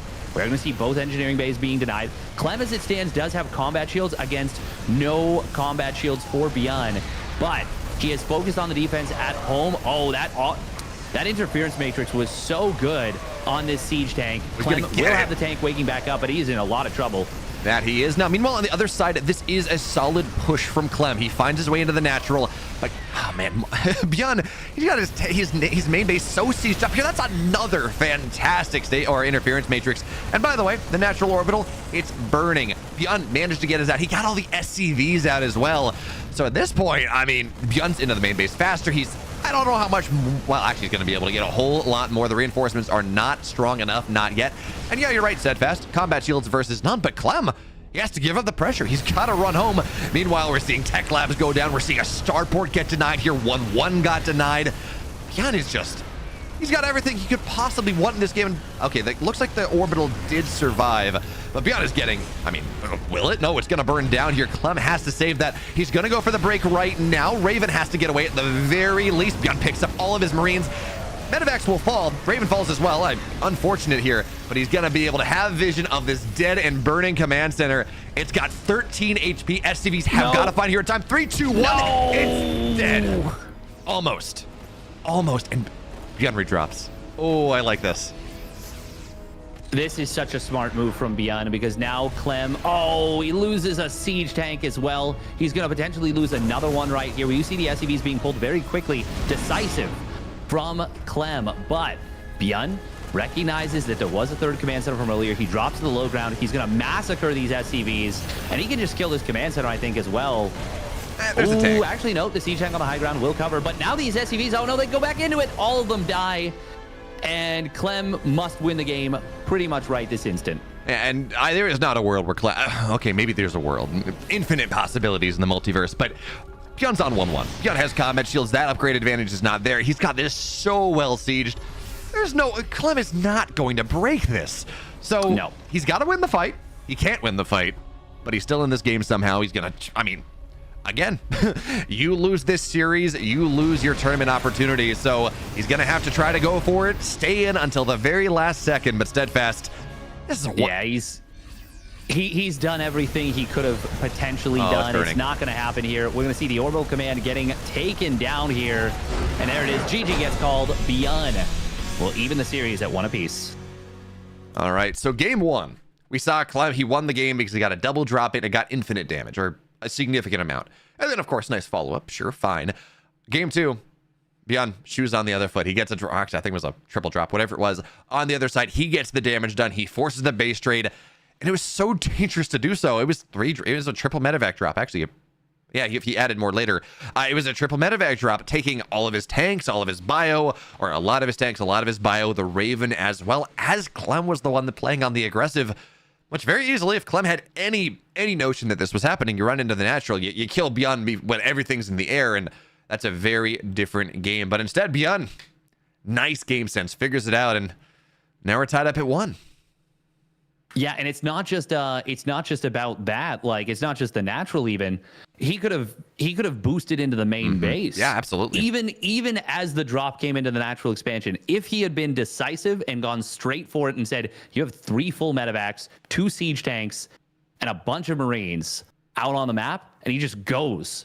Even if he takes a few losses, he actually camps his opponent's production before his production gets camped. And then he doesn't need to go down to the natural expansion where he got that tank super awkwardly interference matrix, which then, because of its exact position at the very bottom of the ramp, there was like a bunch of Marines that were just kind of derping around it, and they took a bunch of damage. It would have been totally fine for Clem there, and he could have just sat on one base while he kills his opponents, everything. Yeah. Very massive opportunities for Clem, but to take advantage of an opportunity, you have to know that it's there, and you have to have the game sense or the scouting. I mean, obviously, knowing something is far better than guessing something, even as we do talk about how solid some players' star sense is. But it's Royal Blood. We're going to be moving into map 3 soon, and we said it before. We're going to say it again. It's a new opportunity. By the way, bit of an update. In Classic and Estrella and their other series to figure out who is going to be in the round of 8. Estrella is currently down 1 map, and it seems like that Classic is poised to take a second one. So, no guarantee, but it seems like Classic is putting himself in really solid position to round out our round of 8, as well as the victor of this series. So that's, hey, we're guaranteed to get a Protoss, but seeing how many Terrans there are, putting Classic up against it is a really solid move. His PvT is really nice. What's also nice, though, is the fact that we have our third and final game. Our third game here to figure out who in the world, who out of these two players is going to put us on series point, on playoffs point. So let's get into game 3. In the bottom left, in the blue, it worked out in game 1. It did not quite in the second. Let's see if he can do it here. It's Clem.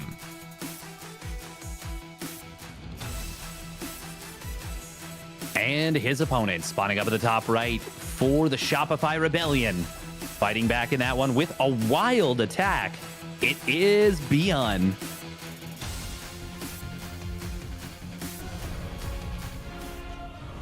And yeah, no, I don't think it's reasonable to say like Clem should have, just boosted into the main right away. But I do think I would have liked to have seen him go for a big that big drop when he saw the attack come into his natural. I think that's when you need to have the game sense to make that move. But it is really difficult to do that. You know that if you do that and it backfires, you lose the game right then and there. But at the same time, if you don't do that, you're probably going to lose the game anyways if you're not decisive with a counterattack, Like, it's going to be so difficult to dislodge what his opponent has, but it is really difficult to make those correct calls under the gun.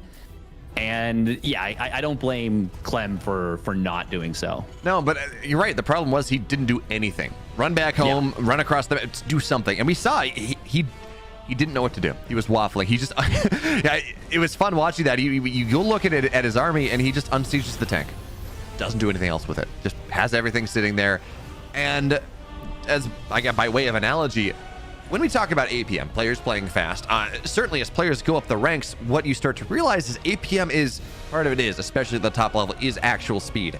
But part of it also is players learning what to do in any given situation. You don't spend time thinking, you just start doing. And Clem there, he didn't have the algorithm. He didn't have the program about what to do. So he waffled. He didn't make a good decision, and now, well, first of all, in this game number 3, his natural will get denied, and it's interesting. As we look at what's happening here, that 3 games in a row, Clem is going for this double barracks play. It worked once. Second game, not really, and third game, well, we haven't seen the value of it yet, but it should at least delay the command center. Now, as I say that, Hellion's out, though. Yeah, it's not, actually, never mind. Yeah, he's going to be fine. Clem, once again, maybe he was a little bit more decisive, could have gotten something done. Interestingly as well, if he'd continued to pump Reapers, maybe there would have been an option to find something additionally. As it stands, like, all he's doing is kind of delaying his tech. Of course, it's keeping him safe against a potential proxy 2-Rax Reaper. But at this point, if I'm Beyond, like, I'm just not going to do that because Clem's done this now 3 games in a row. And that is, like, really, like, it's self-inflicted damage if you don't get anything done on the counterattack. I don't know. But at the same time, maybe Clem wants to go into this 2-on-1 follow-up type of thing. Personally, I'm not a huge fan of it, but I could see it if that was what he wanted to do. I mean, we saw the value in game 1, right? Double drop, found value, forced Beyond on the back foot, and, the game did snowball from there. But now looking at game, I mean, Beyond seems to have, if not solved it, right, it still has the opportunity. Now that he's got it on his radar, it's one of those things where, it works once, because maybe that's not how TVT tends to get played. But now that you've got it on your radar, we saw the evolution in game 2. He had a supply depot on the edge of his base. He had structures the Medivacs couldn't boost into the mineral line without getting scouted out there. So we see that again, by the way, supply depot in the main base from Beyond, but now Beyond is the one that wants to get aggressive here, going for a tank drop. Remember, this is how Gumiho beat Maru in game number 4, and he's going to drop on top of things. This is an aggressive siege tank here, and Beyond's not even going to siege it first. He wants to get it even closer. There's the siege. Army has to retreat, and you need a lock on that tank, and most importantly, Clem doesn't have anything on the map. There can be no flank here. This is a serious problem. It is a huge problem. This is actually just gotten so much damage done already. The grenade hit like 15 units between the SCVs and the army. Beyond is all over Clem in this game number 3. He's up 20 supply already. He isn't going to rally in Vikings the way Gumiho did in the previous game, but he is getting this command center very low on HP. Clem, if you click on the command center, he's got 4 SCVs queued up there. He is in panic mode right now. He's going to go for the break attempt. Nice hot pickup on this. Oh, the command center, if he targets it, he could kill it, but he's actually just going to win the game straight up. It's over. We're going to game 4. Jesus, Beyond. Like, it's not fair. I said this after the laser series, after game 2 of the laser series, but Beyond, despite his wrist issues, and clearly, I mean, we had to take a break after game number 3 or game number 2. It's like, okay, you know what? I'm going to take a second here. We saw it happen in the laser series. Actually, no, that was a monitor. Anyway, point being, despite the wrist issues here, Beyond seems to have been able to, whether it is by taking breaks, by playing on the B stream, I don't know. It seems like he's been able to learn to play through the pain in a way that we have not seen in an offline tournament in a while. Normally, you're just like, okay, well, he maybe makes the round, he makes round of 12 or something, and then we just don't see that quality. But Beyond just heart of a killer there, finds his way in, dodges the cyclone lock on, gets the pickup, gets the drop off, micros appropriately, and kills Clem in 5 minutes. And that's not how TVT has been going for the last couple months. I mean, occasionally, but not a Beyond in Clem's caliber, not often. No, like basically never. And very impressively done here by Beyond. Really playing decisively, really just laying it all on the table, saying, this is my micro, you got to deal with it. And I mean, he took that aggressive siege position. You know what? Now is the time for Beyond to drop the proxy 2 racks, because if I'm Clem, I'm going to be like, all right, fine. You're just not going to do it. Like, okay, it's fine, whatever. Like, I won't keep kneecapping myself, because with the 2 rack setup, you don't have that quick factory. You don't have the same defenses. I don't know. We'll see. Yeah, it's going to be fun, but for now, Ancient Cistern is the 4th map, and Beyond is 1 map away from the round of 8 and a date with someone even scarier. But that's how these things go. That's why it's fun. Game 4 is here. And on the bottom left, he's up 2-1. Doesn't seem to be proxying. Sorry, Steadfast. For the Shopify Rebellion, it's Beyond.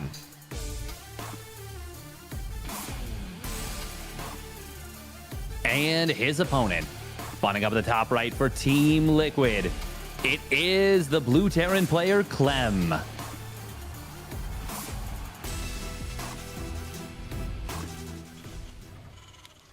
Yeah, I don't know. For the amount of proxy 2 racks as we've seen historically, this is ludicrous that we've seen so few in this tournament. Maybe it's a gentleman's agreement. They're like, okay, we don't proxy 2 racks anymore. You just don't do it. I mean, I do like it though, right? Clem has been playing very defensively off that, right? You know, the two racks Reaper idea. So beyond it, you could proxy. Absolutely here you train Clem that you're not going for it, but instead, it's Ancient Cistern. It's a long rush distance. Might as well go Reaper expand. Might as well just get a little greedier. You just killed Clem in 5 minutes. The fear of God is in him now. Get greedy. Get that natural down. Put it on location. Don't even put it on the high ground. And if Clem doesn't call your bluff, which, by the way, he's not really. There was no 2 Reaper play, nothing like that. You're just ahead. Now, of course, Clem can call the bluff later on. You can go with Reapers and Hellions and things, but for the moment, this is a very standard opener from Clem. Yeah, it absolutely is. It's the double gas factory expand. We are going to be seeing that coming on in. Now, Beyond, he he has looked really decisive in this series. Clem looked good in game number 1, but it feels like since then the edge has kind of been taken off a little bit. Now he will get into the main base, will find an SCV. That's actually really nice, and that's the kind of like decisive play that I want to see from Clem. Oh, and he actually rotates over here. He's gonna... Oh, okay. He's got to be a little bit careful, but Bjorn also has to be careful. He knows that there's potential of a second Reaper coming across the map very shortly. Ooh, Clem really wants to get the denial on this command center, but Bjorn, he knows that that's the goal. Oh, okay, he's good. Yeah. But he will get another SCV. That being said, though, Steadfast, 2 SCVs, not delaying the command center. Well, I mean, half a sec, like a tenth of a second, right? Because he had to pull the SCV onto the safe side of the command center. This is Reaper expand. That is not enough, even as Clem is up 2 workers. I mean, the orbital is so much faster. What are you looking at? I think that's enough. I think that's enough damage to offset a Reaper expand 2 SCVs if you don't lose anything for it. Yeah. You've definitely done enough to offset it. It's that's all it does is offset it, but 2 SCVs is a lot early on for sure. And once we'll see that it'll basically equalize the double SCV production will bring us back to even, as this orbital command finishes up. Of course, Bjorn has the quicker mule, which is nice, but I'm willing to call it even Stevens here. That's fair. Now we see Bjorn.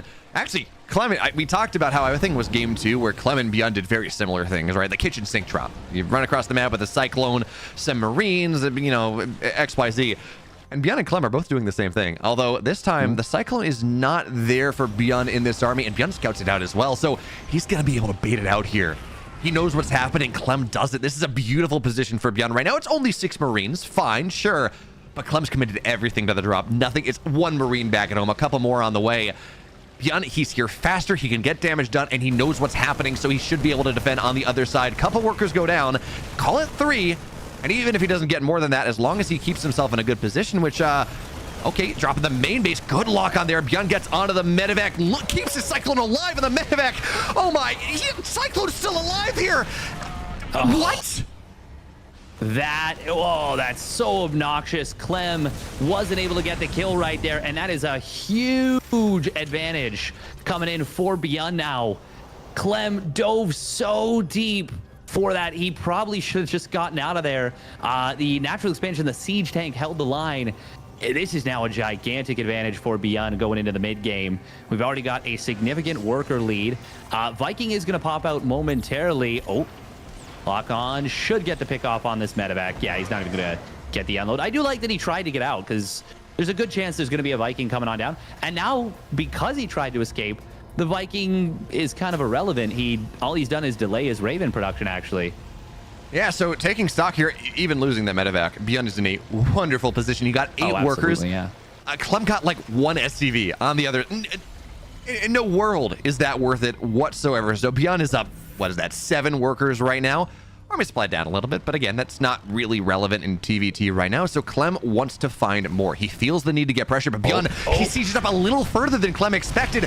So Hellion falls, Cyclone takes damage, and this pressure doesn't really have viability, doesn't really have relevance in this game anymore.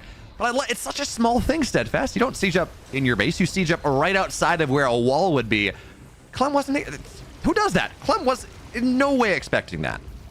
No, he wasn't. And I mean, it's these little things. When you're a player like Clem, who a lot of his game plan revolves around winning via margins, winning via marginally better trades over the course of a very long game. If as Bjorn, you can take those little advantages instead and be the one who's like, okay, no, you try and step into me, I'm stepping into you. I mean, you're kind of technically speaking hard countered in terms of styles. That's not to say Clem can't win this game, but Bjorn is definitely approaching this series in an exceptional way, and he's doing very well against Bjorn Bjorn is doing very well against Clem right now. Now, I do like this little Cyclone on the ramp. Same concept, just, find some value. I do want to clarify that, like, Clem still got plays to make, and he is going for this 3 racks before 3rd CC, as well as that +1 weapons and the quick stim combat shields. So there is going to be a timing where if Clem can fight head-to-head in Marine versus Marine, he could find himself with a very nice opportunity. Oh, look at that KDA that charge. Grenade. Secures the... Beyond is on another level right now. And by the way, you talk about this timing. Absolutely, it's powerful. Clem has +1 stim combat shields, all finishing up within, 10, 20 seconds of each other. Actually, even less. It feels very much like a TVP build. The problem is, Clem is committed to this. His third base is very late. Beyond's on 5 racks. He has all the production he needs. He just needs to hold on for a little bit, and with the high ground here, I mean, are you gonna run up as that rampage, Clem? You gotta disable the tank first. No. And shots are already coming in. They're raining down. That split, though, from Clem was so beautiful. clutch. Yeah. That was actually such a clutch split. We're about to see, interference matrix on the Raven. So smart right there. Disables one of the disables instantly. We are going to see Clem sprinting forward. We'll be able to grab one of his opponent's tanks. Another one does go down, but Beyond takes an excellent start to this fight, and he is so far up in workers. Interference matrix not going to be able to lock this tank in. It will still go down, but Beyond has bought so much time by fighting far in front of this base. And the sensor tower, it is going to go down eventually. Actually, wow, not even yet. Clem is just so far behind right now. Beyond's up 23 workers, and that big supply gap that Clem was looking to push on the timings, on the up. First of all, Beyond has 1-1 versus +1.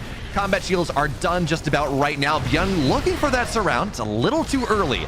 Beyond still has to play, somewhat carefully, but the Ravens on the north side, Marines looking for a little bit more. This is still a scary position that Beyond has to fight his way into, and the Ravens, one of them will fall. That was a high energy Raven too. But again, Beyond is he's under pressure. Clem's pushing, but he can wait as long as he wants. If Clem does not force the issue, Beyond is going to be very okay with this. He's going to have more stuff. His armory, maybe a little bit late, but that's fine. Again, he's producing more. He has good enough upgrades right now. Okay, stims forward, gets 2 Vikings, damage on the Raven. And Clem, though, unsieges right now. He thinks this is an opportunity as the Marines are injured. Oh, does he? Oh, he doesn't manage to kill that tank, just barely. Interference matrix, he's coming on in. Beyond gonna go for the collapse. There are only one tank firing for Clem. Beyond gets a massive cleanup on the entire tank force. He's gonna find a couple of medevacs. Clem is in so much trouble right now. He's down 20 army supply. He's down 15 SCVs. He is way behind in the upgrades, or he will be, since he doesn't have the double NG bay or the armory. Beyond with a massive cleanup and is looking poised to punch his ticket into the round of 8. And I love this as well. Beyond just the star sense there, he senses there's got to be some harass coming in, right? Absolutely. Clem just can't back up. He knows that is not how this game is won. He knows that's not how Clem finds his way back. So Couple Marines on the bottom side intercepts the Liberator. So Liberator now in a corner. And Clem, his last-ditch opportunity, his I'm not going to say last ditch, but his opportunity, the way he thinks he's going to fight his way back into this game, a bunch of Liberators. Beyond does not have Vikings. He does not have a solid way to deal with that second level of area denial. But Beyond's moving right now, and with only 2 Liberators on the field, Steadfast, it's not a lot, but upgrades have equalized, so the Marines are not quite as dominant as they might otherwise be, even as that Liberator falls. Yeah, and it's important to note as well that Beyond, even if he doesn't do anything with his push, he built the 4th command center on location. He's got those 2-2 upgrades so far along right now. Beyond is completely in the driver's seat, and he has really been dealing with Clem's style of TVT so damn well. And if I know my Beyond, that's not going to be a planetary. That's going to be a 4th orbital on that 4th base because, hey, you have the aggression. You have the tempo on the map here. Okay, maybe I'm a little less excited. Beyond, he's going to play the safe play. Planetary on the way. But question now is, how do you leverage this timing? 2-2 is going to be done in about 20 seconds. +2 attack done in 10. You still have to fight into a tank line. That is still 5 tanks right there, Steadfast. Yes, Beyond has a significant army supply lead. He's up 30 Marines. Tank count's equal, though, and fighting into a tank line like that, even if you have better Marines, it's not easy. But the tanks are unsieged. Beyond just a little bit too far away to pounce. Yeah, he's very far away, and that is a lot of tanks. But he's got this secondary army coming across the map. Liberator harass onto the 4th base is, well, it forces a mineral line pull, but not the most powerful. Clem trying to secure a 4th base. I don't think he has any business trying to secure this right now. He needs to He needs to really slow this game down. And spreading himself thin is not the way to do it. We are going to see a bit of a jump coming in from Clem, but he's got the upgrade disadvantage. Yeah, he's trying to buy time for his tanks to arrive and siege on up here, and that will force Bjorn back, but it's not a solid trade. And here we go. Bjorn taking advantage of that army supply lead that he's had, that upgrade lead that he's had. Into the natural he goes, and yes, there's a tank there, and it will force Bjorn back for a time. But look at the position that Clem has on the map right now. The map is not open to him. Yeah, he's got the left side. He took that fourth base, kind of, but he's losing gas in the natural. And this sieged up position that Bjorn has, especially as he rotates over, he thinks about rotating over, well, there's just less room that Clem can exist. And with these tanks as they are, rallying army from the main base onto your third, that becomes difficult. That being said, Liberators are here.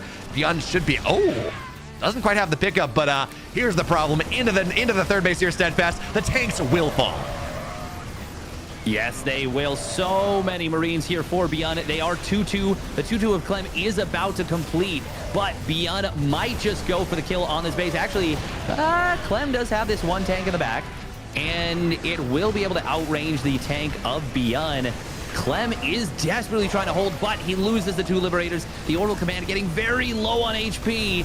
It will survive for the moment, but it's now a 40 army supply lead. SCV starting to fall. Clem is going to lose the command center. Bjorn gets out with a full medevac. Clem gonna try and jump on this position. We'll be able to take down the two tanks, but that's so many Marines on the backside. GG gets called, and Bjorn will move on to the round of 8. That he will. Bjorn, the slow and steady victory, the constricting victory, because Steadfast, Bjorn knows overconfidence is a slow and insidious killer. So you sit back, you constrain, you don't let Clem get a fourth base, and if he gets a fourth, you kill his natural, you kill his third base, you don't give him any timing. And honestly, that was probably the best timing Clem was going to have. His 2-2 was done. He had +1 attack upgrades on the tanks. Yeah, army supply was always going to be rough as Bjorn kept doing more. But if there ever was a timing where Clem would have a sliver of an opportunity to fight back, it would have been there. But I mean, beyond the moment that those upgrades completed, he started multitasking. He didn't let Clem have that nice fight, that maybe front to back, big surround or something, relying on defender's advantage. And I want to say, Steadfast, after game 1, you said that this might be Clem's tournament to win. Yeah, I mean, he needed to go through Bjorn, and Bjorn put the stopper on him. He put the clamps on. Bjorn just straight up out microed Clem. You put the clamps in on this him? one. Put the clamps on. Yep, absolutely locked him down. Every interaction outside of that game number 1, and even that was kind of just like a weird situation. All of the actual skirmishes and fights really went solidly in the favor of Bjorn, especially in that game number 3. And Bjorn fully earned his ticket into the round of 8. And I hope that he can keep this form up, because this is some championship looking form right now. That it is. And Steadfast, even better news. Guess what? We have our quarterfinals set. I guess it was prescribed based on the brackets. So we can tell you what's going to happen tomorrow. And by the way, reminder, the entire playoff happens tomorrow. Round of 8, round of 4, finals, best of 5s, best of 7s. It's going to be great. That being said, there are a lot of mirrors in the round of 8. It's going to start with Solar Dark's ZVZ. And is there... it's like the Rogue Dark curse, right? You know, you put them into each other, it feels like they're destined to run into each other fairly early on in the bracket. We have Gumiho Cure, and that is that's going to be a good TVT from what we've seen from Gumiho today and Cure yesterday. Then we got Rainer Bjorn. If Bjorn's wrist hold on, that's going to be fireworks. And of course, Classic into Cyril on that 4th matchup. And Steadfast, that's a matchup that we were kind of denied in the group stage, because I remember back when we were talking about this, you said, yeah, I think Classic beats Stark, and then he's going to run into Cyril in the winner's match in Group A, and we're going to have, or was that Group B? Anyways, we're going to have to see where it goes from there. Well, hey, you get your wish. We do get that Classic Cyril series.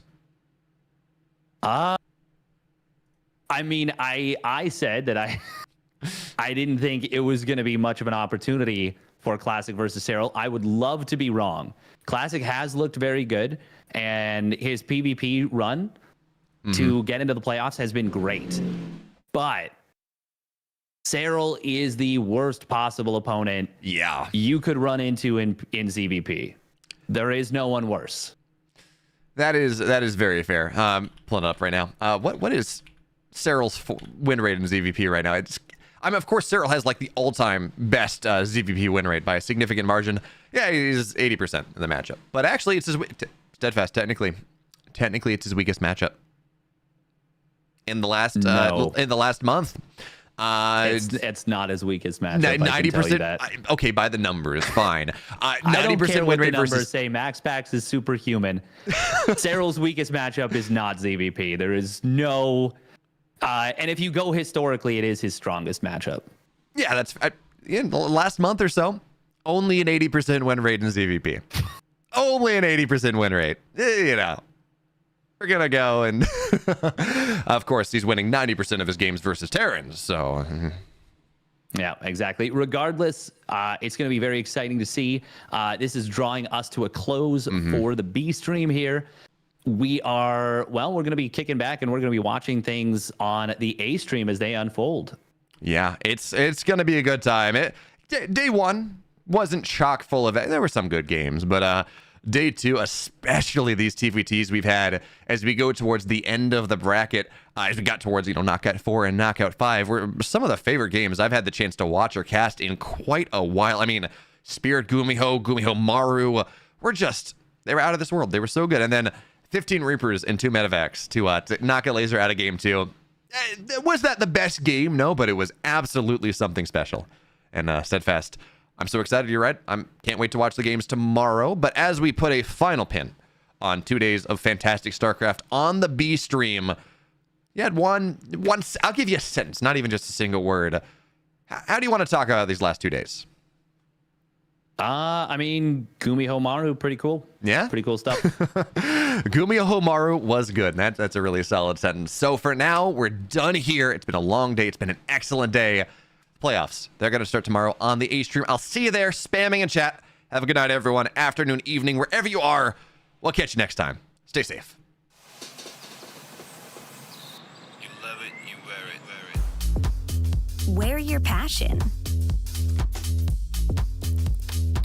Share your passion. Wherever, whenever. Gaming is a lifestyle. Get your merch at shop.eslgaming.com.